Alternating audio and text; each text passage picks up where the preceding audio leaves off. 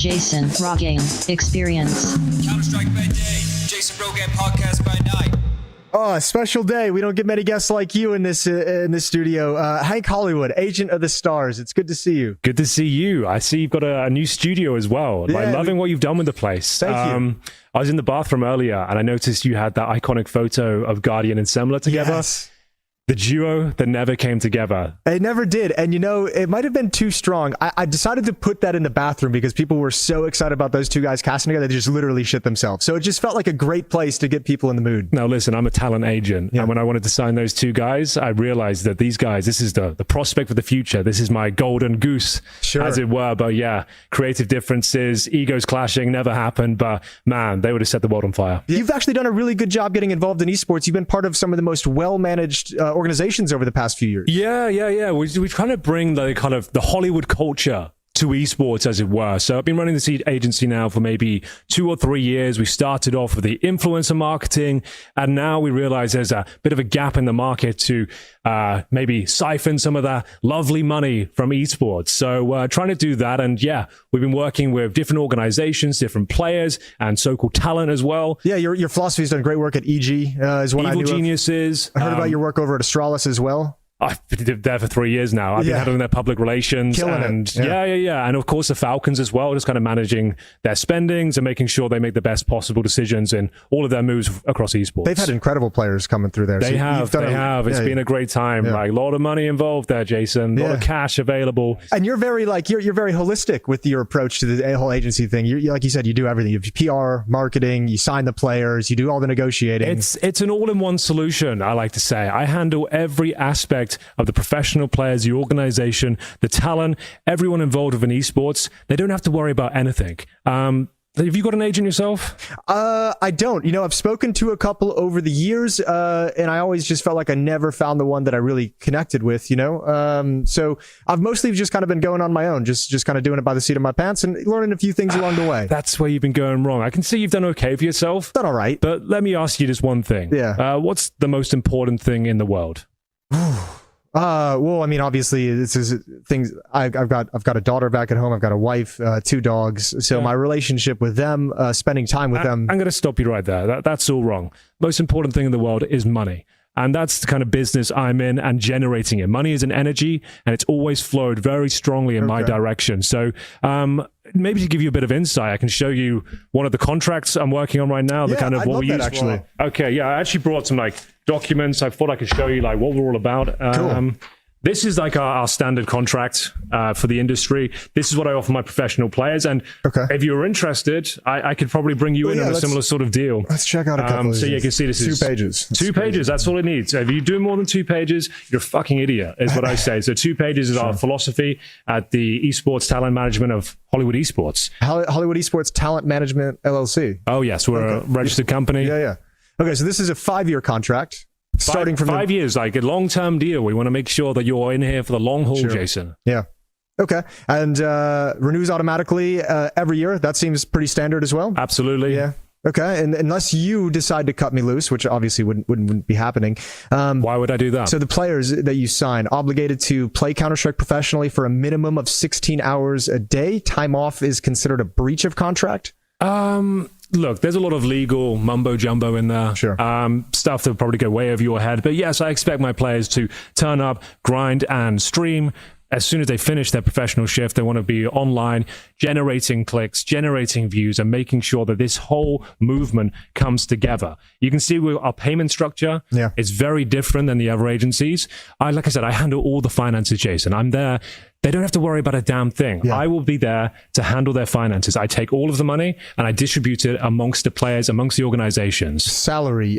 Players receive 25% of total earnings from tournaments and sponsorships, remaining 75% paid to Hollywood Talent Management for administrative. Okay.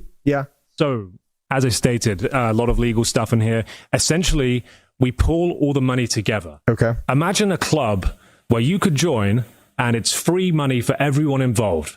Ooh. The more people that join, the more money we generate. And that's what we're trying to do right now. We've actually created a structure called Hollywood Coin, where you don't have to, I've got a document here actually. So you have a look at that. Yeah. You can see at the top of the structure, it's myself, that's Hank.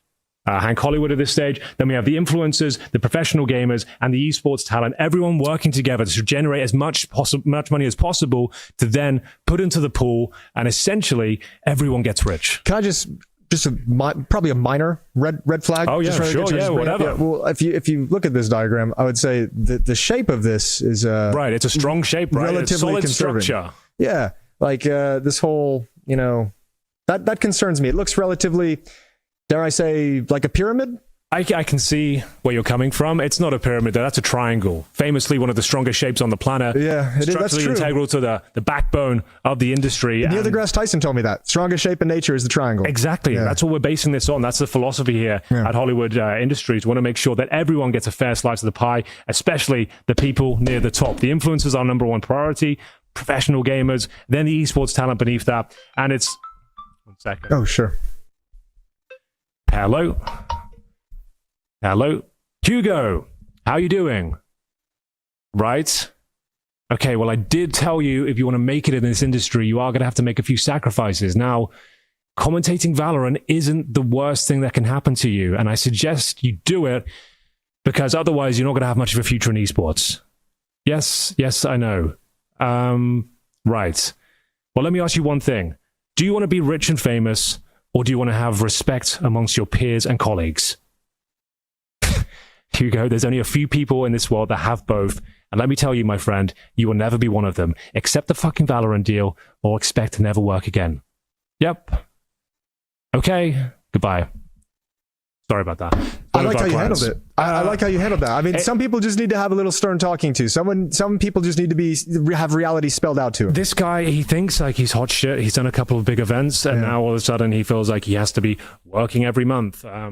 Not really my problem. No. I got him there, got his foot in the door, and he will do what he's told, like the good little boy he is. Otherwise, he's going to be in a lot of trouble financially, if you know what I'm saying. I control the money, I'm pulling the strings, and if he wants to actually make it in this world, he's going to have to do what he says. But he's happy.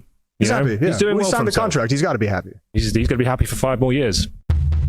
Jason Rogan Podcast, check it out. The Jason Rogan Experience. Counter-Strike by day, Jason Rogan Podcast by night. It's time for a little bit of man on the street action, but this time for ESL Pro League in its 21st season. We've been doing this a couple seasons now.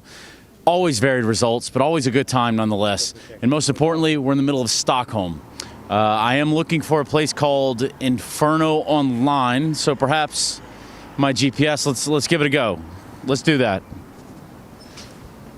Oh shit, Donna! Joyce! Donna! What are you doing here? What's going on? Hey, I have a Oh my god! What? You came prepared? Yeah, like I was just in the area, you know? Well, I was just looking for Inferno Online. What are you up to? You got any plans? No. You want to go together? Yeah, let's go. Okay. Let's go watch some video games. Talk to some gamers. It's Woolman on the street.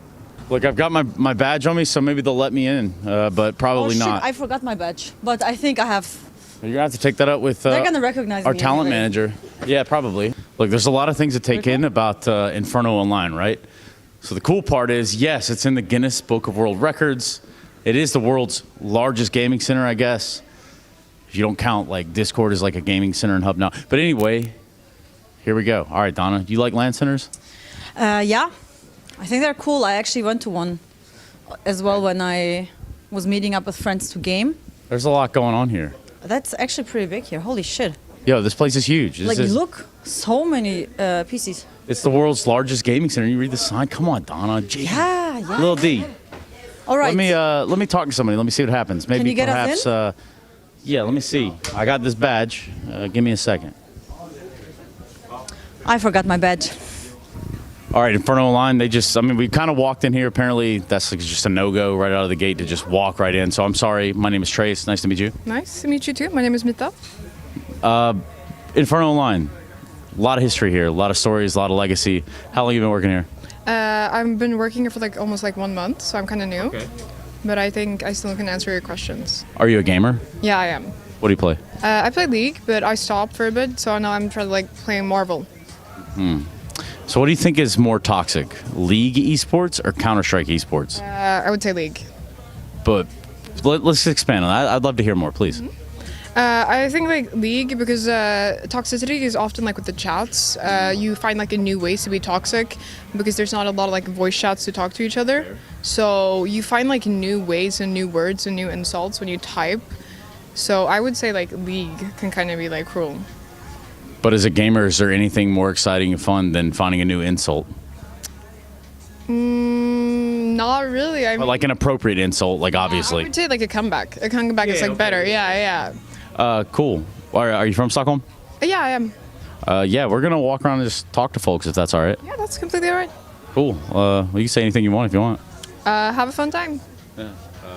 Talk. Ingen fara. Donna, what you got? I found some gamers. Come with me. By the way, camera people, be really careful. Do not look to your left. Not here, but soon. Welcome to ESL Pro League. You know ESL Pro League, yeah? Yeah. Okay, are you watching it right now? I haven't been watching it so far, but I'm gonna watch the quarterfinals, semifinals, and the finals, of course. What about anyone watch it before the group stage? Was it G2 versus Navi? Yeah, that was like a few days ago. Yeah, did you watch that? Yeah, I did. That was a good game. Good game. Yeah, I think G2 have got a good team, but I don't support them. So. But you know that they lost the game against Navi. Did they? Yeah. Oh, my bad. My bad. But they made it through. So. Yeah. The playoffs. Yeah. You know. So, huh? I like watching the highlights, and I'm a little lazy, so I don't watch the entire games. Okay. Yeah.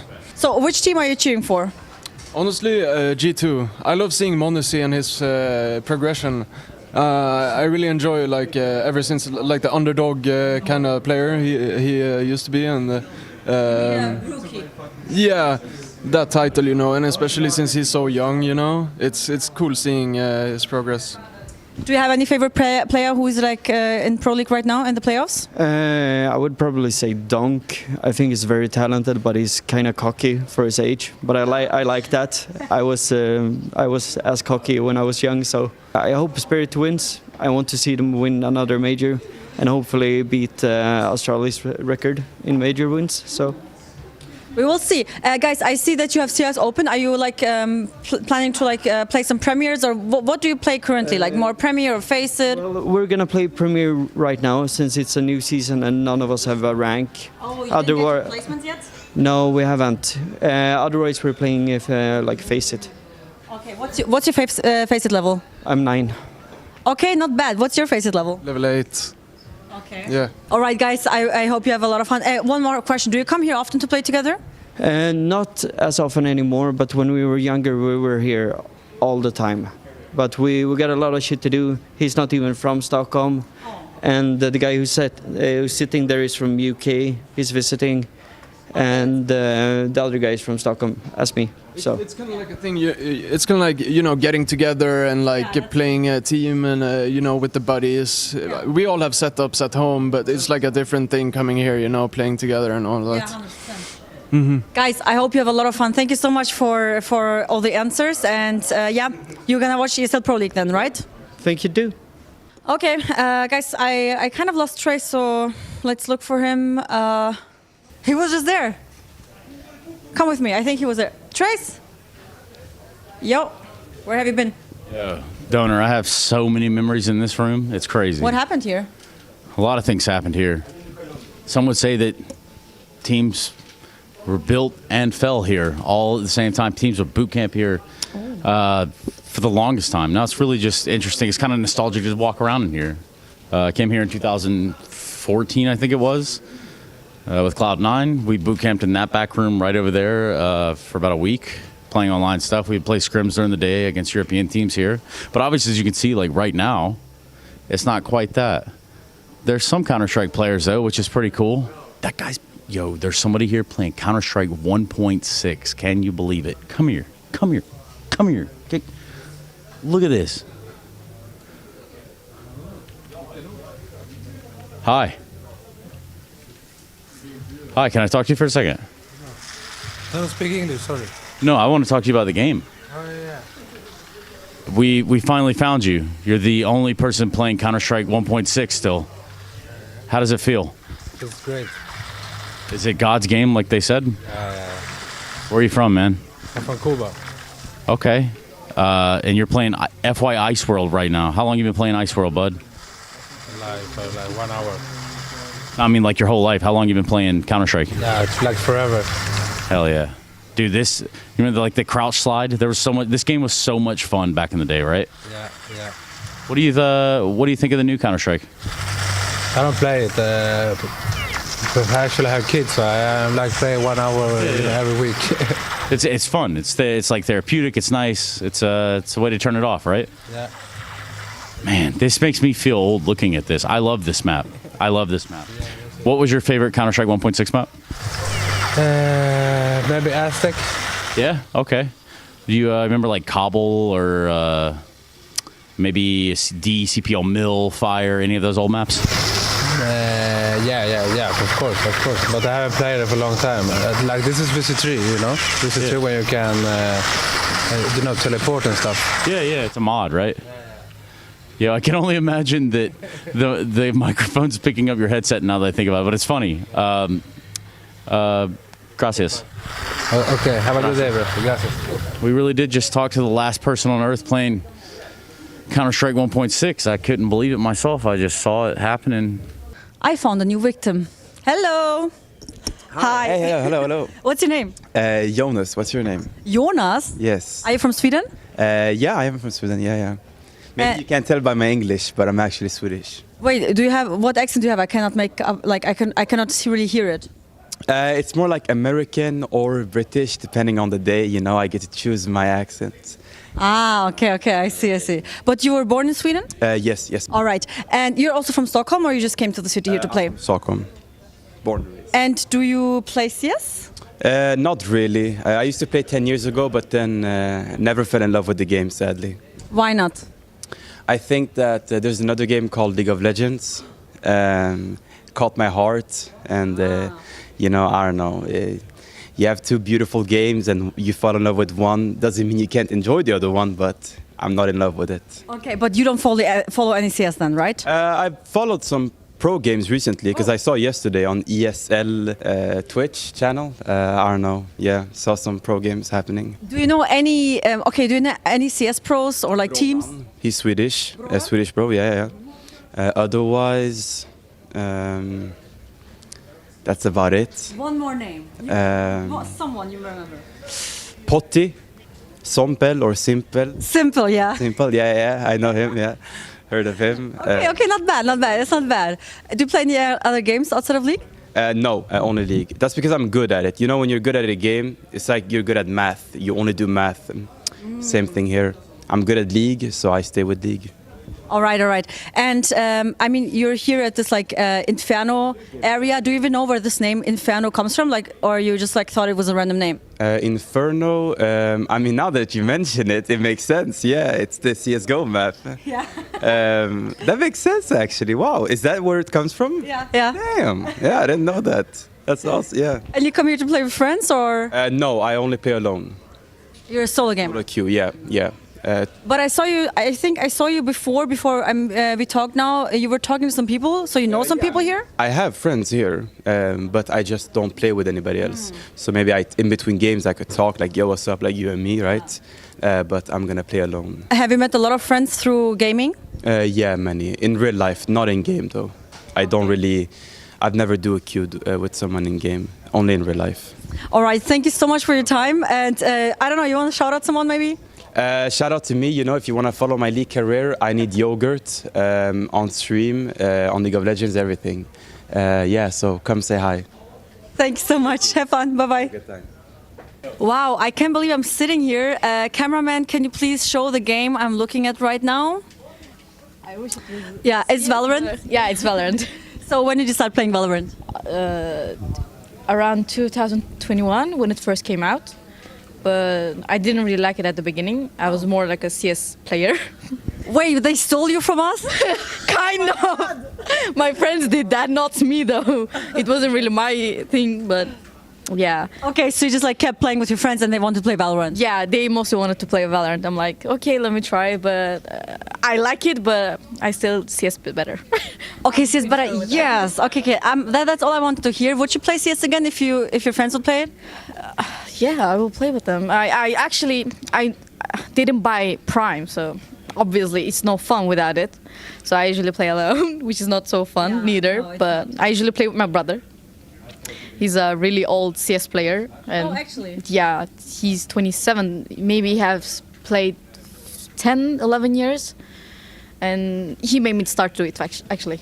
So your brother still plays CS? Yeah, he does. Does he also watch like Pro CS? Not much. He watches Turkish leagues. Like Cloud9, I think they were Turkish. I don't really remember about them. Do you know Eternal Fire? Eternal Fire, yes, they're Turkish. Yes, Eternal Fire, not Cloud9. So I do love them. Yeah, so you know that Eternal Fire, they qualified for the playoffs right now. There's like a CS event played right now in Stockholm, ESL Pro League, and Eternal Fire made it into the like playoffs, which is very impressive. So yeah, they have a chance to win it. I should get tickets to watch it, actually. Yeah, it's unfortunately without viewers. It's like a studio event this time, but you would have gone there now if it would be like for viewers. Of course, I'm a big fan of most of the players, especially, I don't know if I pronounce his name, but Santares. Yeah. I just love him. What do you like about him? I don't know, he's just professional. He plays really good. He inspires me to play better, which I'm really not good, but he just inspires me to play more. Do you think they inspire a lot of Turkish people like to play CS? Yes, I'm pretty sure there's a lot of Turkish people who love to play CS, and I see so many people that has potential to be like a esport player. Yeah. I see them. I have some friends that plays really good CS, and I'm telling them like you should try to like be a professional player.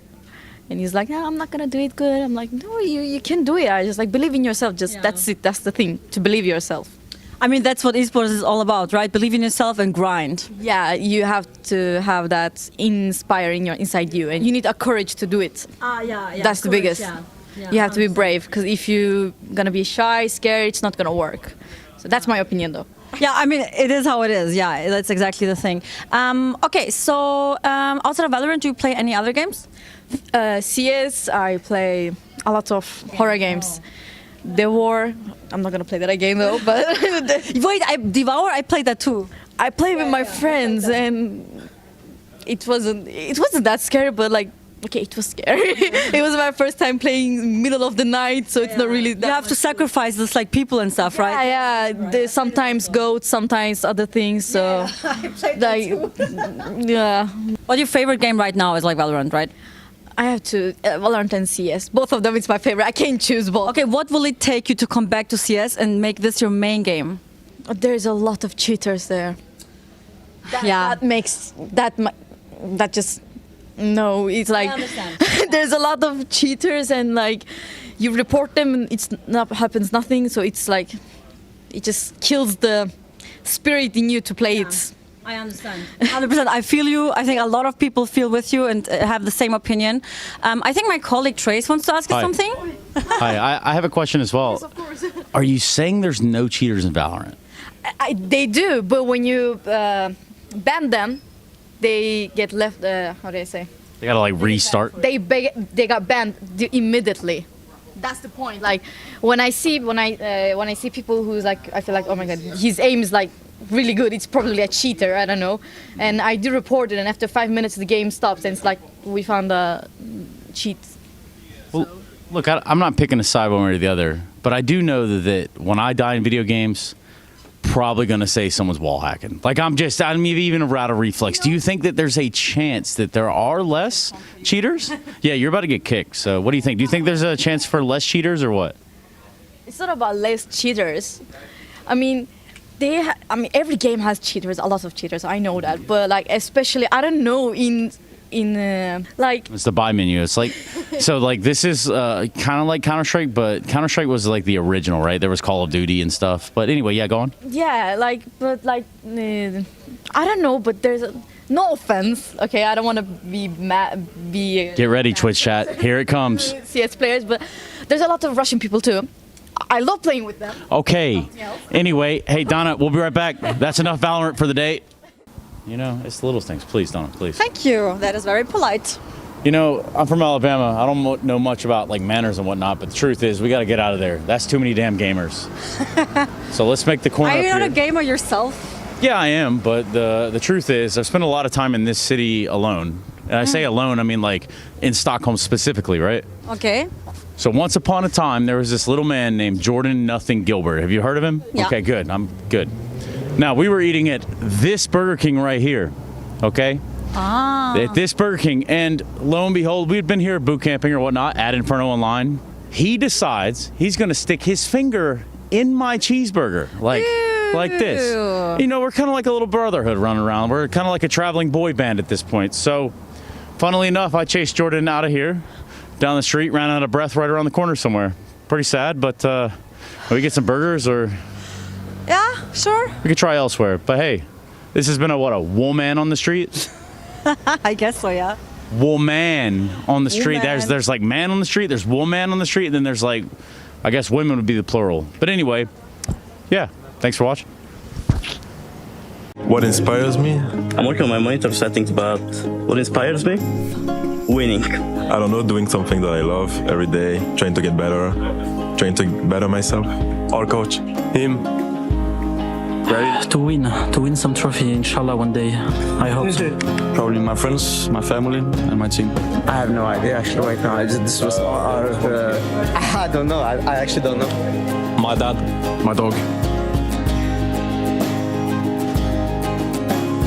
I would say sleep time. Sleeping is good. Dynamite. ESL presents the ESL Pro League in partnership with Intel, Acer Predator, DHL, Kadia, 1xBet, Knorr.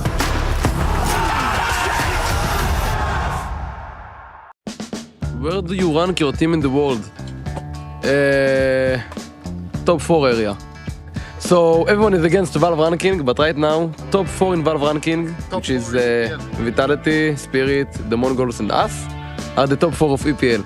So I don't know if the Valve ranking is good or not, but so far it's been correct, and I like it. I think second. Vitality number 1. Number 3. Better than Mongols. I think 5th, probably. Where do you rank your team in the world? Yeah, I think it's like 3rd or 4th. I think world rankings are pretty good. So, yeah. 100. I would say we are 3rd now, but we will climb to the number 1. I think what he's saying there is out of 100, he puts himself at 100, right? That's like his power level. Yeah, like he's powered up. I think Donk's over 9,000, if I'm going to be honest. Gotta be. Kind of a little craziness right there. All right, so let's do this. We've got ESL Pro League's 21st season. We are into the playoffs. It is a semifinal day. Moses is back in business. The great and never late Moses. No longer late Moses, yeah. It's a pleasure to be here, Trey. Semifinal day? I'm excited. He was on time for the shuttle, I will say. Yeah, I was even early. I went down and got a bite to eat first. It was great. I can attest to it. That's all I've got. Look, I don't mean to derail this, but do the kids still use over 9,000 these days? Well, if they don't, they're not cultured. Okay, that's pretty very fair point. Do you think with the jib, first of all, can I shoot at it? And second of all, do you think I can hit the lens? I think I can hit it if you don't. I think you should take a shot before someone from production tells you it's a bad idea. Yeah, I don't think if I stop talking, they're never going to know. But I think you should do it personally. Ooh, okay, here we go. All right.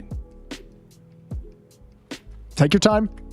He's moving the jib around. It's just a live show. It's been jammed. You got this, man. Do you know? How did I break it? Oh, it's been sabotaged. Break this? I didn't even touch it last. What the heck? Well, I was willing to sacrifice your life to make sure it's like that Mark Wahlberg movie. He's like removed all the firing pins from all of the snipers or something. It's like, I know it couldn't be me. Trace, why'd you break the foam blaster? I didn't break this is one of the highlights of Pro League. Why would I go about breaking it? Don't aim it at your face. It's loaded. Come on, man. Let's see. It's an optical illusion. Well, it doesn't work. So I guess we'll have to fix that. That's the show ruined. Thanks, everybody, for tuning in today. We'll be back tomorrow with the grand final, I guess. Hack it up. Actually, we could do that. I also think we could probably talk about the VRS a little bit. I mean, it seems like to be everybody else is talking about it. So, like, just get my officiating badge right here. Look, Jason, who knows more about the VRS, you or me? You probably do. And there it is. Josh, you want to throw your hat in the ring or what, mate? Yeah, I'll get the dice because that's basically what it was for Valve to be able to predict it correctly. Mate, you're on thin ice. You better reroute those words. What are they going to do? Ban me another 10? I'll take another 10 years. Throw him away. All right. Well, yeah, look, bang on there. Spinks hit the nail on the bloody head, didn't he? Top 4 teams as per the VRS, which is Valve Regional Standings. Not Valve ranking system, Valve Regional Standings. Spirit number 1, Vitality number 2, Mongols number 3, MOUZ number 4. Seems pretty accurate, Jason. Yeah, we were talking about this in the shuttle. I like the VRS and how it's done this. I think actually they do a really good job of ranking. I guess if you wanted to have any point of contention, it'd be like maybe it'd be the Mongols placement at 3, maybe 4 instead. But I think overall, they just gave Na'Vi a business. Yeah, they did. Lacking yesterday. But I think overall, VRS, the rankings that have come out of it have been really solid. Complexity made it to the top 4 of an ESL Pro League. Oh. What was that back when you were managing and I was playing? Like, what are we talking about? And it was ESEA land? Yeah, maybe. But yeah, so when we talk about season 19, I know you can go back that far. I can. It was not that far ago, really. When Elise joined the team and they actually looked good for a period of like 4 months. It just got me with the old logo, Josh. You know, I was expecting the star, but they reverted back to the old logo. So shout out to Jason late one time. Roll CTs, bring me the pistols. But yeah, looking at these Final Fours, Na'Vi was in a lot of those right there. Yeah, they have been. And I mean, they should be. Well, last year was incredible for them, so it makes sense. Yanko said that they're in a crisis, Na'Vi. A crisis? Is it time for crisis in Na'Vi? That's what he said. I mean, as you mentioned, they did get banged out pretty hard last night by the Mongols, so they're real hard. Factor. 13, yeah, but 13-6. Their VRS ranking does have them at 9th. So putting that in perspective, was it that hard?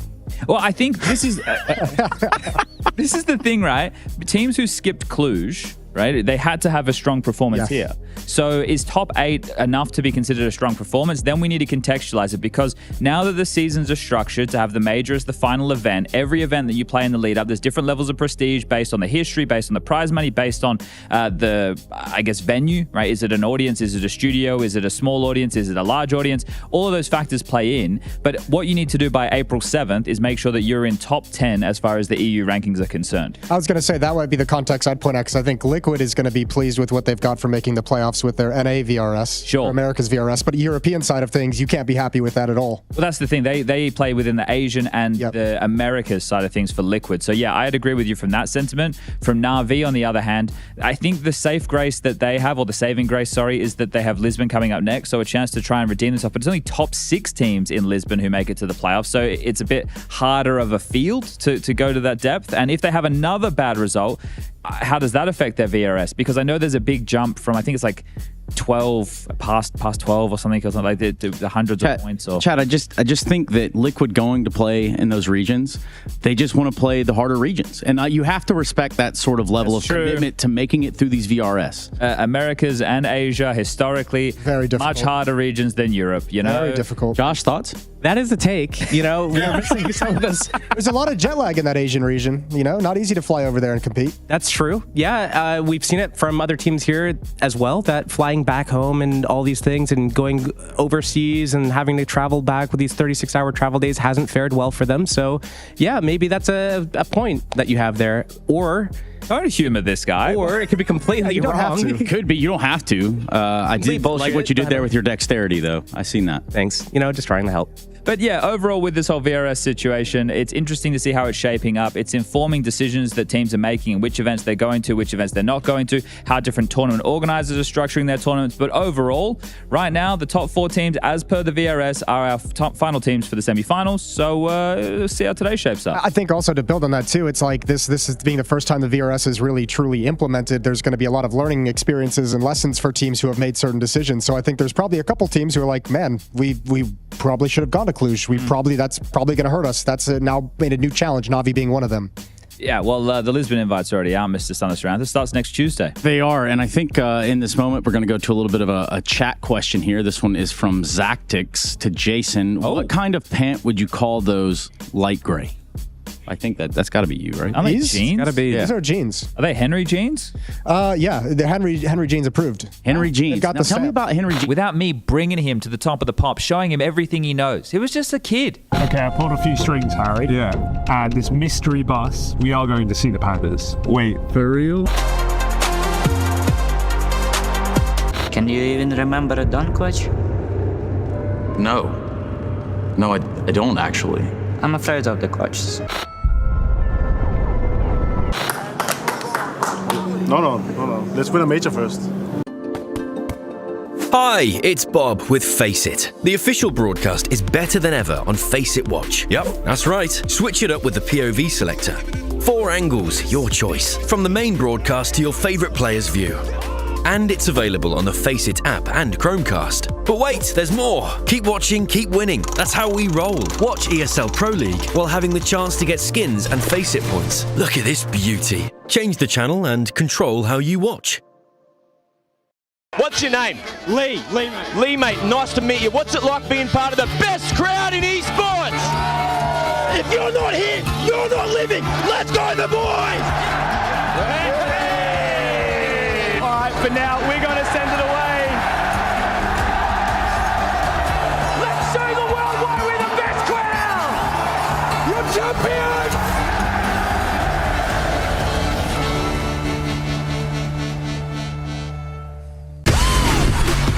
He wants to win right here, right now. He's crazy.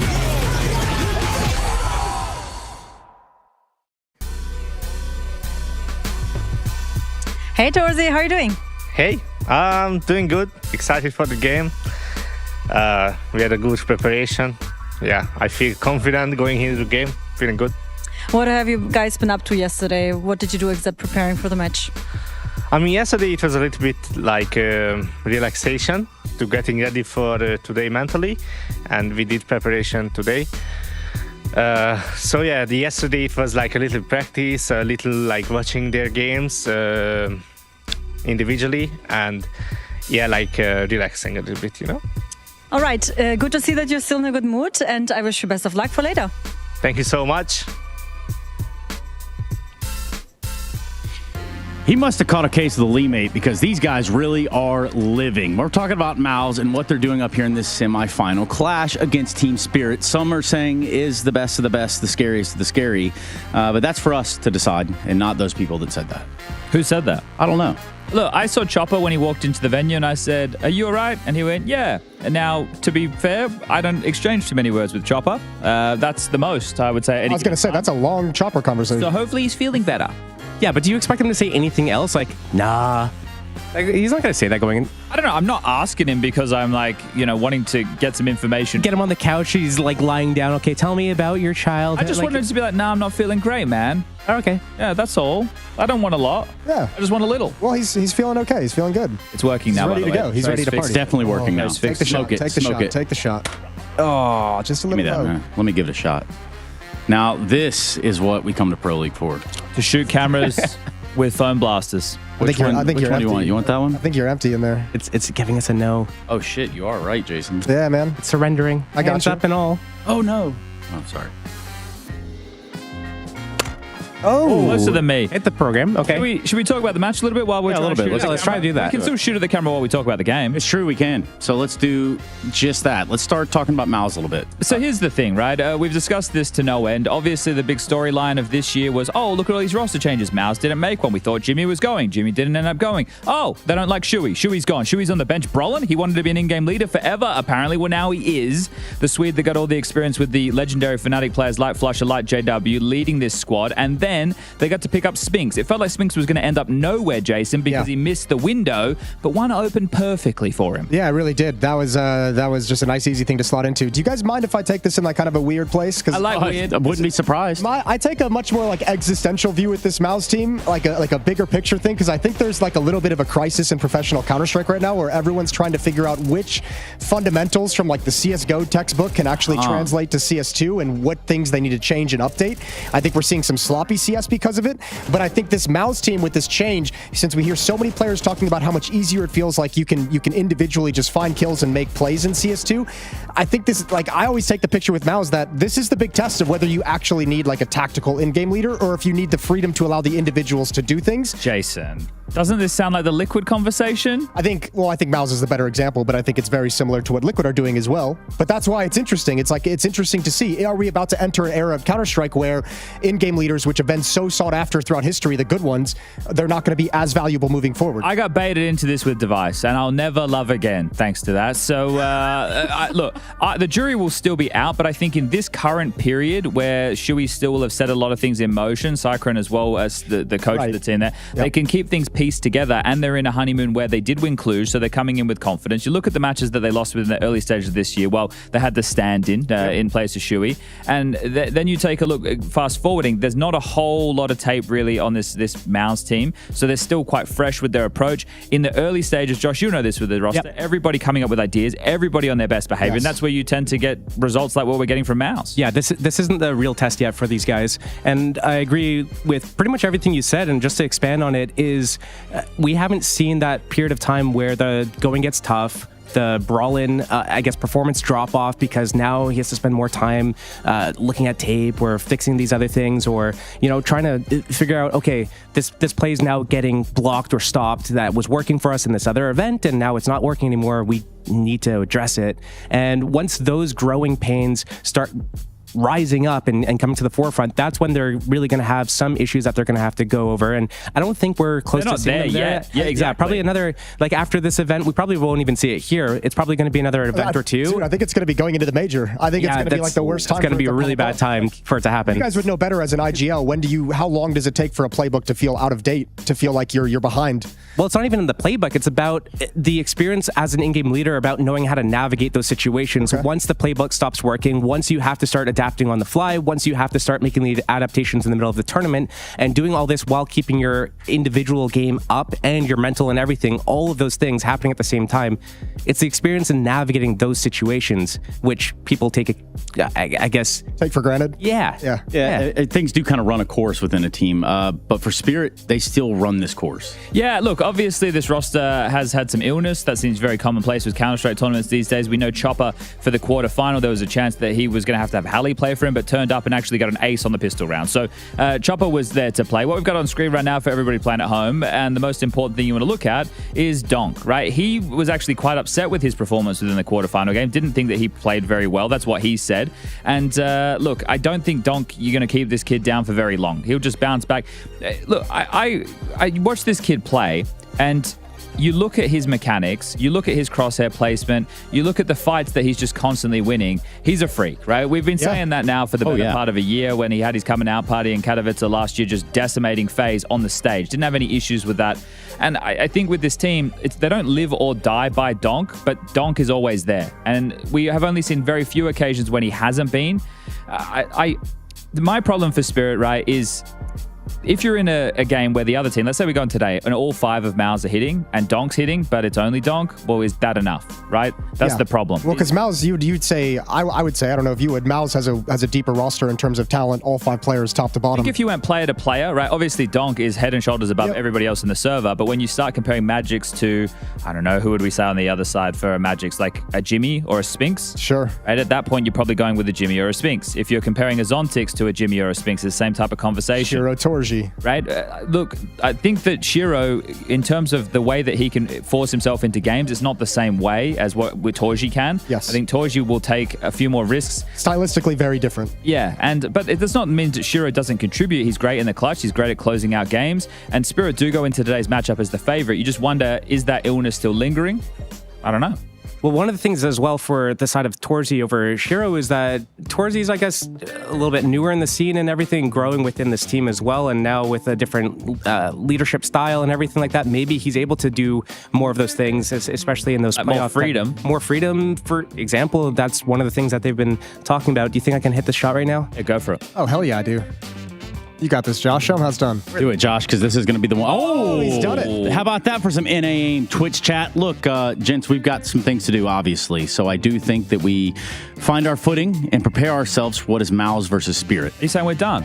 I think we're not done. We're just getting started, Chad. Roll that footage. As soon as they see that Credo had dropped, they start pushing. I will only stay. My first server, I was a regular in this, casual community. KZ, Op India, some surf. Is there a captain here? who has the strats to face Spirit.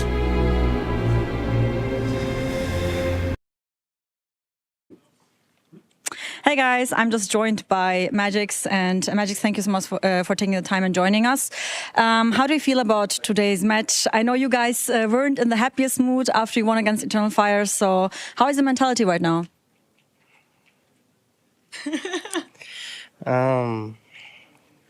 We'll find out, because it's actually kind of thing that can change pretty easily.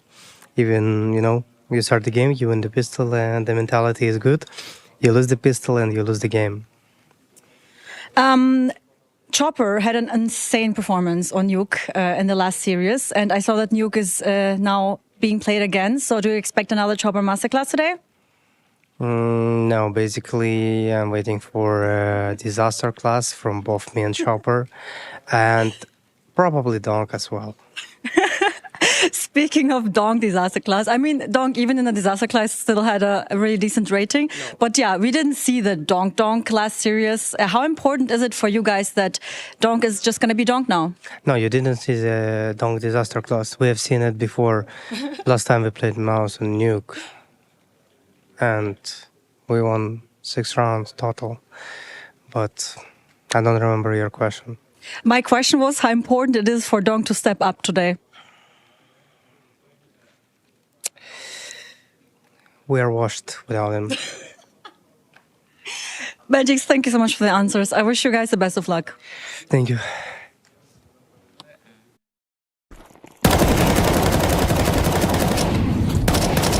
Getting ready for this one, then we have, of course, got on one side of the server MOUZ. It's going to be interesting to see Xerxes and some of the multi-kills he's been known for. Of course, we haven't got the maps up yet for this semi-final, but he's certainly been a very influential factor in their path through Pro League so far. Victory in Cluj, but the question is whether they can continue this deep run all the way to another trophy to start off their season strong. Torji's AWPing, the casters have already discussed the stylistic differences between the two AWPers in the server, but you can see Torji at the very top of those ratings. Yeah, it's been a pretty successful campaign so far at ESL Pro League Season 21. During Stage 2, opened things up against Furia, got a 2-1 lead there, managing to take down Falcons easily as well. A slight blemish in the record, losing 2-0 to Vitality, but then went on to storming success against Team Liquid and then beating G2 convincingly in the quarterfinals.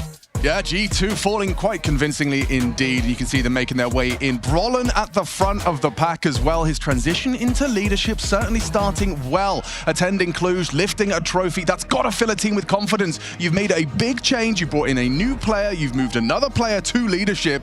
And yeah, the crowd going absolutely mild here in Stockholm, Sweden.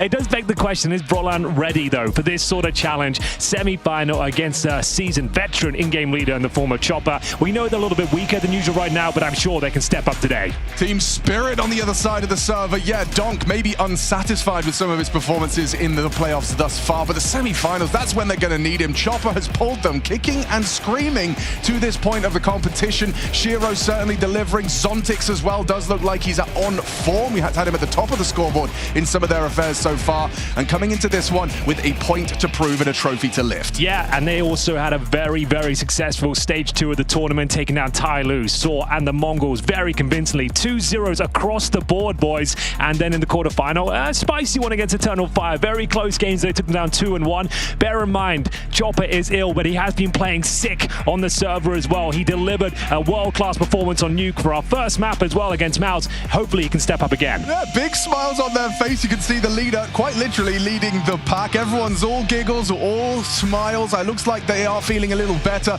than they were in that previous head-to-head versus Right, there's a good vibe over there. I see a vibe. There is definitely a vibe. Nice to see Donk in high spirits and, of course, high rating, but not at his typical level. How crazy is that? A 1.49, he's rocking a 1.7 typically. Absolute madness.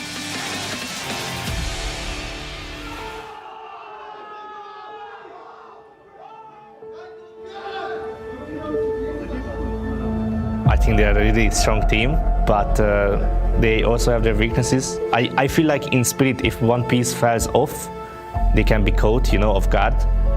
So for example, if Donk doesn't have his good day, I feel like they don't have a fallback plan.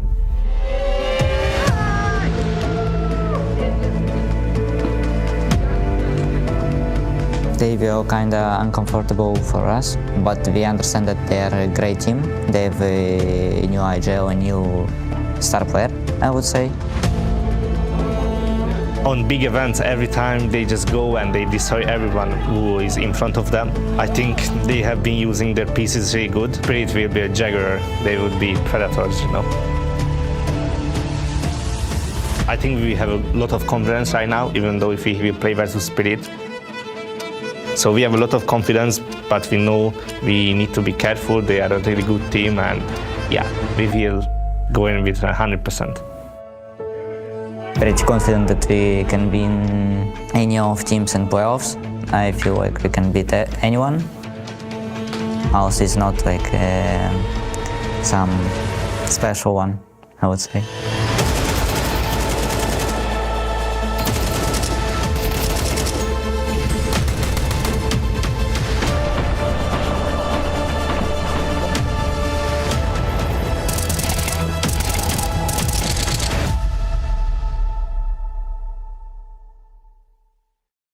It's an interesting conundrum, isn't it? Coming into this semi-final, on one side, MOUZ say if Donk doesn't show up, we have a chance. Not the most confidence-filling, I would say, in terms of... I mean, he rarely doesn't show up, to be honest with you. He seems like he's in fine form. I don't think that's going to be the case today. Yeah, that's sure. And on the other side of things, I just loved how, like, dismissive he was. He's like, MOUZ, they are nothing special.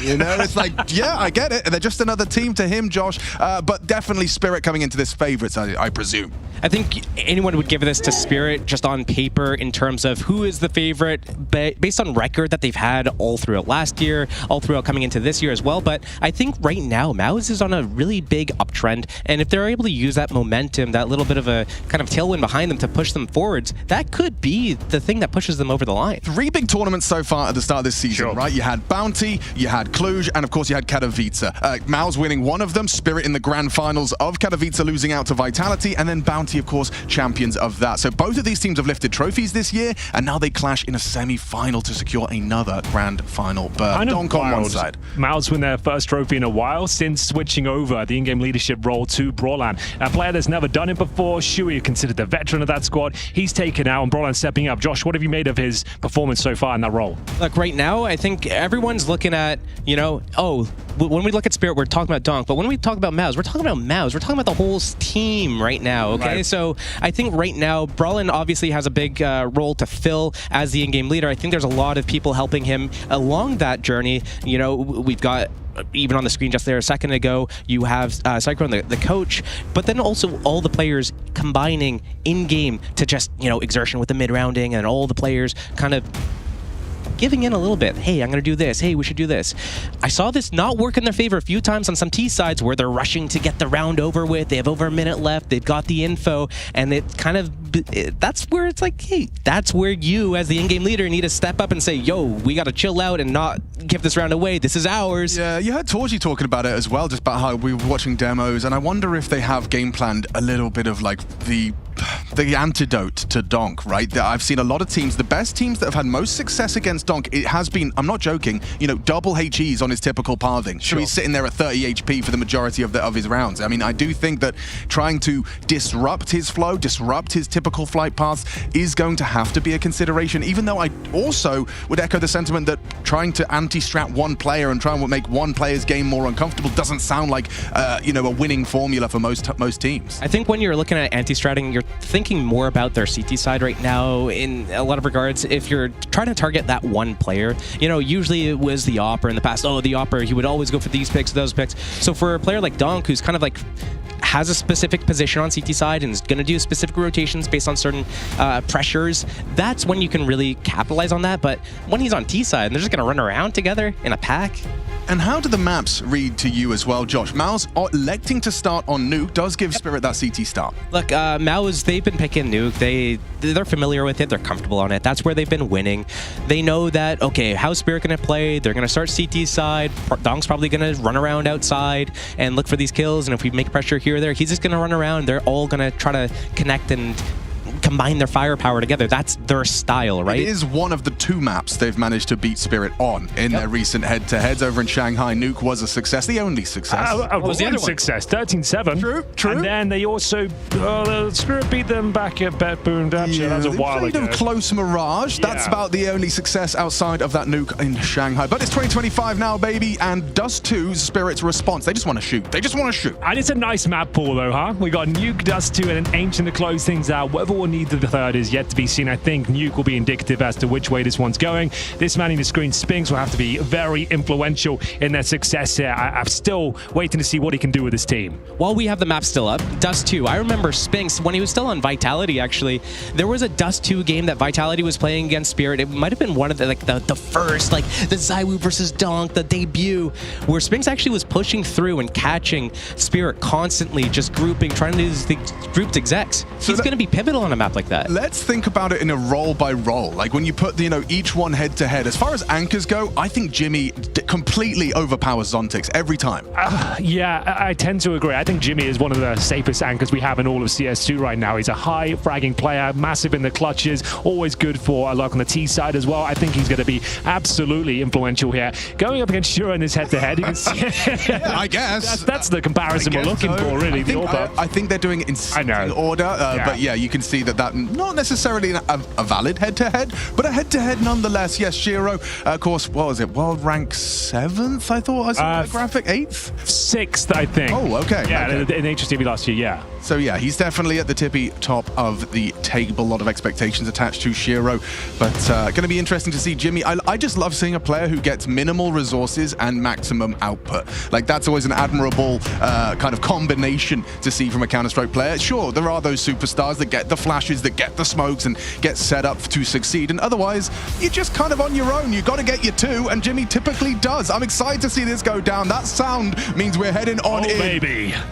Here we go then, ladies and gentlemen, your first semi-final of ESL Pro League Season 21. It's MOUZ taking on Spirit for a shot at the grand final here. It is the T-side start on their map pick. MOUZ emphatically moved their way in towards a lobby. We got Molotov down towards main entrance and 4 players rushing towards the ramp, but no one is home. We're going for a cinematic pistol here, ladies and gentlemen, so strap in. Down.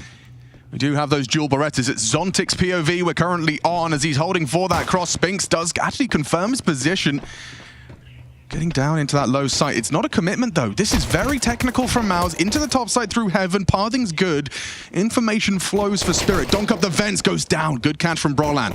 Here we go, then. This is looking very convincing. 3rd kill found for MOUZ. Bomb to be planted. Shiro could save them here, but no shots connecting.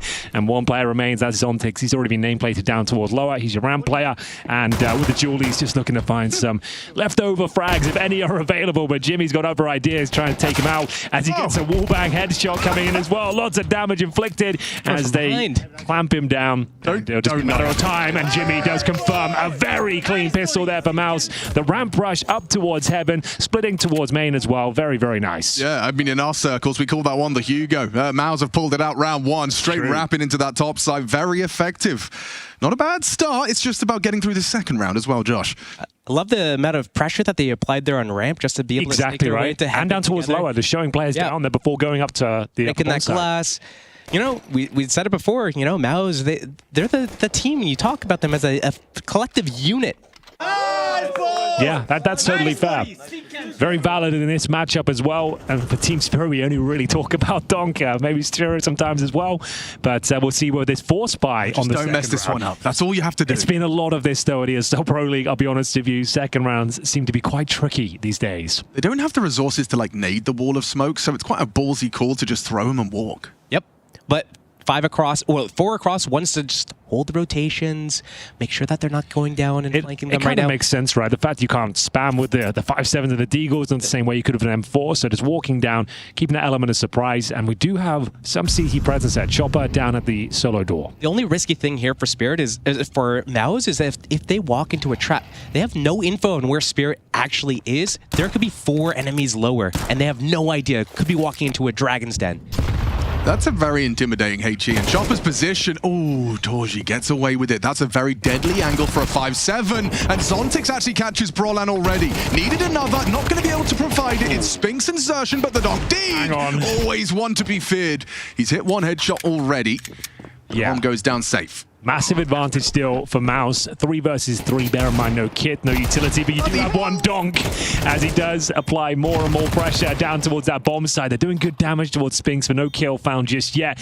Time ticking away. This is looking more unlikely by the second, and they're going to call it off, retreat, and hold on to the MP9s and Deagles here. I was waiting for that smoke to come out to help Spinks get out of the sight. Just trapped there alone, but the bomb's planted for the backhauls. But 3-gun save for Team Spirit, and maybe even looking, with the way that the bomb's planted here, you take a lot of damage going to secret stairs. It looks like Shiro's looking to hunt that. He's the only one with health remaining, and the other players are saving his spawn. They gave him an MP9. Like, they specifically juggled weapons to try and get him out of there. Now, Spinks does go down to the bomb blast, so their hard work with the Deagle and MP9 damage is at least converted into a rebuy. And this is still a dangerous round. You're going to have Donk and a Deagle Kevlar, you know, and MP9 in the mix as well. That there's still a chance this falls apart here, and they're going to invest with Mac-10 and Brolan, the AKs otherwise, and still a lot of danger, a lot of threats going into round number 3. But a good start for MOUZ. No one going to take that away from them. It's their pick. They're on the T side and should be a 3-0, unless there's any more fun and games here in round number 3. We'll see. Outside wall of smokes being deployed early once again. Donk to throw a nice grenade, but doesn't quite connect. Zerch takes some damage down to 71. Chopper this time, not down towards lower. He's going to be occupying the garage. Not crossing immediately this time. They're just waiting it out, seeing how the reaction is. I imagine there's like a real science to this, Josh, isn't there? Like, we talk about conditioning, but on Nuke, like even the smoke, like they've thrown 2 different variations of smoke walls in these first 2 rounds, and proving that they will commit bodies down. This is all part of like the T-side game plan, right? Yeah, you can utilize different smoke timings, different smoke walls, having the lineups thrown from different positions as well. It's really important as well, though, you keep in mind that you're not giving away too much information where a team can anti-strat you based on, oh, when they do this smoke from this spot, that's when they're actually faking it. So far, so good. A lot of presence down towards lower. Not too much of a risk, just Brolan there with the Mac-10, confirming the vents are clear at the very least. So they're going to use that information and start making their way down there. But it's all a bit of a ruse. We have got a bit of a stack here. The MP9 taken down. Brolan looking for the double. It'll be Torch and Zertian and Spinks chiming in with frags, and it's all under control here. Final threat will be Zontix, but should be dealt with in due course. It's going to be Zertian to close it out. Still, only losing 2 players there up against the MP9 and Deagles. Still a pretty decent round. They walked straight into the Lion's Den and just made a rug out of them. Every single one. True. Start a shop. 3-0 to get us going, and now the guns will come out for Team Spirit. We'll get to see a recap of that. There was a real opportunity. The flying Mac-10 insta headshot certainly helped. So Brolan getting a little luck on his side there with the spread mid-air. Well, here we go then. We do have the Shiro AWP, known to be defensive. Suits the playstyle of Nuke. Starting ramp. And he's going to be going towards Nuke. I assume we're holding, not the aggressive angle like Woxit would, but going to be just there watching for anyone creeping in through the smoke. They got a flashbang ready. Shiro will have to drop here. The full flash comes in. He's done well so far. Dodging the flashes and a nice kill. Down he goes. That's exactly what you want to see in this sort of position. Maintains a man advantage, falls back to safety, and they can't justify hunting him. Mission complete for Shiro. Now, Donk's been called over to Hell to acknowledge this potential. He'll stop the Heaven Wrap. Just going for intermittent timing peaks. And this time, Brolan's going to be there. Donk down. Again, empty-handed. Wasn't the Donk I know. A little bit off. It's not a comfortable position to be in by any means. He's in a lot of trouble here. A T-smoke for them to lurk out of, and it's enough of a distraction. Oh, Zertian needs to finish his meal. magixx gets away with murder, but no bullets. Has to get away with the USP, and Spinks brings him down. Yeah, the fact he gets a dink with the USP there after expending the majority of his bullets. It's a 3 versus 2. One you're probably not looking to go for. You've got the Shiro Orb and the retake. Unless someone gives up a bit of a bozo death here, you probably give it up. And Brolan, he's patrolling the ladder. Zontix, if you're not aware, you don't get the accuracy while shooting on ladders, and you're hoping that some bullets go in your favor. Okay, I was wondering about that, because I have seen it look like it works perfectly. Sometimes. Yeah. Like, some people will give it a go. This ladder especially, just sitting there with an MP9, it can work, yeah. Not impossible, but definitely looking for, like, a little bit of lady luck on your side. One thing I look at in this round, though, is that it's a 5 versus 4 for Spirit. Shiro gets the opening kill on ramp, knows there's more people out. He drops into lower, right? Yeah. Why does Donk have to look at other places besides just that ladder under heaven where he gives up the angle and re-peeks into the angle on the timing that MOUZ has already walked past where his pre-aim is? Well, I think that might be new school versus old school, to be honest with you. This idea of always being active, always being the one peeking. Sure. I suspect that that's something that Donk does more often than not on his CT side. It's rare that he just holds the angle and just expects it not to be perfectly cleared. The players are so good at their pre-aim and clears now that just him standing there in one of the 4 positions you could in lockers could have given him less chance to win that duel than just catching a timing, hoping they're looking the other way. Well, magixx did mention in the pre-game interview, facetiously, admittedly, but he did say it might be a bit of a disaster class from himself and Chopper today. So far, that is kind of the case. They're 4-0 down on the CT side of Nuke, and looking down the barrel of 5, it's another difficult purchase into this one. Shiro saves the AWP, but bear in mind, that was a 5-on-4 advantage they had, boys. Yeah. Shiro got that ramp pick, they dropped down towards low, and still the round falls apart, and it's pretty convincing in the end. Well, we get back into things with that saved AWP. A couple of SMGs around it. Shiro starting top side. I wonder if he's going to go for something hurt. He's this is flash. Ooh, I like out of character. It's a bit Torgy-esque, dare I say it. Real. Not Yard, though. That's the game plan. He's actually looking to try and wrap into main. He's clearing that close red angle. No one home. And just waltzing towards the secret stairs. Again, no one starting secret from Spirit, but I do see 2 players down lower early. They're not on the stairs, but they're in the back holes. They're ready for this. And then as soon as there's some sort of trigger, they have one of 2 packs at play. The pistols in lower or the AWP that's hut. Oh, a chance. A very small glimmer of opportunity there for Donk, but it goes awry. Yeah, they're keeping him quiet. That's going to be a main talking point here.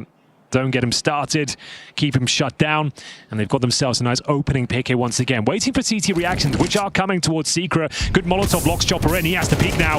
Really well played, but Brolan can't convert the shot, loses the duel to a P250. Not ideal. Shouldn't be too costly, given that there's no rifle retrievable. Oh, spotted one. Yep, knows where magixx is. That AWP does come into magixx's grasp. Lots of intense comms. Can you hear that? MOUZ are really trying to piece this together. Spotted magixx and converted nicely. So threat neutralized. Shouldn't be any problems getting that bomb down with the 30 remaining seconds.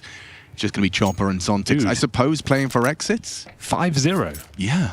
On the T side. Yeah, on the T side. Well, a little bit into that 5-0 start, 3 of these rounds so far have been doing the outside wall smokes. The first time they do it, they smoke instantly, they walk across. Second time, they do the smokes, they wait, they cross super late.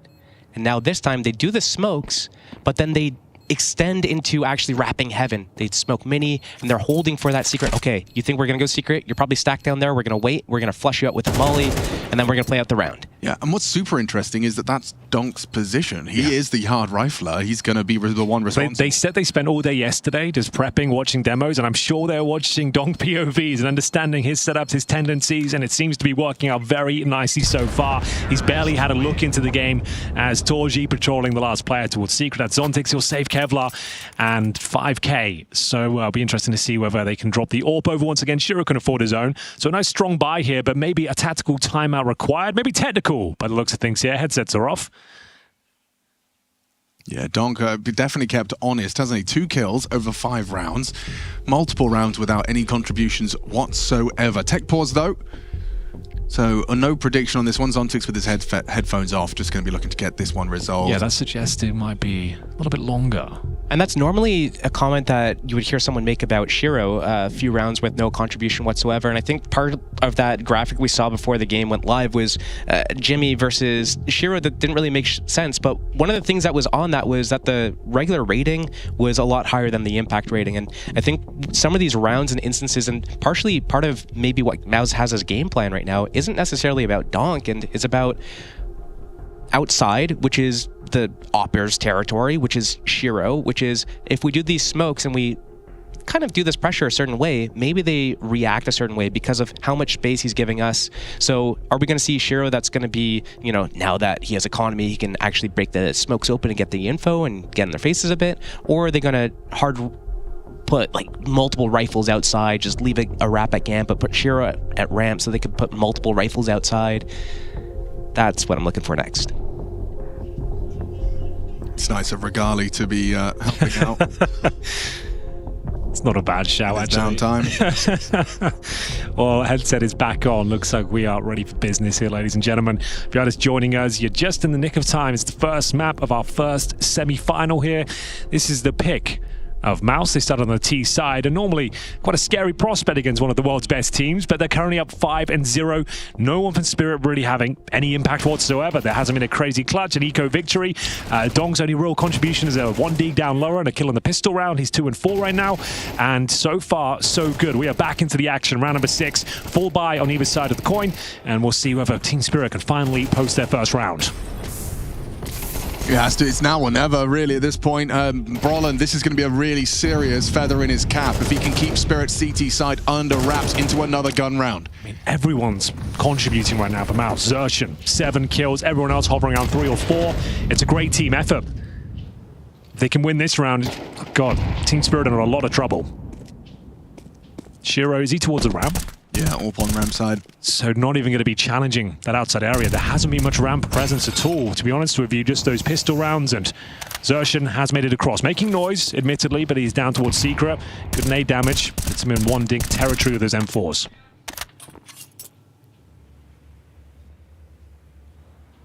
Upper's going to be a little bit weaker here. They do have Donk as the fast rotate. But MOUZ, they're looking to go lower again and again and again until it stops working. Or... well, they've dropped in, and Zontix was holding for that exact fight. So, information as to the player that flashed as well. Man advantage for Spirit, but immediately clawed back. Donk again empty-handed. Was that required? He had a 5-on-4. Everything was looking good. Zontix still in position.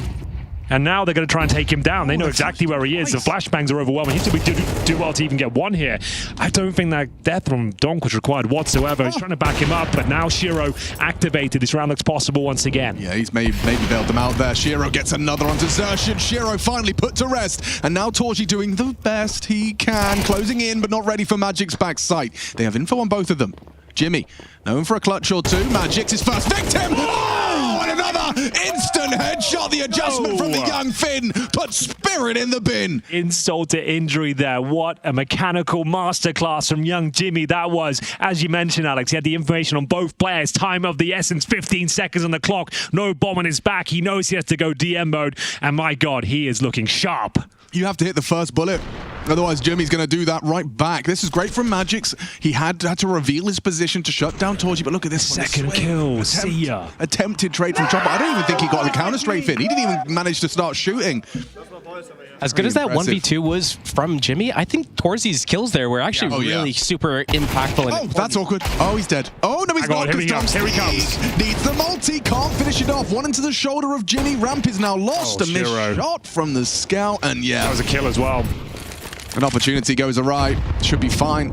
For a 7th? I can't quite believe how quickly this is flying out of Spirit's control. Yet to make a single mistake on the MOUZ side of things. Spirit have presented a few. This is looking pitch perfect. MOUZ. This isn't necessary, Exertion. It's pretty cool, though. Josh. Oh, you got it. He doesn't care what you think. Fair enough, really. He's got fair play. Well done, I suppose. You got the kill. Congrats. I bet that's actually quite common in Counter-Strike, where you're trying to give like feedback in your VOD review, and you're like, you shouldn't be doing this. Like, you're obviously really good. But it worked. I think if it's gun round, right? I think it's fine to catch someone off guard by going around a smoke like that, but it's like the only place they have to clear, and they have like MP9s, sure. and Deagle, like if they were going to get back into the round, it would be a push. They get that kill, they get the AK upgrade. It's a 3v3 now instead of a 4v3. Uh-oh. Here we go. Yeah. A couple of exits on the exit, not bad. Some kills. And all 5, I would say. There we go. 5-7 OP. Ah, no save though. I mean, sure, you've damaged their economy, I suppose, but we're in round number 7 and they're averaging like $8,000. Torji has 12K. It's not going to have a massive knock-on effect. Tactical timeout might do, though. Coach needs to step in here, Josh. What would you be saying at this point, lads? It's 7-0 down. It's a CT-sided map, and it ain't looking good. Right now, they're giving a little too much respect and space to the side of MOUZ. They're leaving too many gaps, and they're trying to do too many things by themselves. They're not really using any teamwork. So maybe we see them getting aggressive outside, getting in front of the smokes. Maybe we're seeing them start like a double secret right off the rip from you get like Shiro towards red, perhaps, and then Donk playing with him. anything like that, in front of the smoke somehow, or ready to be secret stairs, ready to clear. As soon as those smokes go away, you clear outside and know, is it going to be outside or is it going to be somewhere else? I like those suggestions. Hopefully, they've come up with something similar. It is going to be Shiro on the AWP once again. Very healthy buy. Goes without saying. They've got maximum loss bonus here. 4 spies and partials normally work out for Spirit, but no dice today. They are feeling under the weather generally this tournament, but this is beyond the pale. This is very unexpected to be down 7-0, and we don't see much aggression, and they're allowing players down towards Secret. More importantly, Zersh, and he gets down there every single round, it feels like. But more presence out here now. Chopper and Donk. Shiro towards heaven, providing covering fire. What's the next move? They always flash main and swing around. Good work for Chopper. Should have been traded out, but it's going to be Spinks focusing on Donk, and once again shuts him down. He's 3-7. And don't forget, they've got Zershan down already. Like, there's no one down to rotate. I don't think he has a rifle kill yet. He got 1 in the pistol and 2 of Deagle so far. I think you're right. I think you're right. All with the pistols. Not a single rifle. And he seems to be forcing these fights. You can see this with star players sometimes, trying to make something happen, bring themselves online, build confidence. Jimmy's got this all day. They're feeding him. Zooms up the ladder. They do try and seize lobby control. This crossfire very potent between Chopper and Zontix. I mean, Torchy's orb could catch the toes of Chopper if he does push further. MOUZ put themselves in such a precarious position here. They need to connect somehow. They have exertion lower, but the bomb's on the roof. How do they get to each other? They're coming down towards Josh. Like, Zerchin might have been gifted a couple. Spirit doesn't know how many are downstairs. Oh, no, he's going to break it. No, what are you doing, bro? See how they know it's just a fake? No one stands like that. Okay, that's a very important kill onto Chopper. You know one's down lower at least, so that's information, Josh. You got to give him that. Right? I presume. I think Chopper needed more. Yeah, definitely. Well, for sure. If you look at upon review, especially Zontix pulling back from ramp, it was all onto Chopper. But I can't help but feel that death, as silly as it looks, they're trying to synchronize like the sound. Exactly. Right? Yeah. And he's just trying to communicate. Okay, can you open the door and I'll do this? And but the fact they were ready to pounce towards upper, he goes down. I knew he spotted both players. They were both there, and they take the upper, and it's going to be 8-0, boys. Didn't see this one coming to this morning. I'll be honest. I thought Spirit would most definitely be putting up a bit of resistance. Well, you remember in the quarterfinals, like it was Chopper that got 8 in the pistol. True. Yeah, like he was like on 25 frags by the end of Nuke. They were absolutely dominating Eternal Fire there. But still, like they had a CT start there as well, and not the same result today. I think where Spirit play their best is when they're actually like all peeking together, and it's causing MOUZ to have to pick which target am I going to shoot back at, and if I choose, you know, player X, what's going to happen? I'm going to get traded by player Y or Z. And right now, it's just one at a time. They get to isolate the fights. First, it's Chopper. He swings, he unpeaks. Next is Donk. Shiro's still in heaven with an op. Donk yet to get a rifle kill, just to reiterate. Well, he's not happy. That was a long, extended sentence of dissatisfaction. Yo, Jimmy. Okay, yeah, he's going to be punished for that. That was, ambitious. I think that's a play you make when you're 8-0 up. Sure, that's fair. Donk can find one for the smoke here. Zershin looking to cross over once again. Donk will clear the... No, he won't. No, he will not. Too many layers of the smokes there. 3 T-smokes now starting to fade, and Zershin is going to try and sneak across. Gets away with it. Just once again, he's just perpetually down there. Chopper doesn't have block util, Zontix does. Bomb's still T-roof though, so I suppose like when you have just one down secret, what are your objectives here? Draw rotations, Josh? He just wants to like live and ideally get a kill? Yeah, you need to pull as many people as possible away from the upper, because that's going to be your next target, upper or ramp. Soften them up, make them easier targets so that when the hit comes in, you're not against 4 people. Flash into main, Shiro's orb connects, and he's going to have another one onto Brolin with this one. Oh, no, he's not. Missed shot. Donk, dead. Dude, what is going on? Uncharacteristic game from Donk right now, but Zontix is in a power position. This is a very hard clear. Spinks will have to trade, but they line up. Okay, fair enough. Torchy actually hits a quick scope. I'm trying to work out what has happened there. Okay, we got him. There was a team kill in the mix. magixx making so much noise on this one, but he can't deny the bomb. Chopper certainly can, though. It goes planted, and now Brolan thrust into the clutch, and finally, Team Spirit will post their first round. Not the prettiest, not the cleanest, but they get it on the board. And who else but Uncle Chop? Yeah, you're right. Step up, get the job done. All right, kids, I'll show you how it's done. Let's go. 8-1.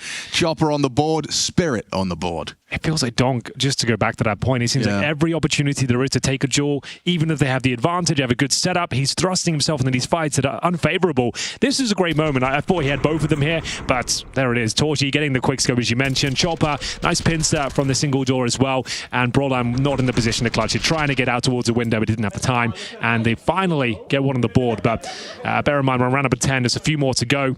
Money's actually a little bit compromised here. Nice round. Lutan, why you kill me, bro? Oh, boys, good round, boys. Nice round, nice round. They like to have fun. Nice round as well, yeah. I mean, it came down to that, and they gave away Jimmy at the opening as well. Sure. So easy to laugh off. You won't be laughing if you lose this one. No, definitely not. Money actually is a factor at this point. Been lots of close rounds at the very least for Spirit. There'll be no loss bonus established. So, not like a must-win round for MOUZ, but this could cost them a massive lead. They're looking down the barrel of 8-4. They give this one away.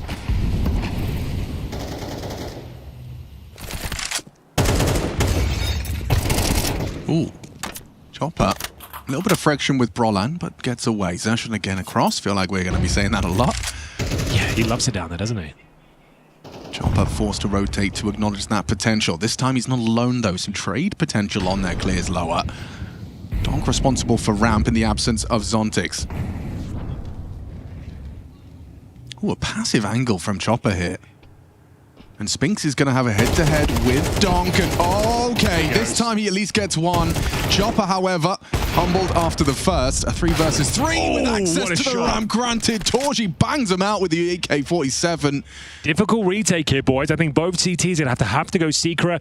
They have got kits. They've got an incendiary, HE and a flash, but a huge advantage for MOUZ. The bomb down, 3 versus 1. You've got to think of that defuse as well and make sure you have clean kills that aren't traded.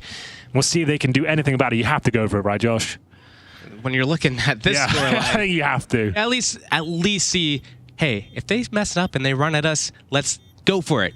If they don't, maybe we save. I don't know, man. Their setup looks almost flawless. The time is ticking away so fast already. Spend 20 seconds searching for that first one, that opening, to see if it's even doable. Not happening. All right, man. Respect. Honestly, you guys are going to play it this much respect on us and not peek us in an 8-1 scoreline. You guys got this one. You can have it. Yeah. That's crazy. Okay, it was a must-win round for MOUZ in that sense, the finances, but down towards lower we go. They tread out a couple of kills, and magixx is on, so there's nothing they can do. They know they're not going to win that situation, are finding no one with their little expedition down towards lower. They save 2 rifles at the very least. This is just such a fantastic nutshell for what happens if you can't stop the person crossing on those smokes. Every time, the gaps are formed because they have to acknowledge there could be more than one down in that B site. And I mean, if you look at it in the context of Spirit on Nuke, they played against Eternal Fire in the opening quarterfinal game, and they only had a couple of gun rounds on their CT side. If they didn't win that CT pistol, they wouldn't actually have had a lot of rounds to work with. And again, Donk wasn't having a good performance there. We were seeing him in between maps. And the only reason they won that pistol, it was a 5-on-2 deficit. That's when Chopper got the ace. It was a 4-on-2, 4-on-2. Then there was another 3-on-1 and a magixx 10-second stick. Yeah. All in the same match, in the same CT set. Right then. Well, this is not looking great. This first map not really delivering a semi-final, but it's impressive what MOUZ are putting down. Everyone's turning up in terms of the team effort and the form they're showing. This is great. Zontix now off angle, but Jimmy, he's ready for it. The spam doesn't quite deliver, but Shiro's does. It's going to be 2 opening kills here for Spirit. Great grenade, and it looks like a complete lockdown of the ramp room. Beautiful team play this time around. Nades connect and just running at him with a Glock. He gets away with one, but Torji needed a whole lot more than that, just trying to claw back control of that bomb. Brolan's just been watching this all go down the top right of his screen. This is one of those situations where MOUZ is winning so just decisively. If it ain't broke, don't fix, right? This is the first time we're seeing them change it up to a fast ramp play. Yeah, so I'm just laughing at seeing him trying to do the silent dismount and every step just accidentally making noise. Kind of like we saw Zontix yesterday with the ladders. He had a bit of a nightmare on the ladders that day. That's true.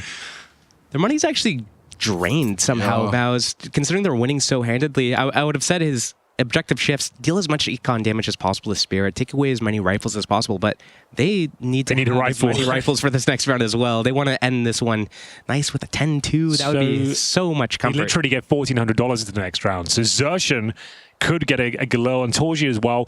There'll definitely be concession to Jimpa with $0. Spinks around 2K. So might be worth a tactical timeout here for MOUZ, to be honest. It's okay. Jimmy can play Tech 9 with HE and Smoke in lobby. Yeah, that's all you need, isn't it? Ooh, bloody hell. That one sounded like it hurt. Donk trying to get himself into that semi-final mindset, into that. That's why I go for the fist bumps. Big game. Yeah, you're more of a fist bumper? Yeah, you don't need to do the hand slap. You don't know how much force is going to come in. You don't know if you're both going to come in with too much force. We've never had that, like a mid-match injury from a celebratory slap. We've had death slams, for sure. We have had, and monitor punches. Monitor punches, yep. It's like the MOUZ coach is actually the one with the tech issues, perhaps wanting to cause that call that tech pause. I would say 75% of the time you're getting that right. That's what I want to say. I feel like everyone's realized that I was correct at that point. Let's just get a tech pause going. Let's make sure they don't need one. Seems like they should, considering the buy. Like a starch difference between 9-2 and 10-2. 9-3 and 10-2. Yeah, you're right. Speaking of, actually, I need to check on my laundry. One more round on this half.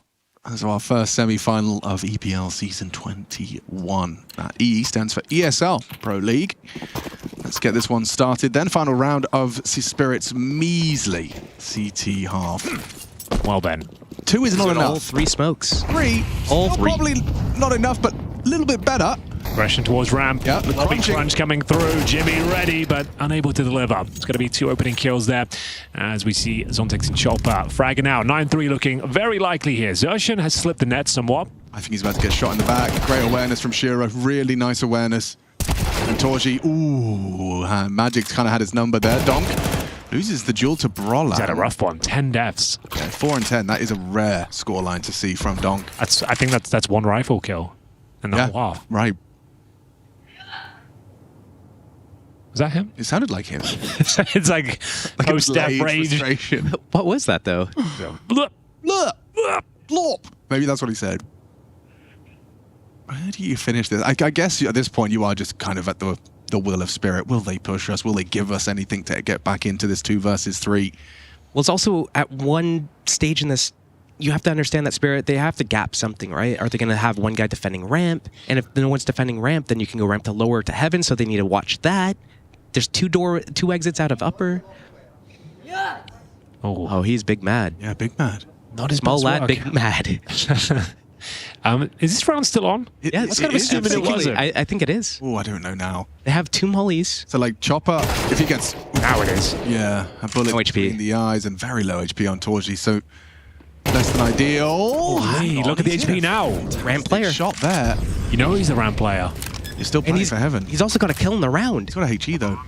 Oh, Zontex, this HE could win you the 1v1. You've just heard that sound cue as well. Do you have the audacity to just throw it in? Torji pre-aiming him perfectly. That HE could win him the round, but he's not going to throw it. Holding the angle. Torji looks away, and Zontex will get it. Stone face to save him. Spirit get 3. Frustrations are visible, palpable. MOUZ, it's all smiles. They are just 4 away from taking their map pick in this semi-final.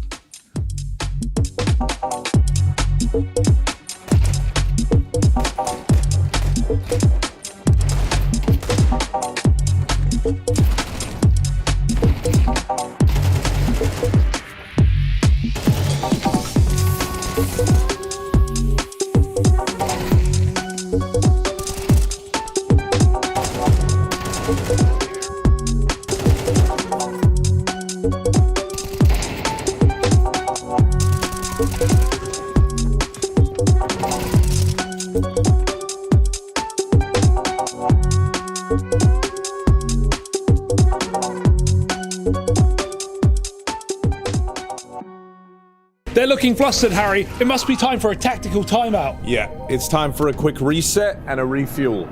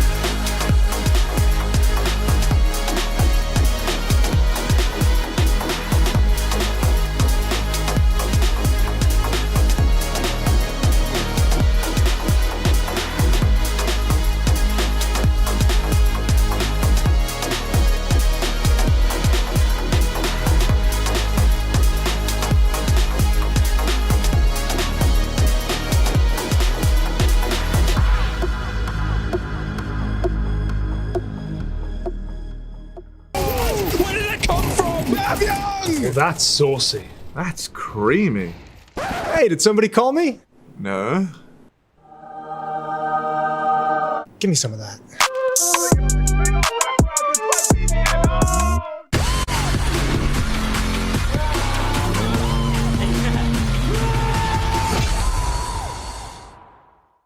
Alert, alert. This is not a drill. 9 on the T side. MOUZ's Nuke pick has put Spirit into a tailspin.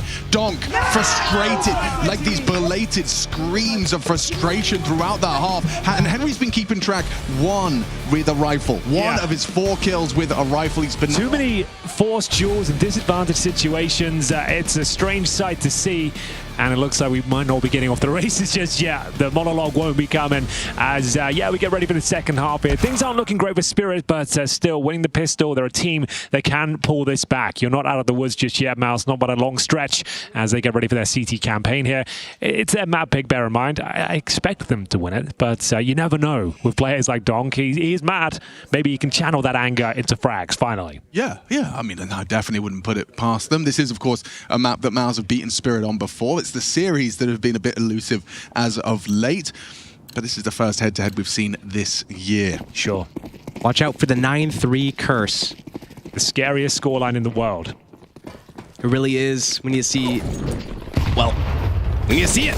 First chance. Oh, and Shiro versus Spinks is an interesting head-to-head. He's been kind of thwarted on his initial venture. Okay, they've got off control, though. One flash and brawl in for the retake. One hell of a flash.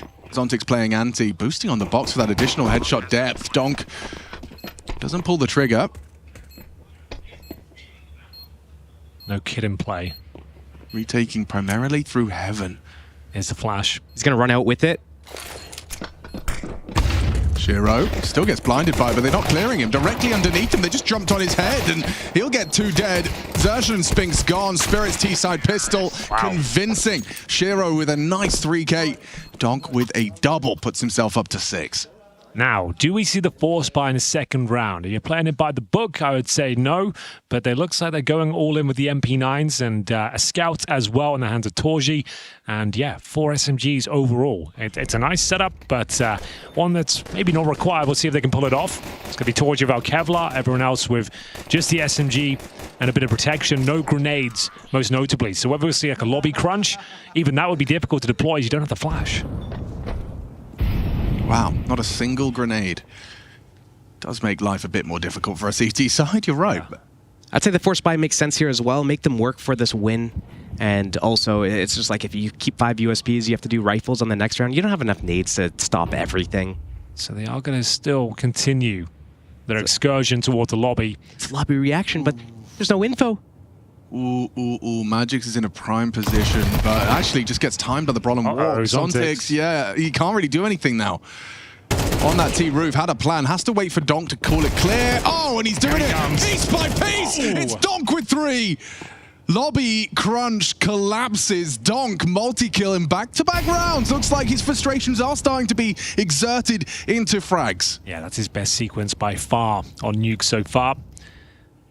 3 kills in the round, all clean headshots. Was on for the 4th as well before Shiro took it. And Torji, bear in mind, no Kevlar, scout on the upper bomb side. Round's over. Just a question as to how clean it will be. They're going to go down towards lower, so just to be very clean. And it'll be USPs in the next round as well. So the campaign has officially started now for Team Spirit. They have arrived on Nuke. It's going to be 9-5 and presumably 9-6. Yeah, there's not going to be anything for them to do in this one. What with a saved scout? Torji trying to find perhaps an upgrade if possible. magixx and Chop are the only casualties. Got a nice Galil, I suppose. Yeah, you'll take that. That timing push from MOUZ. Very interesting. They saw the smokes outside, but they didn't know how many people were outside from the side of Spirit. Is it 1? Is it 4? Is it 5? And they just go into it. And Spirit's actually all just coming back to lobby. Oh, you're going to push into us. Cool. That makes things easy.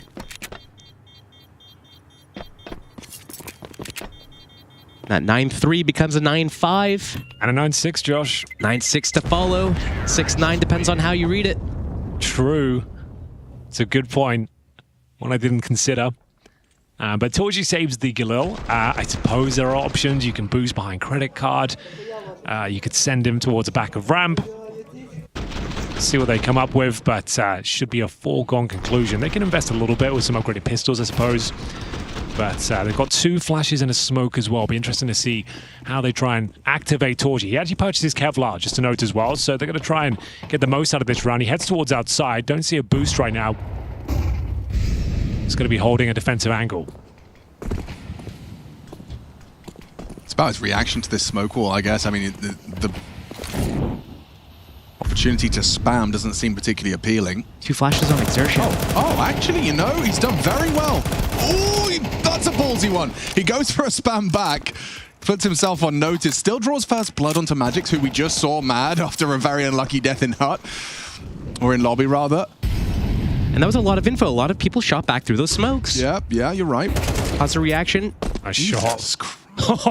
Blind as well. Fully blind. Why was it so stylish?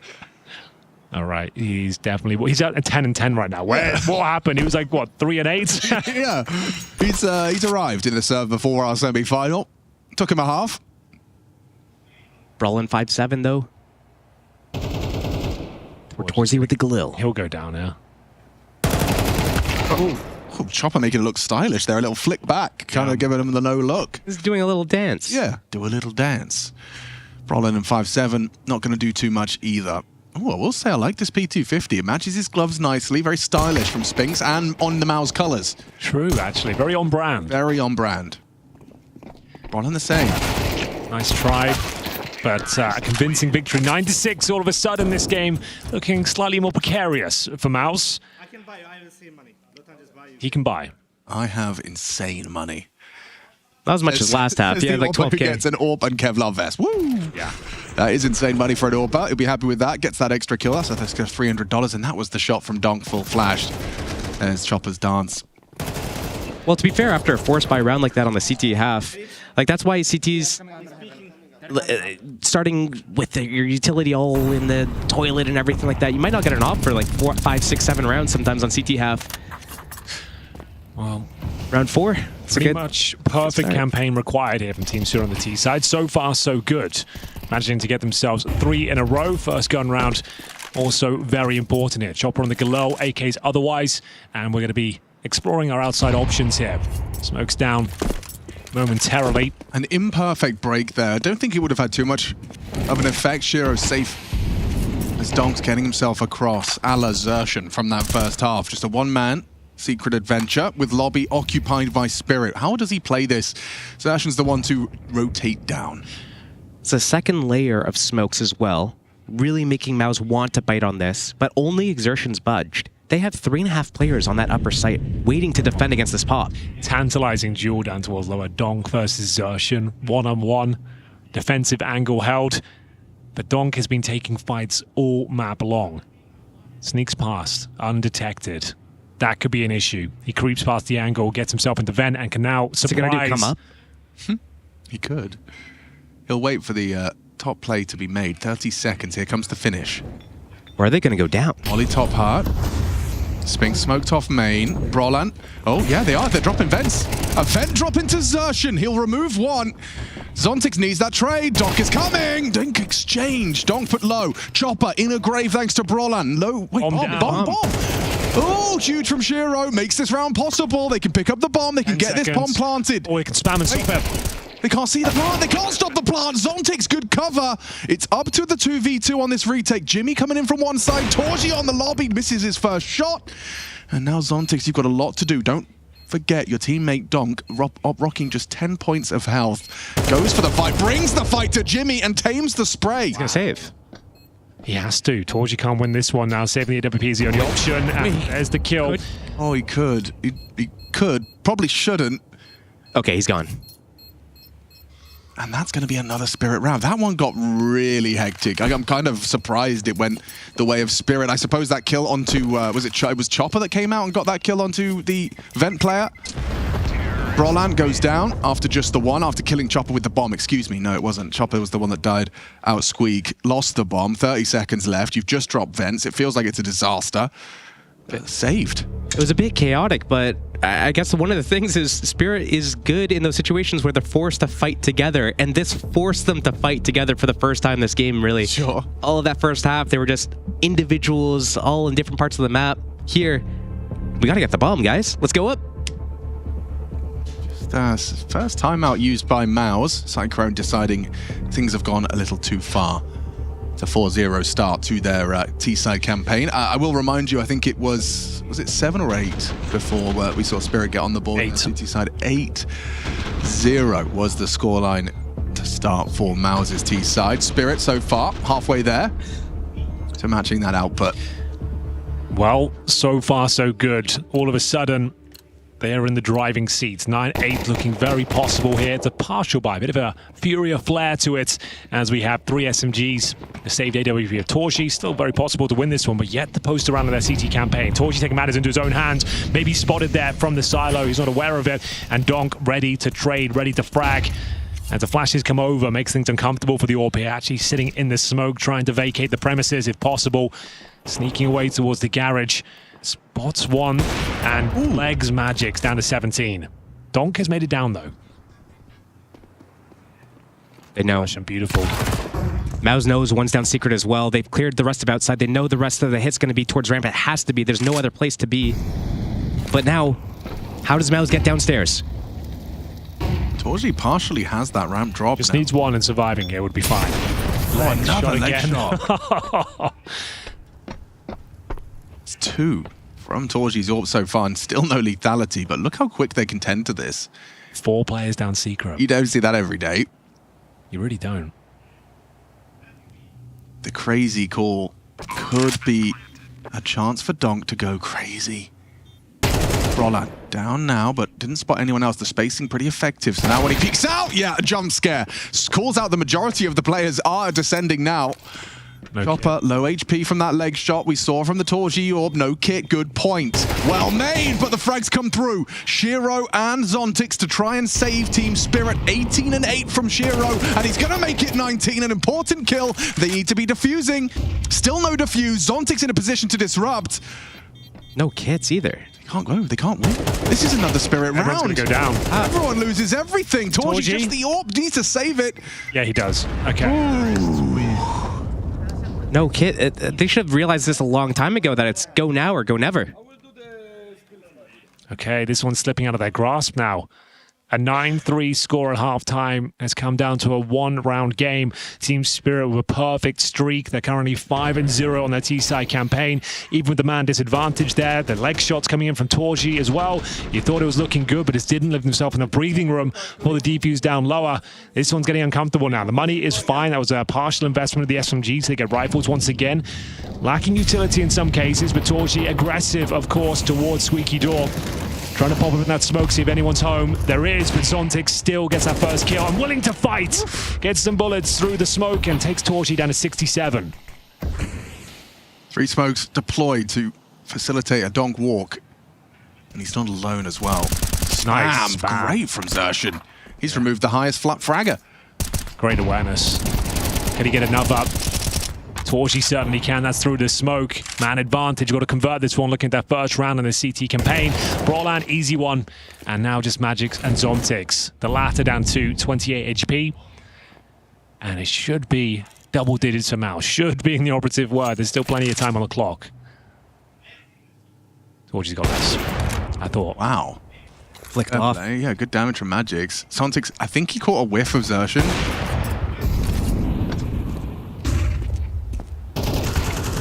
He still gets the frag. It wouldn't, would they? They certainly could have. No problem was made, and that's the kill. Ooh, magixx gets away with it.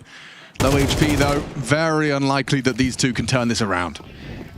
Unlikely, but possible. If we take down the AWP, it gets very uncomfortable. Torchi goes down through the smoke. All of a sudden now, this one is a bit of a question mark. The HP certainly favoring MOUZ, and the bomb down towards main with no utility really to speak of, apart from that Molotov, which actually is thrown perfectly. He's going to have to swing. He's burning to a crisp. Cover. Good cover from Brawlan, 15 seconds. magixx, it's a very late arrival. They're already looking for him. They can just live now. He cannot afford to take this long, and Brawlan brings him down. An important round on the guns. It's Brawlan with 3, MOUZ with 10. That got so damn close, though. The only reason why it got so close is because, MOUZ, you have a 4-on-2, and you have to bomb down an upper. They have to, make them work for this. This flash towards he's throwing for exertion and Garage to go for that fight, Mate, it's gonna just sit in the sky for 10 years. They're looking at it. What's gonna come after this flash? Someone's gonna peek off of that, right, guys? They get the round, and that's... Well, is that the first CT side round on the board for them? Yep. It was so necessary, but 2 alive, that might not be good enough. They needed to have like 3 or 4 if they want to be able to string these rounds together and close out this map. It cost them the AWP, and that has been a saving grace to them. Torji's had great output, lots of damage at the very least with the AWP, but 5 rifles will have to make do. He's still very capable with an M4 in his hand, and Josh is right. They desperately needed more players to survive, so this has to be a conversion. Lose this one, they're in a lot of trouble. Very important round here. Money was decent for Team Spirit. They sacrifices magixx firepower for the Shiro Orb. We'll see if that one pay dividends. It's going to be magixx towards ramp. Donk making his way towards Secret. And crossing without the smoke. That is brave. Again, there's no op on play for the CTs. And the teams get to abuse that fact. Yeah, you're right. You're bang on, Josh. Great catch. Torji down. Sides around. Jimmy completely owned. magixx takes the upgrade, takes the kill, and looking to take a 9th. Oh, we started him. Yeah, definitely. They know one's in towards Squeaky. Upper is vulnerable at this stage. Smoking it off. They can actually make their way through main now, no problem. Is that bomb still in like basically Team Spawn under silo? Oh, there it is. There you go. You get to see it in action. Sometimes Lady Luck smiles down upon you. Oh, yeah, this has gone horribly wrong. Accidentally going to find the bomb maybe though outside. Chopper. He has to bring that... If he's quick about it. It's fine. If you just did some parkour onto Silo right Imagine. now. Imagine. It would get awkward, but it looks like he's safe. Back in, wraps through main. Sontics has lobby, and Spirit have got another round secured. Bleak. What's MOUZ going to do behind this? So loss bonus, what, $2,900 next round? Yep. And 2 players surviving. I don't think you're engaging much of a hunt here, but you're definitely okay. Zonta's giving it a look in. They'll sacrifice a couple of players with the opportunity to find Spinks and Xertion. They are 100 HP, they have no utility, and they're both camping back in T-spawn here. At least one of them's going down, boys, I'll tell you that much. If they can both live, that's a full buy. There it is. Not anymore. You know they're coming. Oh dear, Spinks, you're in a world of pain, my friend. You're going to need both kills here to survive, and Donk gets them both. That is marvelous.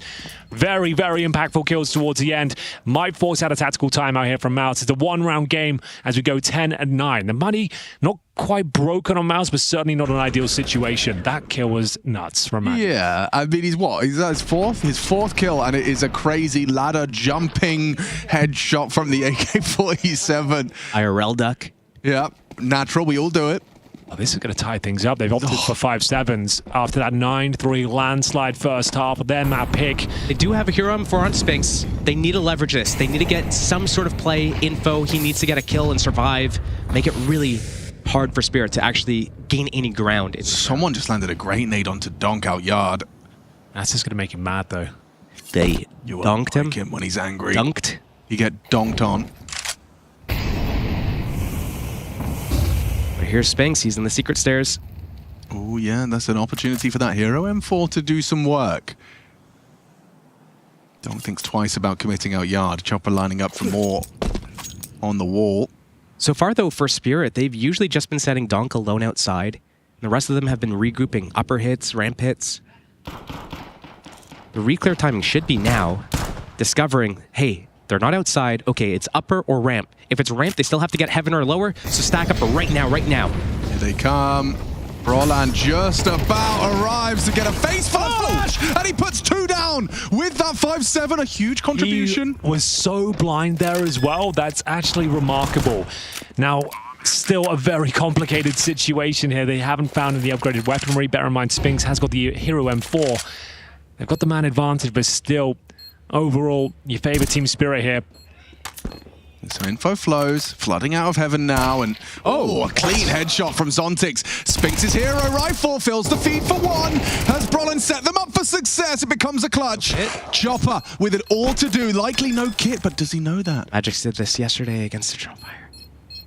Chopper gets a bit nervous, and the fight is found, but there's absolutely no time, no chance. He gave it his best shot, and sure, you get the kills, but you don't get the round after what was a dominant 9-3 half. Spirit are responding in kind. One round posted for MOUZ so far. That one tantalizingly close, man advantage, but again, no kit. That's been the theme of this new campaign over and over. And sure, they get a nice full buy. Thing is, yeah, you're affecting the economy of Spirit, but they already had about 2K residual. You get $3,500 by winning by virtue of Explosion, and now they still got about 2K in the bank as we get into round number 21 here. Interesting. Chopper had more than enough for an AK. He's got 2K left over, and he's opted for the Galil. IGL things. Yeah. They're going to pick up an AK off one of the people that are taking first contact anyways. Or you're going to expect them not to have helmets on the CT side. I guess you're right, and that would be the case for players without... Those extra 5 bullets might help you. True. I don't mind it. Just ensuring some longevity.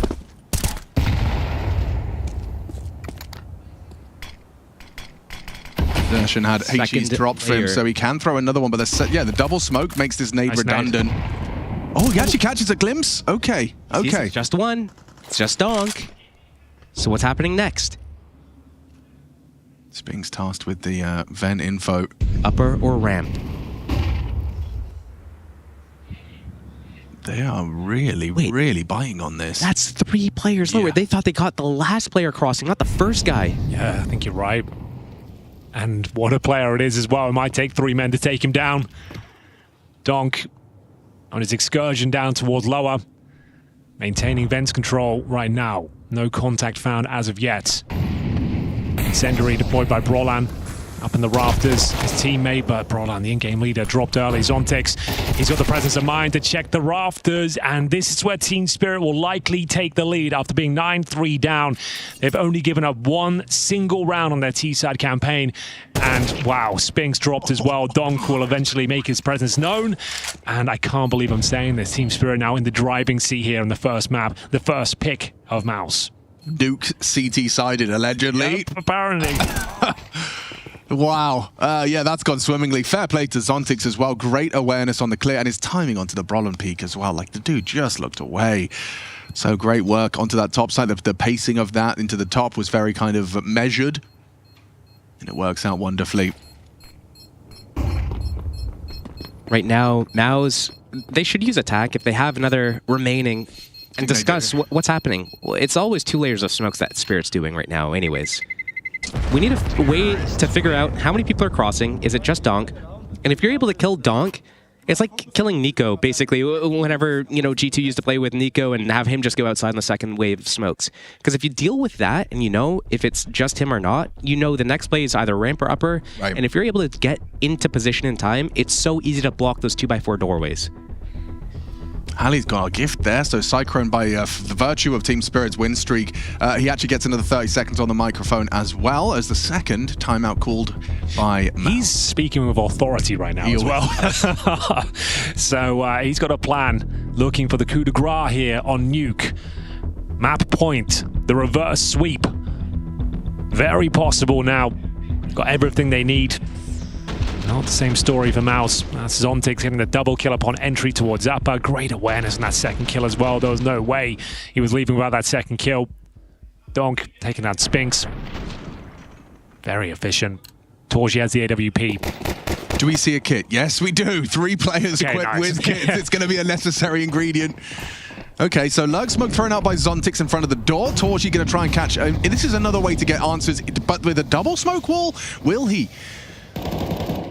For now, just the one. Chopper's lining them up. If you can see them before they can cross to red, that's info enough. But 3 smokes used outside this time. It does limit Torji's info. He'll be able to spot the cross. Yeah, he's called the no one's crossover just yet. This is actually quite nice from Torji. Don't see this too often, and he gets the opening kill. There's 1 more outside at least. That's it. Break. Torji frags 2 down yard. That's a lot of info for MOUZ and a lot of kills coming to you, Jimmy. He's so good in these positions. Stay alive, young man. He will. Roland braves a little peek. Fades the nade. Can Spirit work a way to resuscitate round 22? 2 players already in lower for the CT side. You just can't die if you're Torji. He's got help with Brolan. Oh, maybe an audible scope. Don't know if Zontix heard that. Doesn't look like he has. magixx got his own fights to worry about. And yeah, Zontic's definitely... I don't know what that was. Didn't look like he was active. Dink onto Chopper. Dead man as the 11th secure for MOUZ. A impactful round from Torji's AWP. You were saying they need answers on Yard, and he gets answers and frags. Huge shutdown, takes down Donk and Shiro to start. That is what you need from an AWPer. Really great positioning there. Not only did he get the info on the cross, denying that, and then getting these lovely picks as well. High pressure situation. You miss one shot, you are done for. Pops his own smoke, gets the second, and leads them to a round victory. So 11-11, they are making a wish that they can convert this one, because it was looking like a done deal. Torji trying to fire them up, and it seems to be working. Money is getting weaker and weaker of spirit, and now we're at break point. Shuts them down at Yard, moves to ramp. Spirit. Good position. Gonna fall for it. And if you try and punish him, regardless of if he hits the shot or not. Jimmy's tucked in. Deeper line adopted. The jump. Good work from Spirit to bait the shot. It goes even. Torji feeling the scrutiny. Throws out the incendiary. Zontic sees that as an invitation. And Torji, he can't hit the quick scope. Shiro's evasive maneuvers pay dividends. And now Spinks goes down. It's up to Brolan. A 1 versus 3. The first is impossible because Donk arrives in time. And the 12th is Spirit's first map point on MOUZ's pick after a 9-3 half to those that picked it. MOUZ have lost the lead and could very well lose the map. So chaotic there towards the ramp. Not sure what was going on there. Running through the flames. Glocks had to be pulled out. Torji with a missed shot. He goes down eventually. The nice ramp setup thwarted. And we go into what could be the final round of this first map. This moment here. He gets that one there, but you can see running out of AK bullets. The Glocks out. Shiro and Donk working in tandem. A little bit messy from Chopper, but he gets the job done. Drops that Molotov, forces the duel, and Brolan drops as well. Is this where it comes crashing down? The reverse sweep complete for Team Spirit. It's Brolan on an MP9. They do have the Torji AWP still. He's been very impactful, popping open a smoke. No one home. Again, this is still the first wall. 2 nades incendiary used just for the info.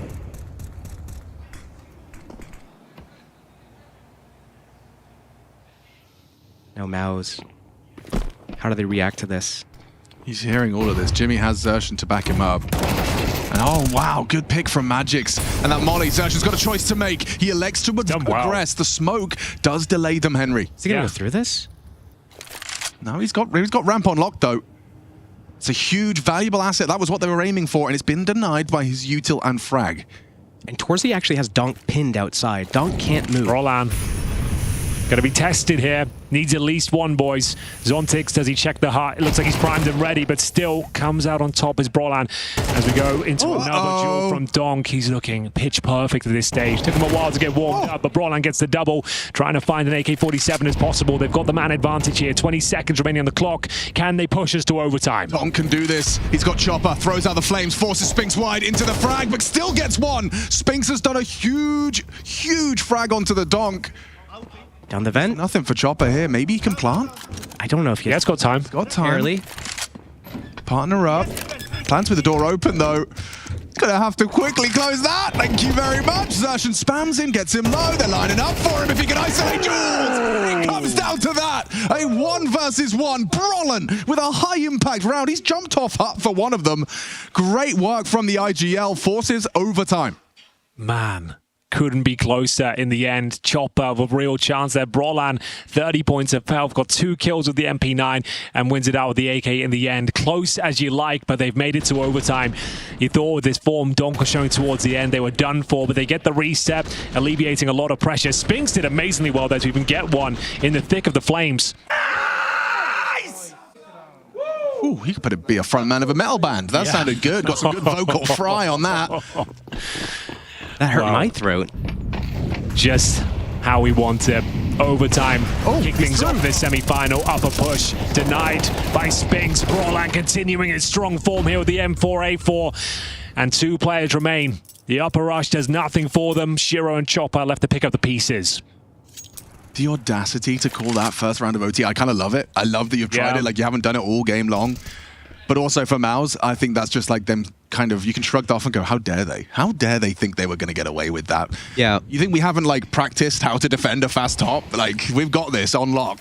I think they were trying to, just, hey, it's first round of OT. We can just afford to do something like this, catch them off guard. We haven't done it yet. But at the same time, I want them to go back to doing their things where they had like that first diagonal wall, then they do the truck smokes, they get Donk lower, and they do something else with 3 players outside, wrapping heaven. Split top or something else. I want to see them go back to that because that was working really well for them, and MOUZ didn't have any proper responses to that. Other than the Torchy AWP over the top. It's the only time it kind of worked out for them. Guaranteed kill for Jimmy. Guaranteed round in general. Shiro, 40 seconds. Upper rush doesn't do anything for them. They get 1 single kill up Roland after he takes 2 down. Nice. Just playing for stats, unfortunately. I'm not sure you can go much further than this one with 30 seconds left. Jimmy's not been the same player since he extended his contract. In what way? That whiff, I just feel, it's a nitpicky thing, but in Big Garage to Red there, I don't know. I feel like I see those moments too many times from him where he has a guy in a straight-up aim duel, and he doesn't come out on top of it. I feel like he was way more consistent. He used to be the man that you put him in a site, and you could have 4 people run at him. He's taking down 2 before he goes down, and now he can't even take out 1 in half the situations. I will not take this Jimmy P slander.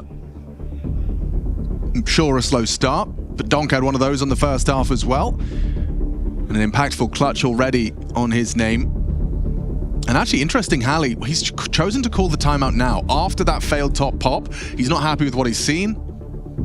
Trying to get his major champs in a row lined up.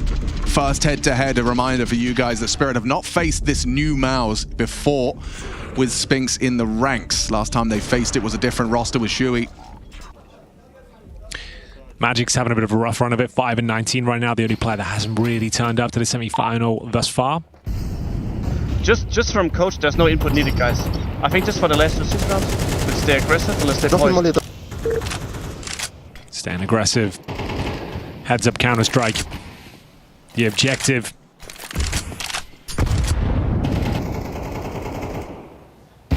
Break smoke, but this double smoking. It's actually a CT smoke, I think. No, just another one. Second layer. There you 4 go. people outside. You get what you wanted, Josh? Yep.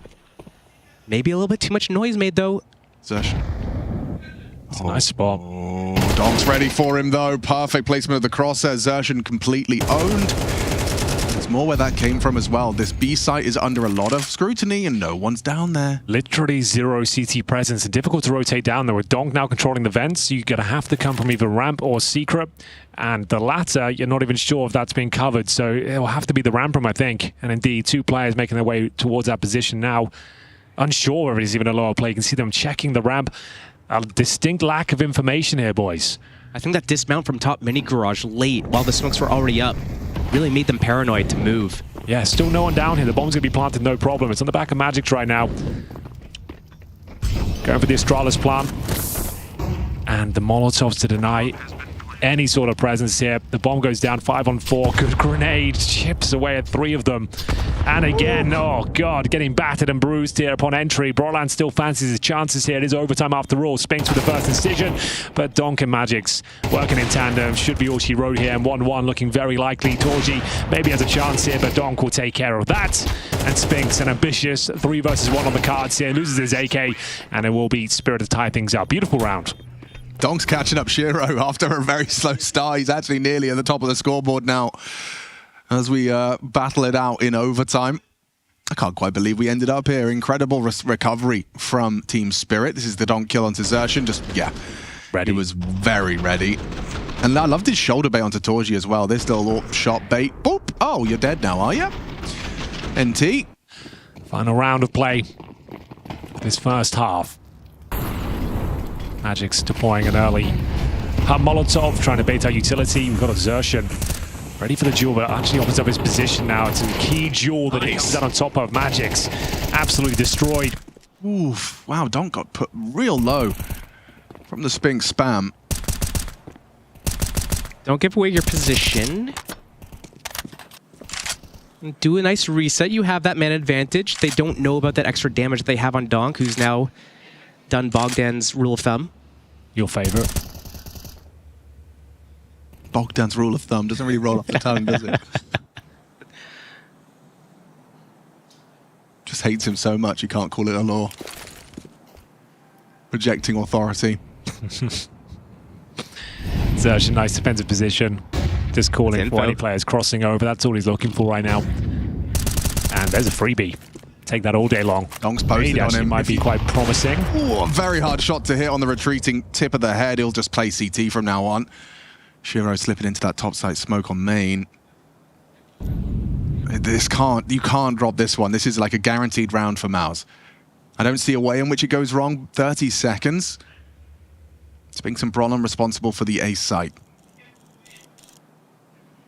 25 seconds. They have to go A, boys.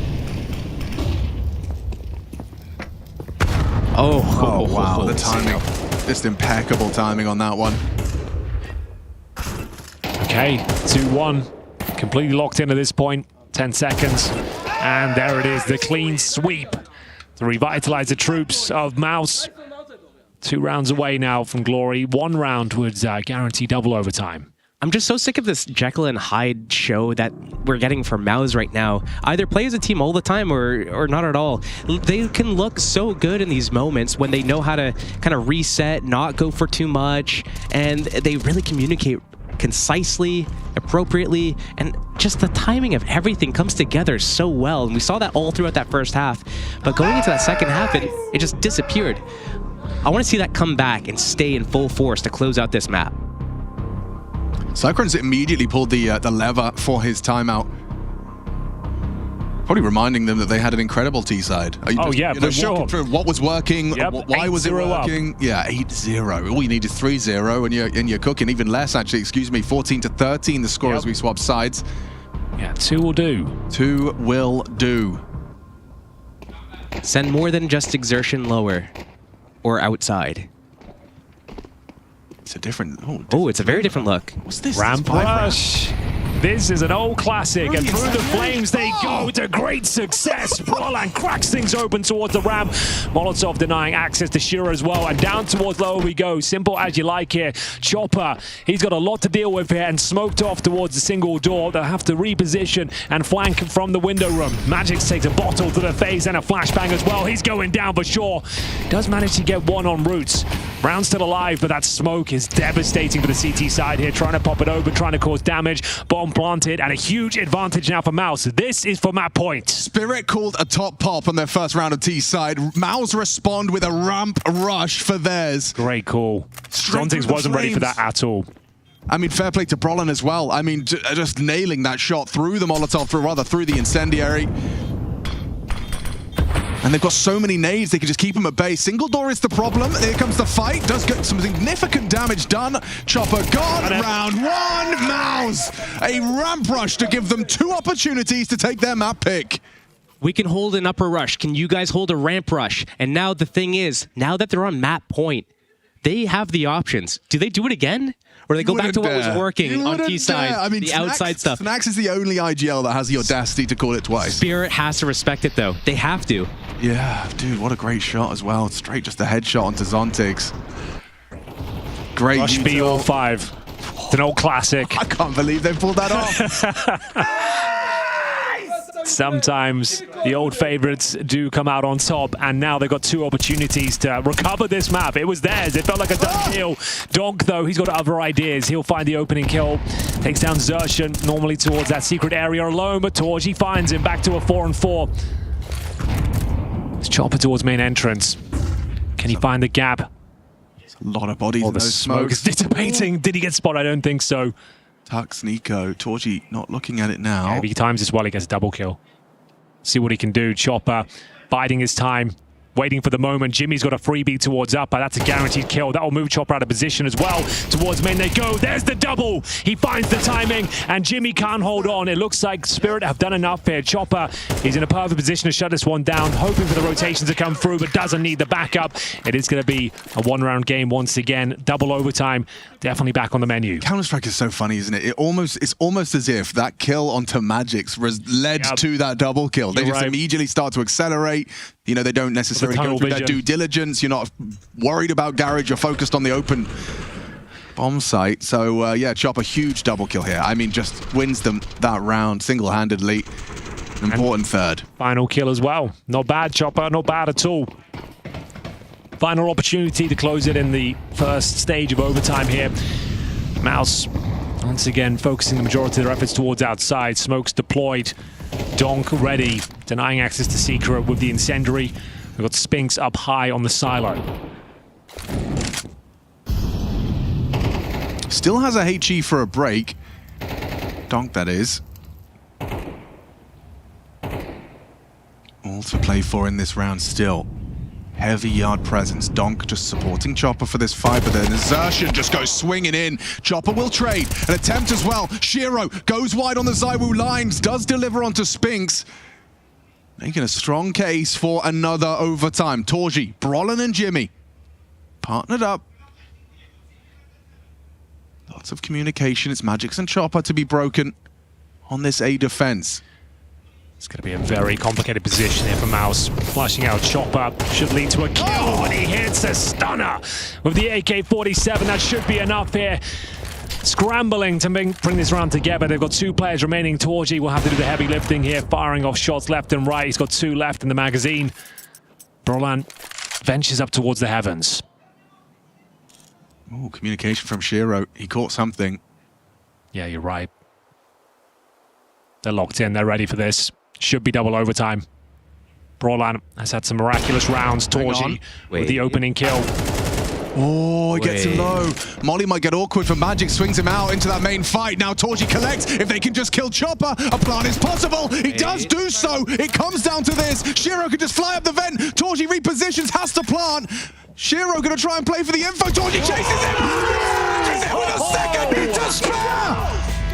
Torji, the savior of MOUZ. It looked like we were going again. It looked like double overtime was certain. A fake plant, 5 seconds, having to back away. Shiro just caught in the open and a quick scope with a second to spare. Torji secures map 1.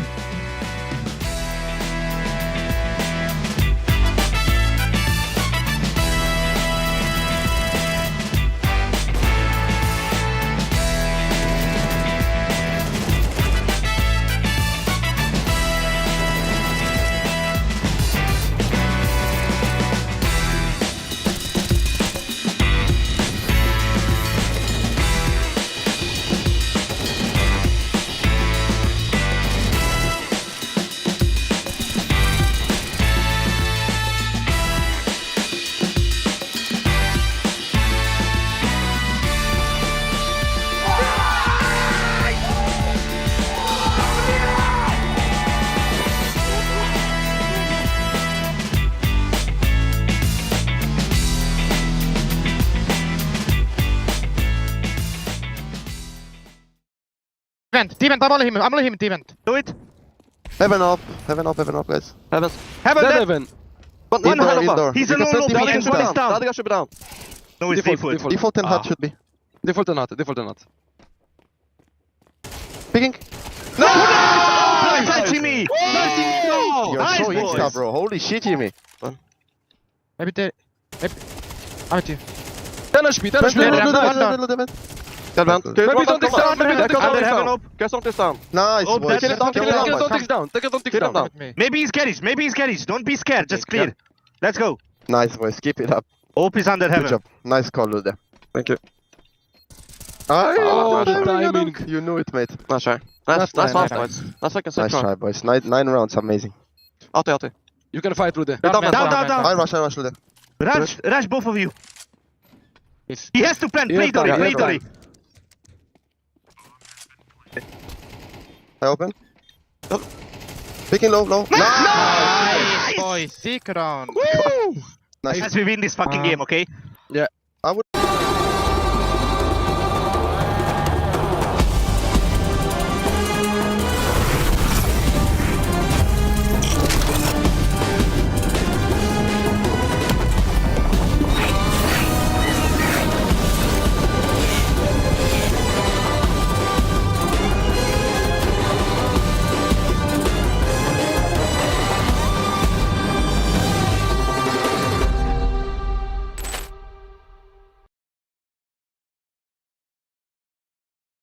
Loquacious, 21 points.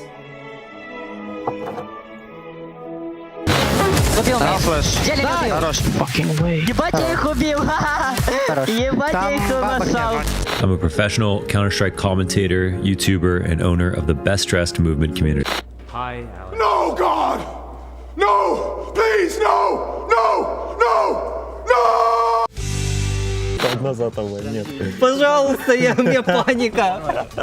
What a way to end map number 1 of this semi-final. Jason, the $1 Million Man, is joining me for what we're going to call a speed breakdown. Jason, felt like a bit of a snooze fest in the beginning. Yeah, in the beginning, but it heated up quick. Donk was quiet in the first half. T-Sides ruled the day on Nuke, but I mean, that's a beautiful way to end a map of Counter-Strike. Yeah, look, the positive sign for me is Spirit turning it around, and Donk, even though they don't win out that game, just wanted to highlight something. In that PGL Shanghai Major, where the opening map was Nuke, MOUZ absolutely styled on there. Donk went 6-17 in that game. So MOUZ have definitely got it figured out how to deal with the CT side of Spirit on that very map. He had a 0.36 rating, which at the time was his second worst performance. Yep. It might even still stand as that because he turns it around, right? And I think, look, magixx had a tougher go of things. He felt when he was talking to Donna before, he was a bit under the weather as well. He really manifested a rough performance into existence, didn't he? Yeah, well, maybe you should try, I'm going to own this game. I know. A little positivity goes a long way. See how that goes for the next little interview. But look, we've got Dust 2 coming up next. That is going to be the map choice of Spirit. Home turf for them. They've played it 10 times in 2025. They've won it 9, lost it once. So that's pretty good. Lost it once to one of the other best teams in the world, Vitality. That was in the grand finals of Katowice. Other than that, they've beat Navi 3 times on it. They've beat everyone. Eternal Fire, Mongols have all taken losses. If you're down 0-1 in a series of Spirit, this is exactly where you want to be taking it. So this is obviously a must-win map. Yeah, and look, on the other side of this, MOUZ, they've only played Dust 2 4 times this year. One of those times with the Shui. So there's only been 3 times since then with Spinks within the roster. The time with Shui was back at Bounty, obviously, because they replaced him after that. And of those 3 games, 2 of them have been against Falcons, and that's their only wins. They also have a loss on Dust 2. That was to Vitality. So for MOUZ, their Dust 2, I'd say we have limited T-side data. Sure, but I mean, I think if you want to kind of throw them a bone here and say whatever prep they talked about on Nuke worked out so well that you have to feel like coming into Dust 2, they had to have known that this was going to be coming in. Any prep they did on this map, if it's just as effective as Nuke, they're going to give themselves a great chance to win this. Yeah, now look, it was the CT side where Spirit struggled. So let's talk about their CT side setups, because maybe if magixx keeps having a bad game, they might want to adjust that game plan and try and target him. He's going to be the long anchor for this team. Oh, the magnets might not stay, Jason. Bye, magixx. I can fix it. Okay, well, we'll see what happens here. Maybe my magnets aren't magnetized enough. But yeah. Oh, look at that. Fix it. I've done it. Okay, well, Chopper's going to be kind of done it. He's hanging on. Yeah, just put on the... Yeah, there we go. Chopper's going to be the A rotating rifler, so you're going to see him all over the place, helping out long early, then dropping back, helping out for the mid to B. So how he's reading the game is going to be hugely important. But same with Shiro. He's going to be the AWPer. So you're going to see them hit towards Game Helper, the ramp, or he likes to take a lot of mid picks to Shiro with the AWP. So keep your eyes on him. And of course, importantly, Donk, who had that bad first half, he is the mid to B player. So he's also going to be used by spawns. We saw that back at the major in that grand final against FaZe, right? Yes. He was a bit of everywhere. They were using him over towards long. He was playing the A position. Chopper was going over towards B. Well, obviously, some of his great work on the CT side is him being so dynamic, right? Like he's going to be playing that rotator, but we also know he loves to push lower dark. He loves to put that pressure on T sides early on. They do a lot of aggression off catwalk as well. So if Spirit on the CT side can control middle and Xbox, they're in good shape. That leaves one man, Zontix, to be the B anchor over here. I think he had a pretty handy game. Zontix, he never looks too flustered, does he? That's right. He's gone down as well. Yeah, he has. But look, we want to see the bounce back from Spirit on this map. I'd love to see this one go the distance based off that Torshi clutch to end things. He was really energized, and it's delivering. That's what we want from Semi. We want good games of Counter-Strike. Yeah, and we got on the first map, and obviously with everyone playing the way they are, with Donk getting revitalized, if magixx does the same thing, we get another close game. All right, we're out of time. This was the speed breakdown. We're going to throw it over to an interview that... What the fuck is this piece of shit? No English. Why do you think it would be really good for you guys? Cool. We stand here with MOUZ, stand here with Brolin, and of course, we've got a lot of Counter-Strike still to cover at ESL Pro League's 21st season. However, Brolin, how you feeling today, pal? Pretty good. Yeah. There's a little bit sickness in the team, but we're fine still. You guys are pretty sick in the server, I've got to say. You're pretty good with it. I mean, yeah, if you see like that, yeah. So, not to pry too deep, but everyone's feeling pretty good coming in today's semifinals. Yeah, of course, we are really motivated and really excited to play. Spirit obviously is #1 in team in the world, and we're looking for some revenge, of course, from Triangle Major, and yeah, it's gonna be a good game. Is it scary when the little Donk guys running around? Nah, not really. Obviously, it's fucking good, you know, but yeah. But he can be stopped. Yeah, of course. And we'll save that for another time. What I do know is that you guys are not going to be playing train today. So I thought I would kind of pick your brain a little bit here. It's what we're seeing at the upper echelons of play. And in a way in which, let's say MOUZ did want to play train someday, or maybe you've thought about it. What are some of the trends and the things you're seeing across the map? We could start pistol rounds. You know, where were people playing? What are we doing? And I got these little vision aids here for you if you'd like. I mean, we played train twice now in this tournament. I think I think obviously I think it's a CT map, but it's kind of federated maybe in some way.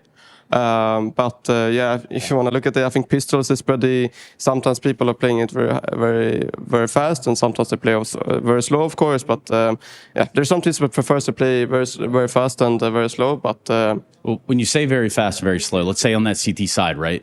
You're saying putting a lot of players outside, perhaps, or what is like a normal go-to? Yeah, I think like on CT, there's usually people that play with dualies, of course, especially close to team main and maybe in pop sometimes. Maybe to SP as well, but I mean, it could be. There's some teams who like to play with traps basically on B. There's some people who is like playing with util only, maybe five USBs with Kevlars and these things. But yeah, can you place for me an ideal approach with the CT stickers I've created for you? Can you place them where you would see yourself putting players on a pistol round or perhaps on a gun round? Let's go with the pistol round first. How do you approach it? Could you take this? Yeah, go ahead. It's just a magnet. Oh, shit. Yeah, it's not a real sticker. Sorry. I mean, maybe there could be like a duelist. I mean, maybe a duelist around here somewhere. Going up through into pop. Yeah, I mean, now from pop, I would say. There could be an option of people maybe... My name... Oh, yeah. My name's not that huge. Production value, you know how it is. But maybe it's the cities who wants to pick heaven, of course. On cities pistols. Obviously, it's pretty rough now with the spawns, of course, but I think it's fine that people still pick heaven with the best spawn, of course. This is your first contact, obviously. Yeah. Obviously, I mean, I think this guy can get some control of the B holes, for example, and then you can like basically leave him if you want to, and then you can play 4 outside. Okay. But with more. And that pop control is pretty important, right? Yeah, I mean, either I think on the whole. As on a whole, wait, I'll just put one there. No, I think as overall you need either to have pop control or teammate control, a CT overall. I can help you too, enough. Otherwise it's gonna be really tough maybe. Yeah. We can maybe put one here. Okay. So he spots more of the teammate niche. But I think as overall, thank you. One more left. So if you think about it, yeah, you've got a pretty good net here, but this guy's going to get pressured a lot, right? Yeah. I mean, there's maybe going to be like a duelist here, maybe a smoke around here. So if, for example, if there's going to be an execute, sometimes the CTs can smoke around this corner, or they can block off team main. So it's going to be more uncomfortable for the CTs to execute, of course. But I think this, I mean, I think it's pretty standard pistol round, but I think it's very common to teams to do. Yeah. Sometimes there maybe can be a switch up that this guy maybe goes here instead. And then like this guy gets first contact and then this guy swing on it. Or sometimes it could be could be one Ivy, could be one around here. There could be one guy around here. Could be around here. It's like more of a this guy gets contact on Ivy, this guy's just fully hiding, and this just playing by for example this guy having duelists maybe at the smoke sometimes, and this guy's just picking heaven and gets an information basically. Some of this plays in for conditioning later in the game, right? Like you kind of sell them the idea, hey, we've only got one guy floating inside, and then okay, now there's 3, and that kind of throws them for a loop. Do me a favor real quickly. If we look at the T side, what does a default look like for the T side on train? For maybe the noobs, maybe the pros, who knows? Okay, let's try to take the stickers again. I forgot about this hard part. Gotcha. Obviously I think it's one Ivy. Things maybe not the... Use this one. Oh, yeah, sorry. It's all good, man. There you go, I can take the next one. B. Maybe okay, take this control-ish. One IB, okay, one towards that sort of pop fight, if you will, towards the brown halls. Yeah, exactly. I think it's like maybe I could take more. I could explain after maybe. This is teaming basically. There's maybe like ish. Like I think this one is probably. I mean, obviously there's Ivy guy who's just making pressure Ivy basically, and on defaults maybe he can do the lurk smoke for Ivy, the bug smoke or whatever it is people do from spawn usually. This guy so just try to take more of a B hole control, maybe take over pop. Teammate guy can like do some pressure with even like a lurk smoke out teammate, sandwich smoke, or we call it gate smoke basically. But I think there's some teams who I think not anyone. I think there's not. Like I don't think anyone has figured out to play T-side at the moment. There's a lot, for example, there. If you go many IV, it's like really tough to react on the other side, for example, because it's so far to go B, for example. And if CTs are spotting you IV, it's pretty hard for. It's pretty easy to read where the numbers are, basically. It's not going to be, for example, if you spot 3 Ivy, there's not going to be a BX, for example. So you have a lot of advantage from that, I feel like. But I think this is main default. It's basically maybe this guy is supporting B with util, this guy's maybe supporting A with util for the teammate guy, this guy's mostly alone. Sometimes, of course, the one guy can join an Ivy, but I think this is like pretty fair what it looks like. Odds of us seeing MOUZ playing train anytime in the near future? I mean, yeah, I think I really like the map a lot. As I said, we played it twice in this tournament and it went pretty well. So I think we really like the map, and unfortunately we will not play it today. But yeah, I think for the future it will come for sure. Roland, I'm sure that you've informed some people today. I'm sure someone learned from you. So I appreciate you, Roland. Good luck out there. Thank you.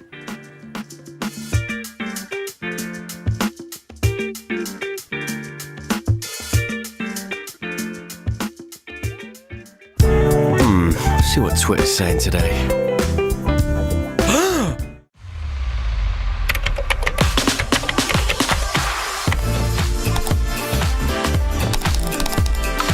The new Cash.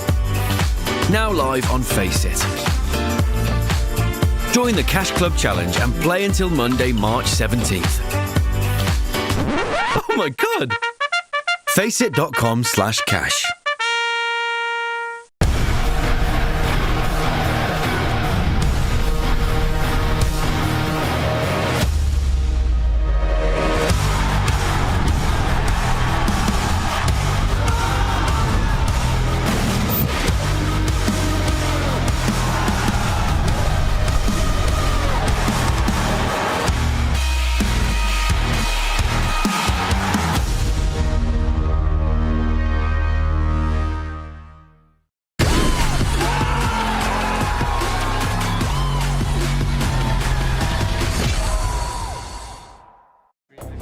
After a very intense first map, an overtime victory coming down to a last-second 1v1 clutch from Torji. We return for the second map of our semi-final. I've got Josh Steele Nissan, I've got Henry G. Greer, and we've got ourselves a Dust 2, and a Dust 2, Hank, that is particularly potent.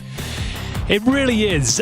Team Spirit especially have not dropped this at all. The only team they've lost to is Vitality in recent months, and they are looking like the favorites going into this bout. But you have to say, the form of MOUZ as a whole is pretty impeccable. Sure, they gave up that 9-3 lead. It goes to overtime, but still, everyone stayed resilient. Their head was in the game, and Torji is looking sharp. And it's an Orpus paradise out there on Dust 2. Let's get into the action, ladies and gentlemen. We have got a T-side start for Team Spirit, a smoke and a Molotov to work with here, and are getting lower control. So it's going to be Spinks looking to challenge that with the USP in hand. A very key duel coming in as he tucks himself in. Torji to patrol top of middle. Lovely diligence there. The Molotov forcing Spinks into the fight. So isolated duel. Zontix confirms that the B players have pushed. They're getting flanked.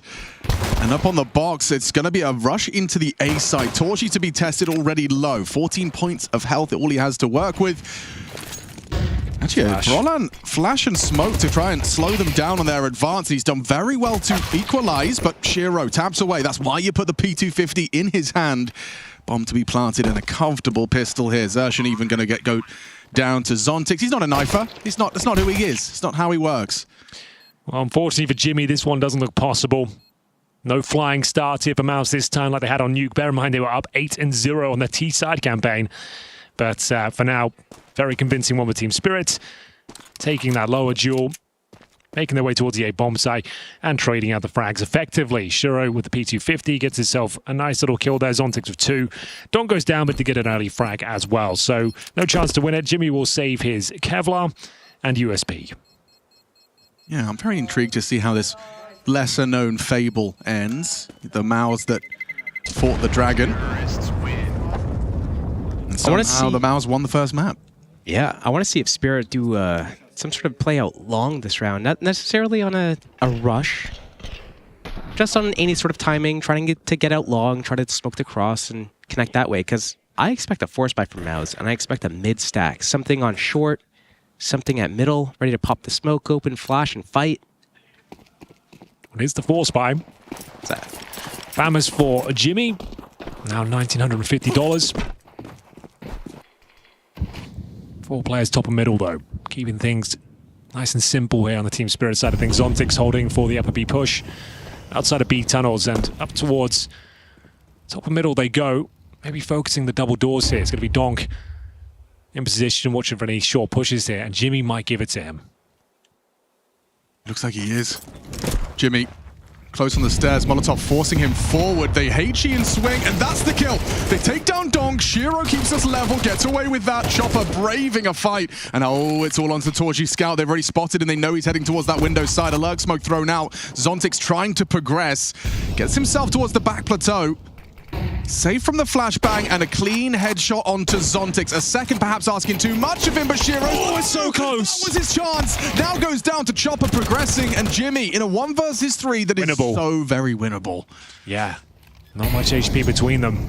That save, facilitating a FAMAS, but oh, he's walking through, trying to catch a timing through the smoke. It was going to be his death sentence. Waits it out, but still feels like this is impossible given the way Shiro's holding this. Shiro takes first contact, Chopper shoots you in the back of the head. You'd have to hit the craziest of transfers, and you've got 11 bullets to do it. Here he comes. Chopper spots him out. Jobs are good, and they manage to partner up, crossfire established, and win and weather that force buy from MOUZ. Yeah, very efficient. Good job. Didn't know there was any world there. Jimmy could actually win that 2 versus 1 towards the end of it. But still a dicey round, but unfortunately not really much they can do to rebuttal this one. This was the opportunity for Torji. Like when he gets that double kill, there's a low HP player in the smoke. It was so close, doesn't quite connect, but yeah, for now, a few upgraded pistols, no Kevlar, and should be 3-0. We'll see whether Spinks and Jimmy's pushing toward lower will bear any fruit. 3 players there now. Chopper. One incendiary, it is cooked. Oh dear.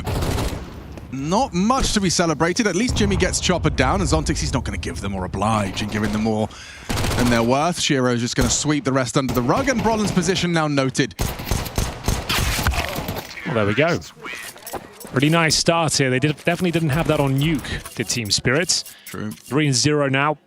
Their map pick. Considered to be one of the best Dust 2 teams in the world. As we see the orb come out for Torji, though, it's where their game really gets going now. Will set the tone. Shiro also has a sniper. He's currently 4-0. They've got a nice B spawn, to be honest with you. No players toward long whatsoever. And the real thing is the MAC-10 chucked to the floor, just how Henry likes to see it. Just disposed of. I don't know about that. On this round, I'd like the MAC-10. Oh, you do? Okay. Yeah, I actually would. A bit of a fan of the weapon myself. Early lead for Team Spirit, 5 versus 4 in the first gun round, and that's the op gone. It really is. That's a rough one. Makes you set up that much weaker. Shiro alive and well. Contact play towards short. It's Zershin to defend. Spink's trying to funnel them up there, but Zershin, can you really find a kill at this point? Woof, that's a great nade. Significant damage. Just the orb should have gotten that opportunity there. Very well jiggled by Zershin, but Molotov forces him back. But as far as territory goes, Hank, they haven't got too much. Well, they've done very well in terms of taking the vision away from short. They're now going to be stacking the A-bomb, so they could still go mid to B him. Incendiary trying to deny that prospect. Zontix down in towards lower. They still have so much util on the T side as well. Another nice grenade, though, being lined up. Doesn't actually hit the mark, slightly missed. Could have been huge. A little later as well as they start to arrive. 45. So they're feigning the mid to be potentially here. Still players towards short, both options available. Oh, they heard steps from Spinks. Oh, they do go for the mid doors. Chopper leading the way. Jimmy has vacated the B bomb site. Feeling under pressure here. Low HP Chopper will be found. Does he get the second though? Not quite. Not looking as sharp. 1 HP. Bomb's going A. Oh, and magixx spots out Xerxes. An important kill from Brawler, and it's lined up for him. Gets 2 on the spray. Nothing for you here. Just trying to save Shiro's AWP for the next round of play. MOUZ are on the board, and it's got Brawler and Xerxes A defense to thank. Jimmy as well from contending with that mid, getting the info. He didn't play scared. Would have liked to have seen the second kill from him, but still did enough. And Zontix will save the AWP. Low HP there, but it's the first on the board early here for MOUZ, Josh. And Spinks was able to pick up Shiro's AWP as well. So I think each team is using the other team's AWP skin. So we'll see how that goes. Maybe Torzy is able to take the better of Shiro this round now. Ballsy angle from Shiro, anticipating that aggressive move. I suppose for AWPers in their prep, that's something you're always checking, is like, when they get this spawn, what is their tendency? What's their like opening move they're most comfortable with, or trying the most frequently? This is a smoke I saw Josh trying to line up. That's right, I nailed this. Eventually. I got this one and I showed it to you guys and I told you the trick, the magic to it. It's a nice magixx to it. It's a real nice smoke. Yeah, but Spinks has not been deterred after trying this before. He got Molotov'd out. This time, it's a nice nade to set him up here. Still, you're going up against the world's best rifler. He's ready for you. I mean, come on. That's crazy. That is crazy from Brawler. Look at the proactivity on him. Really nice response. Brings it back to the 4-on-4, and Donk's down to 2 HPs. He might even favor MOUZ in this particular situation. Brawler alone at 8 for now. They're going to be focusing their efforts towards middle. Covered by Torshi's AWP. They are top right of middle. 2 players, Donk and magixx there. Low HP, bear in mind for Donk. Just 2 points of help. He's got the AWP for now. Damn, okay, this is actually a huge play from Xerxes. Zontix gets the jump on him, but he still manages to tame the spray and now trying to get away. That's what that smoke is for. Does magixx try a cursory spam? Too late now. Too late now. Thought about it for sure. Man advantage. What's remaining here for Team Spirit? They have a couple of smokes, a couple of flashes. Chopper trying to thread the needle in towards the B bomb site here. He is alone. This is a map where Jimmy's anchoring is just, it's phenomenal. It's one of his signature maps here. This B bomb site on Dust 2. Like, he's got this. Chopper, magixx trying to make their way in towards the flames to try and bait, but Chopper, he's looking for him. The flash did catch him. Vision restored, turns around. Chopper goes wide. The swing from Chopper's crazy. He just didn't stop moving. God, Jimmy, not his best. Disrupted by the flashbang. And a huge shot from Donk and the AWP, making a couple of them. And that should be enough to win this round. They know Xerxes is already low. He's in the smoke and will be dealt with in due course. Nice little flick there from magixx, gets the head. And we go 4-1. What did you make, Josh, of the way Chopper swung that? He just didn't stop moving. It really seemed to throw Jimmy off. I think, yeah, it caught Jimmy off guard, who commonly plays this angle. Here I go. I'm still going. I'm still moving. To do with one of the pieces of util there that made Jimmy turn, because it was so delayed. Jimmy was full blind, and then he turns back, and then there's like another nade thrown, and then another one from his teammate. I think he might have turned from his teammate's piece of utility even. Okay then, well, has to be a compromise buy, if you can even call it that. Spinks will go with an M4. USPs and Deagles otherwise, and they got 2 players towards short. Where is Spinks currently positioned? He's there with them. I mean, Spinks with this rifle, he knows he's got a lot of work to do and starts with a bang. This time comes out on top against Donk. A boost to maintain that angle. Jimmy. Trying to get that gun. Dangerous game he's playing. Yeah, maybe you're going to have the element of surprise. If Chopper, like, pulls out nades, he could double dink him. Oh, okay, never mind. They know where he is now. Oh, trying to get away. magixx finds Torji in the meantime. It's a leg shot for Jimmy. He's doing his best to live. How is he alive? The round's still on, I suppose. Spinks would have to do something remarkable. He's peeled off. He's back towards long. And it's looking likely to be a B finish here. Xerxes will be there. Deagle, admittedly, the boost will do nothing. This will be a contact play in towards the B site. Xerxes would have to hit 2 Deagle one-shots, or even a chance to win this He's about to get owned. There's one. Oh, good shot, but not enough. Oh, we needed 2. I suppose you're better off trying to save. Like, if Brolin and Jimmy could grab something, that's like best case scenario now. Grabbing up a couple of AKs here would be huge. I think they took them away, did they? Yeah, they probably tidied up, didn't they? Yeah. No kit as well. They walked through that area, so they would have hidden them. We saw a similar round on Nuke where Spinks had to save them for, he bought a hero. There it is. You've seen it. It's tucked away. Okay, nice work. Okay, they did hide it. As I was going to say, I don't even know where you would throw it away, but there it is. Just hidden. So the game within the game, bit of hide and seek. Shiro is going to have to leave the bomb site with 40 HP. So Chopper's going to try and forge a path for him. Looks like Brolin's actually playing for this. It looks like it's unlikely he gets more than just the one. Can't even do that. Chopper removes the threat. The AWP safely escaping the bomb radius. Really would have liked to have saved that, but still no dice. It's going to be 5-1 as Team Spirit have a commanding lead here. Oh, Jimmy got his hands on one the last second. That's all right then. We'll take it. Such a nice shot, but as mentioned, did need 2. Still, at this point in the game, your focus should be on getting the guns for yourself to use so that you can use a gun next round. And then because you didn't have to purchase one, you get to buy up even if you lose this following round. And a player like Brolin who wants to be an in-game leader for this team, well, he is the in-game leader currently. These are important factors to take into consideration that, you know, you're losing 5-1 on a map. There's 6 rounds left. You need to make the most of it. You need to extend as many buys as possible. You need to be able to make a comeback, and you need to find a way to chip away at their economy. Sure, you could get a couple kills here at the end of this round that's already lost, or you could use this AK to win the following rounds, and then you can, you know, turn things around. Tactical timeout and a chance to bounce back. Down but not out. MOUZ will enter round number 7, fully equipped here. The Torji AWP hasn't really got going yet. He's currently 1-6, and he might fancy a challenger towards middle. Smoke goes down towards double doors. Removes vision, but it's not the ideal smoke. It actually has missed somewhat. You can see he gets a bit of vision there. That hasn't landed perfectly at all. But looks like they won't be punished. Just fell away from the potential.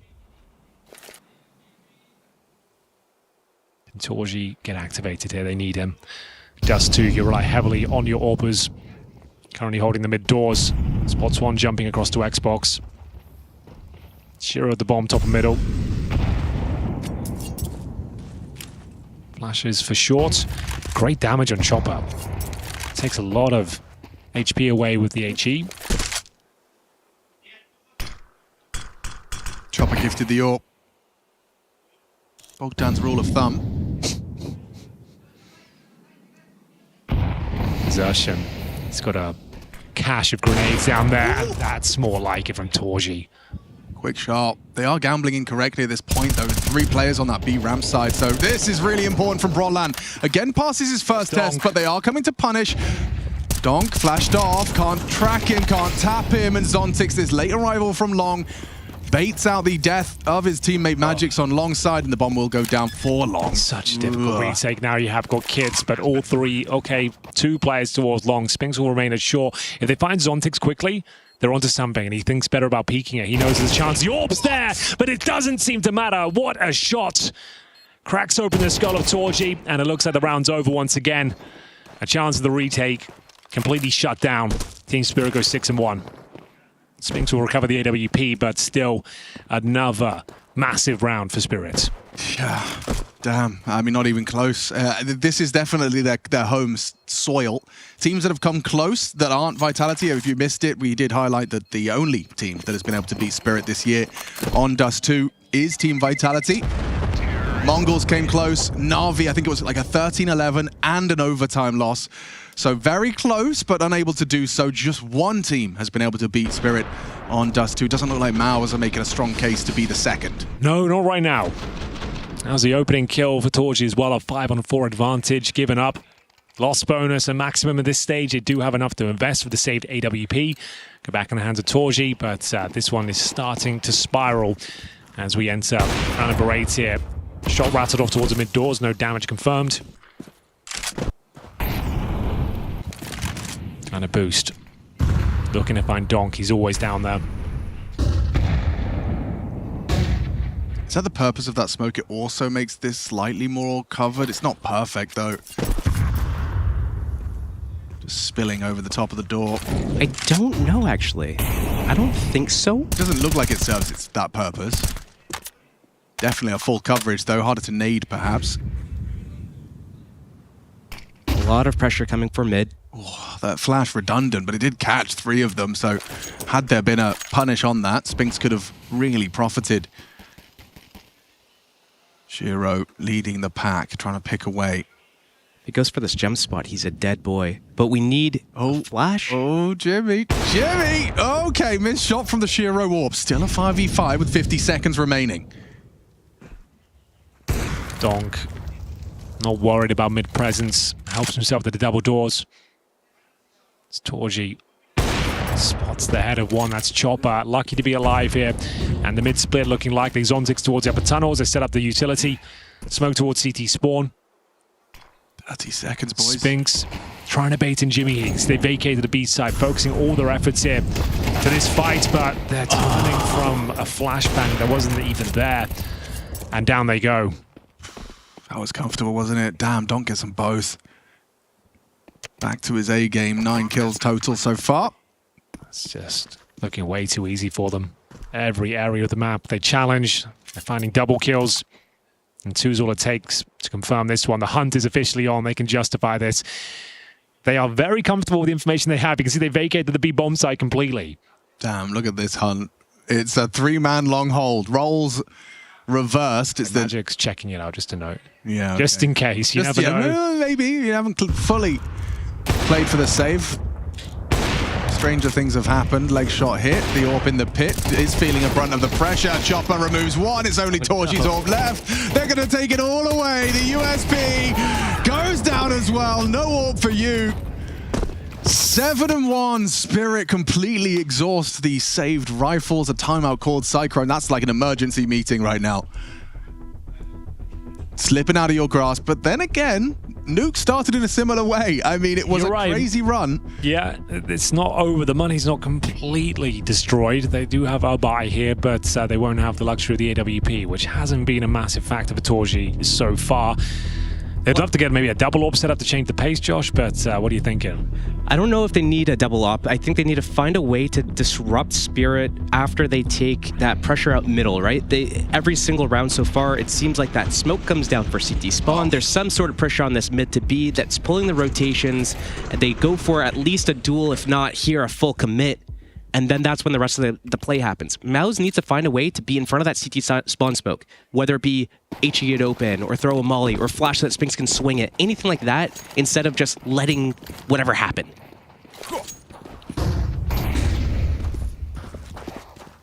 Flash top mid, smoke doors, take mid control, and this time no resistance from MOUZ.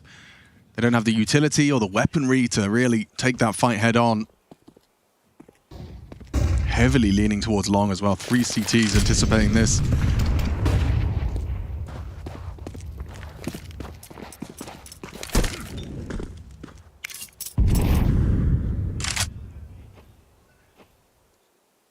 Swift decision-making, conversations been had. The bomb's still towards magixx at the top of mid.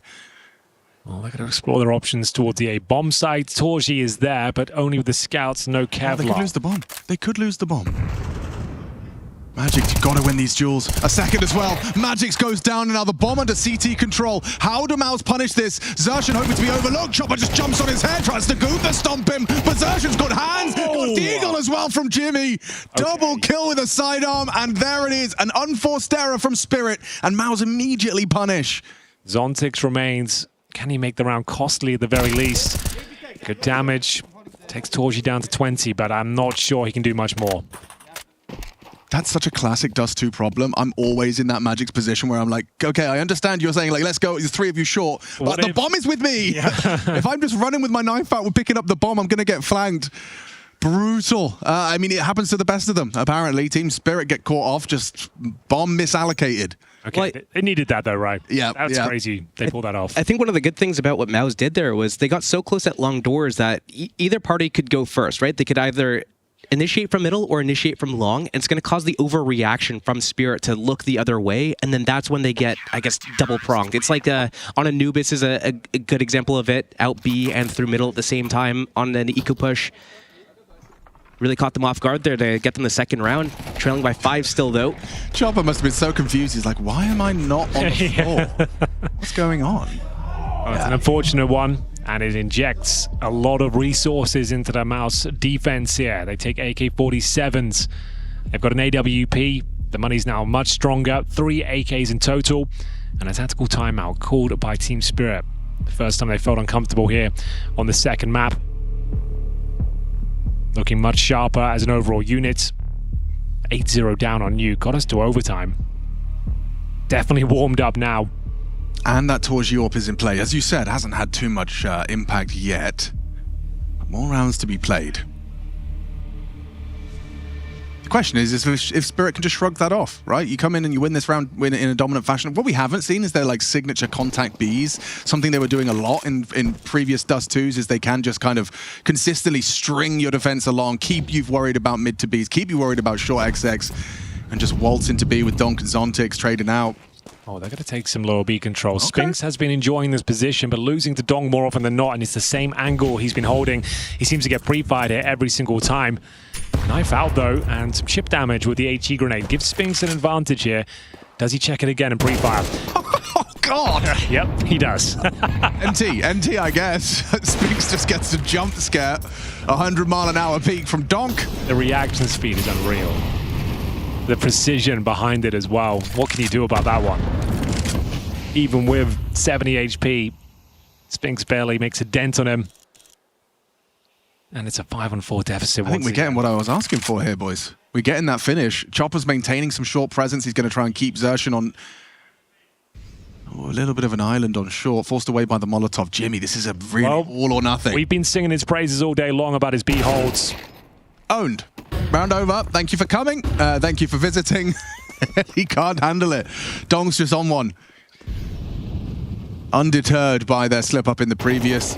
Okay, well. Oops. And this decision for Spirit to go B here is just so easy for them as well. I mean, I brought it up before about Jimmy. He's not even getting one where normally he gets two, even if 4 people are running at him. But Spinks is the second B player. He's the one that's in lower B for the, 5th time this game, going down without a kill. Yeah. Spirit, it's easy for them. Let's go B. It's just Jimmy. Keeps forcing that same angle, the same duel. He's not winning it. And seen this before. Yeah, and now we got the save attempt once more, and I feel like it might be the same sort of outcome. At least they get the opening kill here. magixx goes down. There's anticipate more. Flashbang's coming over the top. It's going to be Shiro peeking and gets legged in the process, but still wins the prize. Takes away the AWP, and now it's 2 rifles to be saved. Roland and Xerxin clutching at straws now. Bomb goes off, round confirmed, a couple more to go. It's 8-2 overall here in the second map. Let's see why Team Spirit are so feared on Dust 2. It's a Fragger's Paradise, and Donk is just having fun out there right now. See this as well, like for Spinks, he just... What? See, yeah. Just touches that It's crouch this one key. as well. Yeah, insta. Owned. Crouching is for noobs and the best, apparently. You know, like it's just, he just touches it for deceleration, makes his hitbox also very difficult to find that instant headshot. Kind of just scoops into the fight. Oh, Roland, you look a bit foolish there, don't you? Full, like, center of mass exposed to an AWP that just fired a shot? Yeah, I think he miscalculated the timing on that somewhat. Assumed the AWP would fall back blind, but was more than ready for the second encounter. And it's another 5-on-4 deficit. Not a great setup either. Xerxin very vulnerable to a Molotov,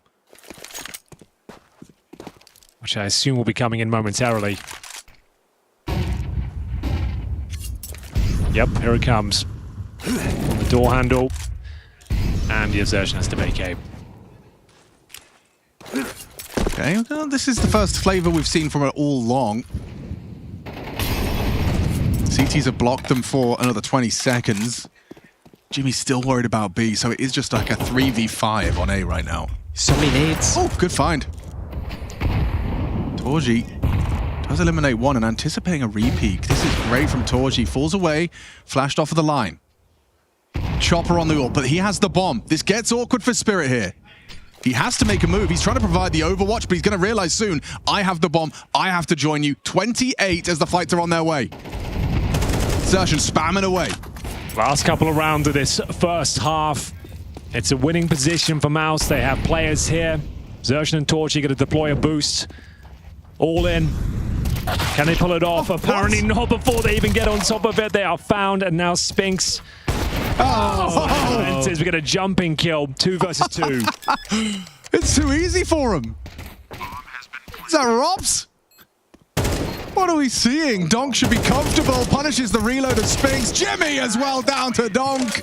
Doesn't matter what you're hitting, what you're doing. It's a 9th for Team Spirit. Even if it's hectic, still works out for him. And yes, Cyclone, you can see, like, this feels kind of redundant, calling a timeout for the last round of this half. I suppose he realizes that 10-2 is just completely insurmountable. Yeah, it's his final timeout. And yeah, he's going to try and deploy everything he can here. Throw in the kitchen sink. Money's okay with the loss bonus. Chopper's spam was so perfect as well on the boost. He just like, what's the one thing that would screw this up? Probably a boost. Yeah.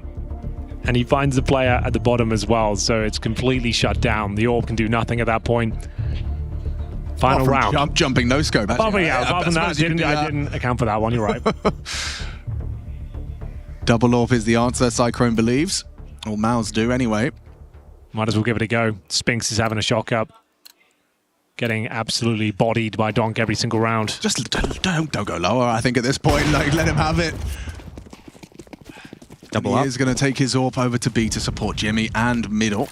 He's going to sit plat, but they use a lurk smoke every time they go B. So I'm not sure how much value he's going to get unless he's able to get above the angle.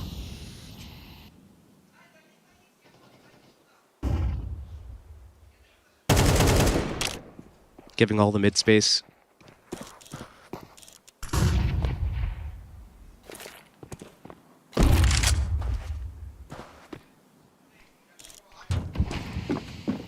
Lurk smoke B, orb can peek over the top. It's going to be doors. This side of the map we finish up and looks at things here, but they don't have to commit. Confirming that no one has eyes on middle right now. And they will start to make their way towards the A bomb site. magixx on the lurk towards long. I wonder, the fact that MOUZ did not block B on that lurk smoke with the counter smoke, does that tell them anything? Doesn't seem like it. Spirit still grouping. Nice flash, sets him up for success. Brolin draws first blood in a must-win round for MOUZ, as he's going to throw out that progression smoke. Will waterfall down just a little. Does enable Chopper to perhaps drop CT.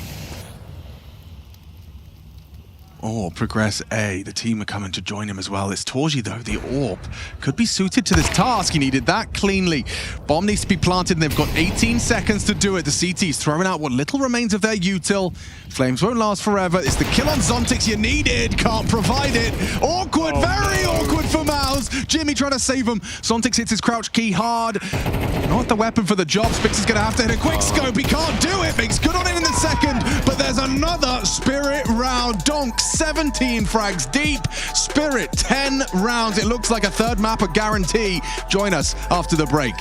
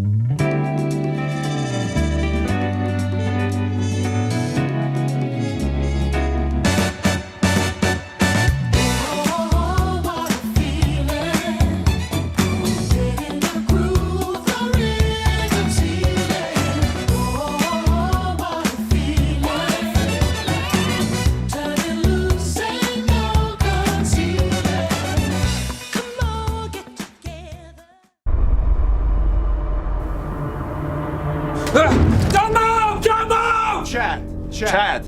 My name is Sponge! And this one is loaded. I can tell by its weight. I see. And that's your firearm, Birchill? You're sure? My initials are on this side. There's a dent in the barrel from where Existence shot at me. You're not gonna fuck with me this time, Doctor! Then blast away, because that's the only way you're gonna get to live this lie.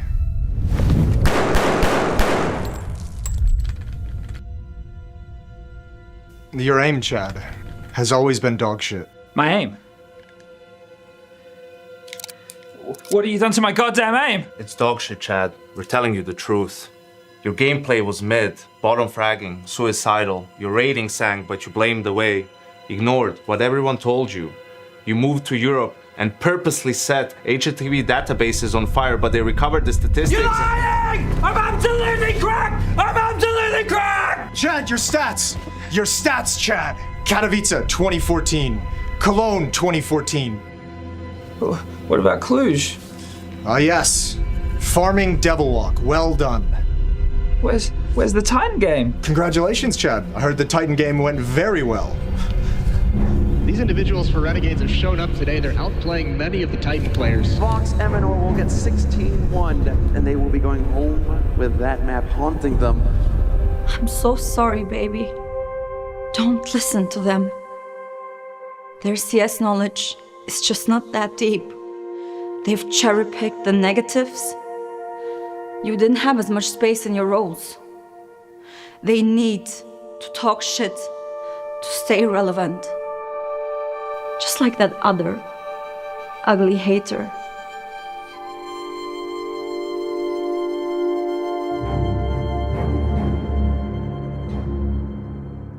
As he turns it, nice headshot.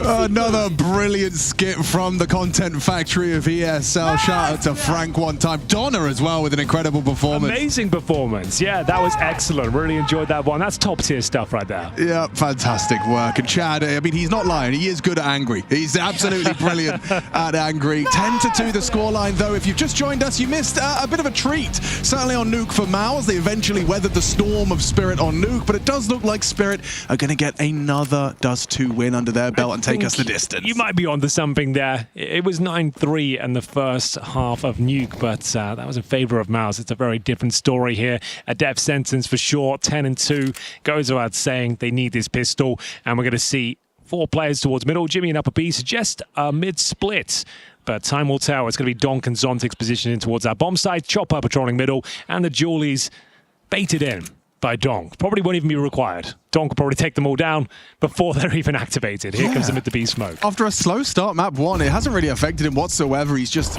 inevitable. Is Donk 17-5, and let's see if he gets any more as they are coming his way. He's ready. Don takes a kill steal and nothing. Oh, Spinks gets everything. B-sides there's the mid to B on the pistol, not something you see all too often. Well, there we go. Looks like that should be enough, but what do I know? It's going to be a nice shot from Shiro, bringing it back to a 3-on-3. There is a kit in play as well, so certainly going to go for this one. It's going to be Jimmy towards Upper B with the P250. Spinks with a double kill, upgrade to the dual elites. They should have this under control. Flash on Shiro. His responsibility is this fight. Torji's the one to tend to it. Does well. Spinks another kill. Wow. A confidence booster for MOUZ and a necessity to keep the conversation alive of Dust 2. I mean, if they can match the output of Spirit, it's going to be... It's a tall order, but it's a good start. Certainly. Force buy in the second. Looks likely here. Seeing some scouts purchased up. Nice shooting from Spinks. And a bit of a rough run of it in the first half against Donk, especially in lower B. But gets the job done in the pistol. Rested as Julies, and we do have double scouts. Shiro and Donk looking to find tags and headshots here if possible. Smoke down towards double doors. Shiro unable to hit the mark this time. It's called the tag and bag buy. It's a good name for it. Tag and bag them. Just want to take them down to about 40 HP, 5-7s to finish them off. Fully invested here. Chopper and Donk repositioning, getting their shore control activated. Defensive smoke to block them mid to B. Force them up maybe towards Cat. That's where the stack is.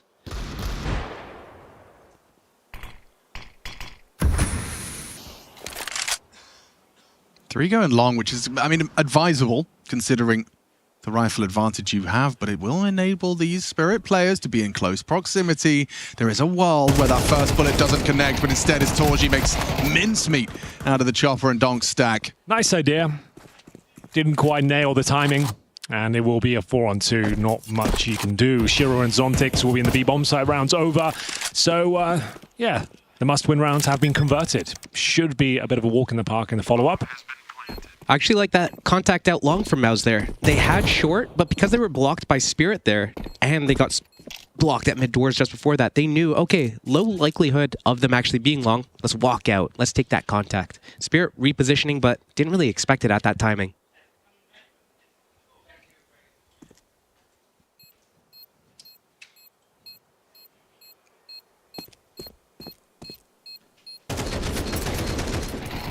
Important rifling work from Torji there. Yeah, you got to be able to do it all these days. Yeah, gone are the days. Gone are the days. Well, he's an AWP. A valid excuse for a professional Counter-Strike player to not be good with more than one rifle. Those were your days, actually, Josh. You remember you were running around the realms when JDM was like. Yeah, there were a few. There were some people. Guys, we're coming back already. Let's fucking go. Yeah, let's get it, boys. Hope dies last. How convincing was that? You're his teammate. Are you convinced? I mean, I'm just like, let's just see what we can do with it. Yeah. No, it's not over yet. We've got the financial control right now. We'll just take it round by round. That's all we can do. It's a long journey, but they've taken their first steps on it. Ooh. Nice aggression from Shiro. Goes wide enough to peek that suicide fight. Xertion walking up, and this boost does seem like it will be effective for another tag. Okay. Connects. Gets a little bit uncomfortable now. Those 5-7s can still be a nuisance. Donk and Zontix still have Kevlar, bear in mind. Shiro can land 3 tags. There's a world where they pull this one off, and that would be GG. Shiro gets another one. Okay. Respect. Round still on. Respect the scout work there. Needs a double magixx, which is definitely possible. Not going to happen.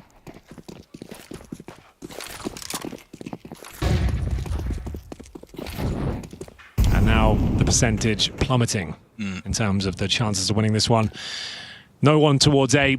Xertion patrolling the mid push and doing so in style. There's the first kill. That confirms the round. Just a question of how clean it will be. Still relatively. One player going down, shouldn't be any further casualties now. And bear in mind, Zontix and Donk have the Kevlar. They don't really want to hunt or damage the economy here. It's staying alive with the Galil. They've got a smoke and a flash there as well. Keep the money strong. But we go 10-5. 3-0 found on this T-side campaign. Oh, nice touch as well. Oh, good touch. Yeah, straight towards the pot. It's got a foot like a traction engine. I mean, I just loved the perfect example of what the tag and bag strat could have looked like in the previous. If Shiro had done that last round, I think the D-Eagles and Kev could have been very potent. But yeah, 3 scout tags and not much to write home about. A 5th round for MOUZ. The gap will close. It's about to get a whole lot harder, though. This next round will require a little more muscle.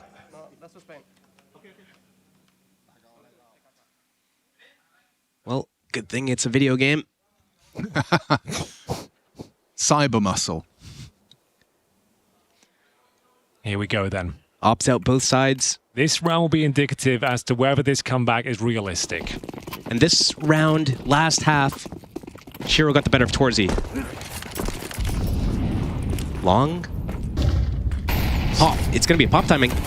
Okay, here they come. Oh, magixx does better. Spams out Jimmy. It looked like they found great timing there, but all the lineup comes through, and it's 2 kills, and yeah, not really much left to do. We'll see whether Torji's position towards the pits will yield anything, but unfortunately now Team Spirit can just enable crossfires, force out the next move from MOUZ, and presumably trade out the kills. Yeah, I mean, this re-aggress from Chopper, I don't think he's going to force the issue. If he does overextend, Spinks could mantle up and catch that timing, but he's not doing anything. Just wanted to confirm they're not being pincered on. Right. Essentially has done that. Brolin's going to try and walk through this smoke at a bit of an all-in here. magixx on Gandalf. Low and a tag. Shiro Zorp trying to patrol. Ollie will limit his contributions. magixx gives himself some smoke to cover, but it is enough of a distraction to have the frag into the back of the head of Donk. Big frag. Yeah, Spinks has kept the conversation alive. 45. Trying to lock in that player towards B as well, and nice shot in return from Torji, but the round is really not up for the debate at this stage. It's going to be Chopper to close things out. 11-5, 2 more will do it. Convincing first gun round here from Team Spirit. magixx double kill. We've seen MOUZ do an ending like that not too long ago where they had Brolin cross long, make that fake on the site, as the rest of them went out B tunnels. Here they try something similar in a 3 versus 5, where the objective shifts from, you're probably not winning this round, like statistically speaking. Got this.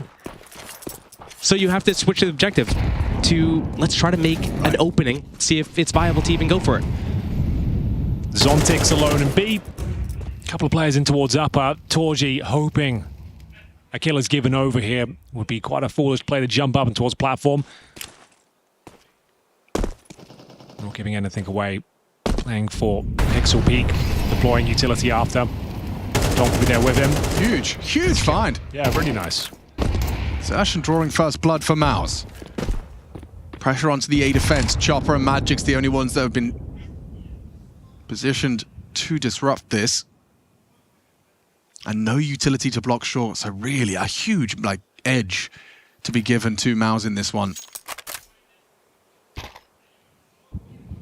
Zontix and Donk are starting to depart B, realizing that if they were to finish A, it's likely that have done deal. Donk slinks his way back to CT and will be able to contribute for the finish. That's the problem, right? Yep. As soon as he comes over this side of the map, the odds do start to shift. He's got an AK-47 as well, bear in mind. He's getting ready for the shooting gallery on the cross of short. Smokes deployed, Molotovs as well, chop with the spam. And here comes Donk. Should be good for that first. Can he start tapping away as he brings it back to a 4-on-4? Jimmy finds magixx. Donk pushing forward, the mantle up. That's a big find from Chopper, gets the bomb down. Donk on the distraction, mantles up. Torji, no scope. Okay, secures all right. a 6th round for MOUZ. Zontix the B anchor. They know where he's going to be coming from. Or at least can have a pretty damn good guess. Jimmy takes it along. Such a sigh of relief, and you see that name at the top right go yeah, he's down. dead, he's dead, he's dead. It took a lot. It took a no-scope in a smoke, but they got it done. Zontix just looking to contain here, if possible, see if any stragglers are towards short, but no util, no chance of winning it. Good round for MOUZ. 11-6, back to a 5-round game. I like the ending for MOUZ. Simple. It works. I don't like the drop from exertion. I don't think it's needed. You have the 5 versus 4 anyways. Right. You have the numbers. You don't need to create more space. You're already going to overpower them there. They get out with 2 AKs and the AWP, more importantly. Might be tactical timeout territory for Team Spirit here, just considering their finances is a bit skew-if right now. Zertion, though, finding that opener. Took down Shiro. That was the moment the round was saved. Took a no-scope, it gets it done, and there's a tactical timeout as we see them distribute the wealth accordingly. They save 1 rifle, so the buy is okay. Chopper will be the only concession with a FAMAS. No AWP in play. And we'll see whether they want to get on the front foot here on the CT side and explore similar options MOUZ did towards lower B, etc. Donk currently 18-9. He was 3-8, I believe, on the first half of Nuke. Came back to top frag, of course. Of course. Can't keep him down. 2 rounds of separating us from Ancient. I certainly would look forward to that. Zertion's one of my favorites to watch fighting for mid, and he'd be up against Donk, so sign me up. Here we go then. Another opportunity to build a spree of rounds here for MOUZ on their T-side campaign. Torji towards long. Good diligence there from the CT start. Flash catching the AWP, trying to catch the opening fight. Shiro and magixx have got full control. They'll smoke it as the mid control is seized. This looks to be quite a quick and concise approach into round number 18. You can see 4 players making their way towards short. Might just execute off the get-go. Spinks to wait out the reactions, and Zertion trying to find some footing here. Confirms that no one's there towards the catwalk. Lurk smoke down in B. Trying to maintain players on that side of the map. But what is their final play? Do they want to utilize Spinks to go for the mid-split? There would be 3 Team Spirit members there waiting. That's a nice grenade. Aware of the tendencies of Zontix, it seems. right on the money. What are they waiting for? A reaction of some sort. It's actually going to be coming. He's on his way. They can play in front of the smoke. Can they play in front of Donk, though? Apparently, Brolan can. That's an excellent shot. Yeah, there's still two here. Chopper trying to bait him into his fight first. Nade is good. Swinging on through. Gets one. But are you ready for Zontix? Yes, you are if you're Spinks. Wow, an effective call. And most importantly, it's a good call from Brolan and a good frag from Brolan. Killing Donk, keeping him empty-handed into this round. That's a gift. And more importantly about how MOUZ played that round, again, it was super simple and yet effective. The one question I have about what Spirit did with there was, you just didn't see it from the main POV, but that was a double hold from the CTs the whole round, and they even flushed out the right side, like behind the box with an incendiary. They knew that it wasn't going to be something coming through upper B, and yet they stacked 3 players there and weren't ready for anything to be a mid play, a mid to B, or even up short. Not sure what the call there was by Spirit or the read, but it's going to be another round that MOUZ gets to equalize the scoreline a little bit. Oh, that's a huge kill. The double flash as well. Yeah. So good. They're actually making a convincing case for this comeback, boys. I'm not going to lie to you. magixx, with a white knuckle grip on his M4, holds on to it, hands it over. Tactical timeout. Didn't do much for Team Spirit there. Now the money, a little bit problematic. There's going to be a partial investment with pistols and an MP9, but let's have a look at this shot from Brolan. Excellent shooting. Used to be the king of the Krieg, you remember back in the day? Yes, of course. The Brolan Plopsky duo. Yeah, that's where he made a name for himself back in the Fnatic days. Oh, magixx. He drops M4, buys MP9, and delivers an opening kill. Get you a teammate like magixx. Oh, this is a lock-in. Yep, catches Spinks on the exit. He's pushed mid. Of course he has. Gets 2. Very uncomfortable. That's the round you lose. Yep. Look at the investments. It's still, you know, you could somehow save yourselves here. It would require some crazy heroics. Donk has happened. As he often does. And, well, yeah, and it doesn't really work unless magixx gets that first kill long. So they're all attention drawn to long, and Donk charges up mid. If they get a double kill cleanly on Chopper and magixx, some way, somehow on this low HP, there's a chance, but anything but here. Chopper confirms map point. Ancient looking very likely, boys. It is most definitely looking likely. Yeah, I mean, I love that Donk, it doesn't matter who he's playing against, will still take these occasional strolls up middle. It's so punishing. In Modern Dust 2, this is a very clear evolution.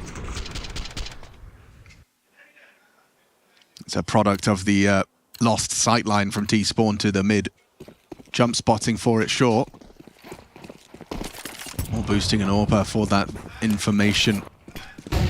Exertion, going to try and get out long, and has done so. The long corner smoke facilitates that. Every time they've tried to go long, though, magixx has been very successful in his defense of long. I haven't seen him really have any shortcomings. Always good for the one. This time he has conceded the space, though. Here's a reaction for you. Jimmy's responsible for it. He's just holding incredibly passive.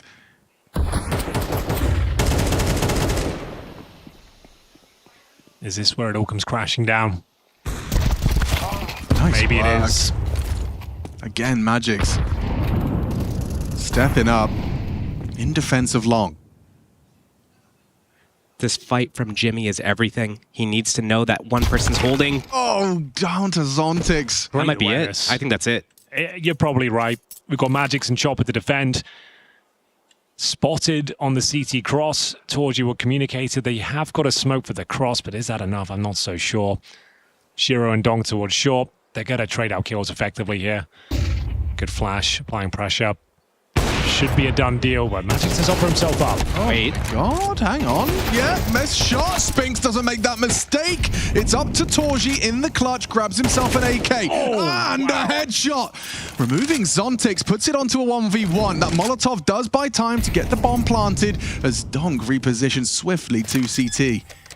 How does Torji play this? I don't think you see this move coming. You'd assume long. Yep. This could be a horrible jump scare for him. Yeah, just completely caught off by the positioning of Donk. Masterful way to close it down and secure it. We are going the distance in this semi-final.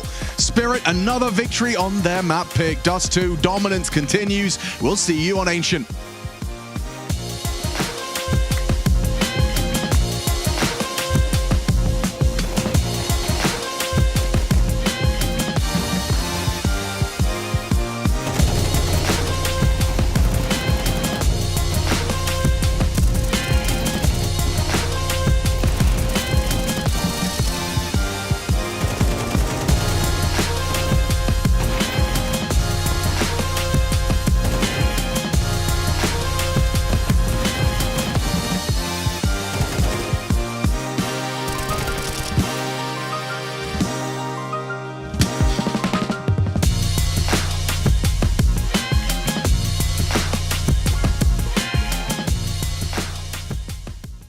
Coming A. Holding. Go then. Two middle. Mid out 2. Out middle 2. Yeah, 4 middle, 4 middle. One ramp. Long house. Tight. 1 HP. Too long He's house. coming close long. Too long Close house. long. Close long. Close long. Too long house. Too long house. Up there. Let's try. Adam, 2 more please. Big yard. Not out. Not out. They're coming out. I got long. Up short. I got long. Slow. Going Out now. short. Low Out HP short. one. Out short. Up. Two. Up dead. One more. Side planting. Tight and Planting. Elbow. I'm pushing him. Elbow on side. Elbow on side.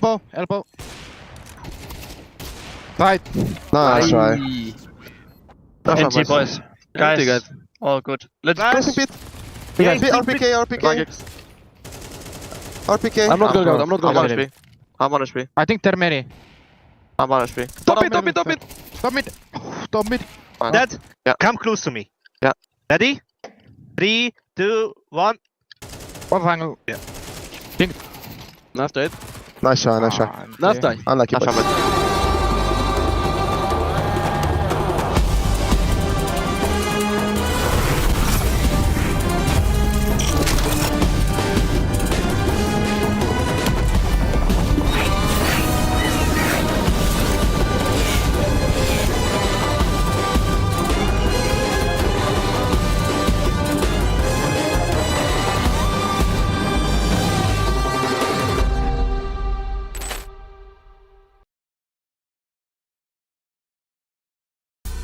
And so the onslaught continues as we brush away Dust 2. We do have just one more map remaining in the series. I want to welcome you back to ESL Pro League's 21st season, and most importantly, the playoffs. That's right, Jason, the playoffs. Chadley here with me as well. We're going to talk a little bit about the series as a whole.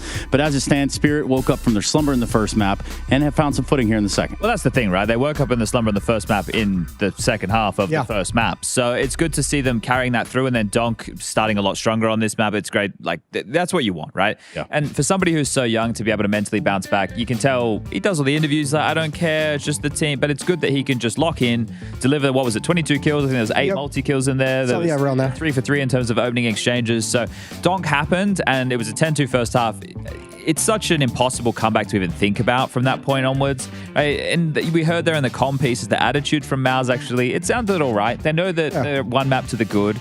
They did get blown out. You have to hope now that you can turn the momentum back around, because it's just kind of been taken away from you. Well, we also knew the home map of Spirit was always going to be a tough affair for MOUZ. I think that's part of the reason why it was so nice to have that as a potential bounce back map. Was they're so well prepared and well versed. I love watching Spirit's protocols on Dust 2. I love watching them clear mid on the CT side when they lose a piece of the map. I love watching them take mid control and catwalk control on the T side and really confuse where they're going to go. And it just sets their players up to play very, very well. And Donk took complete advantage of that. Didn't really work out for MOUZ, however, Trace choosing to start on the CT side. CT sides have been really rough, harsh today. I mean, there's a lot of reasons. Yeah, we know. We T-side meta at the moment across the board, huh? You put 2 rounds up in that first half doesn't lead me to believe, like, hey, you had a chance at controlling this game at any point, right? It didn't feel that way.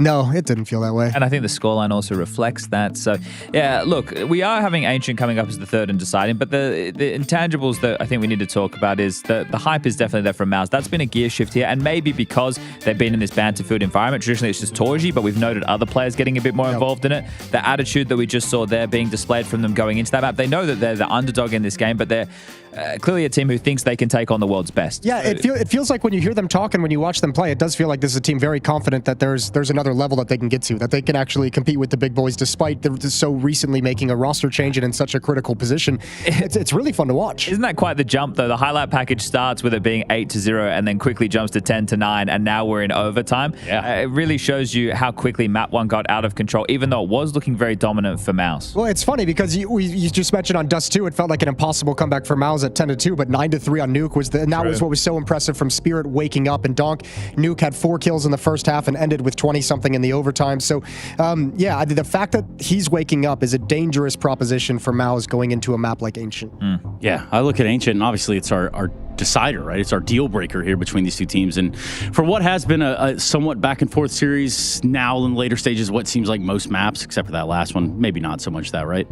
Yeah, I think when you look at Ancient as the third and decider, one of these factors for me, we are going to have the knife side. True. But at the same time, I don't think you're going to be too upset if you are starting on that T side. A lot of these mid fights, I hate like boiling something down to a coin toss, but these players on both sides of the server, you have Exertion taking the mid control, you have Donk taking the mid control. There are risks that are associated with those positions. How many flashes are we going to have? How well are you reading that? So I put a lot of emphasis on those individuals and how they act in those moments, because they're calling the flashes. They might not be calling the strat, right? Brolin will call it or Chopper will call it, but then that player is tasked with, okay, I want the flash now. We'll make sure there's a third flash. We want it on a late timing, or I'm going to scale across the Tetris. Or are you rushing through the CT Molotov? Are you feeling frisky? All those kinds of things. I think Exertion's going to have a big challenge on the T side for MOUZ, as he's the guy who plays kind of the back elbow. And we know Donk is going to want to get a little bit aggressive. He's going to want to push. We've seen him plenty of times peek down that B lane on the jump up. So Exertion, I think, is going to have to be really, really on top of his game in terms of communicating what's available, what options are available to the CT side, what he's able to take away from them, what they're actually trying to do. And we'll just see how they handle it, because Spinks didn't play a lot of Ancient. No. I think, like, obviously you go back end stays, yes. Yeah. But then when you move into the time that he had in Vitality, no. It's been Vitality's permaban for as long as I can remember, maybe forever, right? Yeah. So this is one of the issues. But they have actually played a lot of maps on it this year. They played it a bunch at Cluj. They played it here in where are we? Sweden. Yes. Pro League, ESL Pro League. So they've been getting reps under his belt, but it's still not something that is a natural comfort for him. You know, I don't know if he played it a lot in the Pug Realms when he was in the Vitality I would days. assume surely in FPL it gets played a decent amount. And that's the thing. How many players are even dipping their toes into that these days? I know he would definitely be playing with his boys in the Pugs for sure. But he's had some big moments on some of those Ancient games, some clutches, had a big lockdown on the B side earlier on as well. So is he a weakness? Look, I think it's right. You're up against Spirit. They're still the favorite. They're the favorite coming into this. That hasn't changed. Yeah, and you know, Jason, maybe I can put this in your wheelhouse as well.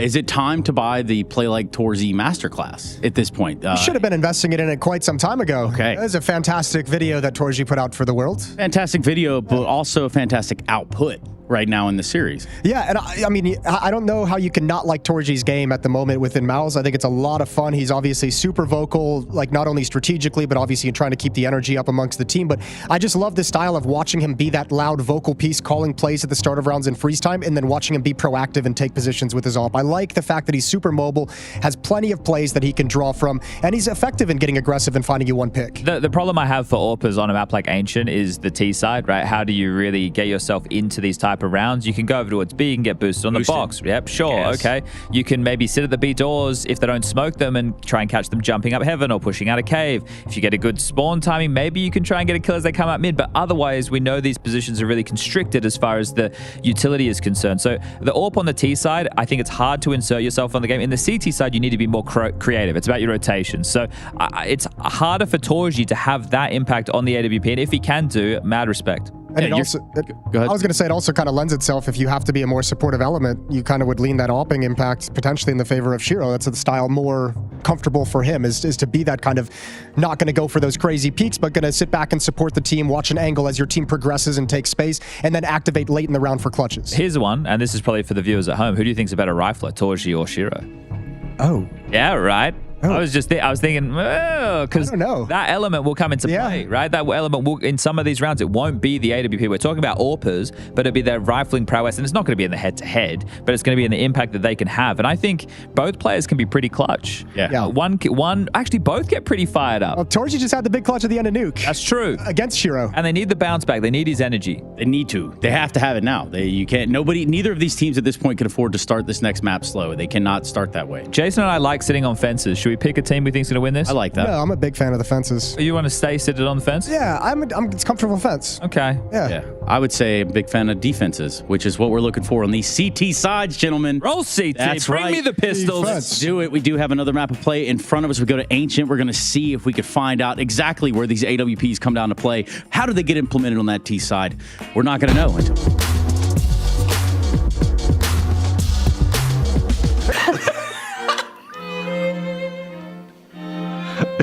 But as stupid as it sounds, I always thought I was cool, even though I definitely wasn't. Face to face with you. What a day, Sorry, no English. Donk.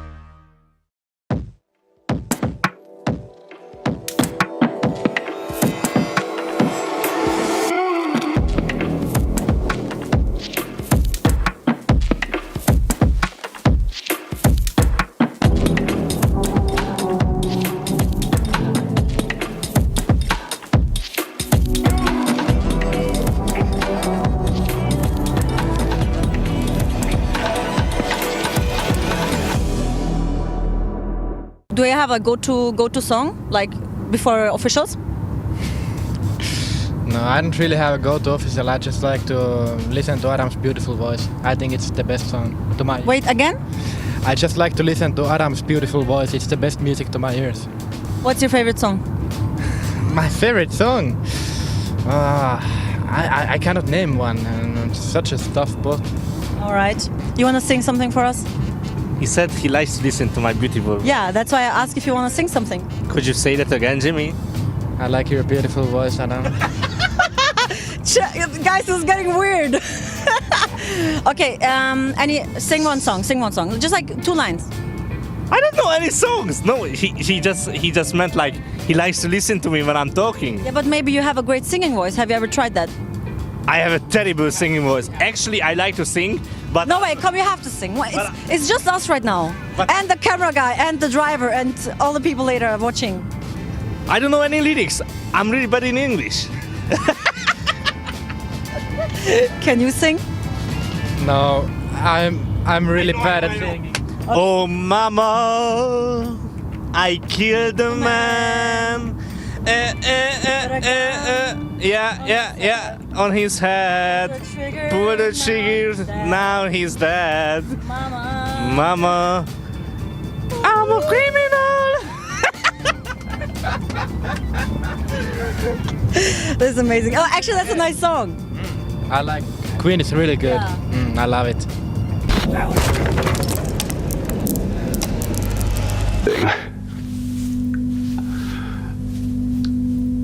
Played a lot with ESL Gaming, so I think our chances are pretty big, and everyone knows it. Russian guys are better than Poland.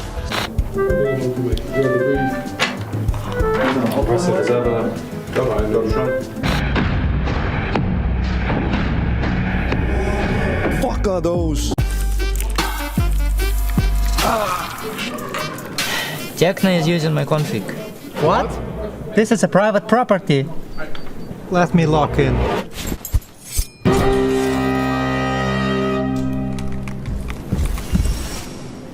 Do you think that stealing is okay? What? Donk's config. One of your players has stolen Donk's config.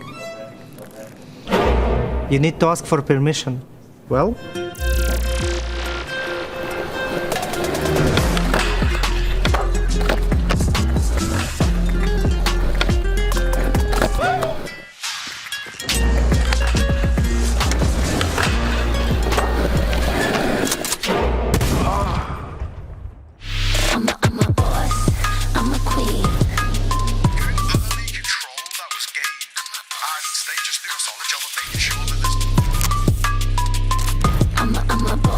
I did not consent to surveillance.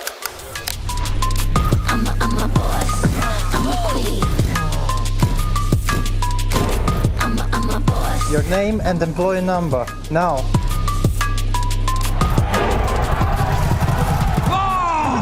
Gonna be overtime. This is their major. This is their history. And look at magixx. He's just too stunned to even stand up.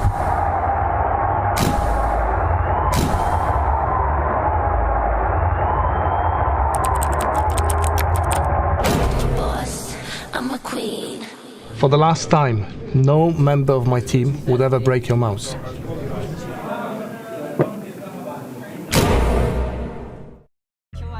It's all fun and games as we get into our third map. Smiles on both sides of the server, a success on Nuke for MOUZ, and a dominant Dust 2 for Spirit brings us here. We've chopped and changed a little bit. We've got rid of Steel. We've brought in MOUZ.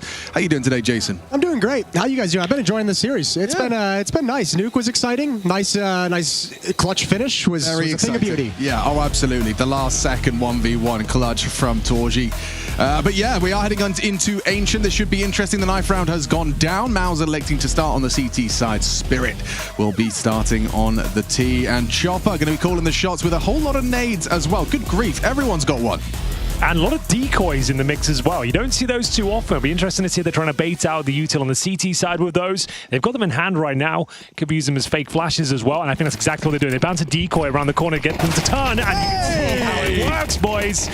Decoys underrated. Oh, that's so cheeky. It's taken us a decade, but we found a use. Yeah, found a great use. God, of course, the Gilbert is in cave. When you hear two nades bouncing off the wall, who are you to stand there and assume they're decoys? Bombs drop though, so that initial success kind of is negated. A lot of time taken by Shiro to go pick it back up, giving time for Torji to rotate back through T-spawn. He's going to have a huge flank towards the B ramp. Oh, alley-oop.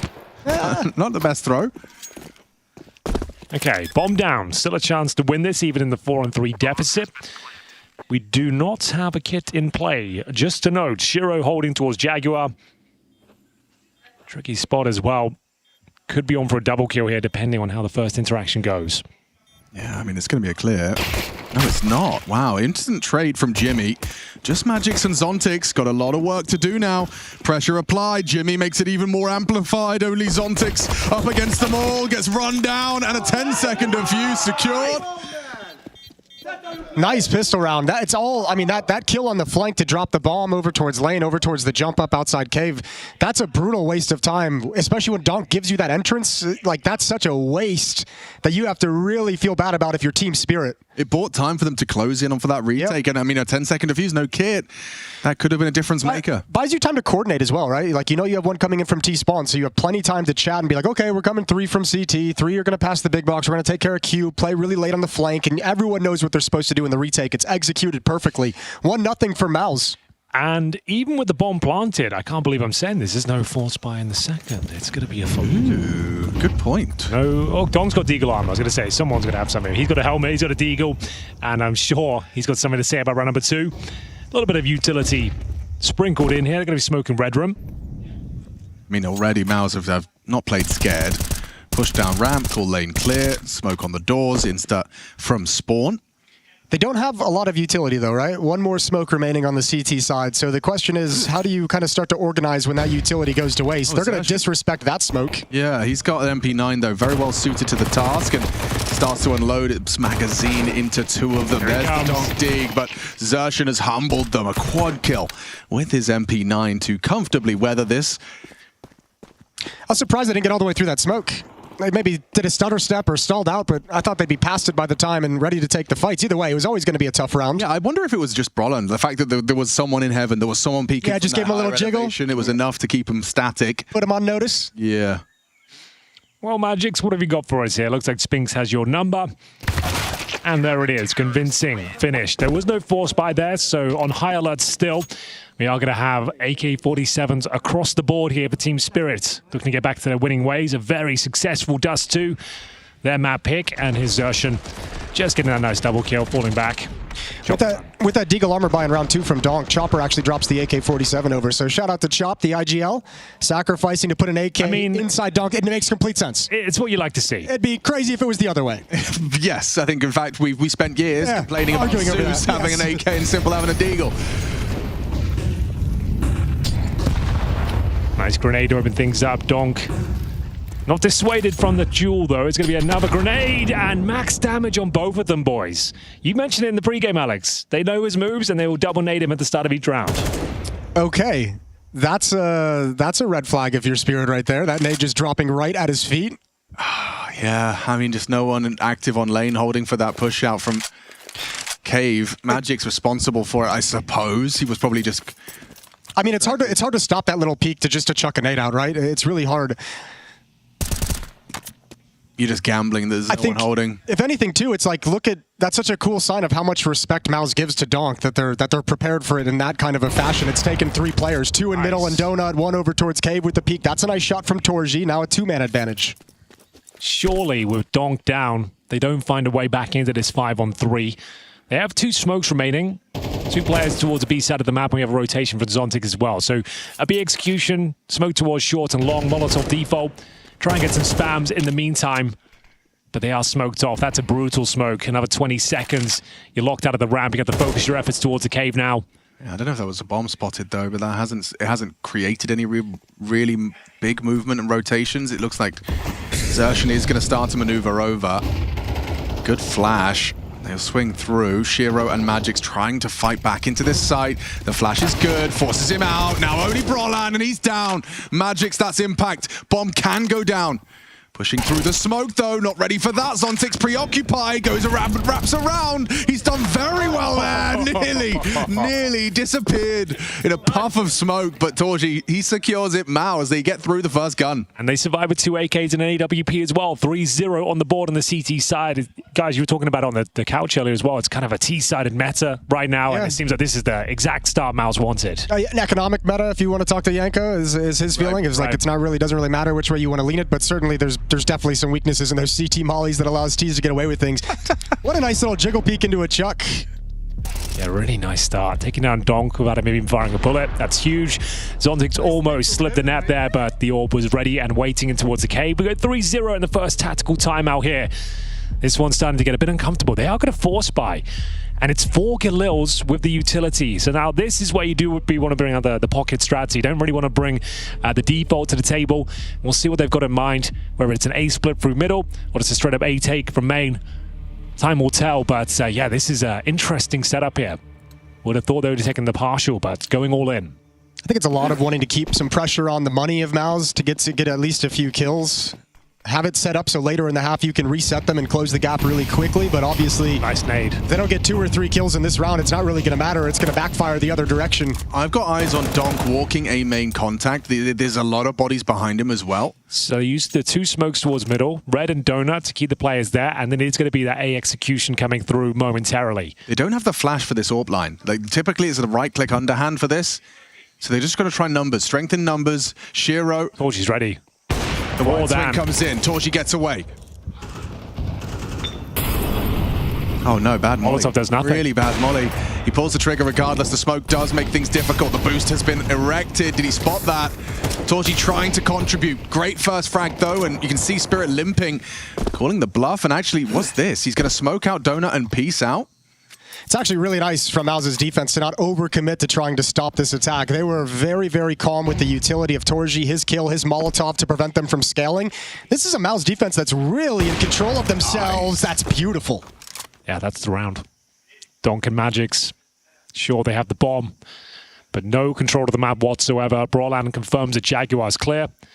At this point, no one needs to go down. You don't need to play the choke points. Let them have middle. 30 seconds, there should be nothing to do here. Just a case of how clean the round's going to be. They're definitely giving them some opportunities for a couple of kills, with Spinks stays alive for now. 5-on-2. I mean, we talked about the risk-reward of going for this kind of a buy, and it's obviously clear they've gotten the crap end of this deal. Yeah, the poopy end of this lollipop. Is that a saying? It is now. It is now. That's tickled you a little bit. Yeah, I got there. I didn't see it coming. It took me the whole season, but here we are. Yeah. It is. Brolan will be confirming the victory here. The bomb goes down. Kill him off the time, ideally, but no one there to punish. Oh, they're coming. They've got 3 AKs now. Well, it's not gone well for Spirit at the start of this map. It's not gone well at all.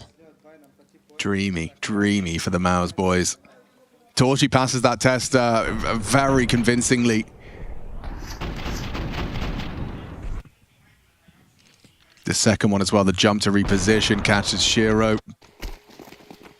Not a good sideline for a rifle. And what can you say about this one? A partial. Armored sidearms. Cave and Red smoke just to start off with their protocols, but doesn't look like it's going to bear too much fruit.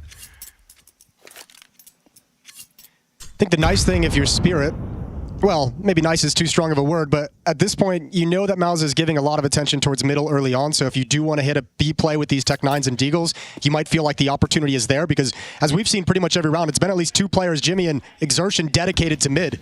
If you want to be a team like Team Spirit, these are the rounds you have to convert. No mistakes can be presented at this juncture. And so far, it's going swimmingly.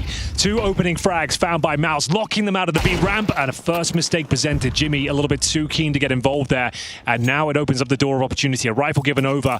That's what we'd call maybe a bozo death. Oh yeah, for sure. He has no need to actually push that. His job in that situation is just to contain in middle. So he's gone way too far. And look what it's done to the defense. It's spread it all out. Well, once there was 3 to 4 defenders at the B bomb site, now it's just Brolin, and he has to play it passively. So round is back on because of that push from Jimmy. He has had a poor series by his standards. We're often singing his praises and saying he's the best anchor in CS2. This series, nowhere to be seen. Bottom of the pack, 0.9 rating in the first 2 maps. And that death, that leads to a round loss. Oh, it might. God, it actually could. That's why they call it a bozo death. Oh, dear. It was a guarantee, a shoe-in, Henry. Such a lock-in. That's so disappointing for Jimmy. Player of his stature. Just wanted, like, having a bad series and hearing they've got Tech 9s, wanted to get involved. That's all it comes down to. It's a massive, grave mistake. And now it's costing the round. Like I said before going into this one, you cannot afford to lose these rounds, and you had a 5-on-3. And that's Toshiro as well, which was... Give them a rifle. It was a Deagle no Kev, like straight up. I wonder what his... Body language is Body language is looking right, his demeanor. Yeah. It's a fundamental mistake from a player that we normally term as one of the most fundamentally sound we've got. That's been the story around Jimmy, even coming into his rookie season at the professional level. He seemed so sharp. This was a mistake that cost them a lot and might give Spirit an opening back into the game. Not only is it suck to lose the round because of that, but look how much money you've now got to re-spend. Where previously your money was looking great, now you got to dig into the coffers. That's tough. Can't afford that. Team Spirit are too good. We'll see how that transpired as well. And you're bang on when you say as well, like, that's all that is he's just been told, like, Tech 9s, they're coming B, and you want to get yours, right? You want to just kind of finish this round and get ready for the next one. No. You've got nothing to justify that play. That's rough. That's rough. Now you've opened up the door. That is a direct injection of cash and a partial buy there for Team Spirit. Yeah, you've given Team Spirit 2 full buys now moving forward. Yep. Regardless of what happens, Exertion gets there. Okay, bouncing back. The run boost to get close, popping the smoke open and getting double kill. Exertion saving the day here. Yeah, and they're light on resources as well. I don't see a smoker. There should be one on the corpses of Shiro and Donk. And that's retrieved now by Zontix. Investing into the lane extinguished cave and red, so their opener has completely collapsed thanks to Exertion's forward positioning. That run boost is becoming very vogue to counter that close molly. There's another pile of utility on that corpse. magixx none the wiser.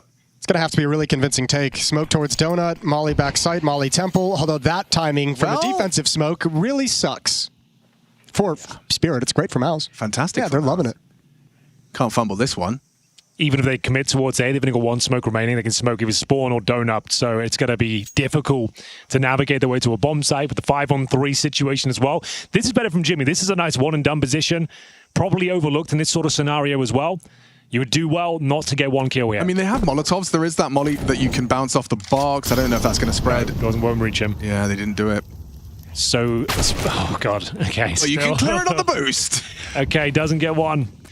In trouble now, the round's back open, and it's Jimmy to go down first once again. Yeah, but Donut's wide open because they use the smoke and spawn, so Torji's op has a line of sight that's going to be really tough to deal with. Yeah. Spam looks good, doesn't find that final bullet required. Chopper with literally 1 point of health, gets the bomb down, and now Jimmy biting through his fingernails, needs to see his boys close this one out. Come on, lads! No. Not the double from Zontix! They're all so low, but Xertion, the one with the rifle. Wait, Zontix gets away from the flame, does wall bang him straight through the box. Torji, that's actually giving him a chance back in. Where's the kit?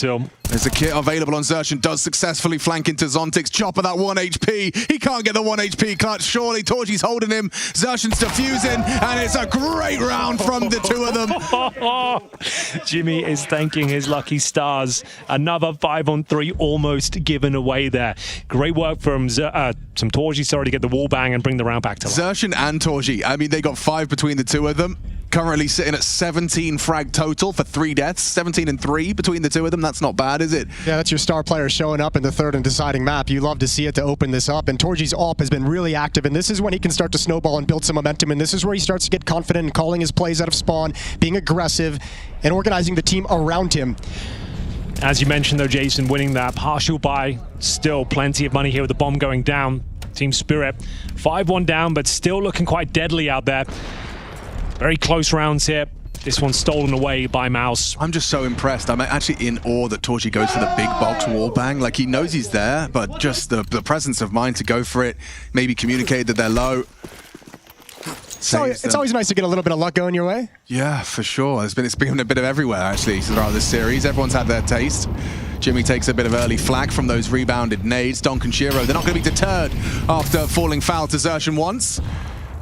Jimmy's here now. Ooh, Donk's playing a dangerous game. What? Xerxen, I don't know how he's done that. Just a straight smoke spam. Very nice. Another opening advantage here. They've had plenty of them. It feels like, I mean, I don't know if I'm reading too much into it, but after that first nade kill on a Donk in the opening gun round, it feels like that hyper-aggressive get out of mid has been something he doesn't want to go back to. They're starting to try and slow play it through the elbow smoke. Oh, Jimmy needs help. Yeah, Xerxen is tasked with keeping that heaven fight covered. Oh, Jimmy just perfectly times that aggress. Catches Chopper looking elsewhere. And because you never made it through that mid smoke, you have no information of what's happening deep down mid. That's a nice, easy kill for Jimmy to pick up, and now back to Donut.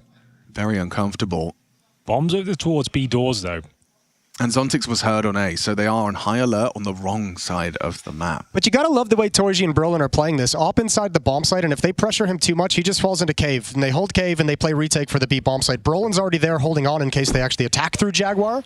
So it's a nice setup to have relative safety as the defenders of the B bomb site if they do end up coming here. For the moment, Team Spirit working their way into mid. I like the passive nature of that approach from Jimmy. He was just spotting the pixel gap. Confirms that they are in middle and maneuvering through Donut. A lot of responsibility onto Xerxen here. Tucked on that box. He's playing it well, though. Oh, they spotted him. Well, actually taking some damage. Jimmy coming to life finally in this series, having his moment. That should be enough to win the round here. It is Donk, but no time. Literally not possible to win the round at this stage. He's going to keep it clean. Oh my god. Okay, he almost found a way. He almost found a bloody way. Yeah, I told you, if he's a little bit too close, yeah, it gets spicy. Nice little double at the end. Economic damage. And it's nice to have that, but at the scoreline of 6-1, you're running out of opportunities where that's going to have too much of an impact on the scoreline going into halftime. So if you're Spirit, you're starting to really feel the pressure of, like, we've got to put a round on the board now. This has got to happen now. Set them up for the break of the economy. It's got to happen in the next 2 rounds, or else we're going to have a really rough half. That's just a little two-tap. They're finding great opening advantages. The only round they've given up now is to a partial buy where they had a 5-on-3, bear in mind. So every round has been pitch perfect, apart from that one blemish. magixx again, the selfless teammate, sets up Donk with the AK. Spinks progressing down the ramp. Brolin distracts him, has backs turned, and magixx, that Tech 9 goes down, but it's not in vain. Donk's AK trades. And down goes Torji's AWP. They're into cave, they're going to try and fight for this, but looks good with the spray, not good enough. Xerxen wins out his duel, a double kill, and now up to Zontix. Okay, a very realistic 2v1. He probably pushes his smoke after the spam comes through, but Xerxen, one step ahead, continues this fantastic form he's showing all series long. 13-3 with a triple kill in round number 8. I haven't been keeping track, but that feels like his 5th or 6th kill through smokes in like 8 rounds. Yeah, that's insane. Sometimes just everything's hitting. Everything is hitting. He does look quite stressed. 13-3 is definitely putting in his good shift, but that got very close. That got a little too scary. I think he looks good stressed. He's like locked in stressed, you know? Like he's so focused on what's coming next. He's reading the game very well. Every round is so precarious, so scary for them, but they're winning all these key situations. One mistake, sure, but overall this is looking very good. 7-1 now. Another buy. A weak one, Jason. You can see Galil's lack of utility, and they're going to try this B push once again. This is ambitious. It's good timing, though. Chopper down, backs are turned. magixx responds, as does Shiro. 4 players there, unfortunate. This is the fight for mid. Xerxen wins it out comfortably. Zontix was just not prepared or equipped for that engagement. Look how bold Torji is in the mid-round with the AWP moving in towards Jaguar, and it works perfectly. Now Shiro tries to escalate. He tries to speed things up into the B-bomb site. You could have left that. Yeah, I was okay with it. I think I like to escalate. Oh, but Jimmy, he's escalated us to an 8th. And it looks like Cyclone, interesting to call a timeout after such a dominant win. It's actually called by Spirit, do excuse me. They're third.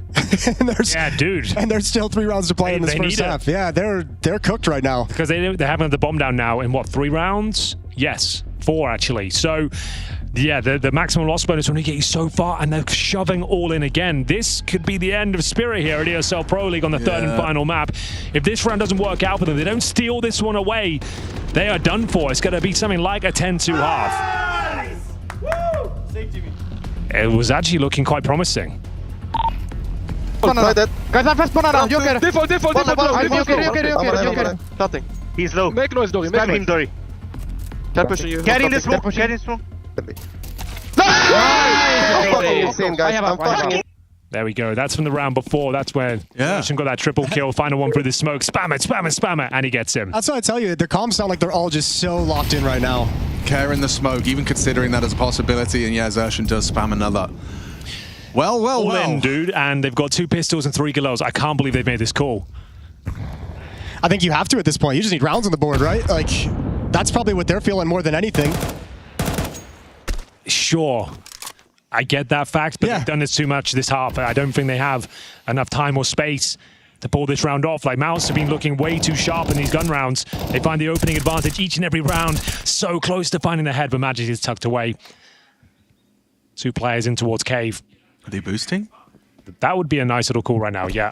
Oh, not like that, but it's okay, I suppose. No one heard it, I don't think. It's crazy seeing this Spirit so, like, neutered, so, like, passive almost. Like, none of their T-side openings have been aggressive after the first gun round anywhere. Like, I think you made a good point. They got rattled by that HE deployment. And then they've seen so many B ramp pushes that they don't want to be fast up B lane or towards the jump up. Yeah, this is such a sick setup. You're always good for one here. It's whether you can find a couple. One can turn away, the other is ready to deploy the shots, and magixx gets a double. First advantage they've had in some time here. Zershin, though, the final boss of the B bomb site, puts himself in an off angle, looking for multiple frags here. Nothing but 2 would suffice. That smoke won't last forever, but flushed into the fight. There's the trade. Necessary from Shiro, and they're into the site. What's Jimmy got? From Jimmy. Jimmy controlling the spray for damage. Ugly. Insufficient. Shiro and magixx with multi-kills, double kills each, has led to a Spirit 1v3. This would tear their heart out. Torshi walks in. What a call. Flank is caught. Wow, Shiro thought he had him dead to rights there. Is he really going to keep making a play for this? Does have a smoke and a kit, which could get him nervous. Zontic's just on that site. His teammate telling him, just peek off of my contact. I'll be jiggling it. And doesn't even look like Torshi's giving it much more of a look in. Taking his AWP for a save. Whoop. Well, there it is. The 4 spy, the Galils, PT-15 at Tech 9. It's enough. It set them up right at the end of this half. The next round is going to be that reset half. If they can win this second round in a row, Team Spirit, MOUZ is going to be really labored for cash. They already kind of are. Brolin has 1450. Jimmy has 3600. Torshi will drop a gun over, but after this, money's gone for MOUZ. So Team Spirit are saying, if we win this is a 2-for-1. Then we can end the half 4-8, and at least we've got something to work with. Torshi can drop an M4 and a FAMAS, thankfully. So that can plug a lot of the holes here. He still has 2K. Might want to just keep his money strong. It looks like they're going to opt for SMGs instead. It's going to feel a little bit hollow, though, right? Because this is like the round they've been looking for this entire half. They just haven't been able to get there, and now there's not enough time for it to be truly impactful. It's just about survival.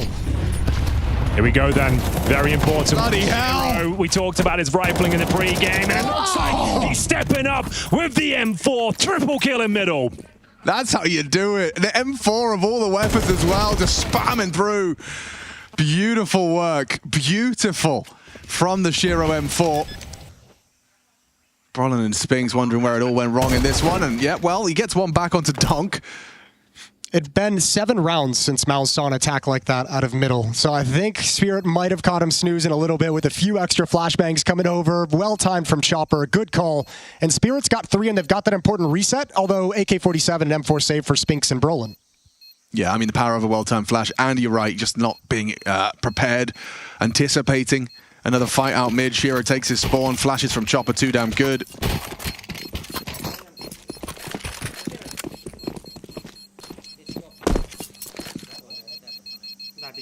And a safe exit as well. 8-4 becomes a workable half here for MOUZ. They'll do what they can with what they have. Certainly. Final round. And now the comeback feels realistic. It's been a constant tug of war between these two teams. We opened things up with a 9-3 scoreline in the T-side campaign for MOUZ. Went into overtime. 10-2 for Spirit in the first half of Dust 2. Didn't get quite as close, but still a chance of the comeback. And once again, we find ourselves in the third and final map. And Team Spirit look locked in. They are ready to get 4 on the board and perform a reverse sweep of their own.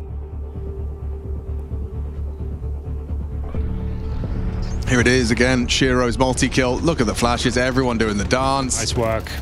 And then even spotting the last, catches him on the retreat. Poor Xertion.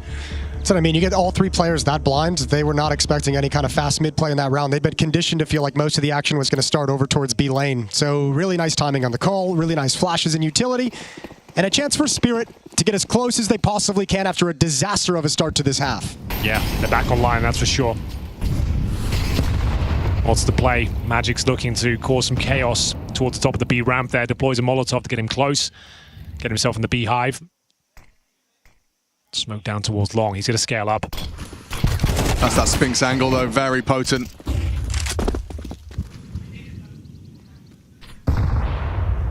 Draws first blood.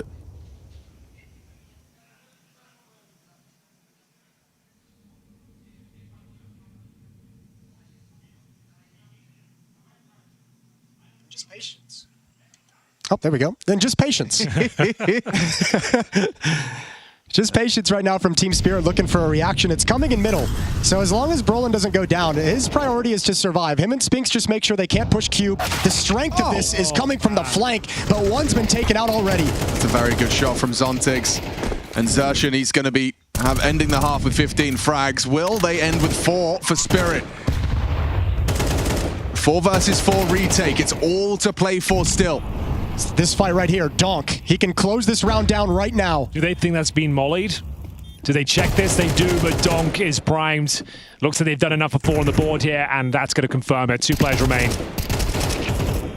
And so a workable half after all, right at the tail end. 3 consecutive rounds from Spirit, keeping the conversation as to who will lock in for that grand final tomorrow. Stay tuned.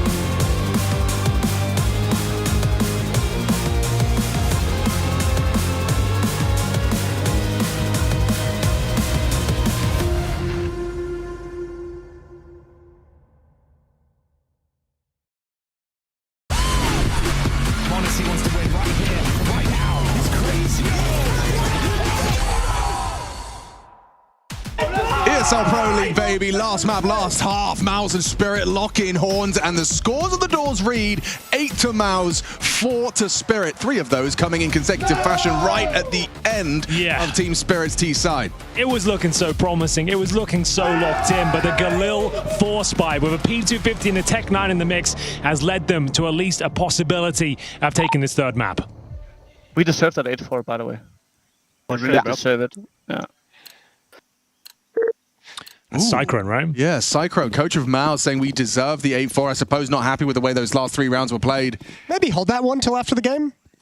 Or motivate your boys by saying, like, it's kind of communicating, don't take your foot off the pedal. Right. Don't get owned by Donk and Shiro in middle on the pistol. Could happen. Good. Probably will. Well, they felt the sting of a really nice Spirit comeback on Nuke. Now, they did end up winning the map, but obviously not a situation they want to put themselves into again. Such an important pistol.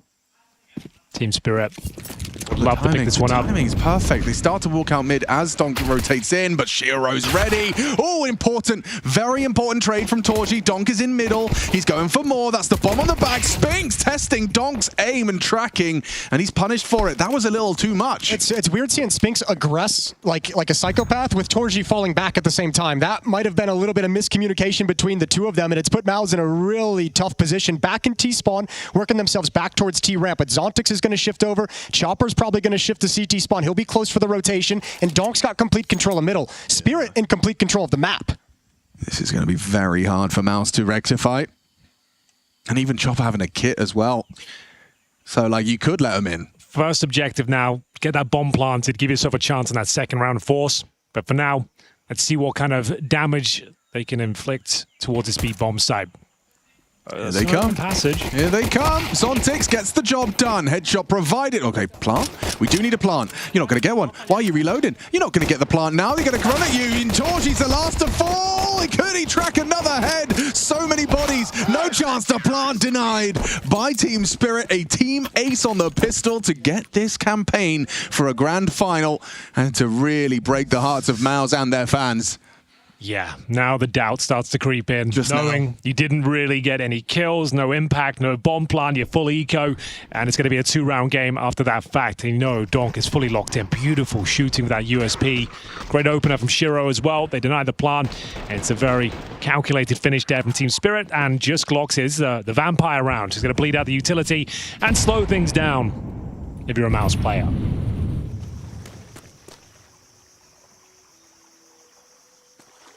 Yeah, no one. They're just checking out the water and spawn. Yeah, it's look quite at its cool effects. It's very nice. pretty. Yeah, it does look good. It's nice music back here. I don't think that's drinking water, though. I think a lot of boots have been through there. Yeah. The water was so good in spawn. Like, guys, just in case you're ever wondering what it sounds like in a semifinal. I mean, you know, you are there to rot the clock. Just hope that the util does get thrown out. Shiro, however, is farming for AWP money. Yeah, and actually, this is a really intelligent play from him. He's the one that wants all these kills. He wants to get that. That's enough. That's his bill. I was going to say, it looked like it was going to be perfect for him with 3 kills potentially, but at least they do get some kills on the MP9s, and they lose 2 en route. It's actually a little bit problematic, but here come the AK-47s. 2-round game, as mentioned. MOUZ Sports looking to pick up the pieces here and activate themselves in the second half. It was looking so good. They were 8-1 up. Gave up 3 in a row towards the end. And now they truly will be tested against the Donk AK-47. Shiro won't be able to purchase the AWP. We'll have a look. MP9 for now. Gets the M4 instead. See that reminder as well. Watch.faceit.com. If you want to mute the casters and choose your own POVs, you can do so. Over there.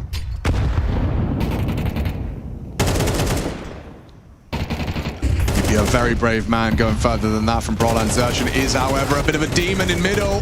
He does meet his maker in Donk. How has he done that? A spam through the smoke upon the fade.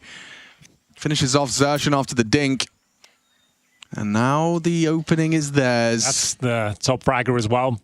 16-9 is Zertion. And your playmaking space taker as well. Don't have a whole lot of utility after the fact to try and get into this bomb site. 1 smoke on Spinks, Molotov on Brolin, flash on Jimmy. All that might be left is walking up this B ramp or testing from cave once this smoke clears.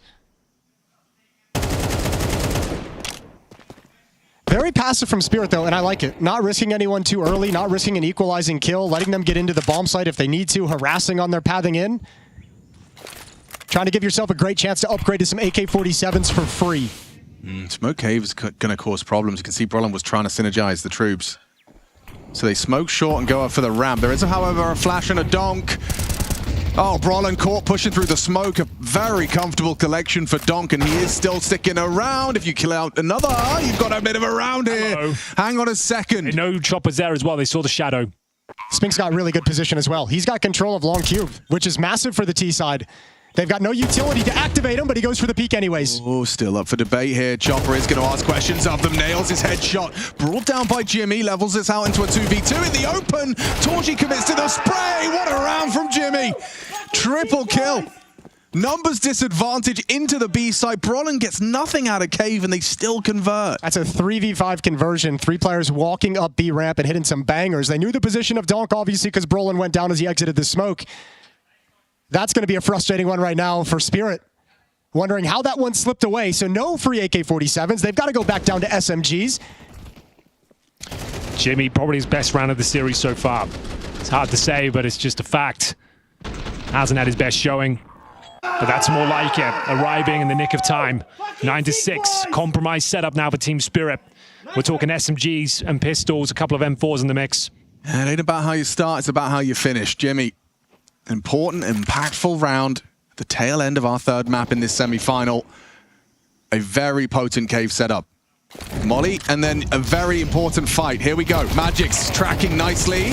Actually, it was Chopper, excuse me, baiting for magixx in the corner. Baby. And it works out well. Gets the headshot, gets the man advantage. Donk's going to go through this. Donk comes in asking questions of Xerxin. Zontic's long range will trade. Torgy's already got a leg up, though, at the B bomb site. He needs one kill. Ooh, damn. Is this going to be a jump scare for Shiro? He's holding for this exact fight. magixx down, trade available, pulling out nades. Shiro doesn't go, doesn't punish. He lets the frag come to him. Torgy can't believe he didn't go for the trade Jimmy, immediately. Oh, you you're can pull right. this one off, all will be forgiven. Fantastic impact in the previous round. He is known for his clutch ability. Time and time again, he delivers the goods. And he's got a wide open B bomb side, boys. They're rotating completely away. That's wild. But, I mean, Jimmy's going to spend some time clearing things out. Not much, by the looks of it. Molotov goes down. That'll be the signal for Spirit to start hustling as bomb gets planted, and Jimmy's got plenty of time, although he doesn't know it, to set up in a post plant. No kip. HE's available, 2 of them. Smoke for the bomb. Jimmy will be a hero if he can pull this one off. It's planted default. It's planted not for him. 10-second defuse, I suppose. Well, that time is ticking away, boys. Yeah, it's running short for these 2 of them. No smoke, no kit. Oh, smoke on the bomb. Frag is found. It looks too easy for Zontix. The mind games of position and post-plant position. Jimmy just going to be very disappointed in that one. That one kill, it's a guaranteed win. It was like 1.5 seconds left on that defuse, even after getting an instant kill. That's a shame. It's tough. Well, you got to buy up again if you're MOUZ, because you know the money's at a breaking point. We saw Spirit, how much they wanted to contend for that throughout the first half, and weren't ever able to get to that point until very, very late, until what, like round 11 when they finally broke it. MOUZ is going to have that opportunity early on, and with this plant, I think they've got enough money to go for it. Will they choose to? Ooh, disappointment on the face of Brolin.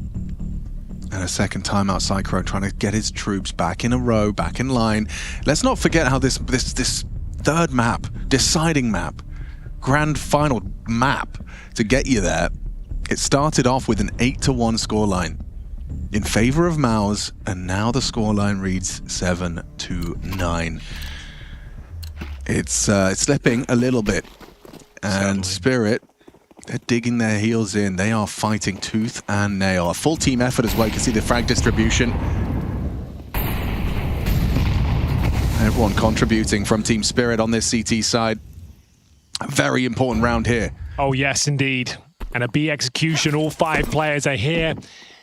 It's simple, it's effective, but can they pull it off? Can they stick the landing here? First kill goes in favor of Brolan, jumping Mac 10 kill towards Long. Gonna keep pushing as well, catches the timing on Shiro, double for the in-game leader, takes himself up to 10 kills total, and with the Molotov down, that should be all she wrote. Chopper finds some footing here, but just the SMG can't afford the challenge again. It's down to Donk. If ever there was a man that could save you, it could be him, gets a double, brings it back to their man advantage in Team Spirit's favor. He's down to 3 points of health. There is so much trouble. How does he get both there on Long? The trade was as much as a guarantee as ever. Torji and Xerxin, double cave set up and you get smoked! It's fallen away! Can Xerxin save them? Trying to catch the timing, Donk is first victim, 2 more to find, but down now to Chopper! And Hirosh indeed, it's a 1-round game! I can't believe that.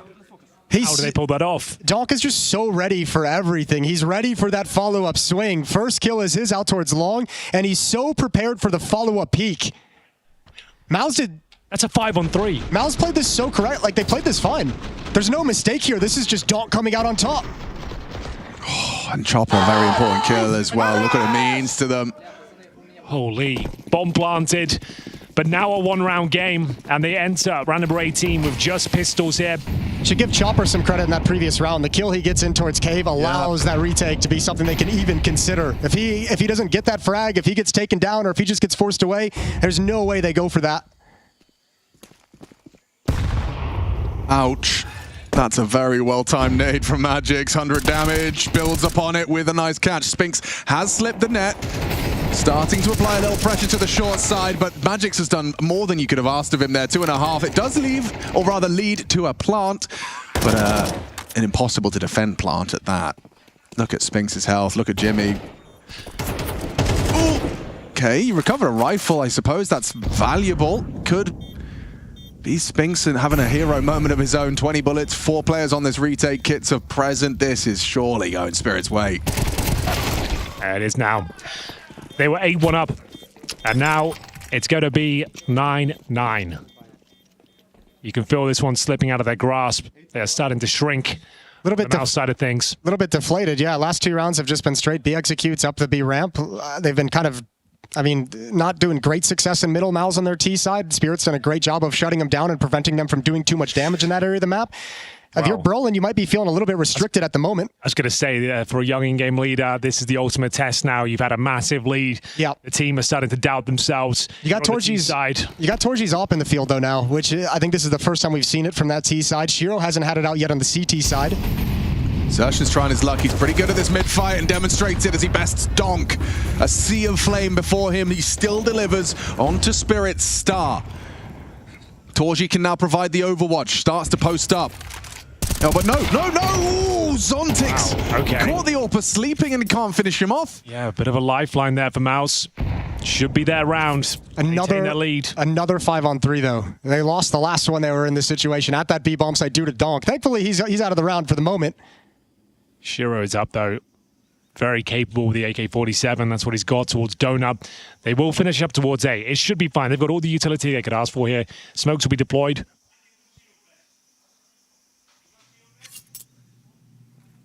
I can actually hear them. The studio's so quiet. You can hear MOUZ just ensuring and discussing how they plan to finish this one off, walking into A. Got a Molotov for big box. There's Donut not covered though. Shiro needs like 2 or 3 out of this one to make it possible. Is he going to swing the bomb? Jimmy needs to cover Xerxin for this plant.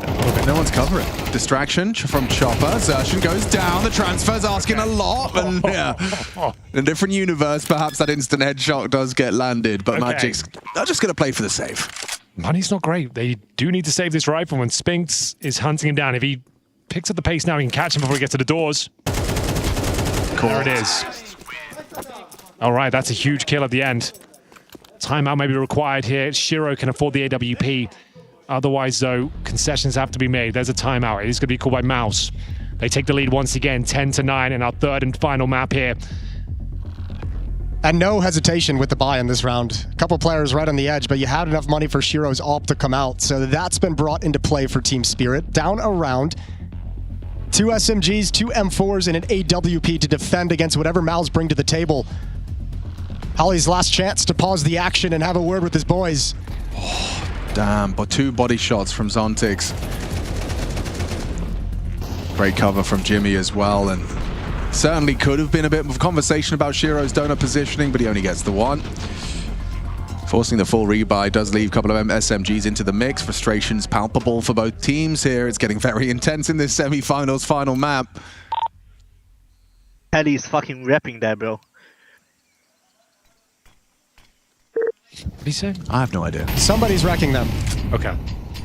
Someone somewhere, bro, is getting wrecked. Somebody's wrecking them, bro. All right. There's a force by built around the Shiro AWP. The Zontix M4 delivers the goods on the first interaction towards middle. Donk chiming in as well. My God, is he ever? Gets himself a double, and a dink towards Jimmy should secure a 10th. I don't know. Actually, conversation might change. If Torji can somehow walk up with his eye pressed to the scope, which is exactly what he's doing, he could theoretically catch magixx, but Jimmy's not even going to clear this. And Choppers would never. Oh, there was a chance. One bullet from that AK might have taken him down, and it will be the 10-10 scoreline. We're all tied up. Bear in mind, the 8-1 lead, I'll just reiterate that one more time, the MOUZ had is being completely thwarted now. And they do have cash to buy, but it will be a compromise one. There'll be a couple of bits and pieces missing, but overall, generally fine. Round 21. magixx will stay on the MP9. They've got AKs in the hands of Chopper and Donk. Double kill once again from this young man. It's so massive that that's a clean round for Spirit as well. They've got cash built up now. For MOUZ, they got nothing in the bank. This is a situation where you lose this one, and Team Spirit has the red carpet starting to get rolled out towards a series victory. Exertion makes the run across middle to the box. Wow. And holds. That was their own T-side molly. They missed it, and could have been disastrous. Thankfully, no CTZ to punish. At this round, imagine. Yep. Gosh. He almost fumbled that so bad. If CTs were spraying them down, they would have been in a lot of trouble. Initial util starts to wane. Looks like they're just falling right back into a B ramp hit. And I think part of it is the success they've had getting into the site, getting the bomb planted, and getting the opportunity to win a post plant, but they haven't won many of them, it feels like. They've gotten in, haven't been able to convert. Yeah, combination of their post-plant game and Spirit's retake. Shiro's got a guaranteed frag on this line. Even if he misses the shot, oh my God, he's not going to. That was a scary moment for him. Finds transition, trying to neutralize the situation with the incendiary, reset his position. Should be absolutely fine to do so, but bear in mind there are two players in there. Boosting up Chopper, like I said, this position can be so potent, always good for one, it feels like, and they'll continue barraging this B bomb site. With the utility, Shiro does miss a shot. Yeah, that's punished. Xerxin brings him down, and actually they know where Chopper is as well. Xerxin toying with him, finds the headshot necessary, but it's Donk. He is coming in. Shadow advantage. He does spot out Spinks, confirms his position, but piecing out, play the numbers. This is a guarantee. You can't lose this post plant. I love that play from Spinks so much. Just falling aback. Yeah, just info. like, I don't need this fight. Like, you're the one in a crap position. Like, what? I don't need this at all. Jason, you mentioned this is the do or die moment for MOUZ. They were all in, and what a resounding victory it is. 4 players, make it 3 surviving as Zontix pieces out, and now the pressure towards Team Spirit again to the bookend of this third and final map. Oh my God, is he looking forward? No. It's fine, it's fine. Can you imagine? Thank God Jimmy's there. You know, like you start having a conversation, you get a little distracted. It's ridiculous, right? So there is a moment where they could have given it away, but Jimmy ahead of it, and now $1,400 for Chopper. He's been dropping so many weapons. Zontix 2,800. They are going to buy. They're trying to deny series and grand final points here. Excellent work from Xerxin. Chopper didn't really handle that boost too well. Shiro needed to hit that first shot coming up ramp. Yep. That had to be an op kill. That had to be a frag that took away kind of the spear and gave a little bit more space and time for Spirit's defense to react to the rush. All in our Team Spirit. Great opportunity for MOUZ. Okay, so Zontix will pull the crosshairs, but Donk's right behind him, and Xerxin is ready.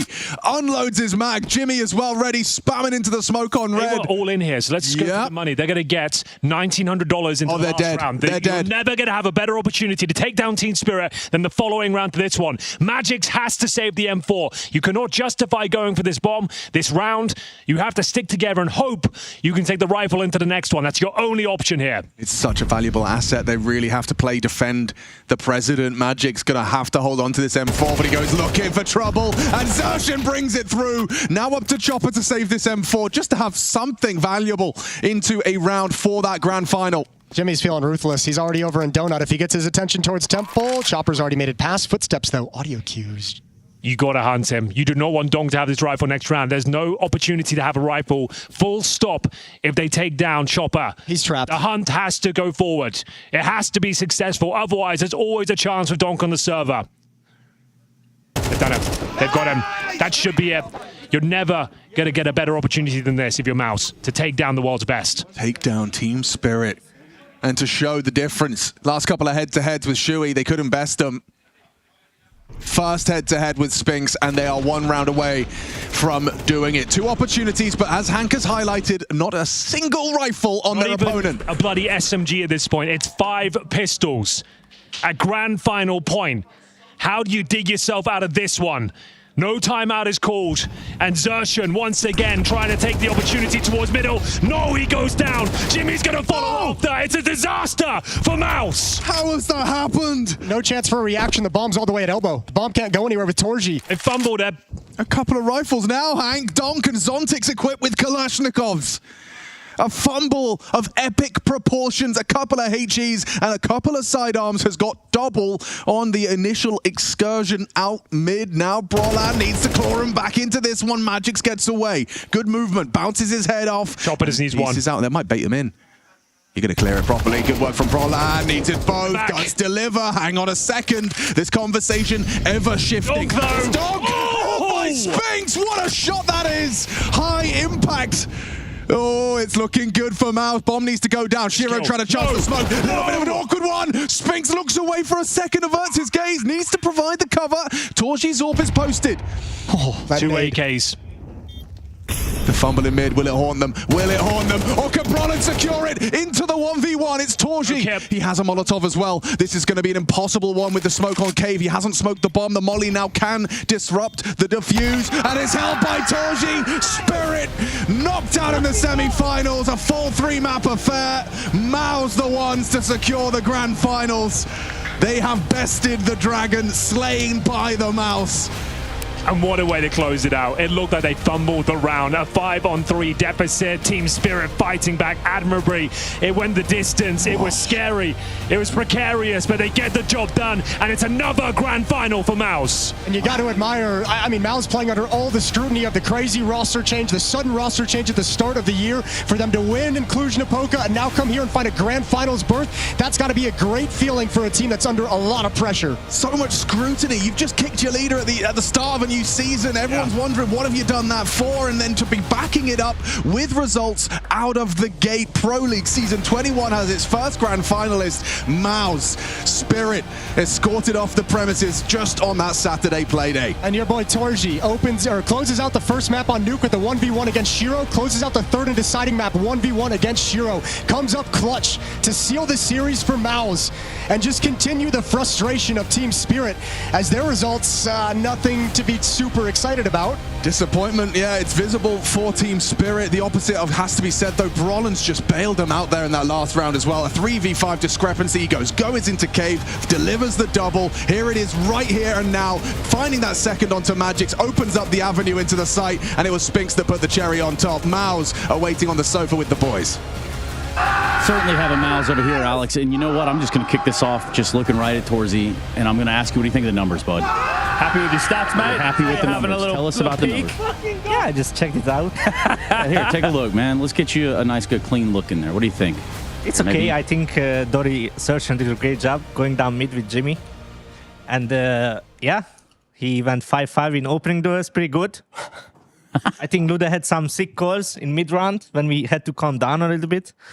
I don't know, I get in so much assist lately. I don't know. I can't kill people, just shoot about it, you know. See what Simple said, right? Aim higher. Yeah. I think with silencer you can like eat the bodies, you know. Yeah. I think we need to play a little bit of deathmatch because the headshot rates are pretty bad. That's the takeaway. Sakura, I want to come to you first if I could, mate, because we got a little snippet there at halftime, and you saying we deserved 8-4, boys. Now, was that like a positive we deserved, or was it like a we fucked up at the tail end and gave away a couple of rounds, we deserved 8-4? It was purely just to stay positive. Okay. Also on the note that us playing our game is probably going to take us there. Okay. I feel like we have better protocols, better procedures, and just got to get to those positions again, right? So it's a fun way to end both of those maps that you won, though. Nuke and that of Ancient being, buzzer beater, clutch time moments. You had the one on Nuke there to close that one out. You got pumped up after that, mate. Yeah, this was fucking close, to be honest. That's the best way to win a game. Do you prefer it when you're stomping a team or when it's exciting and you've actually put on because that's a show. That's what the people at home want to see. I think both is exciting. I think when you roll over someone, it gives you a lot of confidence, and it just shows that you are confident on that map or you played really good. But when it's get exciting, it also shows that you stay composed, you stay calm, and you can came out top of it, the game. So I think both is... You like both. Both are as long as you're winning. Exactly. Yeah, okay. But it's not like you had a huge commanding lead in that first half of Nuke, and then it started to be that it was just very hard to put rounds together. Would you say that's because they were playing really well, or do you guys think that there was something that you were letting them through too many times, like not giving them too much respect, too much space? I can maybe answer. I think a bit of both. I think Spirit, of course, is an elite class team, right? And they're able to pull together a T-side like that. I think also on our side and some of the talk outside was that we gave them too much space. Like some of the ideas we set out to do on the server were a little bit hesitant. We didn't really manage so many team aggressive rounds, which was a little bit of our approach, and we found ourselves on the back foot quite a lot. They did these second wave smokes outside, and we tried to re-smoke door all the time, or just stay really compact, but at no time did we really have good info about where they're going. Yeah. So whose decision then was it for you to go on Big Garage, where you're like, okay, I take care of this? I think then he said that we need to play a little bit aggressive, but it was also like, it was getting close, and I was like, I think maybe we need some magic, and I just jumped top of Garage, and I get like a double kill, and we shut them down. So you were on top of Garage? Yeah. Okay. I just jumped up. You have to see over the smoke somehow. Donk was getting lower. I think that new game, though, when we reflect to last year, you were all there. Sphinx is the only new addition since that PGL Shanghai Major. Sorry, not PGL, Shanghai Major. That was a perfect world. There's lots of P's in there. But you guys on Nuke against them then had their number, and you gave Donk like his second worst performance ever. Like kept him really quiet. And the same thing happened in the first half of Nuke this time round. Is there something special? You guys understand how Donk likes to approach things on Nuke? Because you had his number. I mean, of course, we know how he likes to approach things, but I think overall we just have a lot of really good layers, and it's difficult for the outside player to know exactly where we're at different moments, and I think that's just it. We give him a tough time, but we do that against any team right now. Okay. And I want to compare this to Cluj a little bit, right? Because you lifted the trophy over there in Cluj. Now you take down Spirit, who weren't in Cluj. As a big name, you get to rematch against Vitality. This is a studio environment. That was an arena LAN. How does this win stack up in the process of the new MOUZ? Obviously, I think it's kind of weird, maybe, because like now we're on a grand final of a studio event, basically in EPL. Obviously, in the multi it was a little bit crowd, but it was maybe a little bit the same. It feels a little bit weird, to be honest, to just play in Taiwan tier one tournament and be in final. But I think it is what it is, But I think it's just the pressure is maybe not there. Like if you look at the arena games, for example, but in Cluj, I think the crowd was really insane in Cluj as well. But I think the feeling is just a little bit weird, of course, when you're in a grand final of studio event. Yeah, I guess the angle I was going for was more of the caliber of team that you just took down, right? And the quality of Counter-Strike. Yeah. So when you look at it from that perspective, right, does it feel like that was a tougher match than some of the games over there, or how do you weigh up those factors? I think, obviously, I think the lower of the teams maybe were in Cluj, of course, but I think now it's just nice to beat the better teams, of course. And the Cluj, I think there were some good teams, of course, but I felt like it was a really good beginning, and now we want to show a next step. For example, now in EPL, and we have obviously we have done it, if I say so, but we want to make it one more step and take a trophy, of course. But I think like we are. Besides Cluj, I think we really wanted to be here and motivated to beat the best team, for example, Spirit and Vitality mainly. Yeah, you had a schedule. Like of how good the team should be this early on with a roster change, a new in-game leader. No, I just want to add to the last question. Yeah. Yeah, I mean, I feel like maybe the team, or at least me, I have a similar feeling what happened in Clash, that in the group stage we lost to Vitality. I mean to Falcon, sorry. And then in the finals we had to play them, and we know how good they are, and how good we have to step up. And I think it will be a little bit same if we will play versus Vitality in the final. I mean, we will see. But yeah, if we get there, we know how they are, and we just need to get prepared. That's exciting. If you do get Vitality tomorrow, it feels that you guys feel like you can take it to them. So we still have that Vitality Mongols game coming up. Who do you guys think is going to win that one? I mean, I think we shouldn't underestimate the Mongols. No, sure. Also based on yesterday, and that they're in a similar position to us, like growing a little bit event per event. When we played them at the Shanghai Major, clear that they had some nerves on stage. We took advantage of that. We're actually at a further development spot. So I think today they could shoot hard, but Vitality is going to take it. In my opinion. So. Okay. I've got two small requests. One, just a question. Torzy, if you had to put a percentage on how much time of your day you spend not smiling, what would that look like? Of not, sorry? Smiling. Because you're always smiling, man. Like, you always got this positive aura about 2 hours of World of Warcraft, you're smiling in those? Yeah, raiding, right? I'm smiling on the raids. Okay. Yeah. Then DM, I'm smiling. Yeah, Casey as well? Yeah. Yeah. If there's hamburgers for dinner, you're smiling. Oh, me too, man. I feel That's that. my favorite. Yeah. That was a good day.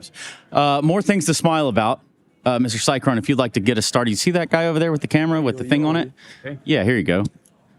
Damn. I'll try this. Sign it. Go ahead. And if you guys can all just go through and give it a nice sign. And obviously for us, yes, that is us seeing MOUZ going to a grand final, Chad. Yes, indeed. Thank you for your time, boys. We'll get you to sign. We'll get you out of here so you can go and get ready for tomorrow. Yeah, look. We do as well? Yeah, get over there. What are you guys doing? I just took the middle spot. I'm sorry. The coach is straight in the middle, the big one. You guys are going to have to fit in there somewhere. He's making it work. Do you need all 6? Well, look, we'll work it out. If they take it over there to the rest of them, take it over there. That's okay. Little. Yeah. Yeah, are you done? Yeah. You got anything you want to say, or are you good? Nothing. Perfect. Yo, thanks, man. All right, boys. Appreciate it. Congratulations. We'll see you tomorrow. Cool. Well, we almost got that to work. Yeah, almost. Maybe next time, next team. I think it was just about rounded around the edge. Yeah. You have to do a couple of dry runs first, maybe. Yeah. Is that reference to the trophy lift moment in Cluj? No, but facing the wrong way. Well, that's gonna happen sometimes. Yeah, sometimes, especially in those big moments. There's confetti flying around everywhere. You got the Confetti joy of Wap is winning playing on the broadcast. But let's talk about our DHL MVPs here, Chad. Who you got, Josh? Who's your top 3? I think you have to put it in Torzy there. Maybe Exertion made a big play towards the end, and if we're going, well, we'll see if he's right. We're going for both teams. Oh, my bad. Do it. Who will be the DHL MVP? You decide. You can participate in the DHL MVP vote as it happens. Make sure to be tuned into the Twitch stream and be ready to have your say. It is, in fact, time for the DHL MVP contender. That's right. You can use channel points, and you can vote for these young, sprightly lads right over here who just eliminated Spirit from contention and will be joining us in a grand final tomorrow. But yes, you make sure you use those Twitch channel points. We got Torzy up front as a front runner, obviously. Obvious for Torzy. I feel like we could be sitting here talking about him for a while. He had that many impactful rounds, but I guess they had to select just a handful of them. Very impactful the whole series. Exertion had a good Ancient. I don't know about the rest of the series, but that makes sense for why he's up here right now. Yeah, look, I think Exertion, one of his best maps is definitely Ancient. Seeing like mid on Ancient, you've got to have a sixth sense about you there, and obviously a good job done on map number 3, the most important of the series, Trace, you could say. Yeah, and I kind of just, obviously we're going to see Brolin's sort of highlights here for that DHL MVP candidacy. I just want to kind of circle back to that 50-50 coin toss sort of battle you're talking about in Ancient Middle. Oh, yeah, we were talking about before. Like I said, it comes down to a lot of different timings. There's what util is available. Are you expecting them to go aggressive? Is it on a second timing? Are they breaking the red smoke open? There's so many layers to it, and the players who do it best are the ones that get to dictate the flow over towards middle, and I think Exertion falls into that category. It's very much the truth. Yes, go ahead and use those Twitch channel points. We're going to go ahead and vote for that MVP. Guess what happens after the MVP vote is tallied? At the very end, somebody wins the MVP. Yeah, that's pretty good. You want to take a guess, Josh? Somebody wins the MVP prize. Don't know if that's actually. Well, there is a thing. trophy. Well, I don't want to promise a prize because then ultimately someone will just say, "Oh, well, you said that there was this prize. Now you got to give this guy like $100,000 or something." Whoa! What I want to say is $100,000. We speak to the winner of the DHL MVP vote at the conclusion of the grand finals tomorrow. Oh yeah, that does happen. That sounds like a prize. It is a bit of a prize, unless you don't like doing interviews, and then that's a bit of a punishment. It's a good thing that certain players won. In the past, yeah. Yeah, in the past. Thank you very much, guys. Very. I've never seen minus home. Apex. San Perez.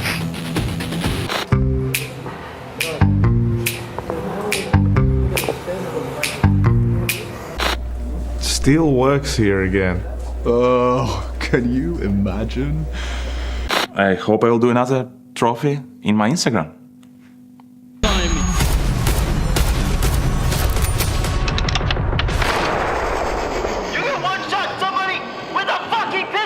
What's your name? Lee. Lee, mate, nice to meet you. What's it like being part of the best crowd in esports? If you're not here, you're not living. Let's go, the boys! All right, for now, we're going to send it away. Let's show the world why we're the best crowd!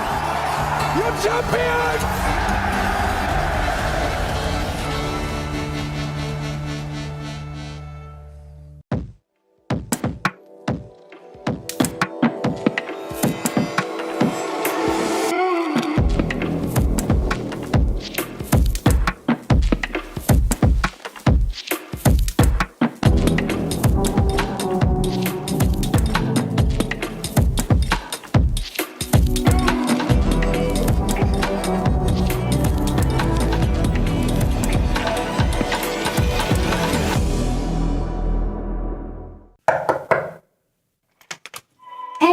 I just wondered if we could have a quick chat about the piece that we're going to be filming. No, English is not good. It's fine. We can do it in Mongolian. We can translate it. We can do it in Mongolian. There will be subtitles. No English. Why do you think it would be really good for you guys? Fuck.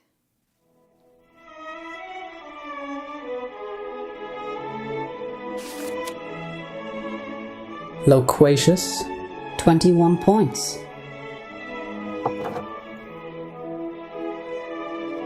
Arsenip. Hey!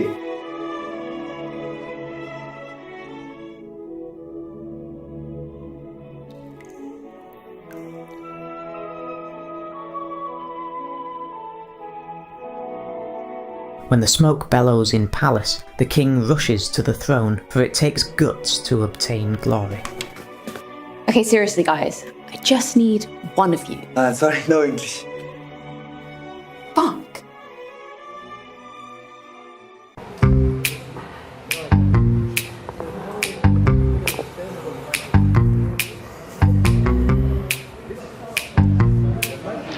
Give me something. Give me something. Give me some aggression. Yeah. Perfect.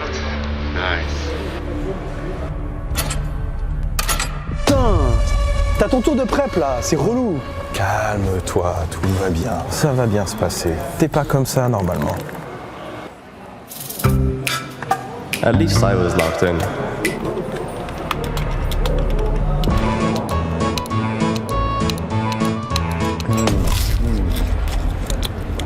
What is that? Richest player! Oh my god! Bro think he's Professor X. What the fuck?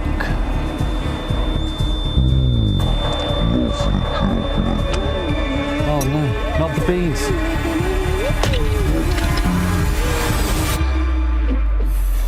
I've made a huge fucking mistake. Let's go, Nico! Nice, Nico! Let's go!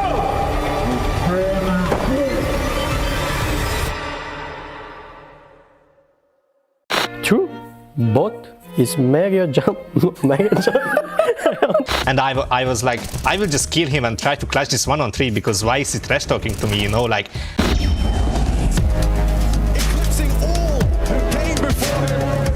End the quote, repeat the line. That's not the Counter-Strike I want to live in. Don't think he even knows where he is, Lester. Listen, Lester. Took his headset off, and I just said, Libero, remember, you're just a coach. It is time for everybody's favorite Saturday night game show. That is the DHL drop, where today we're going to be playing Guess That Gun and Game. Yes, you guys will be hearing sound cues of particular weapons, but they're not necessarily from CS2. We're going to go all the way back to CS 1.6, CS Source, even Condition 0, and then CSGO/CS2. So this is going to get help me out. Pretty I got this, man. I trust Chad. I played all of those games. Yeah, you are the veteran, actually. I would. What about you? Condition 0 was your favorite. I never played Source, mate. Trash game. I got Source. Have you got CZ for me, though? Yeah, it's pretty much the same. It's pretty similar to 1.6. Okay. I didn't give you time to introduce yourselves. We obviously have teams. A duo has been split. Why is that, Harry? These are the teams we've been in every time, and so I wanted to do it one last time. I think me and Chad, we've taken a couple of L's, we've got a couple of dubs, and it's all about learning and improving, and that's what we're trying to showcase today. Wow. How about the team name, buddy? That's what she asked. Not about your history as a duo. We haven't really Clutch thought about and Chuckles. that. Yeah, actually, he's right. Yeah, Clutch and Chuckles. It's a new podcast that'll be hitting the airwaves sometime First next summer. With Trace. Yeah, that I've one. heard it's coming TM. Yeah, that's the one. A lot of the times. Yep. To my left, Yanko, Hugo, which are... Obviously, we are... Big hands, small feet. There we go. He's got the small feet. I obviously... They are pretty big. Does that mean you're designated buzzer presser with those large appendages? Of course. Are we sticking to the rule of And I provide hand behind for the a duel. back? Yeah. All right. When the final answer appears, is that it? Okay, so I'll give you a rundown of exactly what's going to happen.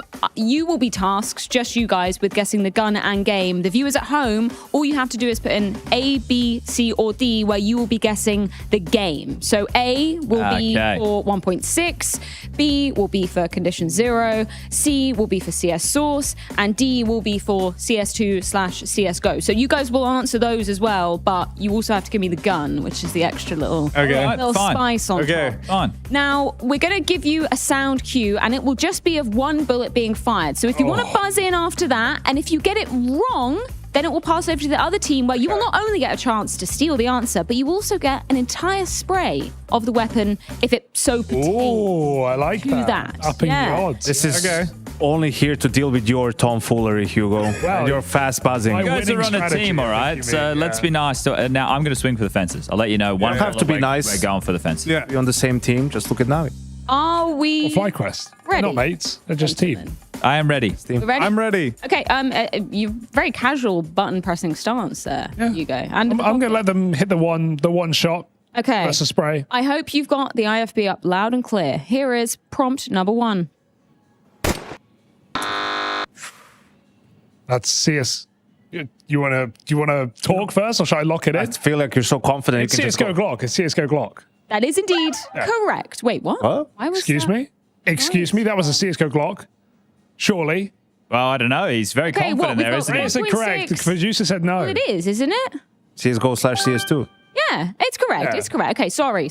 We're testing the sound effects around here. Yeah. Yep. Pressing all the buttons. Yep. It was a nice easy one. Yeah. Nice easy one to start It off. could surely not get harder than that. If you pressed D at home, you would indeed be correct as well. Let's go for sound number 2. Now, that one right there.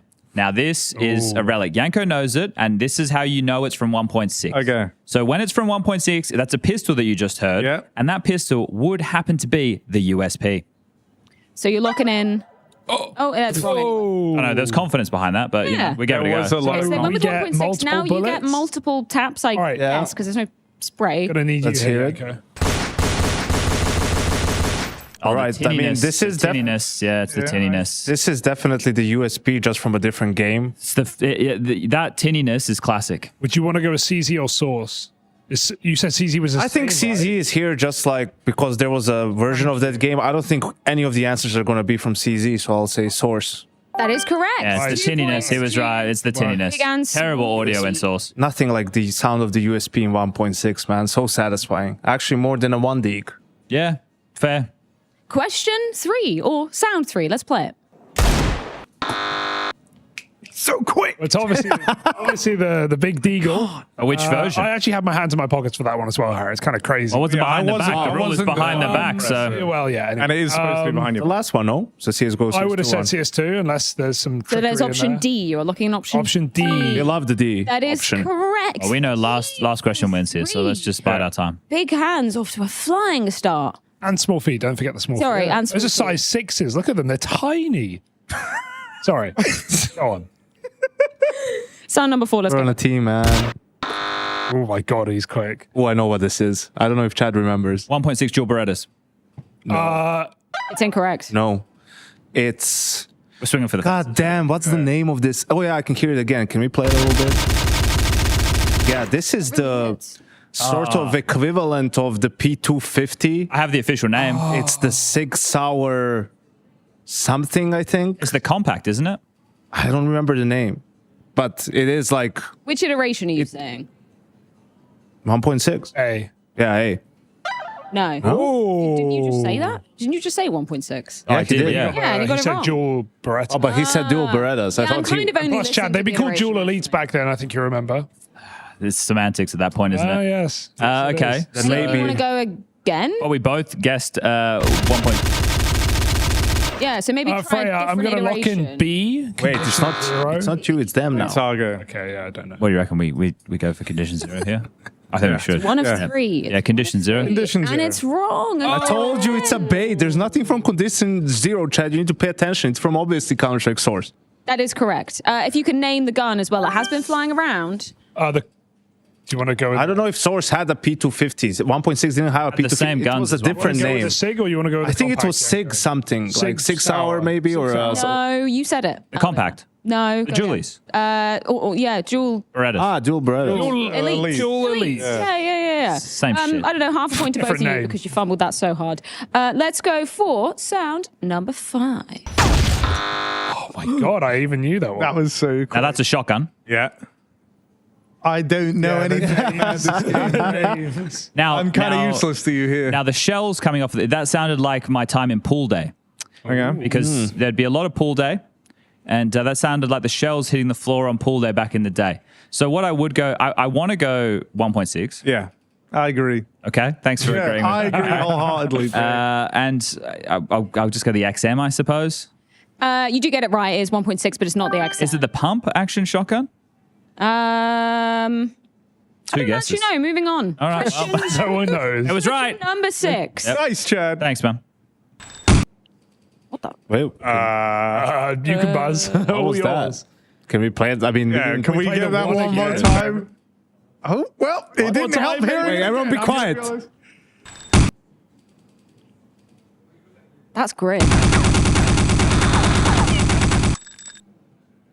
That is... Is it the... That's Is that the TMP? Is that the... No, that sounds like the Commando on T side. The Commando? It sounded Krieg. silent. The Krieg, yeah. It's called the Commando.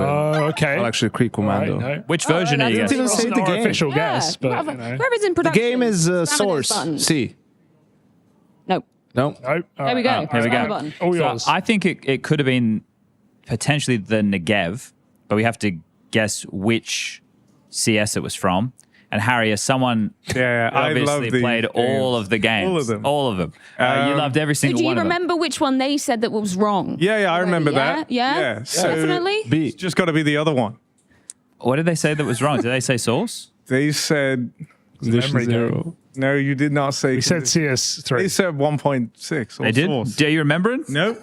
They said one of those two, Chad. I've narrowed it down to 2. Oh my I'm very. This segment is very overwhelming. doing? There's a lot of Let's go with sounds. Source. There's a lot of Source. remembering things. You're locking in Source. Unfortunately. You just said that one. not So that. back to us, Freya. I'm The going to lock in second time. A, CS 1.6. It's also wrong. All right, well, Back to us. It's got to be condition 0. We're It's going gotta be condition 0 Source, on this guys. one. Condition 0. That is Yep. correct. And we nailed it. And what was Chad. the gun?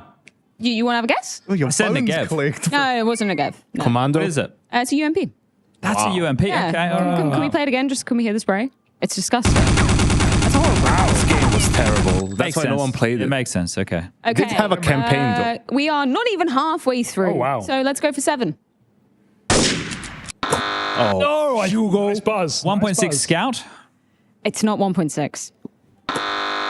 That's a Source. I actually played that. That is, I don't know the name of the scout. It is the scout. It's a scout, and it's not 1.6. No, I didn't say 1.6. It said Source, didn't I? It's not Source either. Oh. Oh, then it's condition 0, surely. Surely, Chad, do you agree with me before I lock that in? What is the CSGO/CS2? Would you like to have the... Yeah, wait, play it again. Yeah, the multiple. Yeah, that ain't go. That ain't go. Or CS2. No, right? That's got to be 0. How would you know, Harry? You play with one headset off. Yeah, it's true. We'll go with condition 0, please. That is correct. Wow, that really does sound like Real- Source Scout. Real experts in Well, they were conditions. There's not much difference between the games. They were released like a year after each other. Yeah. So, yeah. Okay, now we are halfway. Sound number 8. Can we get the 1 again? Well, hold up a second. You get 1 and you guess, and then we get the spray. So you don't get multiple ones. Let's just say it's Source. That is correct. What gun is Krieg. well? No, it's not. M4A1. No, Is it the MP5? it's the MP5. I'll give you a bonus point for that. Source player. Detail. Because that was the only SMG you used in Source. Oh, okay. You only used the MP5. Same as 1.6, actually. You didn't use anything else. We didn't use SMGs. 6 actually. Flom will say you used the TMP, but he must have been a noob. All right, moving swiftly on. Scores on the doors. You're probably winning. Question number 9. Doesn't feel like it. Owned. That is all right. That is D for CSGO/CS2, and that is the P90. That's so impressive. That's correct. You get double bullet. points for that one. Just in one bullet. How many you got in that magazine? You missed off I one. played a few P90s back in my day. Hell yeah, you have. You're up next, Harry. You can buzz. So P at the start of season. Even if you don't know. Sound number 10. Let's get it. All right. I buzzed. Chad, go on. I nailed my part. I think it was. I don't. This isn't an official guess. I think it sounds like Famous. Ooh. I agree. And From CZ, right? see, the thing is, every time I've thought that it was 1.6, it was Source. So do we lean into that? You have to be right eventually. Exactly. True. So, but I'm thinking, do I go with Source because I I've think always doubt thought it was yourself. 1.6. I'm gonna go with Source. Famous. It's incorrect. I'm going to go with the Play 1. it again. Oh, okay. Yeah, the multiple. Yeah. Is that Famous or is that A1? Is that M4, Yanko? What do you think? There's a 1 out of 3 guess. Well, first let's pick up the 33%. game. Well, it's again, 1.6. as we've learned between 1.6 and CZ, it's the same thing. So let's just go with 1.6. That is correct. And what gun? Fuck's sake. What gun is That sounded like not an official a little guess. bit- It sounded kind of like M4E, but could be Famous. Yeah, let's just I didn't go play 1.6. Yanko. Let's just go with the Famas. Yeah, that's Okay. right. You Yeah, got it. You good. got it. I got the gun almost right. got it. Yeah, but it doesn't count, It's does the it? wrong You game, didn't Chaz. read it on the. I got the weapon right. All games have the same If you guns. put the wrong answer in the So it's chat, you don't win the point, do you? So imagine you're a chatting. So it's to a only chat. about the game. It's not about the weapon. Yeah, I just added it for fun, you know. Let's listen to To sound annoy you. number It's 11. What's that? When we did Scout before, which game was it? It was. Don't get this wrong. Well, this What is he thinking about doing these games? I think it was CZ. Right? Yeah, it was. It was. It was. Condition 0. So then that one right Was it? there is either Source or 1.6. Was it? Because that was Scout. Was it? Let's just say. I just just say- do you think, hold up, do you think they would do 2 1.6 answers in a row? No, never. So then it's For the Source. sake of variety. Source? It's incorrect. It's, oh my God, it's going to be 1.6 again, The bro. last one wasn't Source, it was CZ. Hilariously, it was neither of those. It was the CZ Scout. This Yeah, that's isn't the what we Source said. Scout, so let's go for the 1.6. You want to hear the spray or not? That's not a Scout at all. That's Not a not a Scout. Scout, Yanko. Can confirm it's Can not confirm. a Scout. Wow, what is this? This could be the AUG, but from which version? Let's think about the version first. I think, without locking it in, I want to say A, because they just guessed Source, didn't they? They're just It's so easy to remember which ones, especially when they're multiple It's- questions ago. It's condition 0. It's not. I would have gone with. Well, then I would say it's probably 1.6. Oh, Chad. great guess. That's what I'd guess too. That is correct. Yeah, see, I'm right. Any guesses Can on we the have the weapon? spray again, please? Galil. Yep, bonus point Oh, for that. nice. Good Very, shit, Chad. very I'm so impressive. Right, proud. 5 more. If you can believe it, 5 more. I like this sounds. game. This is my favorite joking. DHL drop. Oh, what's that? That is. You never forget this. Well, that was the AK-47. Mm-hmm. Yeah. Where's it from? So, condition 0. CS2. Say it, bro. You're putting so much in me. Yeah. What if I said the say wrong the one thing? you actually believe 50-50. in. Don't mind 1.6. Nope. Do you want to hear it automatically? Just for the love of the game? Yeah, condition 0. That is correct. Oh. Well done. Can't mess with me. Can't mess with me. I hope we have I actually played the campaign on condition 0. I don't know why. I was just bored, I guess. And I saw, wait. Watch people speed run it, but that's it. I It was had just no on my idea how Steam. it's Like when I supposed to actually play. got Steam or something updated and just saw it on the list, I'm like, what is this? Let's play this. Airstrip was a fun map. Can I have a confirmation of scores on the doors? You guys are winning. No one keeps count. Yeah. I hope we have some old CSGO sounds, early CSGO. I know that would blow our eardrums. Yeah, Maybe, crazy. maybe 13. Let's hear it. Now, obviously. Bit of a whistle tonight. Oh, now I have an idea. But Obviously. I want to know if we line up This because is- I have a guess. What's your guess? You haven't had a guess. I think you have a guess. I think it's sauce. Have a guess. Give it a punt. You want me to throw? Yeah, throw it sauce in out there. Nope. 1.6. Can we That hear is it automatically correct. before you guess the gun? It's right. It was right. Doesn't matter. Yeah, Oh, but I yeah, thought we were doing yeah. this for double points. 1.6 and 4. Yeah. That is indeed correct. Come on, Chad. You should be ashamed of yourself. Yeah. Chad's guessing all the EM4. 1.6s are source. And in a twisted turn of events, we're actually going to cap this at 14 noises, and it's going to be winner takes all. Chad, you've already fucked up there because you have to wait until the sound. That was my plays. excitement that we're almost I'll done. guess, right? Yeah, should we hear it? I don't know. Slaps it anyway. But Thanks for it was a pressing. buzzing game. It was a buzzing game. So we have 4 options. I'll say this. It's been a while since we had a CSGO sound. That wasn't CSGO, was it? Do you believe that? I know, I didn't hear it, Hugo. You just pressed it Did we immediately. get the one again or no? No, you can't. Nazi buzz. All That right. seems. It didn't. To me, it didn't sound CSGO. All right. We say D. CSGO, CS2. What? That's Let's my hear the spray. teammate. Just straight up sabotage. Okay. Straight up sabotage. Tinny. Ooh. I feel like it's the... can I guess the gun first? Yeah, No. of course. No.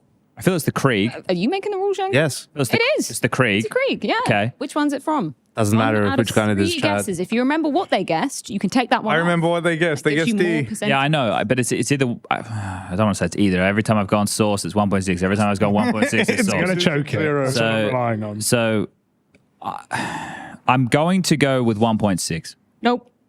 Okay. Well, I don't even want to ask you now. I want to Counter-Strike source. go source. Nope. Well, keep it going. Condition 0. We take the win, Harry! We did it! We did it! Chuckles, number 1, baby. We know all the sounds in every game. Which gun it was? The Krieg. You remember that? Yeah. It does have longer than 1 minute memory. Congrats. Congratulations. It's just the greatest win we've had. 21 It's good. It's the greatest win we've ever had here. We'd like to thank everybody at home. Obviously, Harry's wife, Harry's child. I don't have a child. The other A lot of people would say that home is wherever their family is. Maybe Alexi Bobo.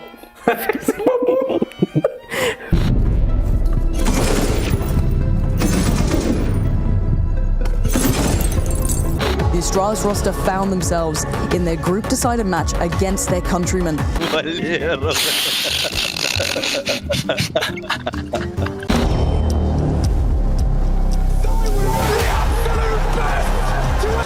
ESL presents the ESL Pro League in partnership with Intel, Acer Predator, DHL, Kadia, 1xBet, Knorr.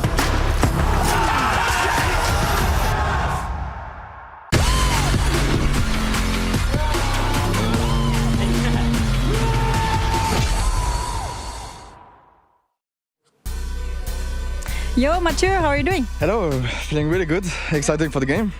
Okay, you look very energized. I saw you guys a few hours before I came to the venue. I think you prepared to play like some ball games, like you're a basketball and a football. What did you guys do? And I think our manager Jack just bought a basketball game, and we are just shooting outside. We have like a small game, like we are just enjoying the life, to be honest. So yeah, we played some balls like always, and we are enjoying really the life in Stockholm. So. Oh, sorry. I'm wondering who on your team is the best in sports? I would say in football, maybe Apex because he used to play that. But right now in the basketball, I think Robs is really good. Like he have a really good intent shots. He's looking for Steph Curry. So I think I would say in these two kind of sports, Robs is better in basketball than Apex. All right, so you guys had a great warm-up physically and I hope mentally as well. And I wish you the best of luck for later. Thank you very much.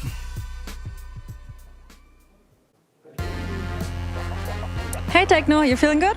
Yes. Did you guys rest yesterday? What did you do with the team? Some facets and rest, yes. How did the facets go? Good. Just one loss, yeah. You played with the whole team? Some of us, yes. All right, and you're going to face Vitality now. I also mentioned before to Mizinho, you guys lost against them in semifinals Katowice. Do you feel like revenge it's time for revenge today? Yeah, it's another revenge time for us, I think. Yes. Good luck, Techno. Thank you.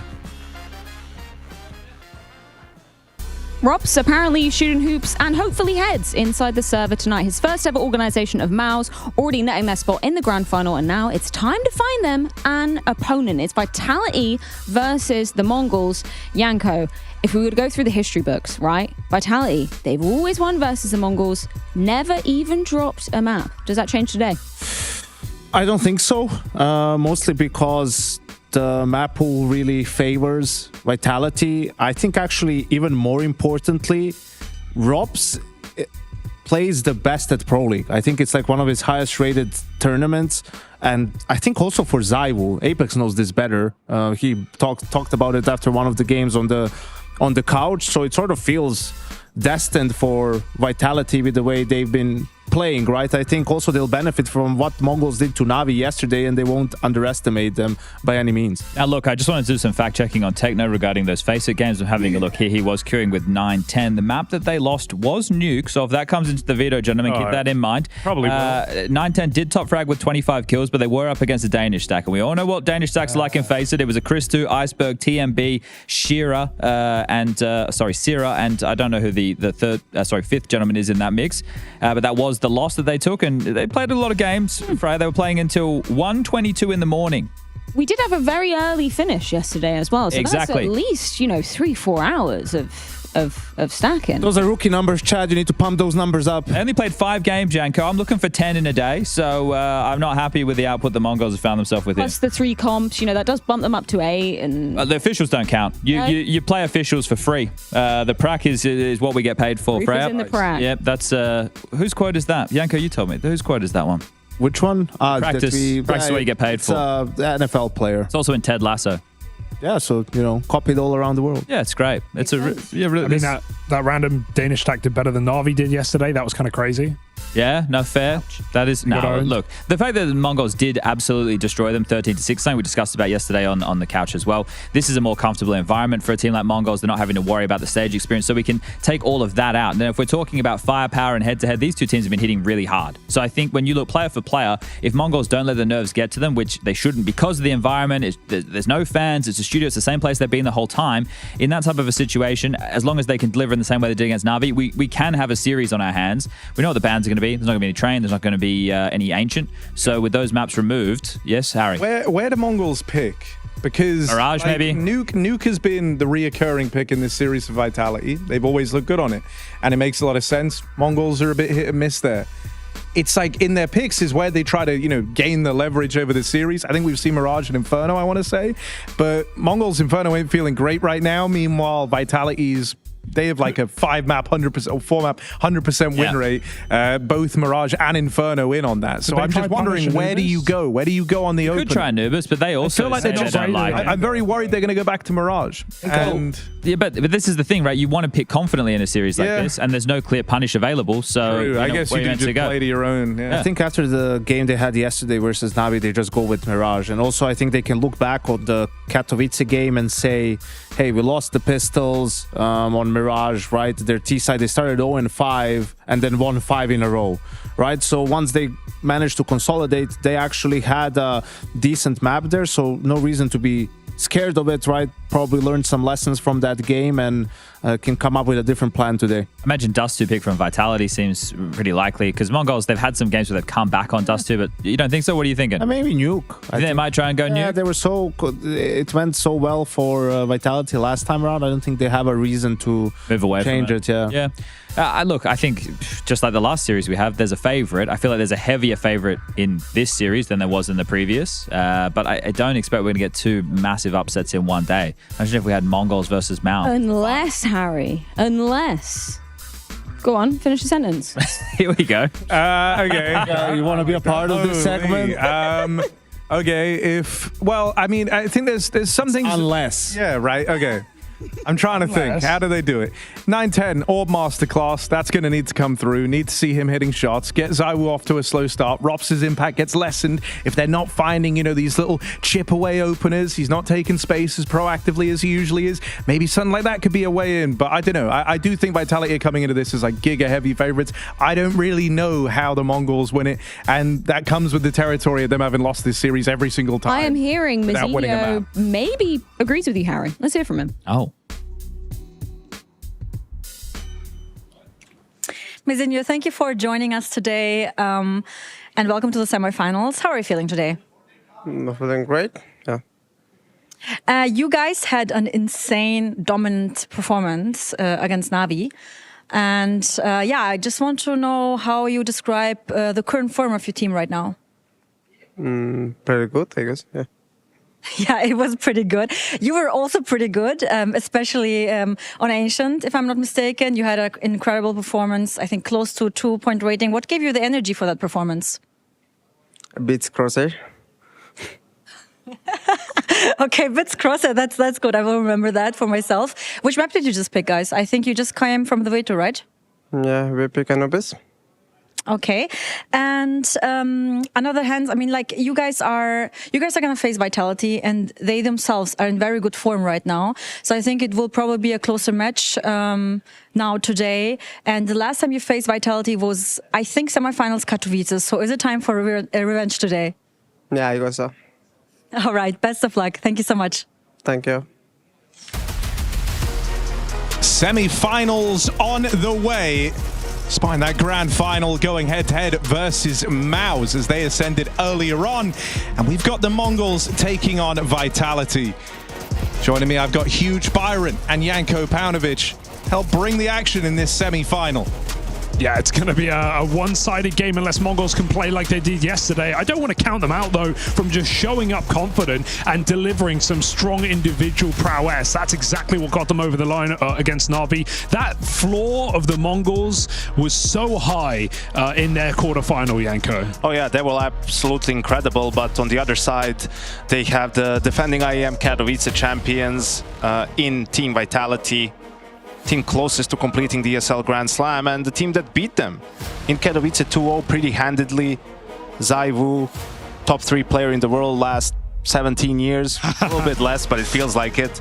And with the addition of Rops, it seems like it has just taken them to a new level. Playing up to the lack of crowd, having some fun in the Stockholm studio as Apex and the boys. And yes, this is a Vitality here who are not afraid of the stage, but also loving this studio format. Apex is slinging stuff across the room. He is getting loud and he's getting proud, Harry. Are they going to do it today against the Mongols? This young team seem very strong. Yeah, let's meet the challengers. The Mongols, they had that win over Na'Vi yesterday. That was also a rematch from Katowice. That was the game that sent a team into the semis or quarters. Na'Vi ran away with that convincingly, but the Mongols showed up for revenge in that series, and they did it cleanly, 2-0 to reach this semi-final.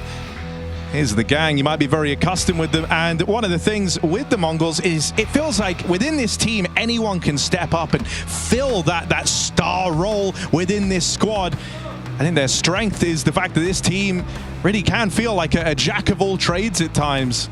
But will their revenge tour be over before it even started, kind of, right? I mean, Na'Vi, yes, they got them, but Vitality, or are they going to maybe go all the way for the first time in the history of the Mongols? Some respect being shown, some laughs being had, and a semi-final awaits us between the Mongols and Team Vitality. I think for me, 9-10 is probably the hottest prospect right now to talk about inside of this team. He is so exciting. He's clutch on the AWP. He's the guy to look out for today. team in the world than Anubis. Don't beat the worst team in the world than Anubis. Of course, the Mongols are a team that are starting to improve and to get to the higher ranks. Some of their players pull off some crazy rounds. The way we like to play is just making sure that we focus that even if our individuals aren't feeling good on the day, that we can still perform at a high level and have a good game against anyone. We need to focus on our communication, making sure that we can use our team play to make sure we can overpower them instead. They're just, everything's coming together well for them. I think they've taken pieces from their own style and also added pieces from the European style as well. And I think now they have a really grounded, solid game. They just beat us. Maybe they kryptonite of us. Apex stable, they're all very good. Maybe we'll beat them. And I shot Fanta goal to Apex.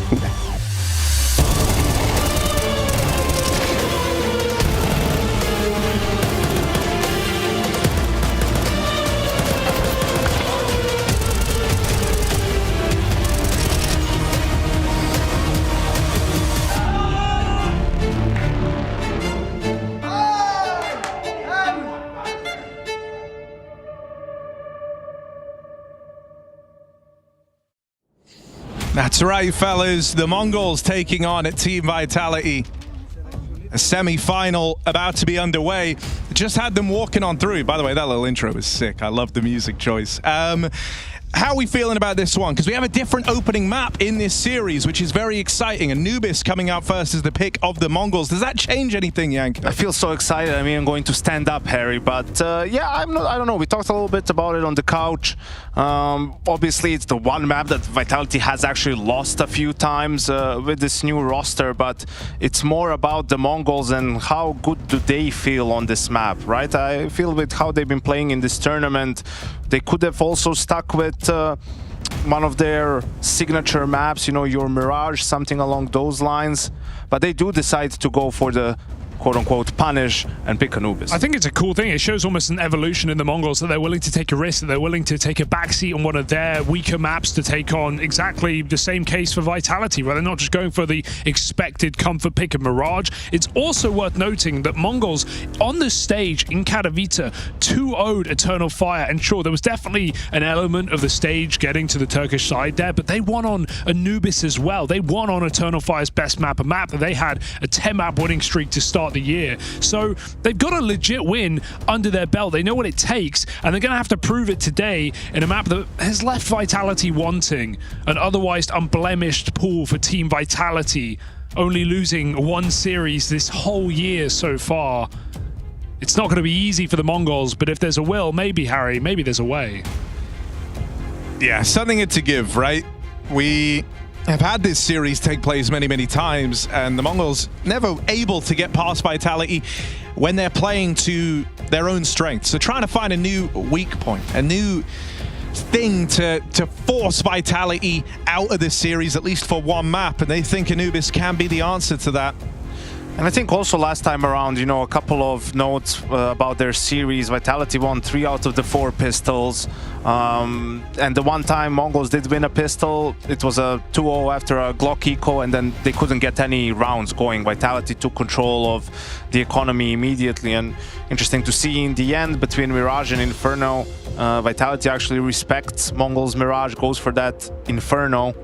So I think Mongols definitely would benefit a lot from just having a slightly better start on Anubis. Vitality goes with the T side early on, right? So it could get dangerous real quick for the Mongols if Vitality just gets rolling, because they've been on point so far this tournament. I think this is going to be a real test of your resilience, right? You almost sign up to that by being one of these squads that like to play Anubis. You know, the odds are always stacked against you. You kind of start on the CT side even when it's your pick. Often you're the one starting on the back foot, and you have to have that ability to come back in the second half. And I think that's going to be the story across this entire series for the Mongols if they want to pick it up. It's going to be a back and forth opening map, one where if they do want to win it, it's going to be a long game, well into regulation. Nuke has fallen pretty decisively in Vitality's favor every time it's come up in this head-to-head.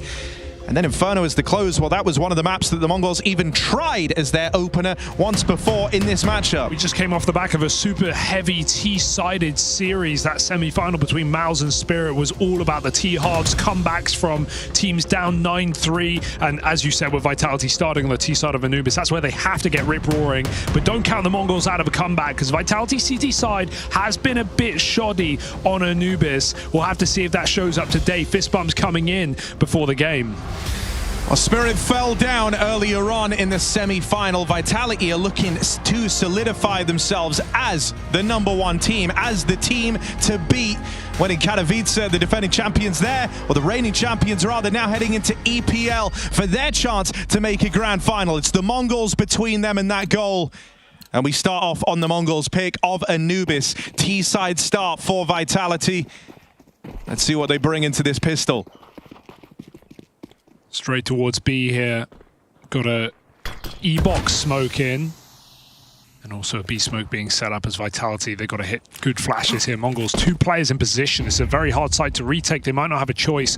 Techno up close, unperturbed by the flashbang. It won't do a thing about him. The Julies take the first blood. There's a re-flash in for the Mongols to keep pressure on.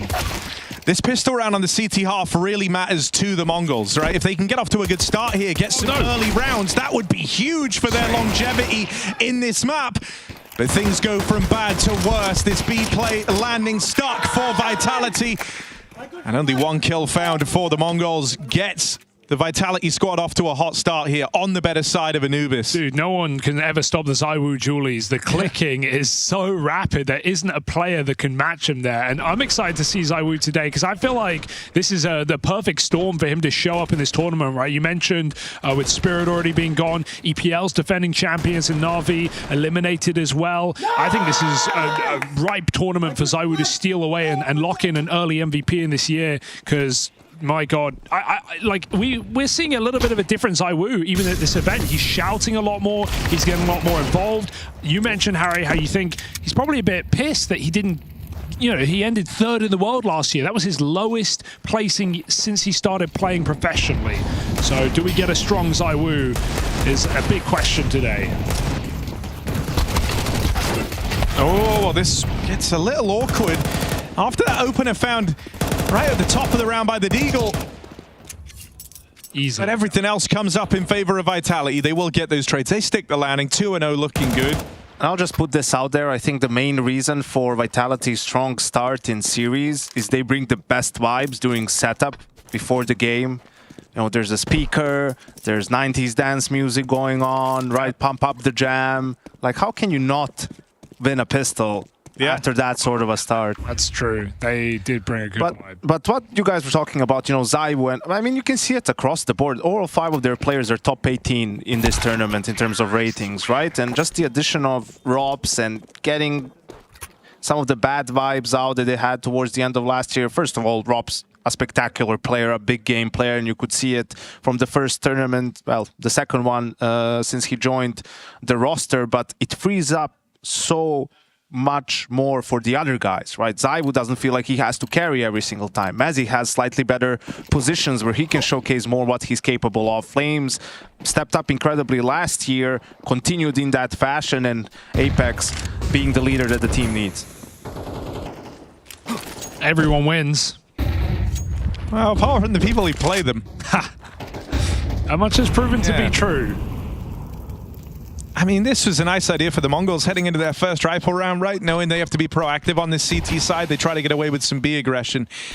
But Vitality have super fast reactions, and that's one of the things that you've seen other teams struggle with here across the Pro League, right? They hear that flash over towards B main, and the reaction in this round was nigh on instantaneous. They went from this kind of default with a bit of attention over towards B, players in mid, to suddenly 5 grouped outside of the A site ready to go. They know that on the back of that flash, there were bodies over towards B, maybe a bit of a lean there out of the gate. They get all this room for free, and on the back of it, they've done enough to win this round already. Just a succinct execute. 3 mollies, 2 smokes, and a flash. Mongols get pushed out. I think maybe some of the Na'Vi guys are tuning into this game, seeing that death from Mzinho and being like, where was this yesterday? These guys did not miss yesterday, now losing a duel to a Galil. I mean, Mongols maybe seeing if someone's going to overstep, trying to get a kill or two, but they don't have a kit. They're not going for any sort of a late retake, nothing along those lines. And yeah, sometimes when you are the best team in the world and you're playing really well, there is an element of fear in your opponents, right? That you instill, and a level of doubt, I feel like, just in the small things, in taking the duels, in being paranoid, you know, thinking they could be everywhere, that they're strong everywhere, you know, they're behind this smoke, they're about to pop on this side, and your teammate on the other side feels the same.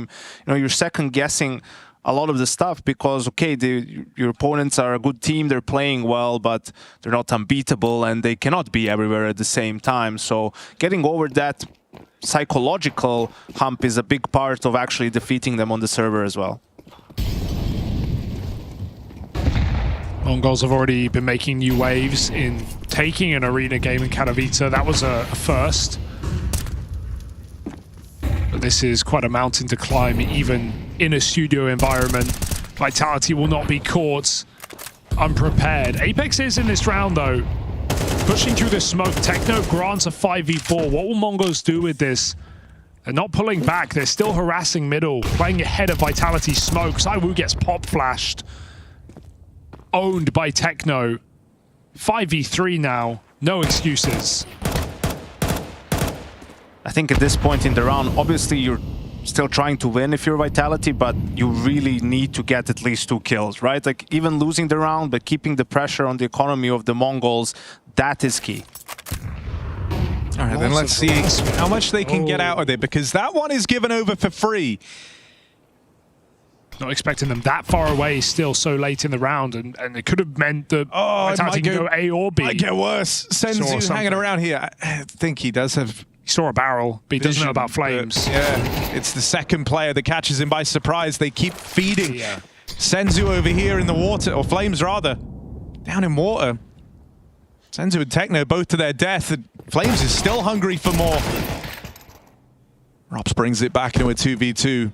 Him and Mezzi in this clutch. Smoke still in play is pretty big. Locks out one of these angles. That should allow the bomb plant to come in here for Vitality at bare minimum. They've got that in the 2v2, but an early swing. This is a nice way to remove any chance of trickery in that situation. They know the bomb's getting planted. They have a 2v1. They rush Mezzi down. And so it gets messy in the middle there for the Mongols, but they handle it well in that 2v2. They couldn't have afforded for that round to go the way of Vitality. That would have been a bit of a serious blow to this CT side early on. Yeah, but Apex will be happy about this. You know, his team got 3 kills, they got the bomb down, so they have all the guns and utility that they want for this reset round. Mongols obviously will be happy they put a round on the board, but they also have a great buy. So this is one of those rounds where we really get to see them square off against each other. 9-10 AWP, ZywOo meets him in the middle. He's taking it B. Jail pick. Boost up over the lurk smoke. Yeah, all right. It's a nice move, but only if Vitality get close. And Mezzi just playing anti-flash right now, controlling the position, while Vitality put pressure outside in the water.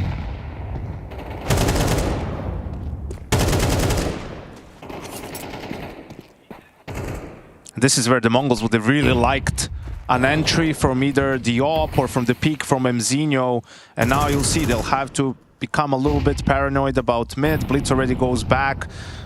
Senzu as well, trying to hold it a little bit as Vitality's has been working a little bit towards that B side of the map, putting some pressure. Let's see what the ending call from Apex is. Seems like just a full AX. Yeah, this is actually seeming like the Mongols have the read.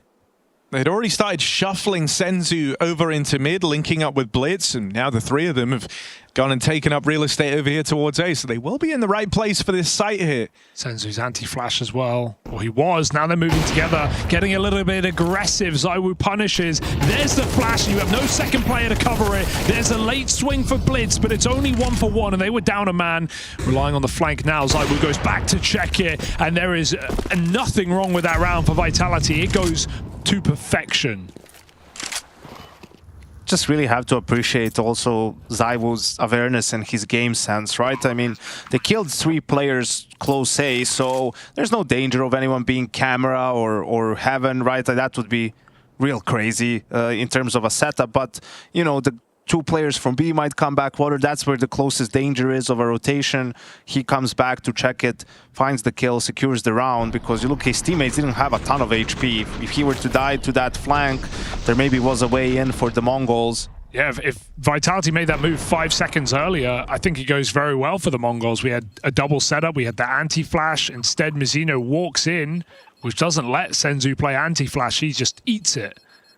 Max 1. Vitality, a strong T side showing. I think, you know, the way that Vitality play their T side on this map is, I imagine, at least from looking on the outside, feels like one of the most infuriating teams to play. Just because they do a lot of this, or it is, you know, waiting around. It's 5v5 and there's only 30 seconds left, and they set their sights on a bomb site. They know the CTs are feeling pressure in a 5v5 that late in the round. It's one of the few maps where that's the case, right? That's actually a bad thing for the CTs. They need to go seek info. You have to constantly be active, and oftentimes Vitality just wait for those moves and then reap the reward.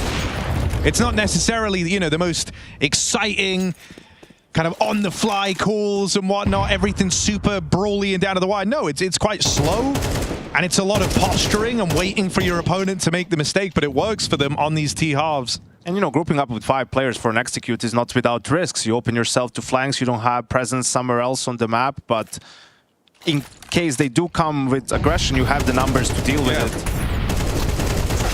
Oh, wasn't ready for second player there, but it's big info for Vitality. Do they jump the gun and move forward? Blitz certainly will. He wants to flank this, being audible, but taking the risk to get behind this B execute. Vitality needed that kill to keep him alive in this site. Vitality all coming from main. He has a way out through Dark, but he decides to hang around and fight this, and Blitz will hit a good timing on the wrap round. It's only Mezzi left up in this round. Bomb dropped, he's going to go back. Captain spots him cross out of main, and Senzu with the smoke spam sends him packing. It's a second round foul for the Mongols. We've seen Mongols continually push in advantageous positions, and that's because of the pressure that you've been talking about, right? Even in the 5v3 2 rounds ago, Techno still reflashes a 3rd time into Con to clear water. Right there again, Blitz gets the trade in middle. What does he do? He pushes forward. Mongols are a very active team, and this map leans into that as well. Desperately seeking information. It's also a little bit a matter of timing, right? If Vitality went straight away, it would have been just 9-10 on the bomb side, but the slight delay in probably organizing the round or making the call is enough for Mongols to find the kills. Passive round here, 9-10. Got to be careful. Many players coming round the corner. He needs to at least nail the first shot. They path close to the wall, and he doesn't take the shot. He tries to leave. Vitality punish that immediately, and that might be the round. I mean, Mongols don't want to accept it, but they might need to. Yeah, it feels awkward because you know they weren't coming into this round with a lot. You want to hang around, you want to go for it, but Vitality aren't feeling pressure to give anything over here. You don't even know they're by. The longer you can play the numbers, the better. Senzu, can he thin the herd at all? If he doesn't get a kill soon, this one won't get attempted, but Senzu's opened up. Whoa. That lends a bit of intrigue. However, Rop's coming up, Tech9 multi-kill. And that sends the Mongols out of the round with only 1 man surviving. And you wish you saved. You wish you saved in the 4v5. And this is one of those rounds where it's because they're playing Vitality, sort of, that this. Yeah, I was going to say, you spoke about the fear, right, and how that sets in. That's what it felt like. I don't know, perhaps it's the pressure of, you know, we don't want to give them around so easily. We want to still try and win this one somehow. If that's against a different team, you know, they just take the L in this one and play for the following round, because you still have the confidence, okay, whatever, they want a force buy or whatever it is, we can still grind it out, we have good money, we have a good buy. But now it's a much worse situation for them. Mara steps in with a timeout. He did great in the game against Navi. With them, obviously, CT side Anubis and going up against Vitality. You know, man's a coach, not a miracle worker. But let's see what the plan is. Maybe not necessarily for this round, but the following gun round, because it does look like they will have to eco here or go for a sort of a half buy. I think one of the things that gets tricky as well is that, like, Vitality in those low econ rounds do just love the set pieces into a bomb site, right? And And if you're playing this CT side and every round you're trying to make these sort of aggro moves, you know, that ends with one of two things. Either you kind of run into the 5 players holding, or you're not heavy on the site they're execing on, as the Mongols were in that last round, and things get real awkward. Let's see what Senzu can do. There's this full stack, including the boost up. Vitality will go walking into it. All the pistols here, but nothing found for the Mongols. This is looking nice and clean. Maybe we should set the bar for this CT side as well. What sort of scoreline could the Mongols be happy with here in this first half? I think it just got lower considering they lost all that economy in the previous round. If they saved 4 guns, they would have still been fighting, trading back and forth perhaps, but now Vitality are going to be stomping to some degree. I think Mongols probably looking for 4 at this scoreline, and that would be nice. That would be enough. Yeah, from this situation, 4 sounds good to them.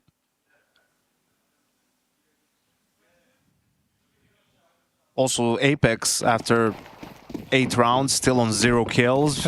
Plans going... Must be nice, you know, the calls are good. Yeah. Just execing. Saving himself for Nuke, where he has a bigger role.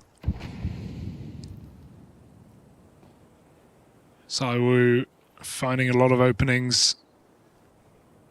Now the rifles contacting. This is a crazy call, and it's perfect right now. No one's even looking. The swing is nice. There wasn't an orb to punish, but they're already out in the site. Techno swivels and takes another kill. 5v3. Mongols, last time they had this, it got desperately close. Apex enters the server. Rops burns for a 1, and this is starting to peter out now with 2 players on this B bomb site. Apex won't commit. A lot of room for the Wu. They should hear that scope. And there's the mid-round push. Blitz just dry through B main. They're even pushing A at the same time. Mongols are literally pushing every position they're in. Techno falls back from water. Scared of middle, and rightly so. Yeah, they're creating the gap, really, for Vitality to exploit. Let's see if they make the correct call, and they are going towards the A bomb site. The read is nice. Oh, heaven. Oh, he's going to miss this timing. Oh, no, if he tries to clear too much, they've really hit the gap right now. 20 seconds. He's open to everything. They spot him on the pillar. He still hits his first shot. Fiddling with nades right now. Apex will try and force a reposition, but the smoke buys him a few more seconds as his flank comes in camera. He's a dead man planting. Still a bit of money for Vitality, but Mongols get out with 3 alive. They'll take that every day of the week. Yeah, something else that has a bit of a tendency to happen for Vitality on this map is I feel like their first sort of 6-7 rounds look really, really good, but then as the first half drags on, you'll frequently see CT sides start to find more success against them. And so that's why I don't think, you know, hope is dead yet for the Mongols in this half.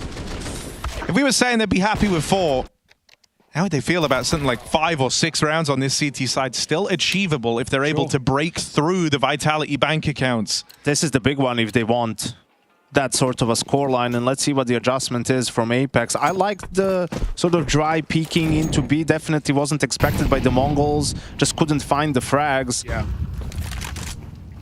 Felt like they were going to get them both, to be honest, but not to be. Boost in middle with no smoke down, just trying to come at it from a different angle. Mongols playing just the bomb sites, as we're seeing more and more these days. And just remaining cognizant that teams use mid-util. They're not going to walk dry all the way. So that should announce some presence. 910's checking camera on timing. So Vitality haven't crossed yet, but they're starting to realize this position is clear. Will this poise them for the A split? If it does, Blitz has already started to mosey on over. Mezzi's left B. This is the A split right now. Mongols have the read. Can they hold on? No way they crunch mid. Sairu's just been waiting for that this entire time. And so yeah, right as the Mongols try to regain control over middle, it all gets stripped away. They peek into a holding entire team of Vitality. Flames doubles up. 910 AWP in the heavens. They've got past him. You got to start thinking about saving. And Vitality aren't feeling too merciful. They know it's 9-10 on this AWP at the end. They've got him dead to rights. They want to take it all away.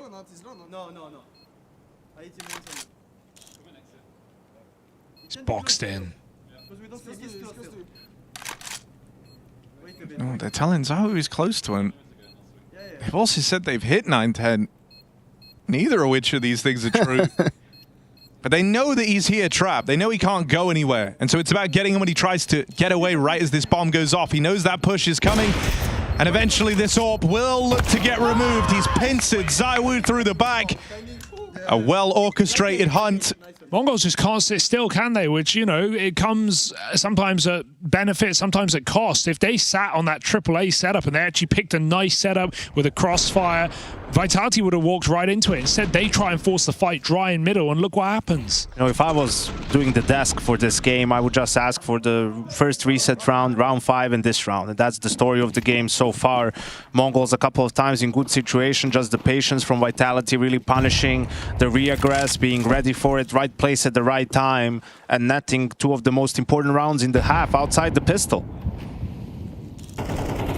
And now that 4, that feels like a reach. Got to do it with double FAMAS and a M4, no kit, limited utility. And then the last round will be even worse. Scraps for the Mongols.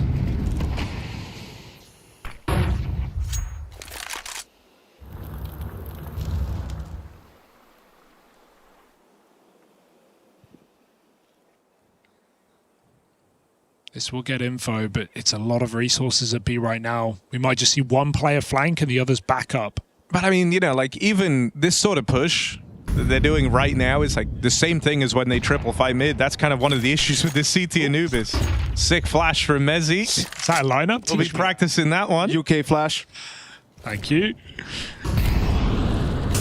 All right, there's 4 here, almost getting in time, but caught by Flamesy on the entry. Good grenade. How much further? Clean shots coming out for Team Vitality. Just making mincemeat of this hold. Oh, that's through the wall. That is straight up through the wall. Right, this is one of the things that's so messed up about playing this Vitality squad. Is sometimes you will have the right read. You'll have the right stack. You're not overplaying your hand. You still get multi-killed on the entry as they pack roll your bomb site. Dude, that's crazy. This is the problem of the economy, right? The weapons that they had, you know, some 5.7, some FAMAS is not enough utility to counter, so you can break the timing of the execute, right? Like, okay, the smokes are still going to be there, but you won't be flashed. Like, that's what buys you time for the blindness to go away, and potentially even the Molotovs, depending on how much counter utility you use. But if they are getting, you know, their own timing for the execute and swinging with the utility, you know, you could see, as you said, they had 4 players there pretty much and still couldn't hold the bomb site. And again, on top of all of that, I mean, ZywOo's on the server, yeah. Right? It just felt like, you know, in the 2000s, the NBA blocked a trade from Chris Paul, you know, to go to the Lakers. It feels like, you know, I don't know, E6 should have blocked drops from going to Vitality. It just feels so OP with him being on this team as well. No, I mean, I think you're dead on as well, just about... Oh, hang on a sec, bit of a skirmish. You were saying, like... I don't remember the point I was going to make. I completely forgot. It's all good. Look, it's all about to be over anyway. The half is basically done. And it's a runaway T-side. This has gone very wrong for the Mongols. They may have the man advantage, but the bomb is running back to B, and they've already got that B control. Apex is in the site. I think the realization's dawning on now, but the wrong side. Cleared. Knife out! Oh, you hate to see it. Could have backstabbed him even. And now Vitality, of course, claw their way back in, looking for 9 on the T side. One guy, half HP. That's all I'm saying. If I'm in this position. Yeah. Oh, look at that. I mean, maybe the stab is enough. Let's see. A stab in the dark on Apex, but it's ZywOo that's the big bad, the one you got to worry about, and he's looking to blow your house down. Holding on to the push out through dark. ZywOo's AWP delivers. Only 9-10 left standing. And this is looking like a 9-3 scoreline out of Vitality. Tap on the bomb. Molly comes in. It's a done deal. 9-10 with the spam. But there is no winning this round anymore. Vitality have made sure of it. That knife pull is going to haunt the Mongols as Vitality run away with this first half to start off this semi-final.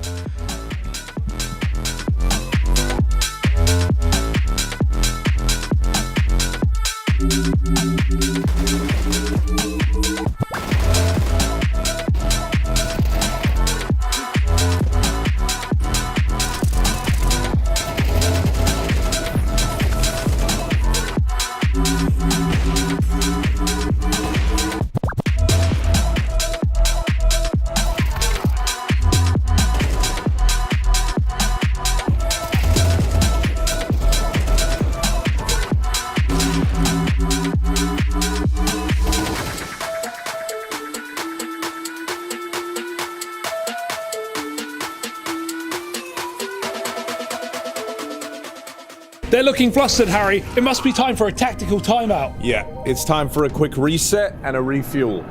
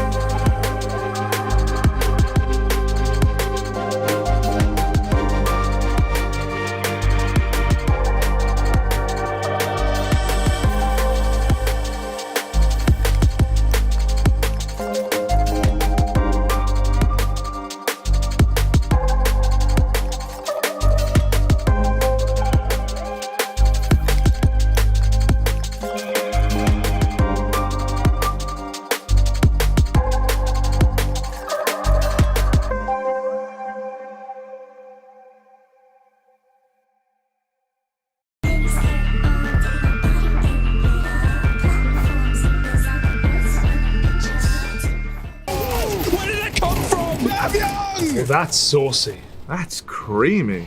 Hey, did somebody call me? No. Give me some of that.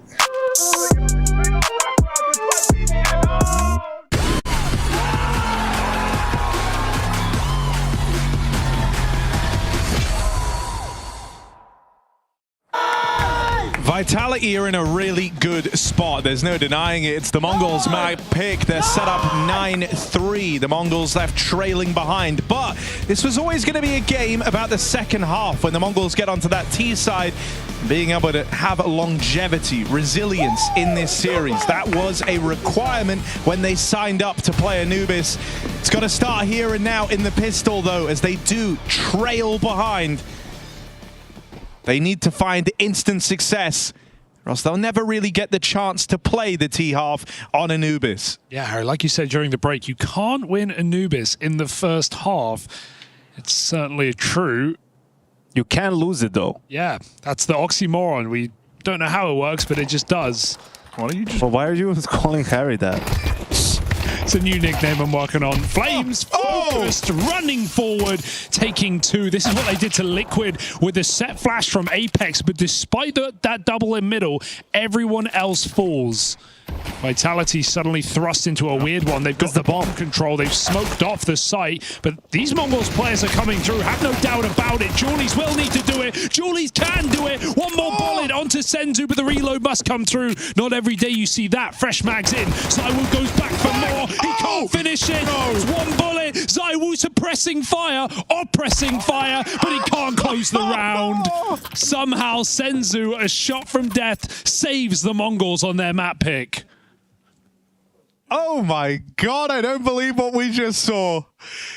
I don't know, ZywOo with the dual Berettas, but they win the round. The Mongols managed to defeat him. That's mad. A wild pistol to open up.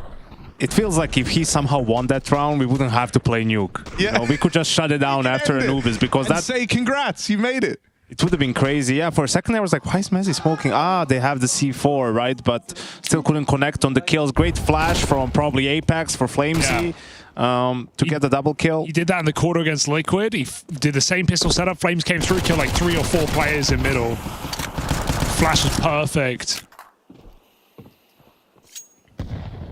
But the all-important second round. Unlike the Mongols, Vitality goes for the full force.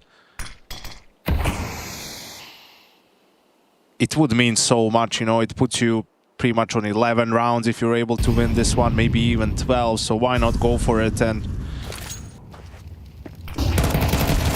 great flash. Oh, and that just, it feels the worst for Blitz. The flash comes out, you know you're dead. You know there was a play behind that, so now they try to pick up the pace, get activated somewhere else after spotting 2 in mid. Flames with a late swing, times it to perfection. No way. Messi unable to get a fresh mag in time, but Techno will get run down. It's just Mizinho, 1v3, must win clutch for Mizinho. First comes in, goes looking for more, pincered between ZywOo and Rops. The 2 frontmen of Vitality deal a horrible round to the Mongols. And the hype for Apex, because it's not just any other round. It's not just, oh, the 10th round in a dominant game. No, that's the round that stops the comeback right there in its tracks. Mongols' chance to build off of their pistol win prohibited by Vitality. And it's so simple, right? I mean, just a flash play on timing to get some information. You get a kill on Blitz, who's supposed to put some pressure. And Mongols lose a lot of control with that, so they feel like, okay, let's just speed up, let's just get on with this B split. But when you do that, you obviously can't cover everything. You don't use all of your utility to save some time, and that was deadly for the Mongols. A fate worse than death. Glock armor for Blitz. The thing that's so mad was, like, as far as first rounds go, they actually didn't have a lot of util to begin with. It felt like they were counting on a play being made against them. And, like, the one area they weren't really prepared for that play in was mid. Everywhere else had, like, trade potential, at least. I mean, this is just giving Vitality a golden ticket to win this map, essentially. Force buy back up now for the Mongols, which if they lose, the next buy they get is when Vitality are on 12. And that would give them 8 chances to close out Anubis. And you can just tell they're brimming with confidence. Even this play from Flames now boxes them in down at Dark, dropping through window. It's a very dedicated drop. He was looking for fights, and fights he gets. But what did we talk about in the first half in that one round? Okay, Blitz has the bomb. Sorry, I just noticed, but Robs will beat him to it, beat him to the punch. He still didn't pick up any pistol. But about the round where Vitality was executing A, right? And the CTs didn't have the counter utility, and even though they had the numbers, they couldn't hold the bomb side. And look what one incendiary into Con did for Vitality in this one, right? Stops completely the split. The Con guys don't move. They decided to wait it out. I guess they didn't get the memo about the nerf. Flamesy drops down, gets a double kill, and the execute is sort of completely halted, right? Yeah. And the B main players are coming in through the smoke. You can't really utilize. They even had 4 flashes left, couldn't really utilize them, and just completely shut down. Oof. Oof. Both players running. Just as a sign of the times, by the way, this was a force buy for the Mongols. They put all the money in, and it's a 5 alive round for Vitality. Oh! Look at those triceps, Hugo. They're so big, Yanko. He's jacked. Did he actually just yell, "It's my game"? It's my day. It's my day. Yeah. I think it's my day. I'm sure we'll get it. Yeah, but that's why we said in the Force, if Vitality is able to win it, they might win the game just then and there, because you see, right? Like, Mongols feel like they have to keep buying. They don't have anything. It's my home now. It's my game. It's my game. Anubis is my home now. Because people keep trying to pick it. Yeah. You can try and punish Vitality. They'll beat you harder. 12-4. Third force in a row for the Mongols. Heads are rolling. Oh, what? He's not even on the screen. 5v2. Pack it up. In a box. Call it a grave for Mongols. We don't know. He's mid player usually. The mid player is mid. Play well the run. 1v3 for Blitz. Flames is already there. Will he be able to shut this down before it even begins? Blitz knows that it's over. Surely they're both here. He's seeing a lot of util. He knows he's still walking into a stack. And so the Mongols, they were hoping that Anubis could be their way in. Maybe it still can be if Blitz can offer up this clutch. He's ready for it, but he can't nail the transfer. And in comes Mezzi to steal away Anubis. The perverse incentive.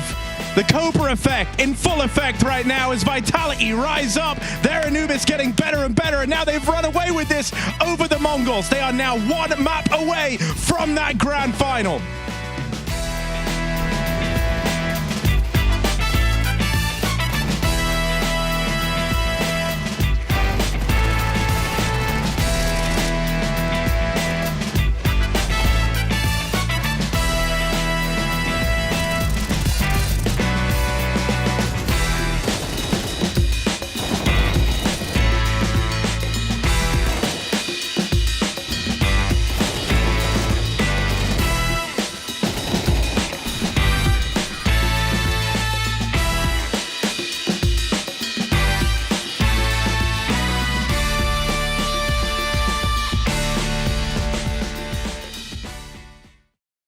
And you can only exit, done?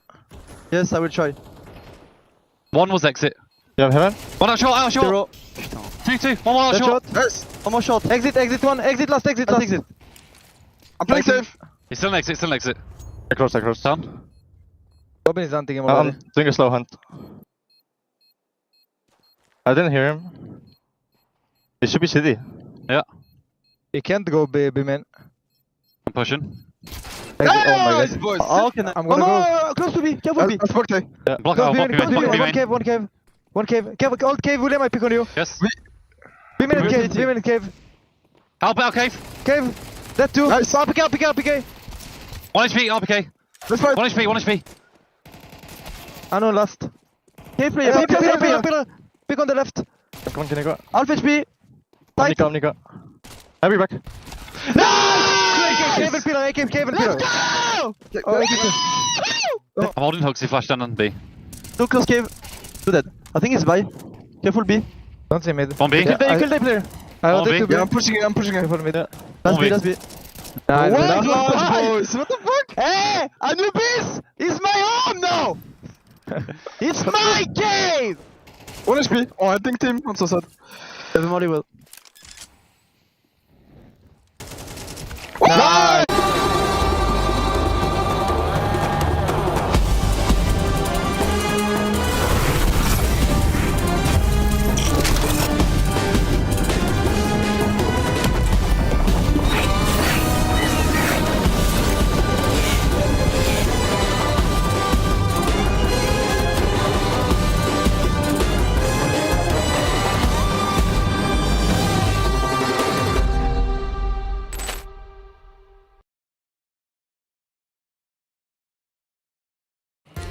Vitality and obviously Robs as well going to be gracing the stage for our second semi-final of the day. But before we dive into that, we're going to dive into what is on this here whiteboard. Rate your past form. And we're going to go down with firepower, comms, game sense, and rate them out of 100. So 100 is perfect. The highest you've ever been, your peak, if you will. Where are we starting? I know it was a long time you were in MOUZ, but if you had to give an average, where would you be putting your firepower on MOUZ? On MOUZ, well, it was the beginning for me, so I wouldn't put it the highest, definitely. So I would maybe like a 75. 75, okay. A 75 probably. That's pretty good. 3/4 of the way there. What about your comms? Comms, we can go pretty low on this because I feel like it's something that always gets better over time. I don't know. I'll go at 50. I think it's also like a thing where like, I mean, you get to play with different players. Your role kind of evolves over time, and you get to be in many different scenarios. So yes. I think, yeah. Is it just a case of like experience and being around a larger quantity of players then? I think I think that helps because you kind of understand your role, what you need to provide to the team, what you can expect from your players. So yeah. Makes sense. And what about game sense? How well do you feel like you understood, CSGO, the meta back then? Well, I think I've always had a good game sense, but again, if you speak about MOUZ, then I think we have to go a bit lower than what we have now. So I don't know, like 70, I guess. Lovely. And then stay on that team for around almost 4 years, and then you move on to FaZe, beginning of 2021. What do you feel like you're... surely there was an uptick. It's 2022. Oh, 2022? Yes. Okay, there you go. No problem. Got that right. Yeah, firepower-wise, how do you think that fared? Well, it's very recent, so if we compare that phase, even if I look at Vitality now, I think those two numbers will be very similar. Obviously, there's ups and downs. I think it depends where like how your team is doing, how much success you're having. Yeah. And if you're having a bad period, then obviously you're gonna play worse. I think it's for many lurkers and anchors, it's true that it's tough to play when you're having a slump period, the whole team. Yeah. But I don't know. I mean, I think it's definitely 90, at least 90. Definitely one of the best years so far in my career. Where like in terms of individual skill, like I'm slowly peaking and getting there. And what about your communications, moving on to a team like FaZe? How much did they rely on you to be communicating? Like, first of all, I know there was a couple of different iterations of FaZe, but was Karrigan relying on you a lot? Of course. I mean, it's less than other players because, again, I think it's down to the role of being a lurker. You are majority of the times you're alone, fully in the other side of the map. Yeah. So, but when you do provide comms, I think it's something that you come to over time. That's what is really important for example, to Karrigan to hear from me, and what he really needs. Like if I can pinpoint a city setup to Karrigan and give him like an idea what they are playing, and yes. I think it's something like that is going to help the team a lot. But I think it's 80, probably an 80, yeah. And I guess it's a case of understanding that, right? Like not overcoming, not feeling like just because other people are talking a bit more than you that you need to do the same, right? It goes with the role. Game sense. Feel like I had a better understanding? Yeah, I think it's a big difference from MOUZ to FaZe, because I think when you go into a team like FaZe, you start playing with, not to be put MOUZ in a bad light, but you get to play with more superstars. You get to play with a team that is expected to win every tournament. So that was FaZe for me, and I think when you go into that, when you play next to those kinds of players, you take from them and you kind of learn how they play the game, how they see the game, and they're obviously already seasoned veterans, and you sort of understand how they like to play the game, whatever. So definitely, I think a 90 here for sure. Some very solid numbers indeed. Now, I know it's not been long since you've been on Vitality, but how different is like the school of Vitality CS versus FaZe CS, just in general to start off with?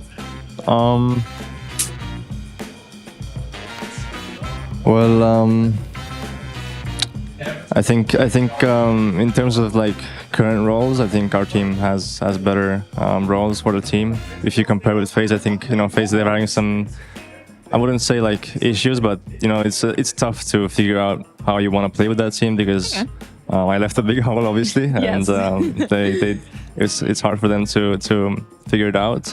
But I think that's what's really helped with us. I think we have a really good team on paper, and I think it's showing on the server as well when we play so far. In the tournaments, it's been going really great. Undoubtedly, I mean, you lift the trophy in Katowice, almost debut on the team. How do you feel like the firepower is faring then? You feel like you're at the 90? Yeah, even higher? I think 90 is what I'd put as well. Nice. Exactly the same because. Yeah, it's still like comparing with FaZe, it's quite recent, so no, small sample size makes sense. Communications. I think it's the only thing I would maybe put as I can put a higher number on, maybe an 85 perhaps. Because I'm getting to play with new players again, learning how they like to see the game, how they approach it, and like what they expect from me as in terms of communication and. How they like to communicate. It's like, it's like a new culture of CS I'm joined into with Vitality, so just learning stuff with comms for sure. Makes sense. Now, whenever we talk to any one of your teammates about how, or what rather, you bring to the server, outside of just shooting heads, you're always cooking something. You're always the innovator. You're always bringing new ideas. So I feel like game sense has to be like close to 100 now, right? Well, let's put it at 99 then. I don't want to put it 100. I think there's always space to improve. But yeah, definitely if you put game sense in that category where like you create new stuff for the maps, especially like Train came out. We did a lot of stuff with Apex on Train to start out the season, and a lot of strats, grenades, just speaking about ideas. But it goes for anything, obviously.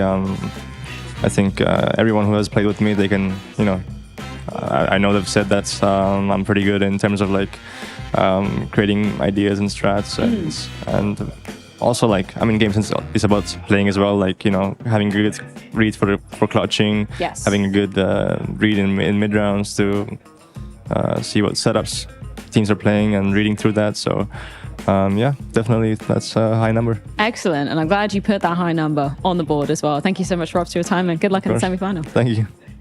Thank you, man. Appreciate it. Of course. Thanks.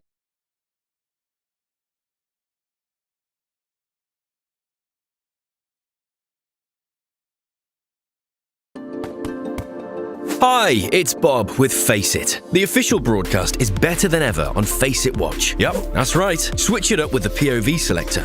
4 angles, your choice, from the main broadcast to your favourite player's view. And it's available on the Face It app and Chromecast. But wait, there's more. Keep watching, keep winning. That's how we roll. Watch ESL Pro League while having the chance to get skins and Face It points. Look at this beauty. Change the channel and control how you watch. What's your name? Lee. Lee, mate, nice to meet you. What's it like being part of the best crowd in esports? If you're not here, you're not living. Let's go, the boys! All right, for now, we're going to send it away. Let's show the world why we're the best crowd! You're champions!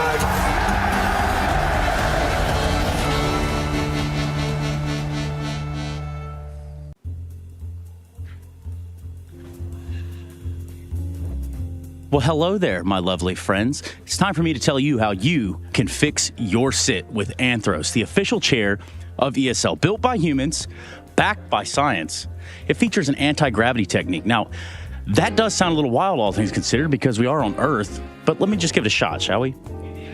Stand up here like so. Turn this little nozzle right here. And voila, what do you know? I'm the most comfortable guy in the room, without a doubt. Take note of that. Features anti-gravity tilt, a game mode designed for properly support your supine and top performance, but most importantly, a chill mode so that you can sit back with the same posture support for top relaxation. Let Anthros fix your sit. We're here with Mazzino of Mongols fame. 17 years of age and you've already won over $200,000. Yeah. That's pretty good. Yeah, that's pretty good. Well, look, we're going to eat some pasta, mate. Yeah. What are you feeling, mac and cheese? Mac and cheese. I'm a mac and cheese guy too, so let's get this going. Open this up, we'll put some water in here. You got to help me with your name. Is it Ayush? Ayush, yeah. Batbol. Batbol, yeah. Okay, it's a pretty cool name. Yeah. And your brother, Bartek. he used to play for the Mongols, right? Yeah. Bartek. Bartek, yeah. So who replaced Bartek on the Mongols? Me. Wow, you replaced your big brother. Yeah. How'd you feel about that? It was pretty sick, yeah. How did he feel about that? Proud of you, yeah. Keep it in the family. Yeah, keep it in the family, yeah. That's nice. What we're going to do is we're going to grab these. Okay. We're going to stir these. Just be careful, she hot.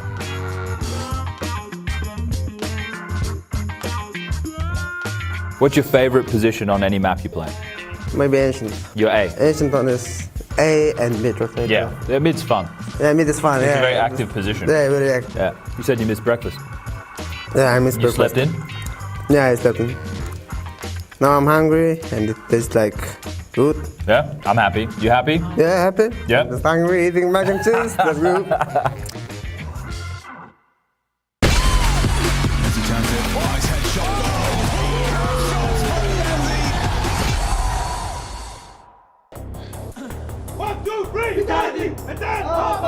The Mongols' gamble pick of Anubis did not have the result they were hoping for. They get steamrolled to open up this semi-final. It's not even close. They're left feeling a little cold, a little rough after that first map. Now we head to Nuke. This is the map that's made an appearance in every series between these squads. It's always been the pick of Vitality that keeps up here. And it's one that Vitality have been right at home on. Do we see this now come crashing down around the Mongols? It ends in the semis, Vitality into the grand finals. Is that what's about to happen, Yanko?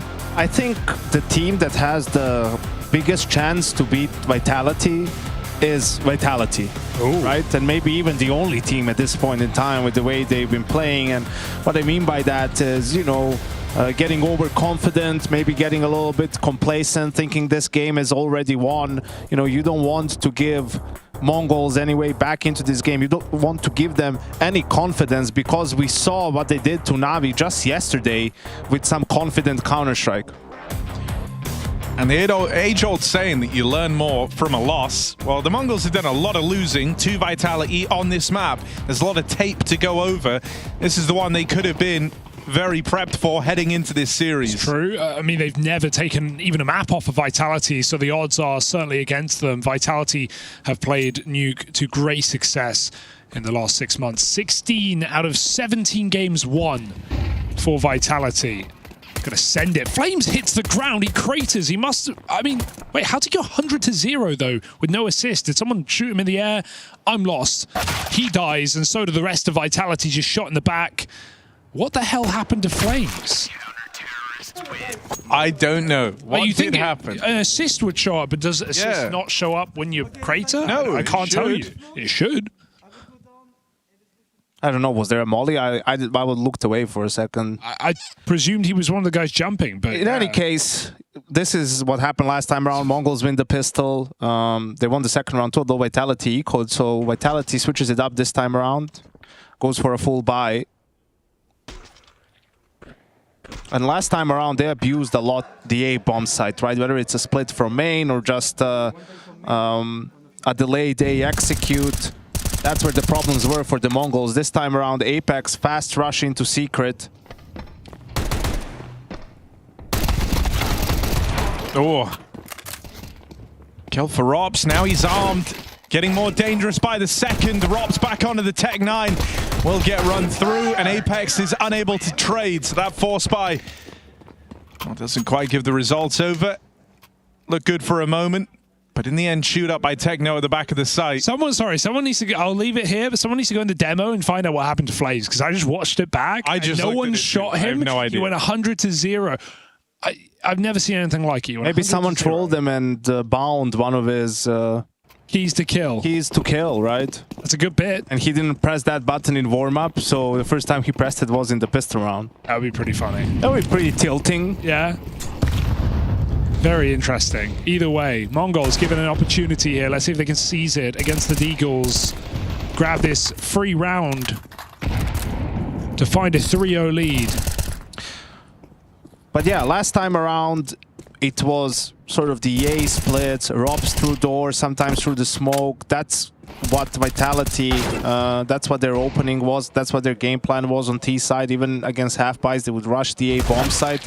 So let's see what the approach is this time from Apex and Xtaz, and how do Mongols approach their CT side, right? Do they put 9-10 a little bit more outside with the op? Do they put more focus on Yard? I would expect a different approach from Vitality, right? To try to game them. Oh, he did get a shot. Oh, wow. Okay. But that didn't look like it. It's crazy. Good catch. There you go. We had I'm still confused. I'm still confused, but yeah, it's surely made sense. Got a headshot through glass, maybe? All right. Guns are out. They saw a blitz though. It's been communicated, so let's see if the call changes a little bit just to sort of deal with him and get that entry. Falling in front of Secret. Apex still aware he could be in this corner. Oh, they've dropped a Molotov, so maybe we're going to see an attempt to burn Blitz out of position. They comes first for a bit of damage. Molly as well. It doesn't burn up here. This is a bug. It doesn't. Molly doesn't climb onto this box. We see a lot of players abuse this. So Blitz is fine in this corner, and you'd hope Vitality would know that. If they don't, they will go walking in. This could get dangerous because they're becoming obsessed with just this position of Blitz and might lose sort of the feel for the round. And Blitz has said, abandon me, leave me. They don't know I'm here right now. There's no one supporting him at this point. Mazzino is on timing, checking heaven and hell, but he's not really dedicating to fighting outside. He could flash Blitz into a play. 9-10. Up on the line, has to drop off. He goes back for more. Risky move, but it pays off. Oh, Flames managed to get out past the util. 9-10 never knew. Shot in the side of the head, and that's opened up the route into lower. Senzu first on the scene, swings the doors open, but in comes that util out of Vitality. And so he'll have to slow down. Blitz now links up with him from Secret earlier on. The spam is real close, but bomb still gets planted. Vitality in with a chance here.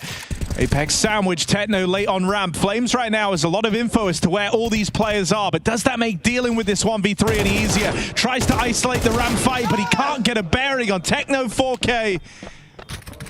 So the Mongols take that first rifle round. This is already looking far more convincing than what we got to see from the Mongols on Anubis. Yeah, it did feel like a little bit, you know, they wanted to get the kill on Blitz. They knew he was there, spent a little bit too much time trying to do something outside. In the end, a good setup from the Mongols, ready for that ramp play, finding the kills. Also, I'd never give Robs the bomb to plant, you know, just let the guy play. If he was alive in the clutch, you always feel like there's some magic with him. But great start for Mongol, just what they needed after, you know, their own map pick went terribly wrong. Vitality on another buy.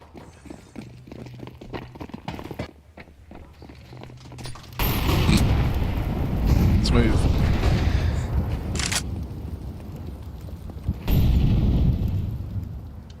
Flames slow default. He's trying to spot the yard, Hugo. Yes, Harry. And Blitz has done it again, this time later. Through the smokes. That's a really ballsy call for Blitz. He gets into Secret. This is Vitality setting up. Grenades on the roof. Are they going to double HE something? Yes.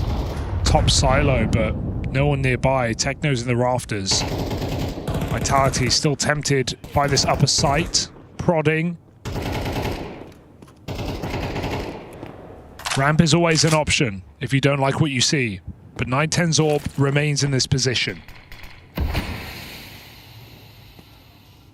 He smokes it now, perhaps to simulate that, you know, there's a rifle there, because why would an opper throw a smoke?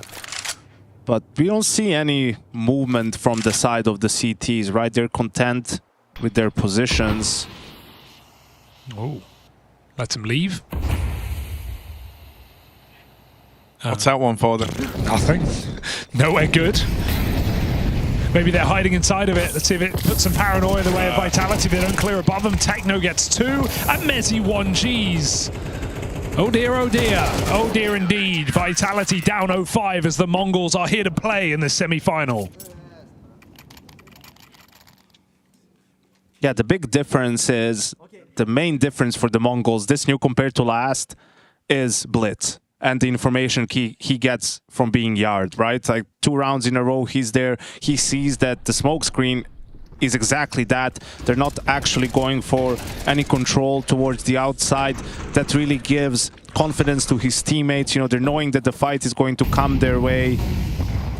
And 2 easy shutdowns in these gun rounds for the Mongols, right? So that's why Vitality, they tried to switch it up themselves. They basically didn't go ramp last time around in gun rounds. Here they tried it in first time around. Second time seems that maybe they were dissuaded by the smoke. Oh, this could get real awkward. Mizinho figures out too late that there's a lot of bodies in the ramp room. Vitality pumped the brakes. It feels like Zawu got a spot on something there. He looks way too interested in that corner, and they want to try and go hunt this 910 AWP. Really good move for 910 just to pull all the way out. The Heaven player just needs to be aware they can come up the ladder. Vitality run, so it gives away the aim of the game. Should be an easy hold here for 910. First is a miss, but Vitality know they basically can't challenge that. They've got to go up the ladder. That's a death sentence in and of itself. Techno waiting right above. Vitality sneak back to ramp. 2B at the same time. There's no easy way in for Vitality. Flames give Zawu the gun. It's up to him to find this opening kill. Senzu's going to be helping out from single door as well. Blitz is in a very strong position, but dead immediately on the first swing. Senzu also locked out on his push out through the single door. Vitality, this time they have Rops alive in the post plant. Missed shot from 910, and that seals his fate. It's all eyes on Techno. Moving it through ramp, Rops up close. This is the 1v1. Techno locks it in, but now he's very wounded. Full belt util. He's preoccupied trying to get all these nades out. Flames roots around the world. Bomb planted open. Every second counts, so even a fumble on the util like that adds to the stress for Techno 4K. Still, he makes it happen. Huge clutch up out of Techno, and the scoreline stays flawless. 10-0 on Techno. He lets them know. That is sickening. I thought he'd fumbled it every step of the way. He fails the smoke, dropping it. Flames fakes him out by flashing single and rotating all the way around, but it's the last couple of steps for Flames where he runs in that window. It gives Techno info. He plays it to perfection. 2 very close headshots. Yeah, just a slight mistake from Flamesy in the end. I mean, I'm guessing he wanted to catch Techno as he's going for the defuse, but he didn't touch the bomb yet, so there was no sound cue. The time was running low. You have to play the time there. You can see Apex aware of it as well. Good timeout from Extaz. I think, though, Vitality found the recipe for success in that round, which is slow it down, you know? Yeah. Like, let your players work the map a little bit. Don't have Zawu having to push through smokes and mollies, you know, to hit A through HUD. Work Yard a little bit. Have some trades happen. Even if it's 3v4 for you, but you get good map control, you can still make something happen.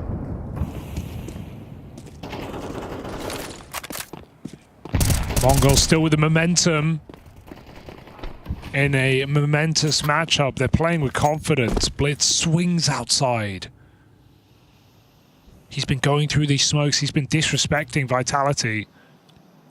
I wonder if Rops is going to find them Zinho as well, because I don't think he knows Rops is in that cubby, and they are going to go for a B split through secret.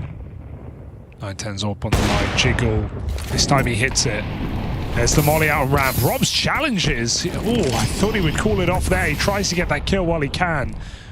Pulling back from the secret, avoiding the AWP and going through main. They actually skip Blitz's position entirely, but he's still got an angle. Oh, he just gave it up. He just missed it himself. Spot for Robs. Might pull Vitality back into this top site hit through Heaven. Seems like their best option.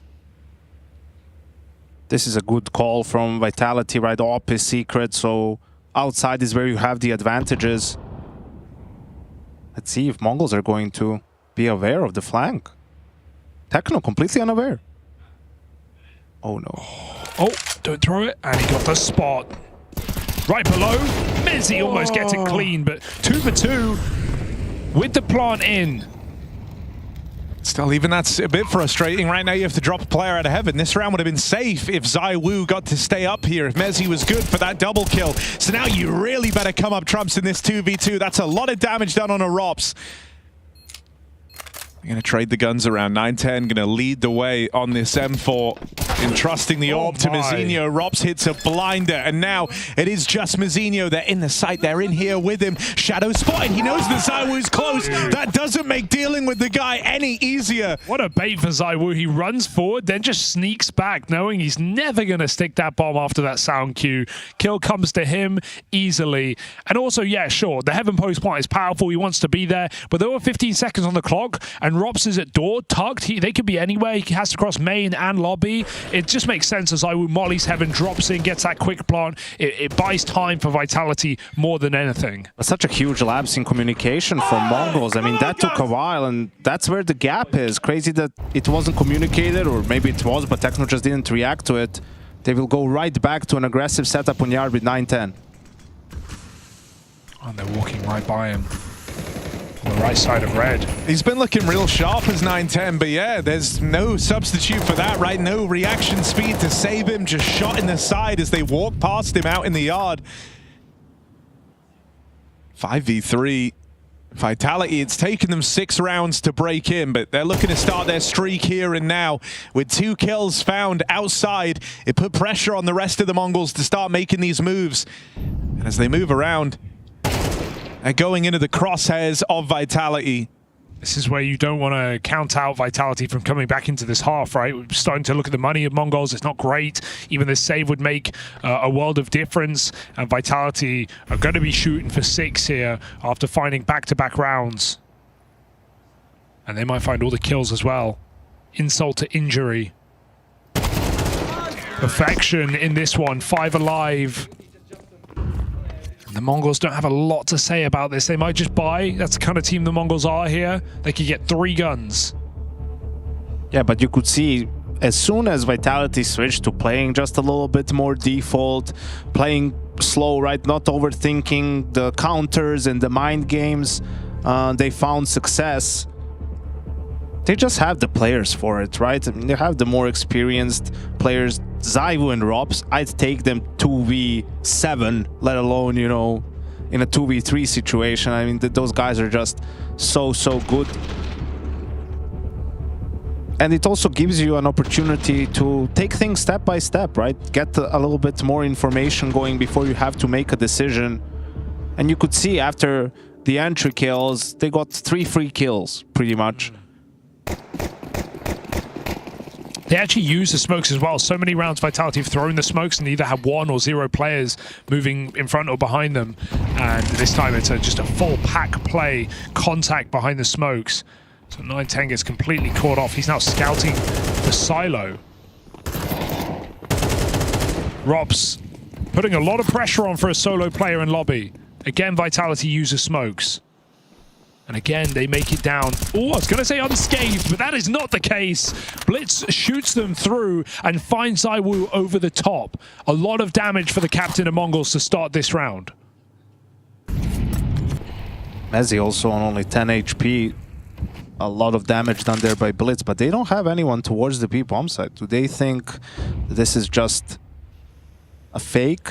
But then it would have been Apex, not ZywOo. So now Mizinho starts going down, but he won't be enough to defend this, and Mongols are still in danger of losing this round. Can he get inside in time? Oh, that's so awkward. Just caught out in no man's land. Apex gifted an opening. 9-10 scout takes a lot of damage in the molly. Apex racks up another in the meantime. Senzu, good door swing, looks for a little bit more. Senzu, can he restore normality? Because Rops still late from the lobby, and Apex clearing up around the vents keeps that path to rotate open for Rops. They both get down lower. Smoke getting deployed for Senzu, but times are getting real desperate here for the Mongols. On the defuse, it's the 10-second stick. Nothing connects for Rops. That's a bit of a disaster. I don't believe it. You think he's off the bomb now. Senzu, 10 seconds. Pros don't fake. He sticks that defuse. And Vitality of the round robbed from underneath them. Apex never even tries. He trusts Robs. Apex got 4 kills in the round. He really thought the Robs would be able to get him off the plant, or the defuse rather. But 10-second stick in the smoke. No spam connects. Apex doesn't even think to check. Oh, that's an ugly round to lose because it was Vitality trying to break back into this game. And I thought Mongols had lost it just by virtue of not jumping on that bomb earlier with 2 lurks in the round for Vitality. They let them get so close. Still, this stick keeps them in this game, but the money is up for debate. It's got to be the AWP and the rifle keeping Mongols in this half. Another opener out of the 9-10 AWP. And so another 5v4 for the Mongols to work with. Flames going back to line up the outside smokes. Wonder if Apex wants to try walking a main off of these, right? The rest of the team sat up back in the lobby. They're trying to get him across, though, all the way in a secret, and he does beat that nade timing. He heard that. Spot on him out in the yard, and now he will root into Garage. Right now, Vitality are lending time to Apex to make his play. This could go disastrously wrong for the Mongols. They are not even considering it. He heard them run into main after they cleared the smokes. He knows he's got the golden goose of timings. Well, they're about to clear out through secret. Walking up right now is Blitz, but he only cleared behind red. He didn't commit fully. He didn't full clear outside. And now, as he has, Apex has made it up into heaven. Rops forces the opener. Apex head on a swivel. Rolls back the ears. 2 fights, same time. Dan's got it. And they even ready for fight number 3. Sure, Mazzinho gets that late trade onto Apex, but he's already won the round for Vitality. Full faith in the captain, full faith in his timings, and they stick the landing. Style points on that one. Mazzinho still fighting here, high risk. Does manage to find ZywOo. That might make them turn around and just go pick up the AWP, play their own money. They're on the comeback, remember. Vitality don't need to risk everything in this round. But they want to go for it. They should hunt him because there's no money for the Mongols. This AWP would be great and Vitality can figure it out. So that was worth it in this situation. They only have 1400 loss bonus, right? So they can't get anything close to an AWP if they can find this kill. This could be probably a 7-5 half. Yeah, that's still weak as far as Vitality concerned. And again, Vitality, even though they're a man down, they find the gap, right? The Apex, great play from him. Vitality only has 1 opening kill in the first 10 rounds. So these rounds are hard to come by, and they absolutely need to win this one. They finally have the Mongols on the back foot. But these rounds can often be harder than you give them credit for. Pistols round corners. Vitality make the move of going outside. They avoid this entirely. Yeah, I love that they're playing so grouped, right? Oftentimes, if you kind of get a bit strung out in this type of round and you lose that first fight, that's where things get really weird. You're suddenly scrambling, whether that's for trades, whether that's to group up in the 4v5, and that's where mistakes get made. Or even a lobby push, right? Yeah. You can expect Mongols buying here, but if they ran at you lobby and you're all there, you could get run over. That's why it's so nice to have Rops in this team, because he's just going to solo anchor that spot, and Rops in lobby alone is very dependable. There's 1 kill. Found for Blitz. But it's a good collapse on this B site, and that's facilitated just with the sheer number of players Vitality had on the cross. Can Mazzinho make this interesting? That 1 kill, he goes hunting a little bit further.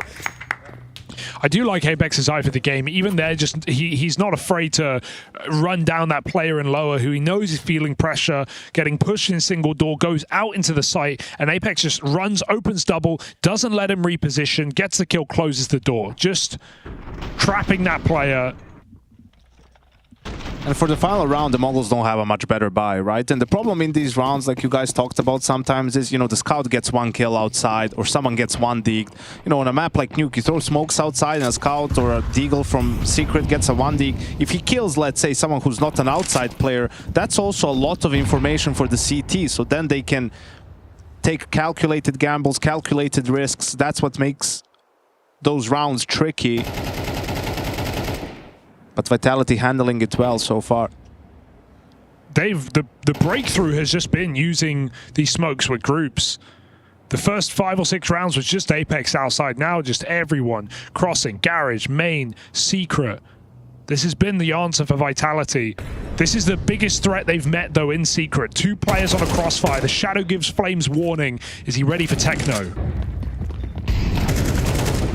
I like the Flames has been more at the tip of the spear as well in these last few rounds. It felt like early on he was alive in a lot of the sort of clutch moments, and I think you can tell that he's more of a guy with an affinity for the early round than the late round with how some of the clutches tried to pull off. Mazzinho, that was a wild shot. He was even ready for the swing out from control room, gets away with the tag. ZywOo doesn't want to face this now. Rops is still very, very far away. And there's only 30 seconds left here. No plant yet either, with the bomb dropped over at double. Haven't even picked it up. It's outside the door. 910's just got himself stuck in the site. What a great position. Can they get it? They've got it now. They don't check above them. He took the timing to get involved and get in the site. 15 seconds. This one is dead as a doornail. Only Rops is a clutch player, but this is too much for one man with no time. Mongols do piece together a strong half. 8 rounds on the CT side as Vitality get caught sleeping, flustered by the end.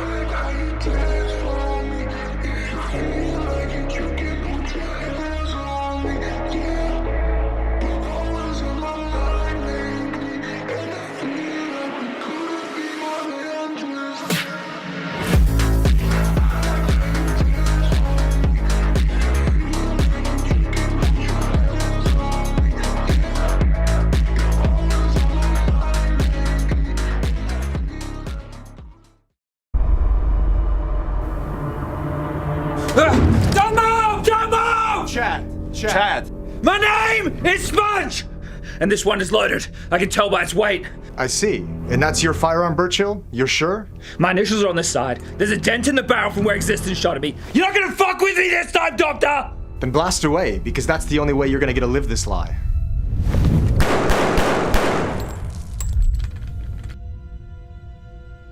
Your aim, Chad, has always been dog shit. My aim? What have you done to my goddamn aim? It's dog shit, Chad. We're telling you the truth. Your gameplay was mid, bottom fragging, suicidal. Your rating sank, but you blamed away. Ignored what everyone told you. You moved to Europe and purposely set HTTP databases on fire, but they recovered the statistics. You're lying! I'm absolutely cracked! I'm absolutely cracked! Chad, your stats!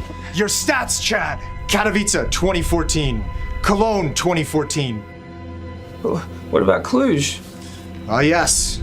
Farming Devil Walk. Well done. Where's the Titan game? Congratulations, Chad. I heard the Titan game went very well. These individuals for Renegades have shown up today. They're outplaying many of the Titan players. Fox Eminor will get 16-1, and they will be going home with that map haunting them. I'm so sorry, baby. Don't listen to them. Their CS knowledge is just not that deep.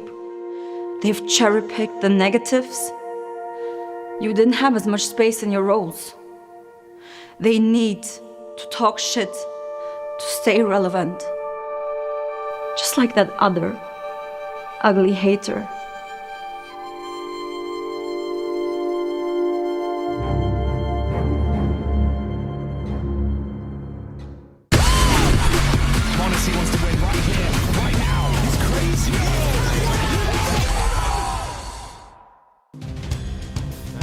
The Mongols have a shot at redemption in this semi-final. Vitality's map pick, a map that has cropped up every time these teams have gone head-to-head. One that the Mongols have never bested Vitality on.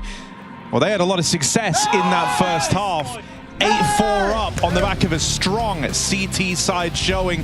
It all started with winning the pistol, and from there, strength to strength for the Mongols. Very light buy for this T-side pistol. There is next to nothing in play. It's armor as they barrel out through the ramp. 5 sets of it. This is going to be a brawl from the Mongols. Rob's in a fantastic position, but he needs to pick his shots wisely. Already headshot in the first. He nails 2 in the final tick. Apex trapped in the door. They come together. He can't get a kill. It's a bloodbath down in the halls of B. Mongols running round. Mezzi shuts them down. It's only Senzu. 1 shot. Flames finds it. Vitality are back in. And you can see how much they celebrate. They know how important that pistol was. Would have been very difficult to close it out in 2 if they lost the pistol round. And very straightforward for Mongols, 5 armor. But Mezzi doubles his kills, only 2 kills in the first half. Big step up. Props somehow had time to get 1 more as well. It's unreal. Mezzi's P2K delivers so much as it often does. I like the Mongols taking eco, a team with a proclivity to force, obviously in late game like we saw on Anubis. But this is the chance of just buying the third. Yeah, I think they're out by Vitality. I think they're one of those teams that it's also a little bit score dependent.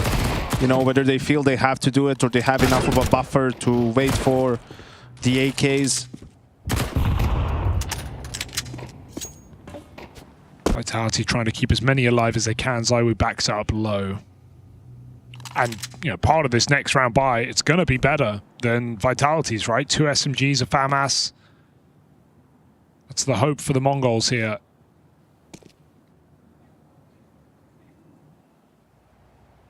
Not overplaying this, though. Vitality want these kills. They're not getting given them. Glock goes over red. I really like that Zywoo swapped out his position with Robs, who's full HP, right? Because just 1 player dying is a huge difference compared to 5 alive. If you lose 1, then if you lose the second one, it's, you know, whatever. But if you can keep 5 alive, it's a huge plus. Mongols know that too. That's why they're not afraid to really try and milk that round for any damage they can. Vitality do not give them the opportunity. It is that 5 alive round they were looking for. This CT side having its second win. I said this in the first half. 16 out of the last 17 games on Nuke, Vitality have won with this core, which is an insane statistic. Just blemished by 1 loss to MOUZ back last year. I think it was at Rio. So don't count them out of a comeback here. Even though it's their T sides that are often do a lot better. Last time they played, the Mongols had success just working yard and they were going secret a lot. Kind of the opposite of how Vitality open a game. You can see no smokes, right? They feel like they have the advantage with the weaponry. Oh my. Crisp shot from Mizzino. And they've cleared Apex as well. Probably deeper than Apex is ready for, given he's wide on that angle with an SMG. It's going to be a tilter as they pull back. Mongols just want a group 5 lobby. You just don't want to overcook this round, right? 5v3. This would be an unforgivable round loss for the Mongols, so they're just going to try and group up back in the lobby, play together. They leave Mizzino to his own devices over at Secret. When you have a 2-man advantage, you can afford to send 1 scout out, so to speak, right, to put some pressure and perhaps find the stack, because that's the one thing you want to avoid. You want to avoid going into 3 players being somewhere together. So let's see if that happens for the Mongols. Gotta check Flames. Tucked in. They go hot. Blitz is low on health. He's the guy carrying the bomb. He's actually just dropped that over. Trying to avoid any awkwardness as they get ready to hit this top site. They get past Mezzi for free. They know that Flames is here. They have him boxed in, and Robs can't find a thing. So it's a good return to form for the Mongols once those guns come out. Sharp, just really sharp for Techno. He was the guy yesterday. He put on a monster game against Na'Vi. At Mirage, 22-8. Not even meant to be the star of this team. But anyone can step up for the Mongols when the time is right, and the time is right now, as they've given the opportunity to break Vitality's money deep in the game. A little gimmick to start the round with nades into the main. Vitality come with their own tricks, flash into ramp. I think the Mongols would have heard that. They're going to go back outside.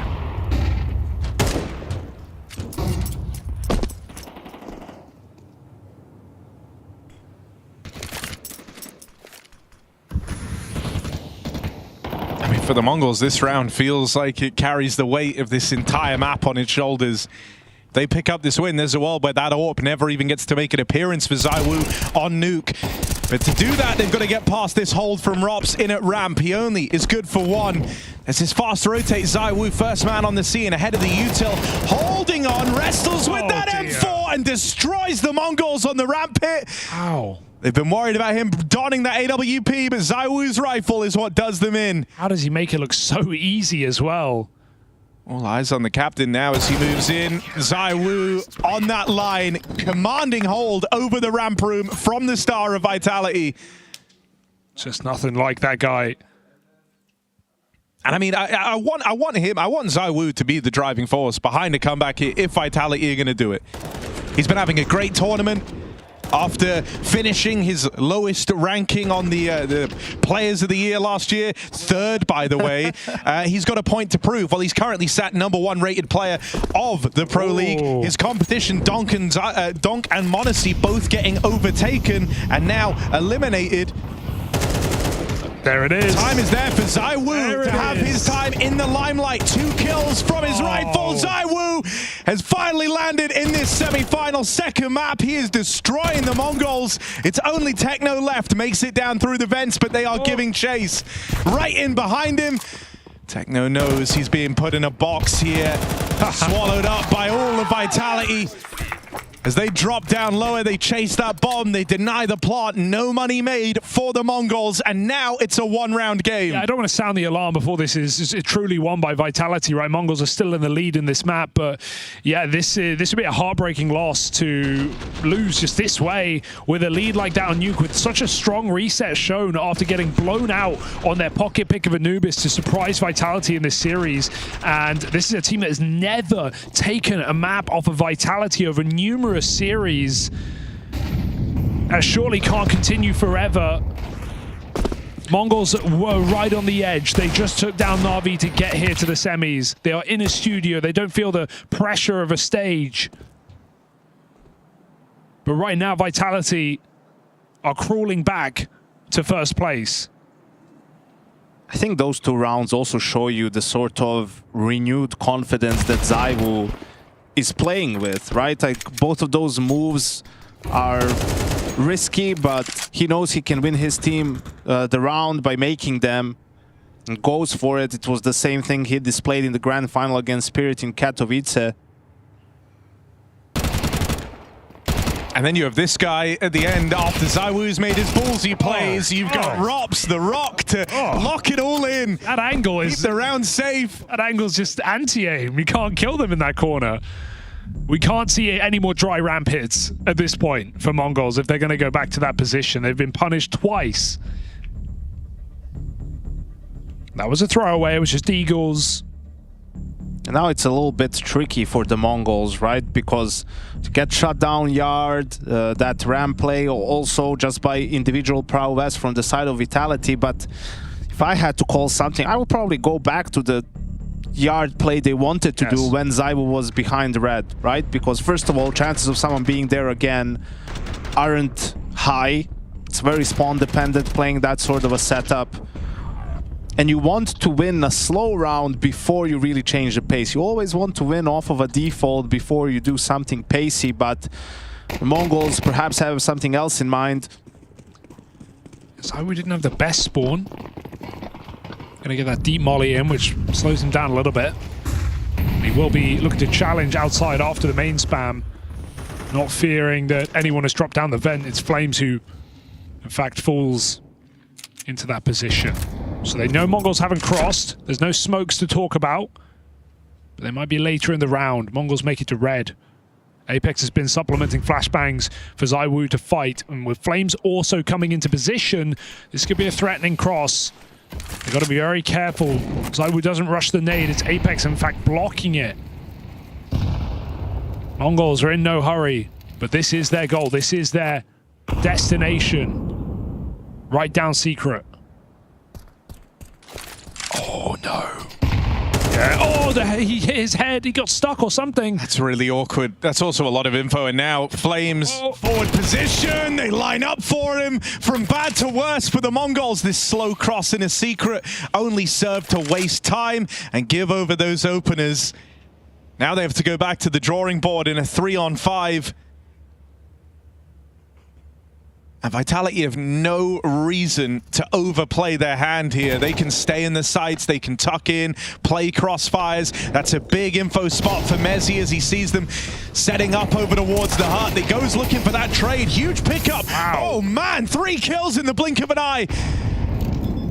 The Mongols have battled back in. This was 5v3 for Vitality. And it might just end up being a save. The round might be over. Flames on the rotate up through secret.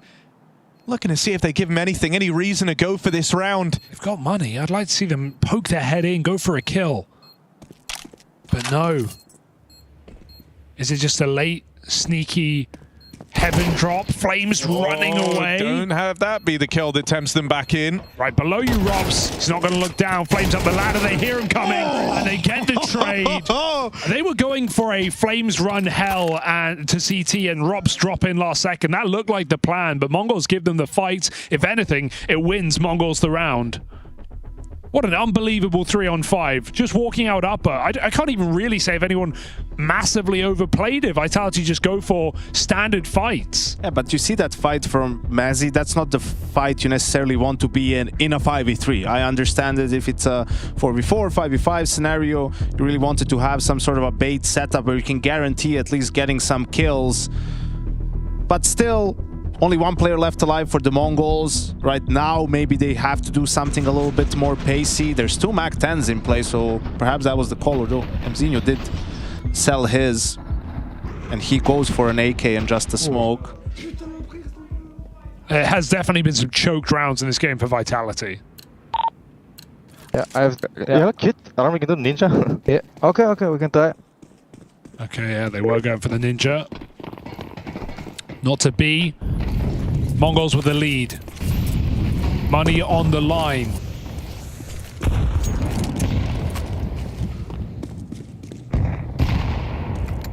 Again, these early smokes land even earlier than before, so the call must be in again. These players could have crossed, and Blitz has. He's beat that Molotov. Robs is playing, jiggling, and ready to block.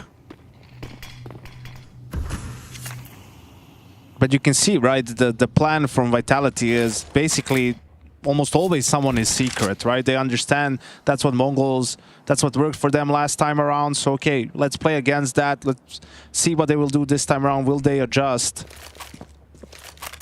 It was a little bit of a switch up. Blitz is there to draw attention to himself, to put pressure on secret, and then they want to do an A split. So he can't die here without applying some good pressure first. Already, it feels like he's done a great job drawing a second player down.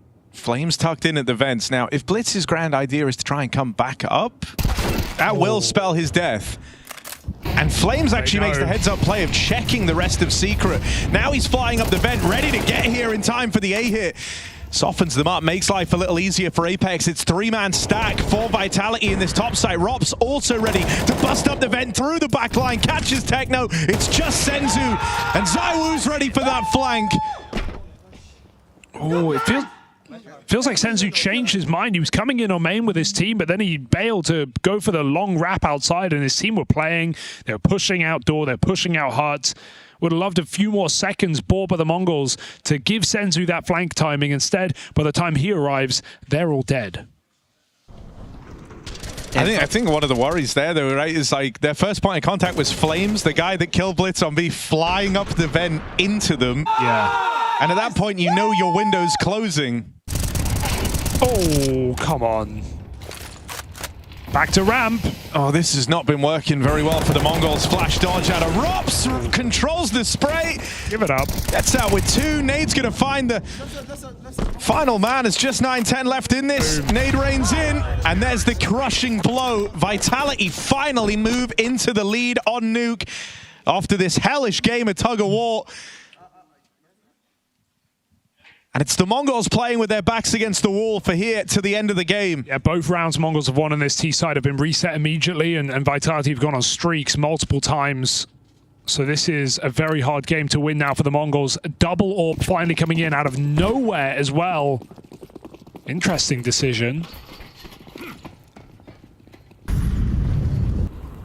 I think one of the scary things about this Nuke is for Vitality, sure, their T side is usually way stronger than what we got, but if anything, their CT side, because they so often pick Nuke, and that comes with the caveat of starting T, they just play more T side rounds. That is where they pick up most of their rounds, usually in a matchup here. But the CT half gets slept on a little because you only see them on it for 5-6 rounds every time this map crops up. I have a lot of ideas, a lot to fall back on, but this space taken from Blitz is nice, and there's no ignoring that. This time, not taking the routing in towards Secret, instead going Garage. Rops waits in at the ramp room. This time doesn't have his trusty M4. Holds it instead with the second orb. Lands a leg, but it was all designed to bait the shot from Rops. That's given them the opener. Yeah, Techno had already crossed. They had no idea, so the jump just... Even with it, Rob thinks he has a second timing to get another shot off before he has to fall. Apex must concede this ground, and so that gives Mongols a chance to go B, but they can also mid-round with this. With the position of Blitz, options are open. Apex doesn't know. He will not know until it's too late. Unless... No. Oh, I mean, Apex is in a weird position. He's having to consider everything with no room hell, no room ramp. Wait. Still, Vitality have players in the right position. All 3 over towards this top site. The time is now for the Mongols to drop lower. Oh, they're faking to go back up. They're going back up. There's still one more player here. Has he got the spot? They've seen him, though. Big kill. And getting past the one man actually in the site now with Heaven to play around.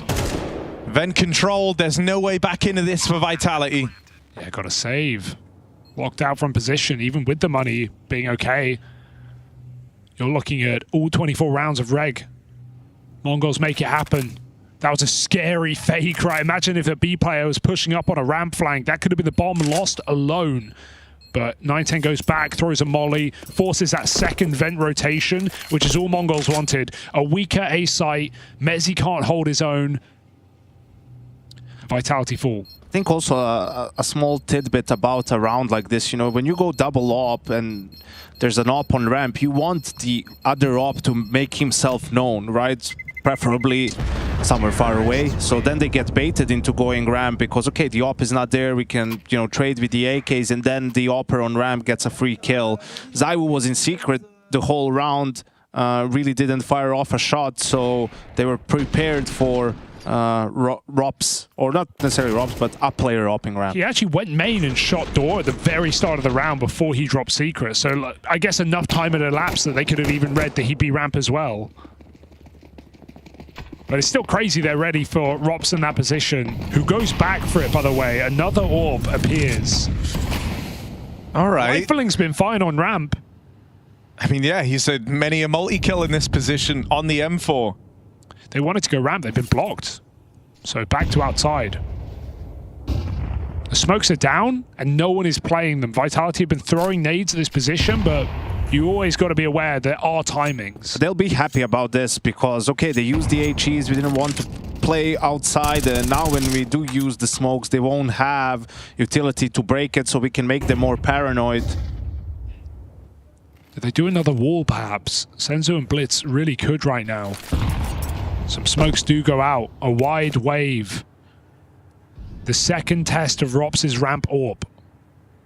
I mean, this time it has to come up for Vitality. Oh, it's perfect. Once more, he is bested with that second AWP over in ramp. So the door has opened up for the Mongols. Sight setting towards lower. The 910 AWP cracked the round open. Can it take it one step further? Because Flames gets entrenched in time. Lands a dink to open. 910 watches on with that AWP. Oh dear. Knowing that one more kill would tee them up for this round win, and he's going to deliver it through the boxes. 910 AWP. Shot is intercepted. Techno soaked it up. That's a bit of a disaster. That could have been a kill confirmed onto Apex. Now things get weird. 3-on-3 given over. There's a lot riding on this round. Oh no, he's planting open. Apex could deny this right now, but Senzu watches on. Bomb plant located. ZywOo and Mezzi left up in this one. They're split up on the approach. The double AWP now in the hands of the Mongols in this post plant.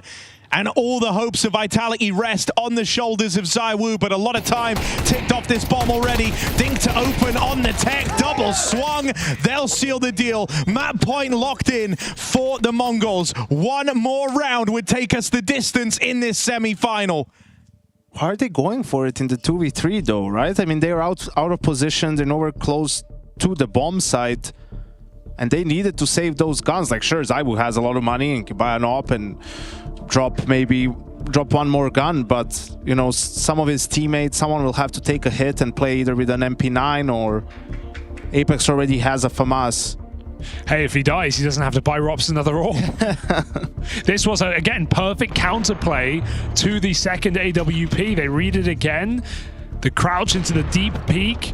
And the double AWP does no favors for Vitality, but the post plant, it wins Mongols the round. They pick it up, they put it to use. Great cover on that plant despite Apex's reposition. I'm just saying it would have been crazy if Vitality won that round, because the only reason Apex survived is 910 hit through Techno. Techno walked in front.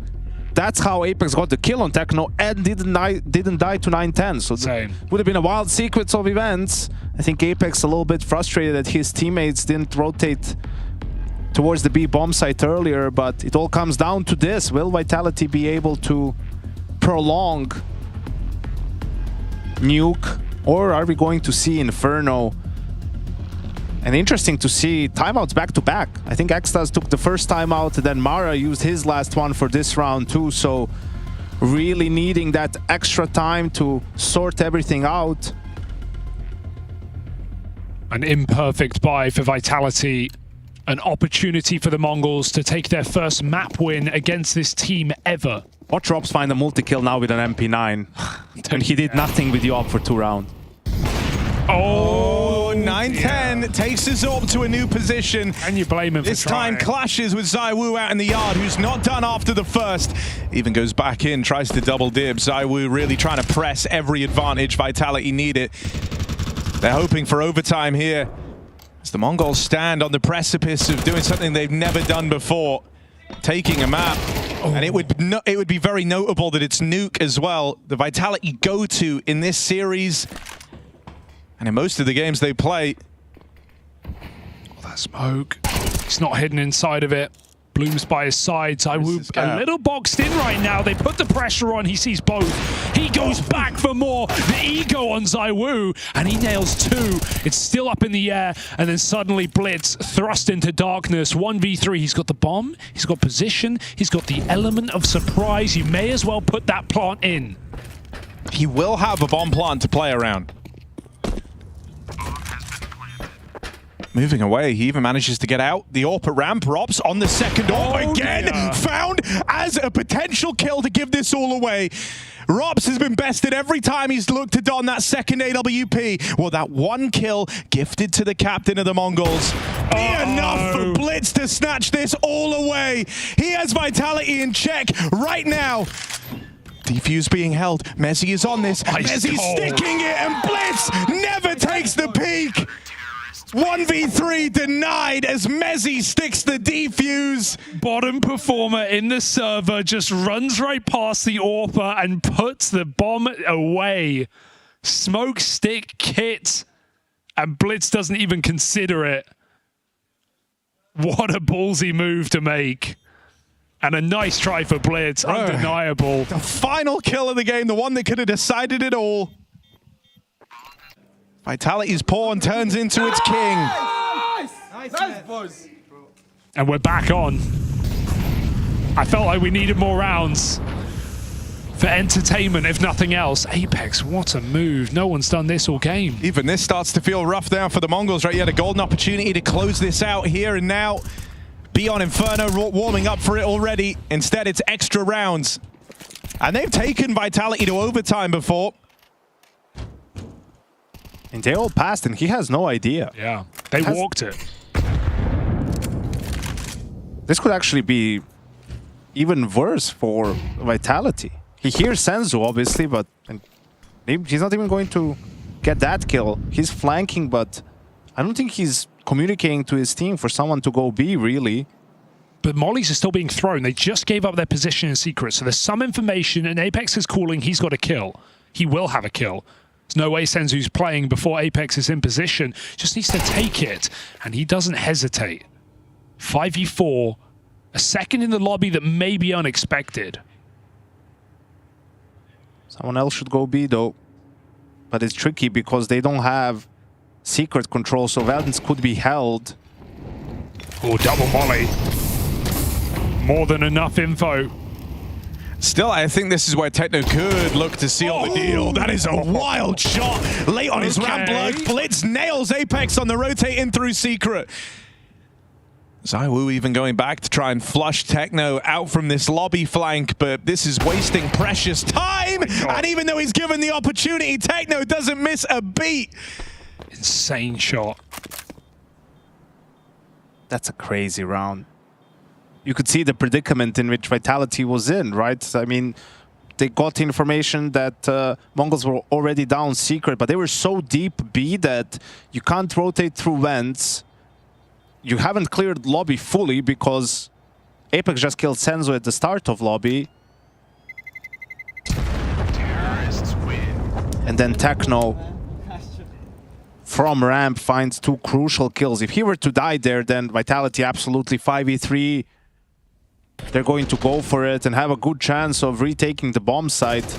Yeah, just like you were saying, with Apex not having the info, I think maybe you're expecting maybe 1 down, Blitz has crept in, but having 3 Ts in secret ready to commit to a B hit, Vitality is just not positioned for that. ZywOo gets double blocked by Molotovs. It was also just a very decisive B hit with all the util to make it happen, right? If you contrast that to some of the B plays that Vitality had in the first half where things went way too slow or hit like this jarring halt once they got down there. None of that from the Mongols. As he pushed Hut. He pushed Hut to kill a guy back lobby. That's a hell of a display at 9 and 15. Oh, and the difference in this one is even though the Mongols have traded that kill for space at secret, Flames gets down here early. This time they have that player to rotate through the vents. Very lucky. He just falls off that ledge in time. Smoke block. Apex tries to make it weird outside. Oh, don't think he got seen. They make it down. There's still this back garage players. Apex is kind of wasting his position here. They peek in. Flames very loud about that move. And this drop noted by ZywOo. 4v2 and they know where they are. You know, there's still weirdness in this round, though. The addition of Rops being actually in the site should make this a safe bet for Vitality. And that swing and a miss out of 9-10 makes it so. It feels like for Vitality, they're aware they've been a little slow, a little lazy in getting these bodies down towards lower. I like that Flames instantly, after that kill into the lobby, straight up vent drops in response to the outside smokes. But he shouldn't do it again, though, right? No, because a couple of times now, Mongols died to Flamesy, right? Flamesy is the A player, the sort of door player, right? So that's information for you that they're leaving A site weaker to rotate down to secret. So now for the Mongols, you know, the sort of counter to that is, okay, throwing the smokes, putting pressure secret, but actually just exploding onto the A bomb site while they're occupied towards yard. And let's see if Vitality is one step ahead of that, if they expect some sort of an adjustment, and how they'll open the last round of the first half of the first overtime of Map 2, the semifinal ESL Pro League Season 21. Damn right. Couldn't be clearer for our audio-only listeners. They're still out there, I'm sure. Oh, full blind. More head-to-head ZywOo. It's been picking up steam the hotter this game gets. Getting the break, but Mongols have actually almost never been caught by these breaks. They delay it every single time. They let 2, 3 HEs sometimes pass before they cross. And they one player runs and 3 shift Yanko, giving false information in the way of Vitality.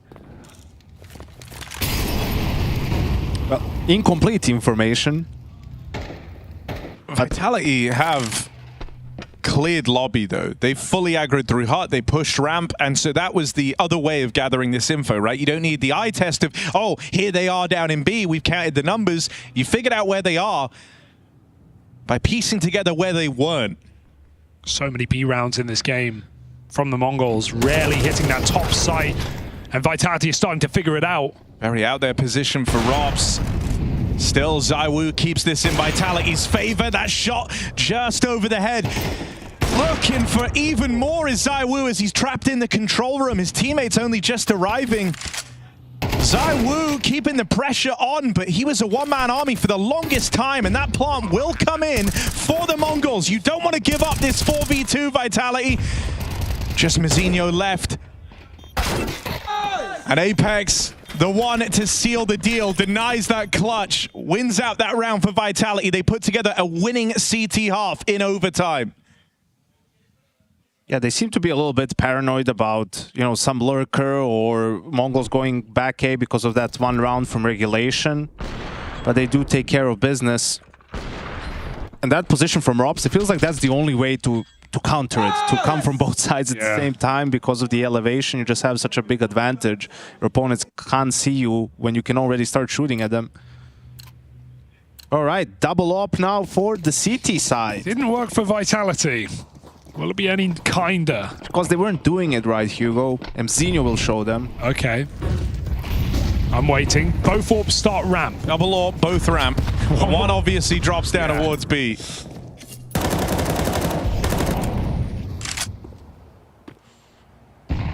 Sitting on silo like this, I feel like you will have one of these players looking for this secret fight. Something changed. He chooses not to go for it. Call comes in that they're not actually playing outside. Vitality have all the room right now. Oh, that perfect smoke to get them in main. Options open up for Vitality, and Flames makes new ones creeping through. Is he ready for back garage? Blitz likes to play here.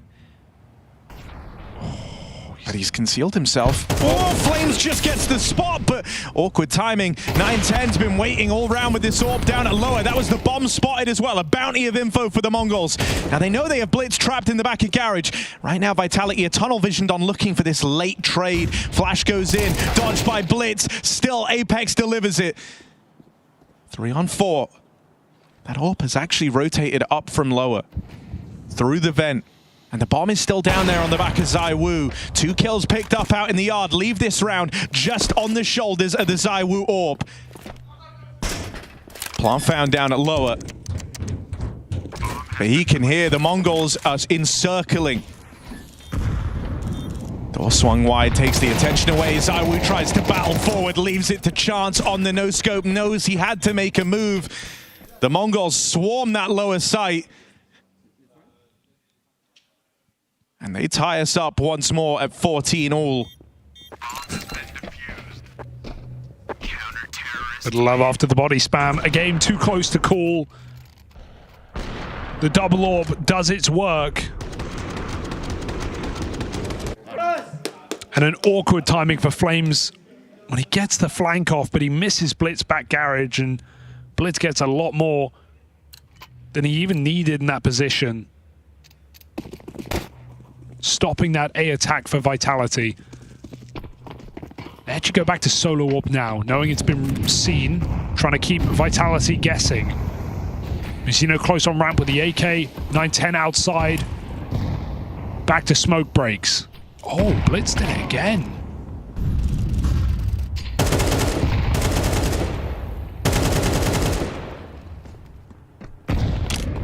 .5v4 for the Mongols, and yeah, no, Zywoo has no idea what he's walking into. Easy kill. Blitz just creeping through Vitality's wall of smokes. 3-on-5. Desperate time on the ramp room. 9-10 going back for more though. Double dipping will be his fatal mistake. Oh dear, 3-on-5 no longer. Not like this. Yeah, you don't want to feel like that's how you just given up the game. 9-10 as well has been such a pivotal point of this comeback, but that's awkward for Rops. Mezzi currently sitting bottom of the board, found his 10th kill onto 9-10 in this round. Doubles up now to find the 2v2 for Vitality. Mezzi has been super absent here on Nuke, but the 2 kills in this round could really tee up Vitality. This is the anti-meta reset, right? They go back to lobby. You'd expect them to go heaven. That's exactly what Senzu's playing for. The longer the round goes on, the more he must consider they could be here. This is the longer route for Vitality to take, but they take it nonetheless. Should be a trade. Senzu has to nail this opening shot, but just looks off the angle. It's only Techno left. 1v2. Mezzi 3 kills deep in the round. For Techno, there's 4 on the floor already. Heart racing now, 120 BPM, Techno 4K, trying to uplift the Mongols, closing the gap, finds that first man in the heart, aware of the backside player, Techno with the transfer, and that is electric. Vitality on the back foot as Techno moves the Mongols to pole position. Their first time ever. Could it really be today against Vitality? A clutch like that might kill this team right at the end of this overtime. That is the worst way to lose it.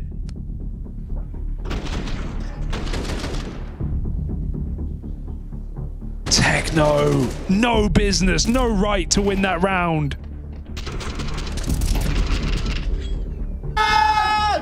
And you know, there's a lot of time on the clock, so time isn't really a factor in this clutch. They want to play together, they want to double peek him, but he just weaves around the bomb site, manages to isolate the 2 fights, and what felt like was the last bullet gets the kill on Mezzi.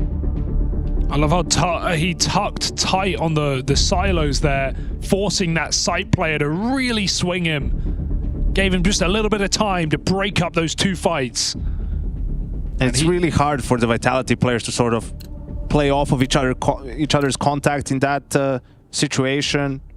Bomb planted for heaven, so even if they play separated, it's not great for either of them. Vitality need another overtime. Mongols just need 5 kills.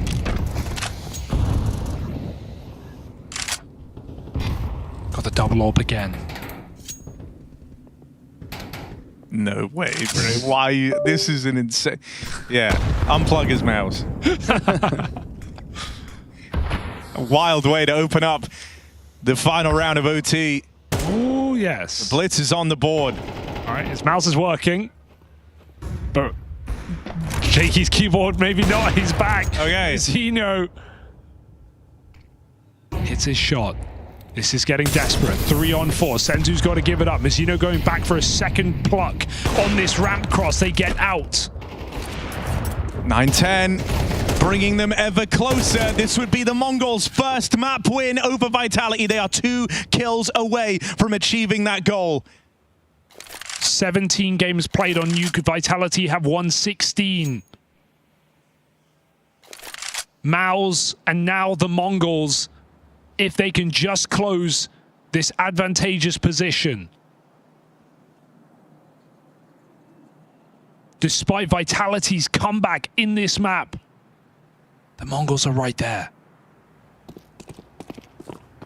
They've made it down secret, but so has Mizinho on this AWP. Techno, even in the vents, drops in. ZywOo knocked out. That's the top performer gone. Mizinho will seal the deal for the first time in this head-to-head. The Mongols have taken a map off of Vitality. That has kept the semi-final raging on. This series now goes the distance as we head into uncharted waters. One spot left in the finals. Will it be the Mongols or will it be Vitality?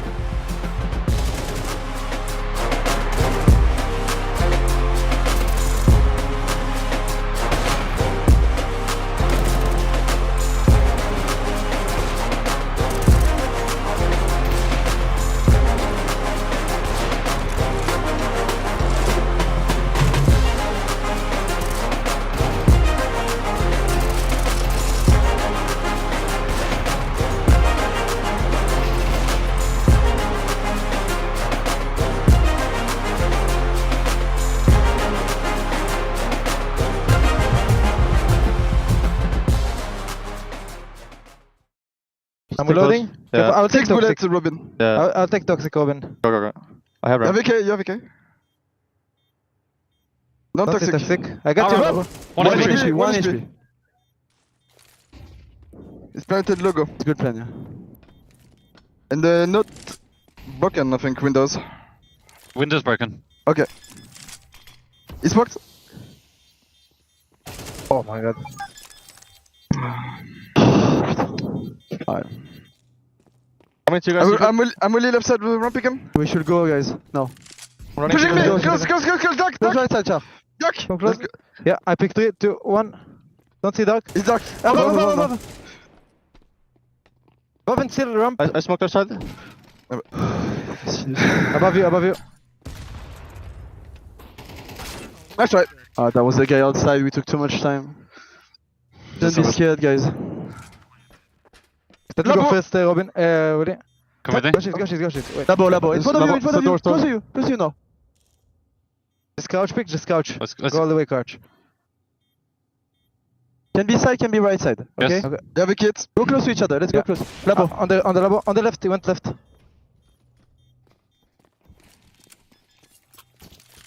Good, okay. Nice, man. Boys.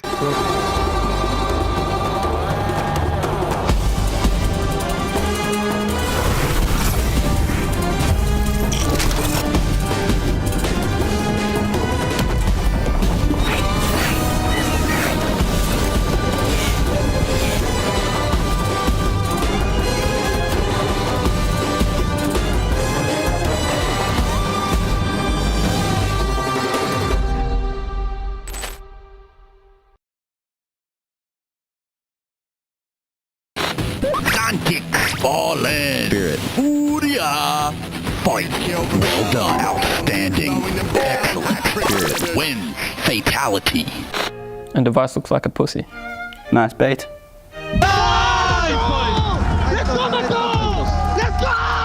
If I speak, I'm in big trouble. You guys cool over here? Or? Oh, yeah. We're just looking for Team Liquid. Ooh. History truly in the making for the Mongols. Sure, they may not have won the series just yet, but this is the first time in history, Yanko, that the Mongols have taken a map off of Vitality, and it's Nuke, which is kind of a home ground for Vitality, right? Yeah, absolutely. And in what fashion, right? They have to get it done at the end on T side just to sort of take it into overtime. Then Vitality with that clutch that we just saw, Mezzi sticking the defuse can be very demoralizing. You were so close to already being on the next map, and now you have to play the overtime, but they stayed composed, they stayed cool, and managed to finally take a map off of Vitality. Couple of questions about the beginning and the end of that map. Let's run some of the highlights from the first half, because obviously Mongols starting on the CT side makes sense when it's Vitality picking into that map. How different do you feel like they approached this from maybe what we saw back in IEM Katowice? Because 5-0 up, it was a great start for the Mongols, right? Yeah, I think it was more so to what Vitality was doing at the start, right? Like they tried to change their game plan a little bit. It didn't work out, and then as soon as they slowed things down and started giving some space to their players to actually play, despite not getting opening kills, they were still able to win rounds. And you know, in the end, it did feel like that final round of the first half with that weird 3v3 that they felt like they were going to win it. It was going to be 7-5, ended up costing them the game. There were quite a number of weird moments, I would argue, during that nuke. Should we skip to round 28? Because this round starts off, right, Mongols opening up, getting 2 kills, puts them in a man advantage situation, but then it falls onto Techno to get the 1v2, which obviously he does in spectacular fashion. But walk me through the logic of this. Is there any? Yeah, I think obviously here in the 5v3, I really disliked what 9-10 was doing with like still going for the peak. But this is this is the one that Zywo ended up losing in the end. But I think for the Techno round in particular, it was like a weird exchange. I first was wondering, Vitality players, they had mollied long, mollied short, but still fell back. Would have still been a difficult post plan because they were both ramp, right? So where are you going to plant? You don't have any sort of a crossfire. They were patient, came back 2v1, but in that situation, planted for heaven, one player is hot, other is sight, very difficult to sort of play off of each other, establish a crossfire. They did their best, but Techno just with his movement, being able to hug that silo, isolate the fight with Flamesy first, and then finishing off Mezzy with the last couple of bullets in his clip was just, an incredible play for him, and he's been super solid for the Mongols so far in this series. Was there a way that Vitality, I mean, obviously hindsight's 2020, we've got the X-ray, we can see what the players are, etc., etc. Was there a way you feel like Vitality could have played that obviously better? Like, obviously hitting the shots is one thing, but actually the positioning. Philosophically, no. Like, obviously when you lose the round, you're going to look at every detail. I should have done this, I should have done that. Yeah, if Mezzy just swung at the perfect timing, but he doesn't know that timing. In the end, unfortunately, they didn't hit their shots in that particular one, and Techno just made a great play. That does move us on to the third and final decider. What some people say, or used to say, was the ultimate decider of Inferno. Obviously, we don't know who's going to be starting, on which side. We've got the player images. Maybe we can be, hypothetical. Whoever wins that knife round gets to choose the side. Where do you think people are going to be starting off? I think what I'm interested to see is more on a macro level, the approach, because we've been seeing recently a little bit of change in the meta on Inferno, right? Because of that 3B opening that teams go for, sometimes even 4 players just to leave 2 nade sets for the B guys, right? And now you're seeing the T's adapt, and go for more mid pops, go for more apps pops, the fast A split with smoke library, smoke connector, and some teams even use this smoke so they shield themselves on long from the angles from pit, right? And that's so you get to keep the CTs honest, right? Because it is really that easy to win the round. The 2 players on A when there's a 3B opening, if they're playing split, there's really not much that they can do, right? There's always going to be a trade. You get the bomb down, and those retakes on the A bomb site are notoriously difficult.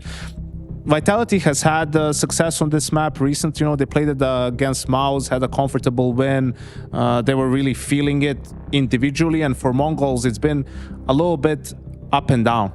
Tell me about this man right here, Mr. Robin Cool, in terms of where he fits in for where Spinks was playing before. Have Vitality had to shift up anything, particularly looking at that CT side, or does Robs get to go where he usually goes? Robs gets to do whatever he wants, and that's how it's supposed to be, right? I mean, he is just such a magnificent player that he gets all his spots, right? Pit on the A bomb site and then playing apps, and he's very capable of, applying pressure, finding good timings to maybe be aggressive in apartments, sneak out on the T side. And I think maybe one of the reasons why Vitality struggled, especially in overtime on the T side, was because he wasn't really given too many chances to play, right? They didn't call any of the plays for him, flashing through the smoke, probably because they did last time around and it worked really well, and they thought, Mongols are really going to be ready for this. Flamesy is actually with him in Boiler. That's maybe a little bit surprising when you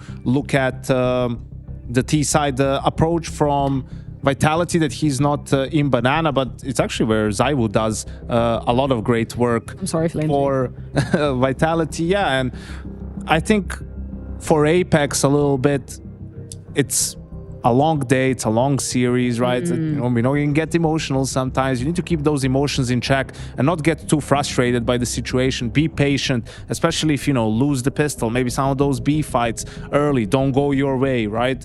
The Mongols have finally settled after getting stomped on their own map pick, so I think we'll have a game here on Inferno. If Vitality do be starting on that CT side of things, I mean, they will have to play it at some point in the duration of this map. What do you make of their B side setup? Because I feel like over the kind of tenure of Vitality, it's been something that's been kind of switched up a little bit. We've had players chiming in and out. How do you feel like it's been locked down right now as an area of the map? I think it's been good. I think the B bomb site a lot is about just getting the reads and, you know, countering what the T's are doing, one opening versus another. Vitality also a team that's willing to give banana at the very beginning sometimes, then go for those mid-round retakes on top banana, have a third guy rotate over, maybe Zaiwu on the AWP. Beautiful. Well, we do have that third and final map waiting in the... And aids us in making split-second decisions. Minus Alexi bot, minus bot, minus... Oh. It's another pistol on another double headshot play. It was just at peace, and I felt like there's going to be something for me anyway. Now it's going to come down to Shoxy. It's a running shot, and Neo Fox is making it happen. Shoxy is a god. See what Twitter's saying today.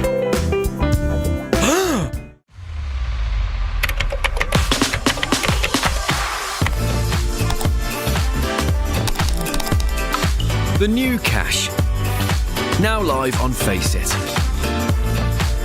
Join the Cash Club Challenge and play until Monday, March 17th. Oh my god! Faceit.com/cash.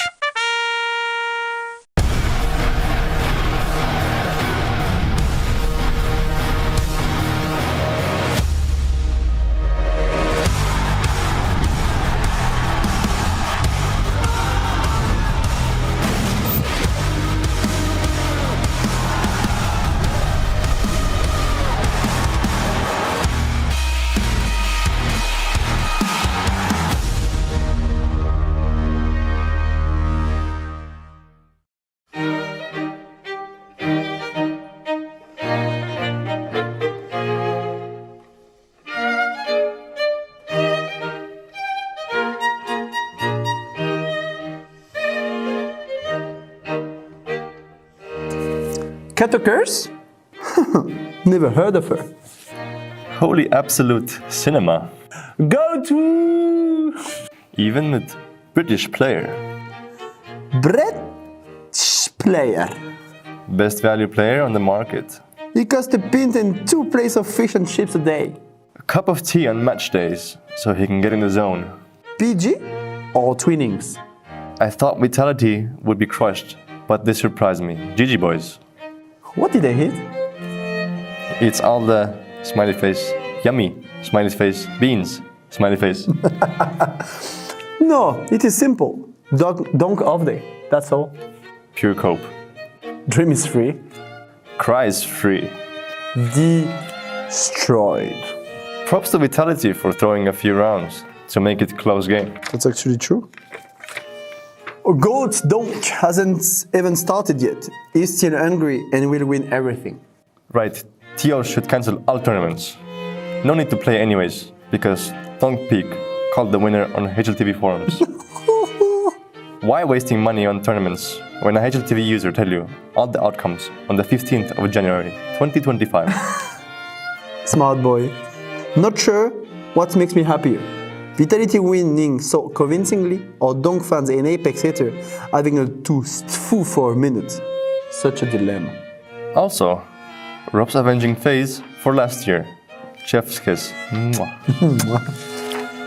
Apex job saved by Zaiwu again. Oh, thanks God. Paycheck sealer. This motherfucker. Rob's buff. Real. Rob's pride of France. Verstappen of CS. XD. Goat Wu and Dropsicle will dominate 2025. Apex biceps. He will cycle to Austin Major. Top 5 so far this year. Blast and Kato.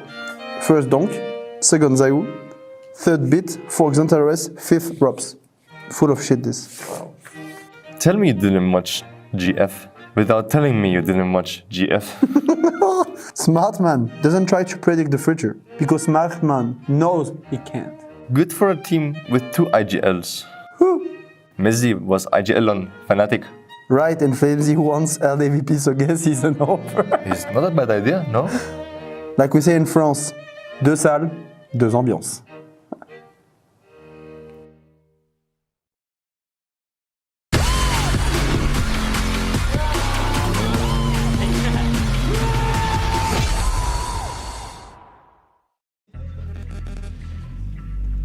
This semi-final is now going somewhere this series has never gone before. A third map. Inferno was the decider. So one we're going to be heading to, and it's also the map in this history, in this head-to-head between these two squads. This is the map that the Mongols came the closest to taking off of Vitality. That's the one we end on, and after how Nuke wrapped up with the comeback getting denied from this Vitality squad, Mongols seeing that one over the line and picking up their first map win. They've got the momentum behind them here heading into map number 3. And a lot of about this is managing energy, right, as well. Vitality, you know, you own them on their map pick, right? You expect to close it out in 2. Nuke has been so good for you. Then it goes into overtime, you lose. Now you have to find that energy for the decider. I'm going to be keeping a very watchful eye over Techno 4K. He was lights out back on Nuke. A crazy clutch to see it through for the Mongols. And it's good to see, right? Because out of everyone in this team, he is the longest standing guy alongside Blitz from years ago, even all the way back in Checkmate. That was like 5 years ago now. Still going strong, and it felt like he was the one guy playing with real confidence and balls in some of those rounds. So hopefully he can keep up appearances. This is a wrap over towards Arch.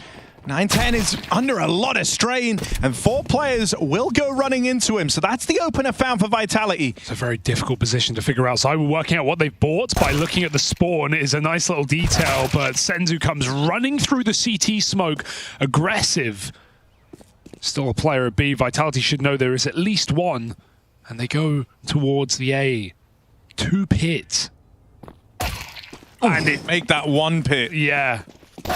Only Mazzinho there. Oh, but this one guy might hit like a bunch of them. 2 kills found out of Mazzinho. Looking for the third. Has to get that reload off. Living on borrowed time as Mazzinho does what he can to tee up Techno for the clutch.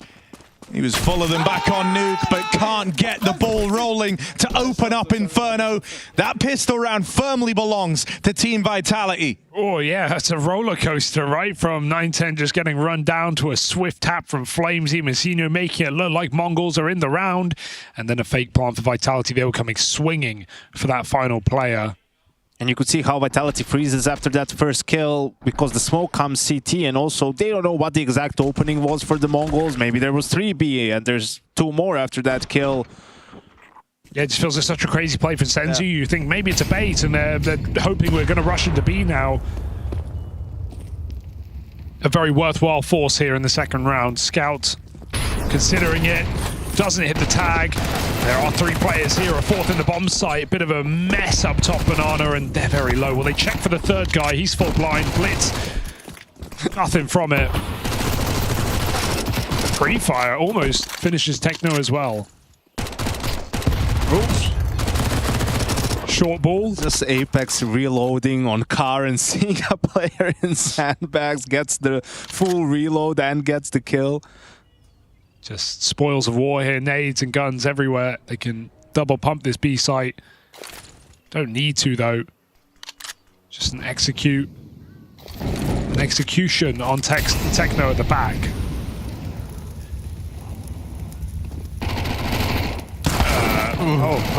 He certainly had a window. Yeah, he spooked himself there. Closed quickly though, still Mazzinho with 1. That's a Galil now picked up. Smoking at the spawn, currently ZywOo concealed by it, might just play through on the contact of his teammates, and yeah, ZywOo perfectly handled. Smoke phase, he gets his freebie. I think this is good. Apex have been pretty quiet in actually both playoff games that we've seen Vitality in. It hasn't been the same, you know, bravado. I think he just hasn't been talking trash as much. Yeah, okay. He doesn't have the same matchups, you know, there's no one to personally harass. But if he qualifies, he gets another shot at Spinks, you know, that was a lot of fun. He was so... Oh, bro, it's going to be flat out like... great. One of the wildest finals. Why are you baiting? Lodan! I think maybe there is an element, though, Harry, where he feels like he hasn't done as good of a job calling on Nuke, perhaps, as he would have liked, and maybe that's why he wasn't as loud also. I mean, they weren't straight up dominating the Mongols, so, you know... I also think there's loads of thrown rounds in there, not necessarily even by him, like positions where they should be winning and they weren't, and so we're seeing a lot of frustration for Apex, some heads in hands, some annoyance. I think also, though, like, he wants to try and, you know, you talked about energy management. I think he's trying to uplift the boys now heading into map 3, so I do expect him to be a little louder, even in the face of challenges here. Oh my God! No! Yes, you forgot about it. Blitz can aim. Nails Mezzi. Mezzinho backstab. That could have been a freebie. Ops' spidey senses started tingling. The bomb still T-stairs here. They know because of the boost they have to have done heavy damage at B, so I think you just go back and you finish what you've set yourselves up for. Bomb picked up. Rob's still lurking, maybe Especially throws a smoke out. You put a bit of pressure over on A as well. You spotted players over in the apartments. They're looking like they wanted to follow through on this B play. Wherever they go, they have the edge. They're only up against these pistols. Playing this pretty timid right now of Vitality. Finally, Apex decides enough of this, and he just runs up through Banana with the smokes down. Another boost. Zywoo holding it the whole time. Not today, Mongols, not today. And I think what you touched on, Harry, also a good point and a fact about the Mongols is their floor is really high individually. You know, there's not a clear weak link. I mean, statistically, Techno is their weakest player, and he's been their best player in this series, right? So at any point, any one of them can really pop off. Still such a young squad. Yeah, I mean, that's one of the things that's so mad is like we talk about Techno as sort of like the veteran alongside Blitz, the guy who's been with him for the longest time. Techno's 19 years old. It's crazy. You know, like 5 years spent alongside the captain of this team. Playing since he was 14 years old. And you have, you know, a 17-year-old in Mezzinho, an 18-year-old in Senzu, 9, 10, 22. Yeah, I mean, that's one of the things I think is so wild is like, even when you look early on, thinking the Mongols back when they were like IHC and whatnot, and Techno was sort of the kind of Senzu or Mezzinho of the time, right? He was like the young guy, the one on the up and up. I think he's matured a lot as a player quickly, but yeah, they are still a very young team, are the Mongols. Senzu wants the challenge, and a flash might send him in, but there's so many guns they're trained on in his position. They don't even look really blind. Good grenade. 3 grenades. They don't actually do that much, all things considering. Techno spams him through the smoke as Apex just crouch sprays. Techno can get out right now. As Vitality do the same. Oh, good pickup for 9-10. No chance at the trade either for Flames. So Zywoo given over for free.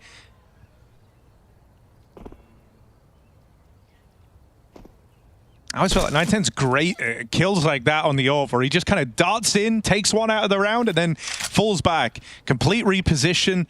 Doesn't look to like push the limits too much of what was possible around the mid angle there. He is content with taking that 4-on-3 for the Mongols. Perfect timing for the smoke as well. Right as Vitality were about to go. Still gonna. They don't really have any other choice but to play through this, and in doing so, they run right into Mezzinho. Mezzi left as the last man standing. He arrives into this third map coming off the back of a real quiet one on Nuke. Confidence likely isn't brimming here, and so 1v4 is not made for Mezzi. But this is one you're really going to be unhappy about, right? I mean, you got a free entry, 5v4, then a little bit unnecessary for Apex to go for that spam. you know, you can just chill. If you remember, even on Nuke, a couple of times on Anubis, when they would had an advantage, you know, Mongols almost always go for the re-aggress. So you can just be a little bit patient and punish that. Instead, they give 2 right back.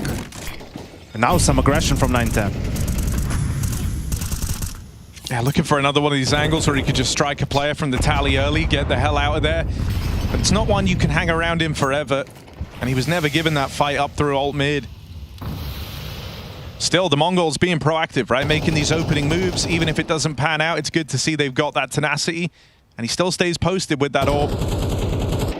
And Vitality has used this top mid smoke 2 times already. I mean, thrown it, but not used it. So you can definitely expect them later on in the half to either sit in it, to play the fade, or just flash and pop through it when they want to do something faster.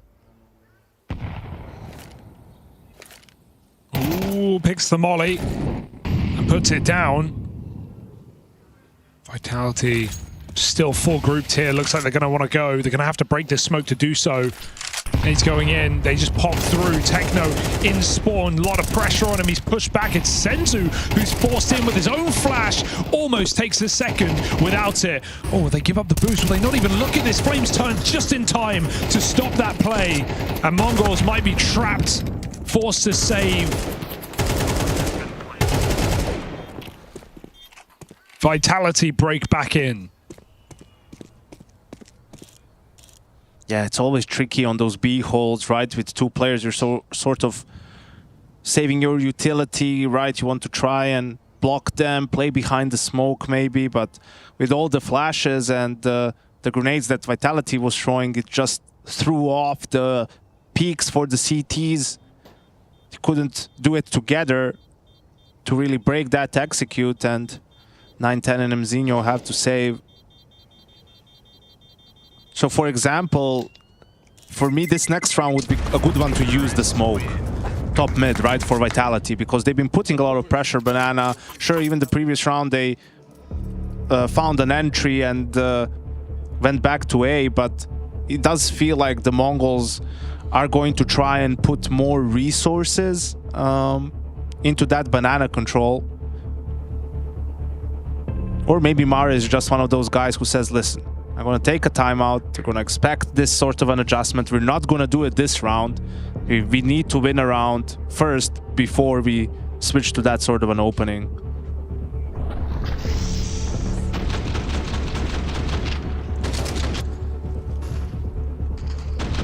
Oh, it's the flash that makes him turn.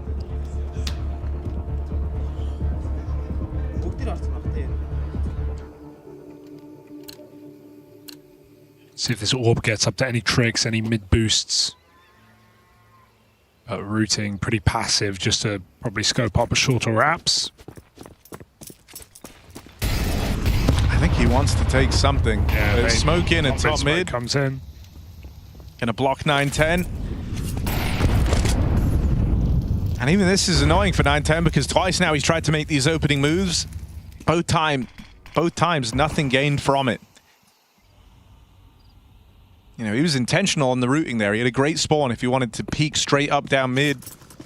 Instead, he starts to rotate around early. He's going to go reinforce this B side of the map. Hasn't fired yet, so no warning for Vitality where this orb could be. Mongols stalling their util pretty nicely. Pressure so being far. put on over towards A, though, you are feeling a bit of pressure for this 3-man B hold to kind of move a bit, right? Try and extract some info from the round. They were setting up just then to do retake util in a banana, and they are going to do that into the stack of Vitality. Zywoo in flames, handed 2 kills on a silver platter. The timing couldn't have felt worse for the Mongols as they commit into the full stack in a banana. B site crumbles. There's so many players there that it's so hard to come out advantage as the CT's pushing in. It's just got to be the best flash you've ever thrown, and even then there's almost always someone who's anti. Oh, that was a nice flash, but blitz blind spam shouldn't put this round back on again. Really, they should be looking to save, but without a CT smoke down, the fights are being taken and Vitality are just winning them right now. Flames getting a lot of entries on this B bomb site, and Rops's lurk stops that save, keeping Vitality not just in the lead, but in the economical lead as well. I think, you know, the mind games are really cool to me, right? You can see how the Mongols, again with the 2B opening, maybe worried about that mid smoke being utilized, but in the mid round they rotate back, and Vitality doesn't really change a thing, you know, they just keep putting that B pressure, want to go for a B execute, and they're out there in force, which enables them to shut down that top banana re-aggress.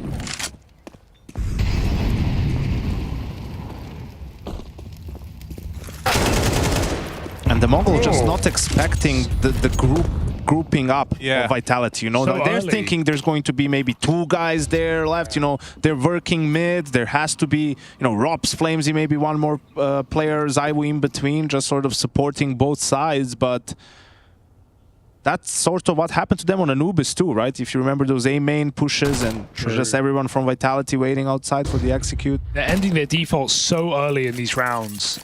It feels like they have a read on this B hit because they've just been abusing it. Now 5v4, Apex dinked. Still just entry Senzu like it's nothing. Zaiwu picks the long side and they can just go. And it's definitely a thing where your in-game leader or the coach will watch, you know, demos of the opponent and say, these guys are terrible on B, right? Which... Whoa, wait, what? Push through. Chill. Catches a bunch of kills.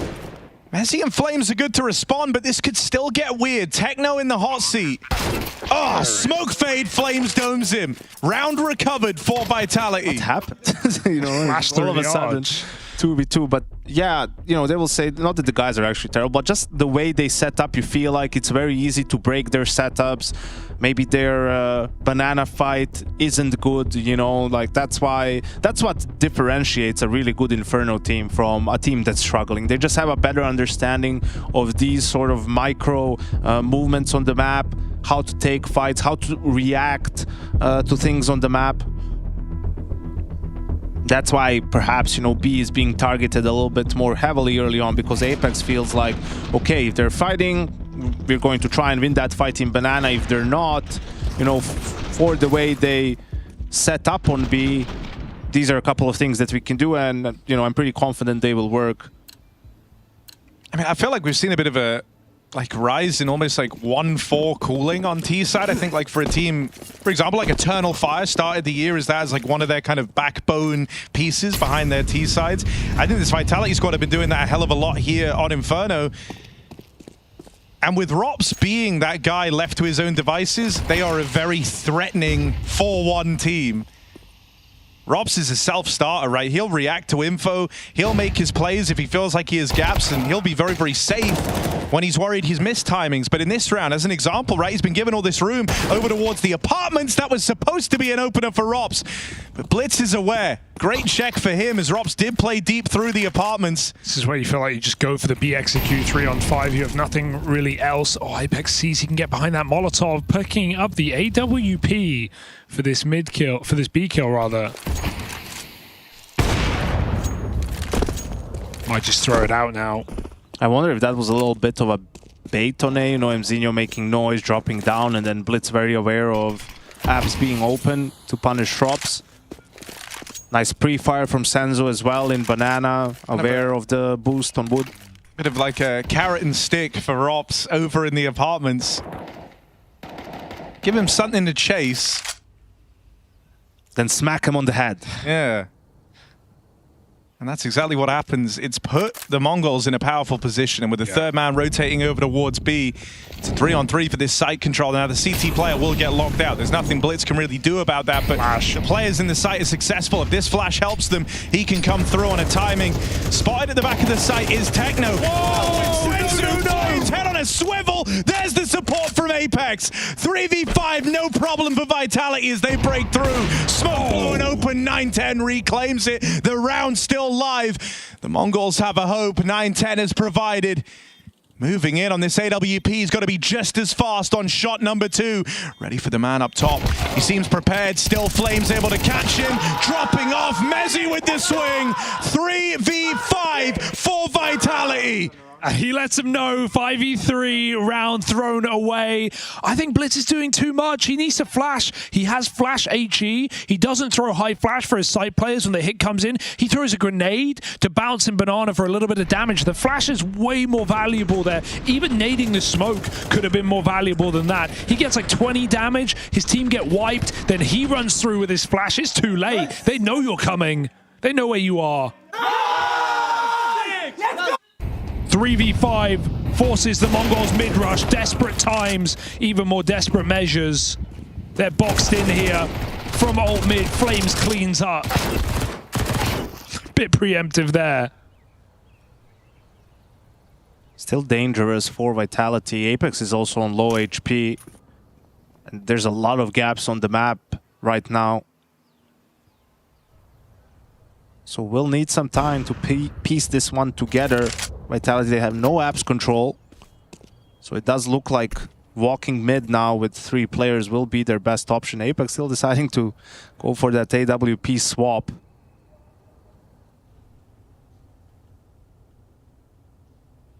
How much has he gleaned from years of watching ZywOo, Kenny S before him? That's a really awkward catch over in the apartments. Mazinho falls into Rops's lap, and that's really the round on the back of that. They don't speed up immediately because it does seem a little bit fishy for Mazinho to be that far up and move around while he's alone on the bomb site. They're thinking for a little while, maybe it's a stack, but... They never saw Senzu. Yeah, but Robs is very aware. Especially in the apartments. Right, you just hate the way his brain works if you're the Mongols, don't you? It's like, oh, he's ready. Considering every available option. Silent jumps ab solo while his team wrap the stairs. He gets all 3 kills. Just a beautiful round for Robs. Back in his house. Whose house? Robs' house.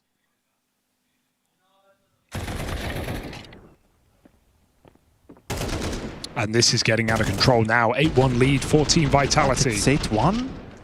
Yep. I felt like it's, you know, 4-3. 4-1. Yeah. It's these B hits.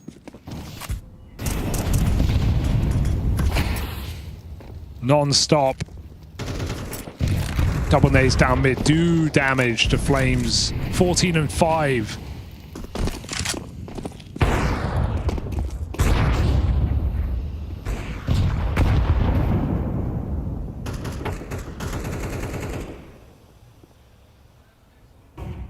Nine-10 should have that one for free. Robs felt like he had room to work with. They could still just hit P again. 9-10's coming in. I want to see a supportive flashbang if he doesn't get to coffins or sight in time. They could block this. It's a little bit of an easy call for the Mongols though, right? They killed the apps player on long, so for 9-10 to go B, and that's why apexx sort of puts pause. He tries to put pressure, but you could see the bomb was going back to A, and Blitz finds Mezzi. They saw ZywOo as well. Vitality just walking into crosshairs in this round. Reassuring for the Mongols that the round they're going to win here is 5 alive or close to. They need the money now if they're going to embark on this last little streak. Flame should be gone.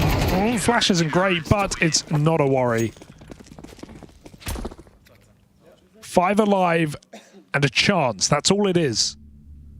Still got to do the work. I wonder if we even see that all make the appearance in this round, right? Like, I think it might just be rifles across the board. You kind of need to think long-term-ish in terms of the money. There's only a few rounds left to be played, but you don't want to be in a situation where you're broke heading into the final round of the half. Suddenly the Mongols chain together a couple of rounds and it gives them some breathing room. Yeah, ZywOo ended up throwing 2 drops, so he's going to be on the AK as well.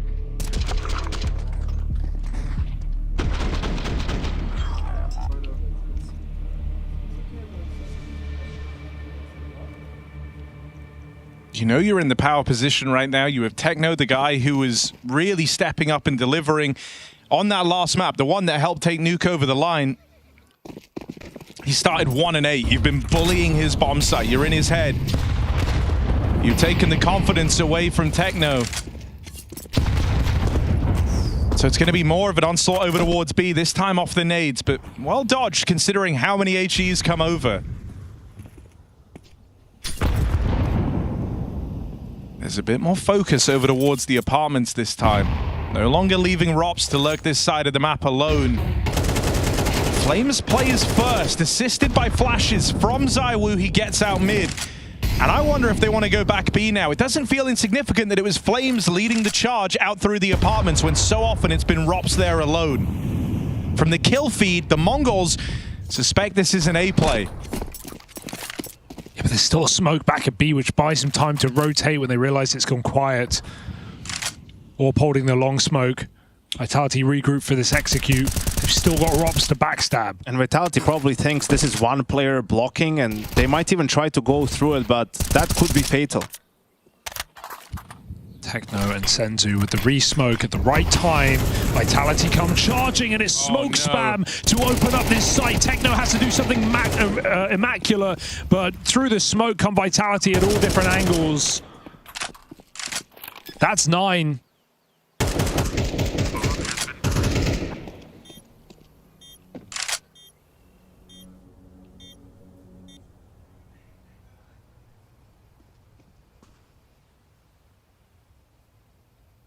Just nice, a very nice opening from Vitality on mid. Really good flashes. Long is isolated with a smoke. Flames, he gets a free kill, really. On Mzinho up top. I mean, we kind of have to talk about the game that Flames he's having here, right? Come map number 3. He had his blunders on Nuke. He had some awkward clutches where he wasn't able to find success rounds that now we know in the long run would have made all the difference. But here on map 3, Flames is the main character. It's not ZywOo, it's not Rops. He's the one leading the charge, nearly 20 kills deep at the end of this first half.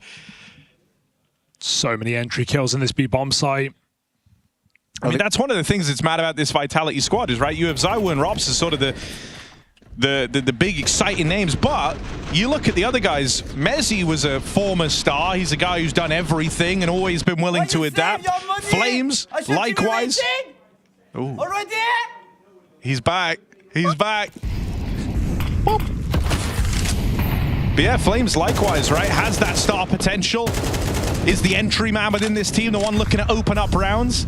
I mean, we had him on Talking Counter, and he was talking about how he just loves the chaos. And a lot of these rounds have been chaotic, right? Yeah. I mean, think about all the B fights in the bomb site in Banana. That's where he thrives. 180s. Spray transfers. ZywOo with another entry kill. Oh, the flash is so good, and ZywOo follows up, clipping him through the wall. Mzinho or nothing. He's not had a chance back in the pit side, and he won't in this round either. Overwhelmed. Flames with another opening kill in this site, and ZywOo is unstoppable. Pack it up, at least for the half. This is double digits. Yeah, come map 3 for the Mongols. Only Mzinho's been the one really outputting, and these A hits have been few and far between for Vitality. They return to this side of the map in the final round of the half, just to send the message that they could. Can't save here. Been a B-centric game. A lot of these B plays, a lot of these 1-4s out of Vitality. They've even re-smoked him again. You gotta go now. They're really letting Senzu stew in this. Apex and listen to the madman Apex laughing away as Vitality 10-2, this third and final map of the semi-final.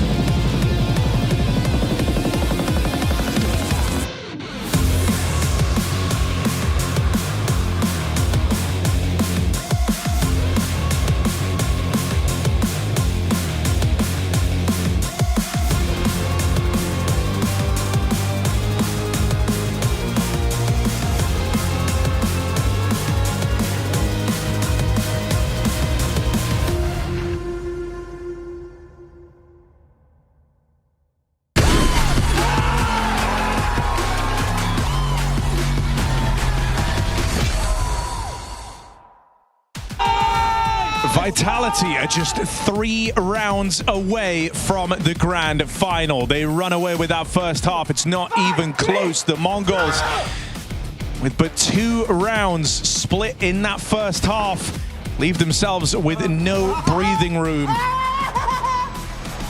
They need the pistol, or else this will be a series of question marks, of what ifs, of what could have been for the Mongols. Yeah, just such incredible form on Nuke, and just a different game entirely. Abuse on that B-bomb site from Vitality's T side. Flames, unstoppable entries. Zai with a big multi just to round out the half, and Robson Abs had his impact. He's back, playing a late move through balcony.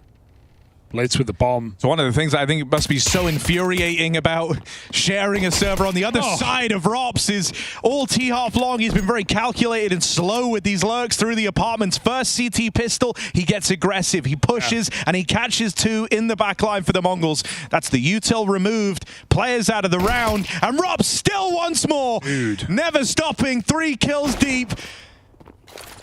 Forget your plan.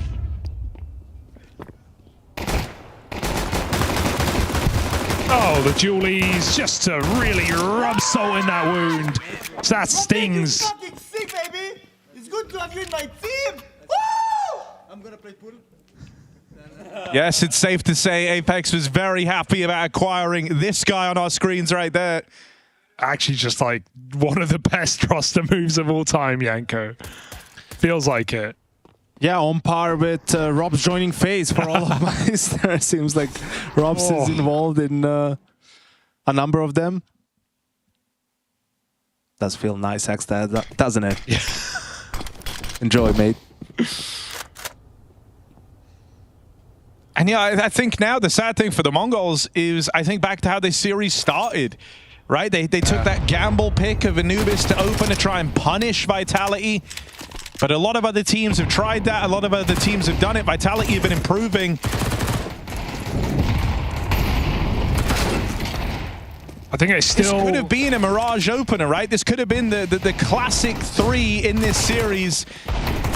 Instead, they win on Nuke. They finally break through Vitality's pick, only to get decimated on Inferno. I think I still leave this series somewhat impressed at the Mongols that they have the tenacity to shut down such a strong map for Vitality and pick up the clutch as they do and win the chaotic rounds that they did back on Nuke. But yeah, there's still obviously questions about the ceiling of this team, and for the moment, Vitality are just solidifying themselves as the best team in the world. One of the things that you said, Yanko, there was, you know, their biggest enemy could have been themselves. And in map 2, that more so felt like it for me, for Vitality. Things were a little bit looser. They were making mistakes they would never usually make. They've screwed their heads back on for map 3, and look at the results, right? The numbers speak for themselves. This has not been close. This has not been competitive. Vitality have beat up on the Mongols as though this isn't 2 top-ranked teams going head-to-head. It's been a great bounce back on Inferno, and I'm sure it will be a while before Mongols pick to punish again in their best of 3. Yeah. Because they played so well against Navi on Mirage, you know? The what if rears its head, but they tried. I mean, look, that was a nice kill at least to try and keep this game going longer, but look at the reaction. This is what you're going to be running into. If there are any more rounds left in this game, they're all going to feel a bit like this. Vitality have so much room to play gambly, to make these type of moves. 4 players over in the A site. There should be no world for the Mongols. Domination out of Vitality. Grand final secured. And for a team moving towards the Grand Slam, that is no small feat. A third one on the horizon, a third chance for a win for Vitality. They move into those grand finals. You get Apex taking on a former teammate Spinks in MOUZ. For Mongols, this is the end of the line. Semi-finals as far as they go. Yeah, it almost feels like a formality for Vitality. That's what this tournament has been, right? With some of the bigger dogs taken down, with Na'Vi falling in the quarters, with Spirit eliminated today, and with MOUZ having already been trounced by Vitality in a dominant 2-map affair. We wait to see what a BO5 between those teams look like tomorrow. For now, all I can say is Vitality certainly feel like the best team in the world. Is there anyone that can stop them? Is it really going to be this new look MOUZ? It's quite the test, isn't it? to go from winning inclusion, then having a face-off against a terrifying opponent with a lot of depth. That's one of the scariest things. Rops and ZywOo might be the things that draw your eye, but as an example, in this third map here, Flames was the one storming the board. Flames and Mezzy with a lot of room to be X-Factor pieces to turn the tide for an in-form Vitality. Apex looking to finally get his era. And if Vitality move into those grand finals, we're going to give it over to the boys over on the couch. Let's hear from the winners. Thank you very much, Harry. Yeah, Mongols may take a map, but no way they're going to be taking a series. I wish I put a stopwatch on how quick that Inferno was. Gentlemen, congratulations, first of all. What was said after Nuke that just lit a fire beneath you and, yeah, pure domination on that third map? I mean, I think mostly we just had to play a bit more as a team. I think we threw quite a few rounds on Nuke where we were just kind of going a bit one by one. We were not listening to each other properly, so we just said that we need to make sure that whenever someone makes a call, that we go through with it together. We're not hesitating too much, and I think on Inferno, that kind of what happened. I think everyone listened to the calls and trusted each other, so that's what happens when we do it correctly anyway. Did anyone say once Nuke went to overtime, hey, Robin, can you chill with the op on ramp? Just... He wanted to maybe beat 9-10 in ramp, but he didn't. But unfortunately, no, we have so much trust in him, so we didn't say anything. We knew, like, anyway, like, if they come ramp and, yeah, good position or good aim, he will fuck them. So we didn't say anything about him anyway. Mezzy, how much were you shitting yourself when you were sticking that defuse around 24 on Nuke? That was crazy. I mean, to be honest, I had nothing to lose. I was like, just fuck it. I'm gonna go defuse, and I'm glad it worked out. I think when it gets to those situations, sometimes they kind of expect maybe overthinking or a bit of faking. So I just thought I'd just go for it. And pro never fake. Yeah, pro never fake. That's what we need to. Apex, congratulations. Thank you. Hello, Dan. Hello. When are people going to stop trying to pick Anubis against you, man? Yeah. They will pick Nuke now. They pick Nuke. Yeah. No, let's be honest. Nuke was, Anubis, really great T-side. We all know that it's really tough on the city side. We always played good on T-side, but we had problem on the city. But when you do such a good T-side, then it goes well. Mostly we lost the pistol. We lost the pistol and won the second round. Much easier to win. Good plan. And then they have to force buy, and then it's way harder. You mentioned plan, and there was a couple of times on Anubis, maybe even on Inferno, where you guys seemed really prepared for some of the mid-round aggressions they were going for. We had some luck at some point. Or was it just, a little bit by chance that you had good timing? But 2 rounds we had really good timing, because 1 round they retake A and ZywOo is about to flash. Just if it takes 2 more seconds. 2 more seconds, I'm dead. Yeah, he's dead probably. Or they are full blind. We don't know. Oh, maybe the 2 guys in front of me. Yeah, and this round and another round we do a haze split. They try to retake mid, and same, we do the same. But yeah, I think we had a good plan about what they do. We know them a little bit. Just overall, I think we did a really good game, except the Nuke, where we started slow. Then we come back, but was too late. We lacked info at some point on our city side. They had a good plan as well to play against us. That was never easy to be that good on this map and play it a lot. That's why I asked my coach to not play it that much here, because we played a lot in Katowice. And it's never easy for me to have like Eternal Fire pick 1 map all the time. It's really rough. Mostly for me as IGL, and yeah, we couldn't convert, unfortunately. We had sometimes good reads. I push outside, I say, guys, it's probably done, and unfortunately we are not making the right rotations, etc. So I can't, we a bit fucked up on... You'll rewatch that round. It was a little bit unlucky as well, but they did seem to do a very good job of, every time you guys would break smokes, you didn't get any information, whether it's a couple of guys sneaking through or blitz running and then people walking behind them. But yeah, it was a great series, but for the final going up against MOUZ now, a rematch in a best of 5, how does that sound? Yeah. Well, yeah, we played pretty well against them the first game.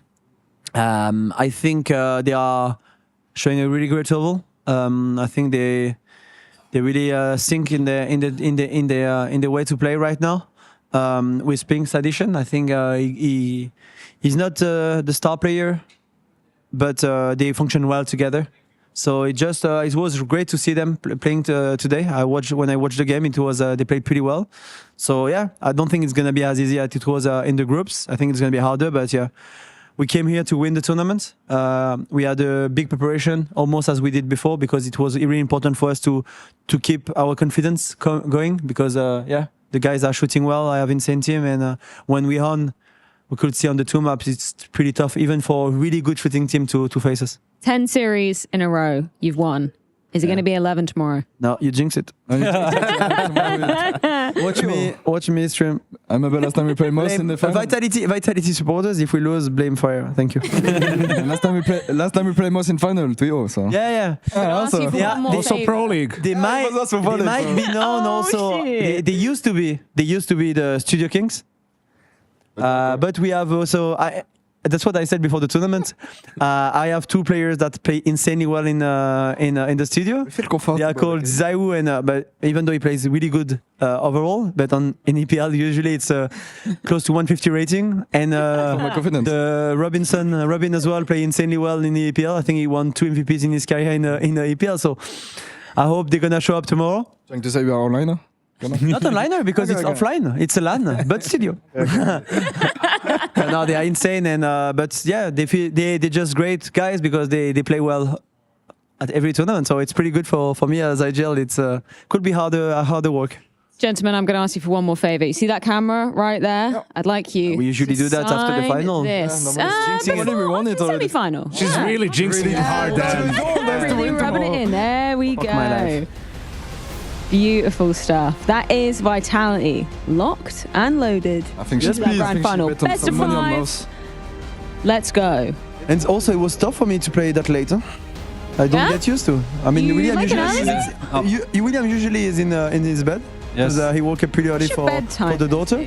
I'm usually going to bed probably 9:30, 10 p.m. Generous as well. 9:30 is generous. And I mean, I play Faceit in the evening, but it's always tough to wait for the game for too long. And I always wake up at the same time. I woke up at 9 this morning, so I can't sleep more. You know, when you get old, you know, those people saying you can't, I can't sleep more, etc. Whatever. If I do a party the next day, I will wake up pretty early. You didn't happen to queue against the Mongols last night on Faceit, did you? No. Apparently they were grinding as well. Yeah, they had like 11 games or something, Chad was saying. Yesterday, crazy. 11 games? Apparently. No, not 11. Like 5. 4 or 5. Yeah, we did 2 together, Matu? Yeah, we did 2. But we went too easy, so we sharp with them all. We don't need more. Gentlemen, I'll let you go off and get some sleep. Thank you. Thank you very much. Tomorrow. Thank you guys so much. Thank you. Beautiful. Even when it's late in the evening. Always happy as ever, obviously, to be making it through to that grand final. Best of 5 versus MOUZ as well. Are we going to see Train?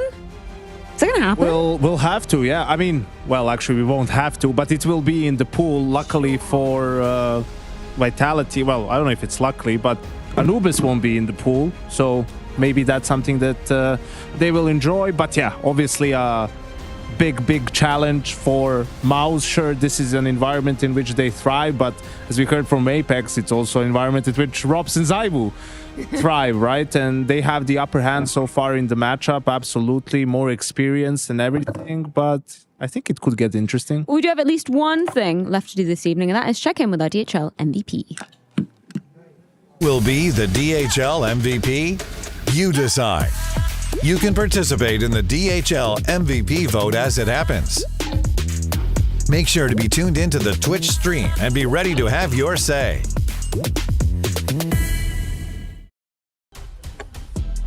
DHL MVP time. Oh yes, get your votes in, piping hot. We got Flames off the top as one of your 3 potential candidates. Each vote goes towards who will be crowned the MVP at the end of that grand final tomorrow, and we're getting a nice exclusive interview with them as well. We've got Zaiwu coming up as option number 2.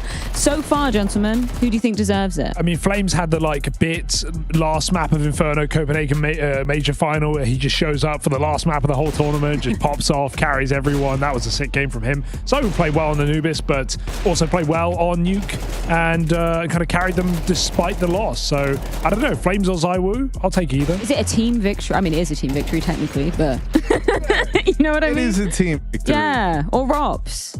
It could, I don't know. Any of them.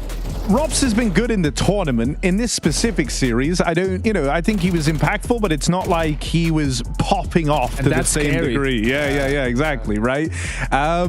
Tournament as a whole, though, Robs has been lights out. And even in the games where he's not necessarily fragging out, like, you can't undervalue how much pressure him being in the server applies to the opponent.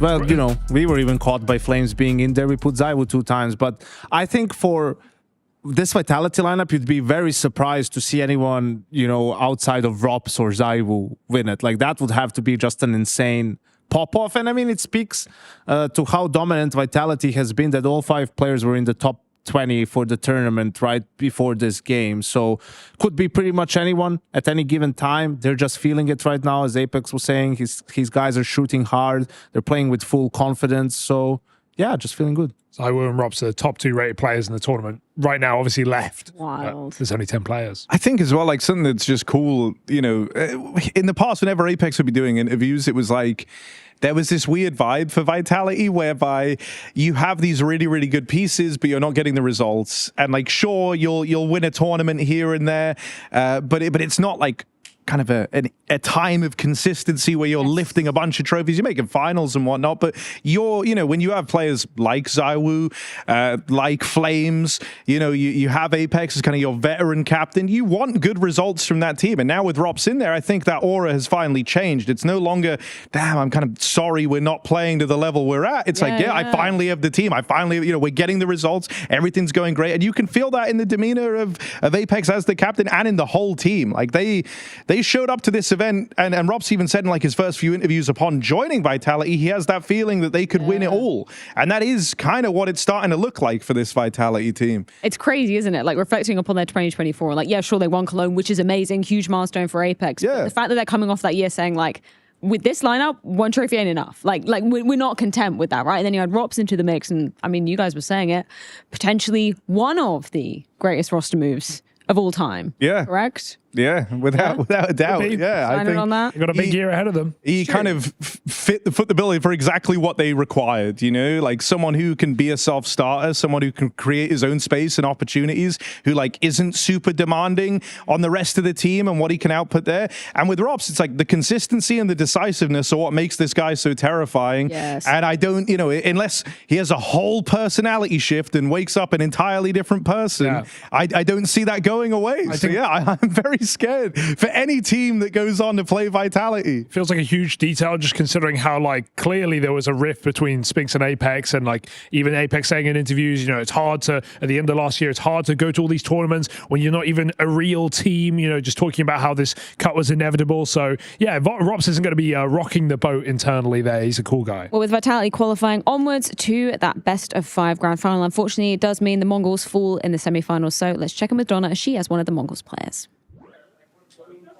Techno, thank you for joining us, and I'm very sorry you didn't get your revenge today and it didn't go your way. You showed very great resilience, especially on Nuke after having a tough map pick against Vitality. Can you tell us the clutch you did, in OT, and won you the first map win against Vitality ever? How did that feel for you? Of course, it feels amazing. Yes, it's the very, very important round for us. It was, yeah. And I mean, you couldn't get the revenge today against Vitality, but you won a map pick against them. Do you think this is a step forward into the right direction for you guys? Honestly, I think it's we're not good enough. I think so, and we need to do more. We need to do more and a lot to learn again. Yes, we need to practice more. Yeah, I think it is. What would you say is the most important thing you guys have to work on to beat a team like Vitality? I think we need to be, I don't know, maybe we need to be just more strategic, maybe, more individually improve us, yes. And also, I was very bad on the Inferno, yeah. But you were amazing on Nuke. Techno, what's the plan now? Are you guys going to Copenhagen right away? Are you gonna have a boot camp? I think we're gonna go, Copenhagen, yes. Yes. All right, thank you so much for your time. Best of luck in Copenhagen and maybe in Lisbon. And condolences for your loss again. Thank you. I can't help but get a little bit emotional for the Mongols because what a run that they have delivered here. It's obviously, was kind of written in the stars. They would face Vitality. Obviously, Nuke, huge win for them, managing to take a map off of them for the first time ever. But the way it went down in Inferno, just... Dude, I think the thing that's just sad is, like, what were the odds that this was, the time where you gamble on the opener, this is the one where you break through and finally take Nuke off of Vitality? I feel like it came at the worst, your success couldn't have come at a worse time, in a way, for the Mongols, because you took your gamble early on. I think gamble is a little bit too strong of a word, right? Because probably for Mongols, Anubis is their third best map behind Ancient and Mirage, right? So you're just you're feeling good on it. It's their weakest map. So that's your thought process. Yes, Mirage might be your best map, but it's probably their best or second best. So it's all about philosophically how you approach those matchups. I think just for us from the outside, considering the performance against Na'Vi, right, who's one of the best Mirage teams in the world, if you can do that to Na'Vi, why would you not have confidence to at least go for it against Vitality too? And probably the next time they play each other, Mirage is going to be the pick, or at least it won't be Anubis. I hope they're able to draw some positives from this still, though, right? Like, because I think obviously it's an exit interview. You're not happy. Everything's a bit somber and low in those. But I think, there is still the positive that you took the map off of them. You've been able to do that. That's still growth compared to where you were at before. And I hope that, because sometimes what happens with these long-standing rivalries is you just hit this mental block eventually, right? It's like your 8th, 9th time losing to the same team in a row, and you just think, God, we just suck versus this team. And then the outcome is pre-decided before you go into it. And then you start to hit a point where either awkward conversations need to happen, or the whole vibe needs to change within the team. In previous teams, I'm kind of thinking a while back now, but even when you look at the rivalry that existed between the Liquids and Astralis of old, it was finally making changes. I was going to say G2 and Spirit, right? Yeah, I mean that's definitely a more current one. Would have been good to bring that out. Nico's gone, probably dead, but just remember, Harry, no one. And you mean no one? G2 10 times in a row. Exactly. But that's the type of situation that could end up transpiring between the Mongols and Vitality if this keeps up, man. You're really believing in this, you're really selling this rivalry. I'm selling this is going rivalry. to be the matchup of 2025. I think the Mongols are going to keep making playoffs, and I think we're all in agreement Vitality can as well. So I feel like this matchup will definitely happen a few more times this year. Yeah, I just don't want Mongols to beat themselves up too much over this loss, because that's now that's two semi-final placings coming in Katowice and now here in Pro League as well. I think they've, we're holding them to a high standard if we expect them to be able to, make it grand finals and lift trophies immediately. Obviously, that is the future goal. But considering that 2 draws have been Vitality in those two tournaments, couldn't have got worse, really. You get 24 hours to be emo, right? And after that, you have to get back in the game. Yeah. Nice. I thought you were going to go on a Molly May tangent. You got 24 hours in a day. Everyone's 24 hours is equal. Nobody gets this reference. Let's move on. Schedule time for the schedule fans at home. What have we got on the cards? Oh, that is right. Best of 5 grand final. I believe it's kicking off at 5 p.m. tomorrow if you're in the European time zone. Yes. Correct. Confirmed. That's after the Freya v Yanko ping pong 1v1 round robin tournament. Yes, the highly anticipated. I thought maybe we could make it chess ping pong as well, kind of like chess boxing. We can do that. I was going to say, Freya never really showing up for ping pong games, just practicing quietly like Forrest Gump did, and there just comes and becomes an Olympic champion or something. That would be the plot twist. Backhanded compliment. Maybe there's a compliment in there. Yeah. Olympic champion, but Forrest Gump.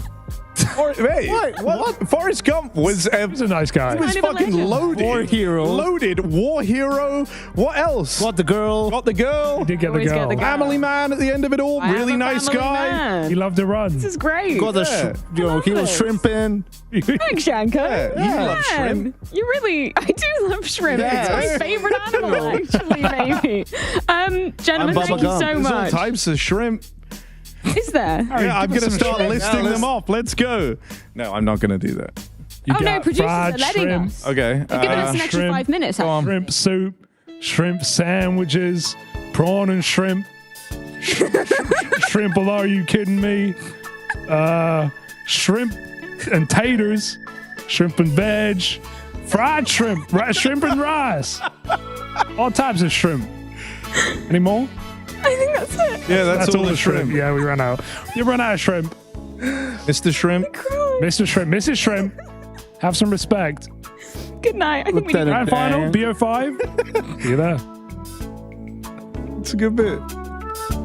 Go on, Hugo. Keep naming the shrimp. You won't. Keep naming shrimp as you want. Shrimp ice cream. Shrimp sorbet. Shrimp.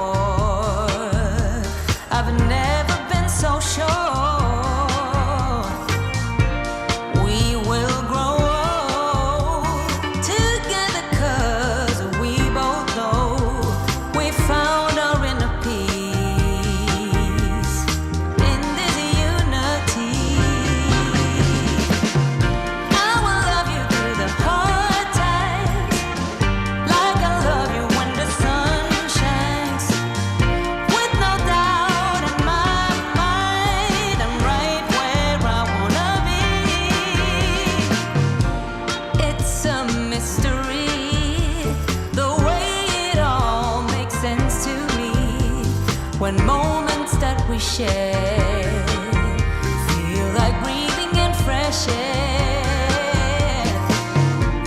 This feels like home, 'cause I can feel it in my bones. The further we're apart, the more aching in my heart. We'll have our share of hardship and difficulties, but no matter the pain, what we have will still remain. So listen to me now. I will love you through the hard times, like I love you when the sun shines. With no doubt in my mind, I'm right where I wanna be. Seasons come and then they go away, but my love is simply here to stay. From now on until the rest of my days, I'm right where I wanna be. Through the hard times, sun and shine, I will always love you, love you.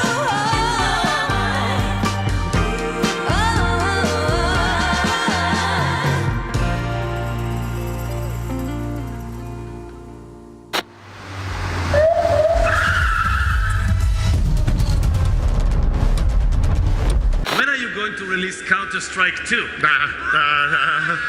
I can't say. One man, I need one thing. one role. No, let's go. Come on. Suddenly we put our heads up and we are in the playoffs already.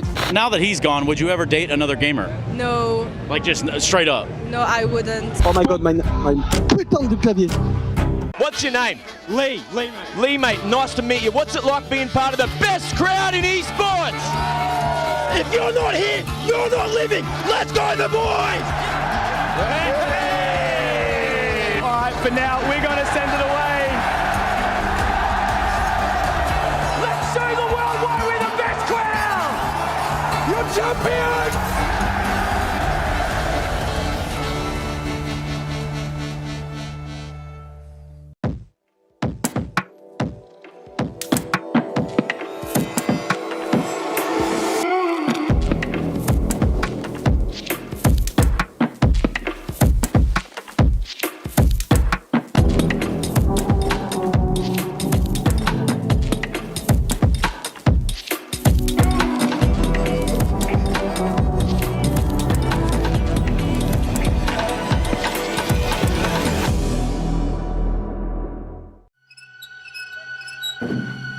Come play with us.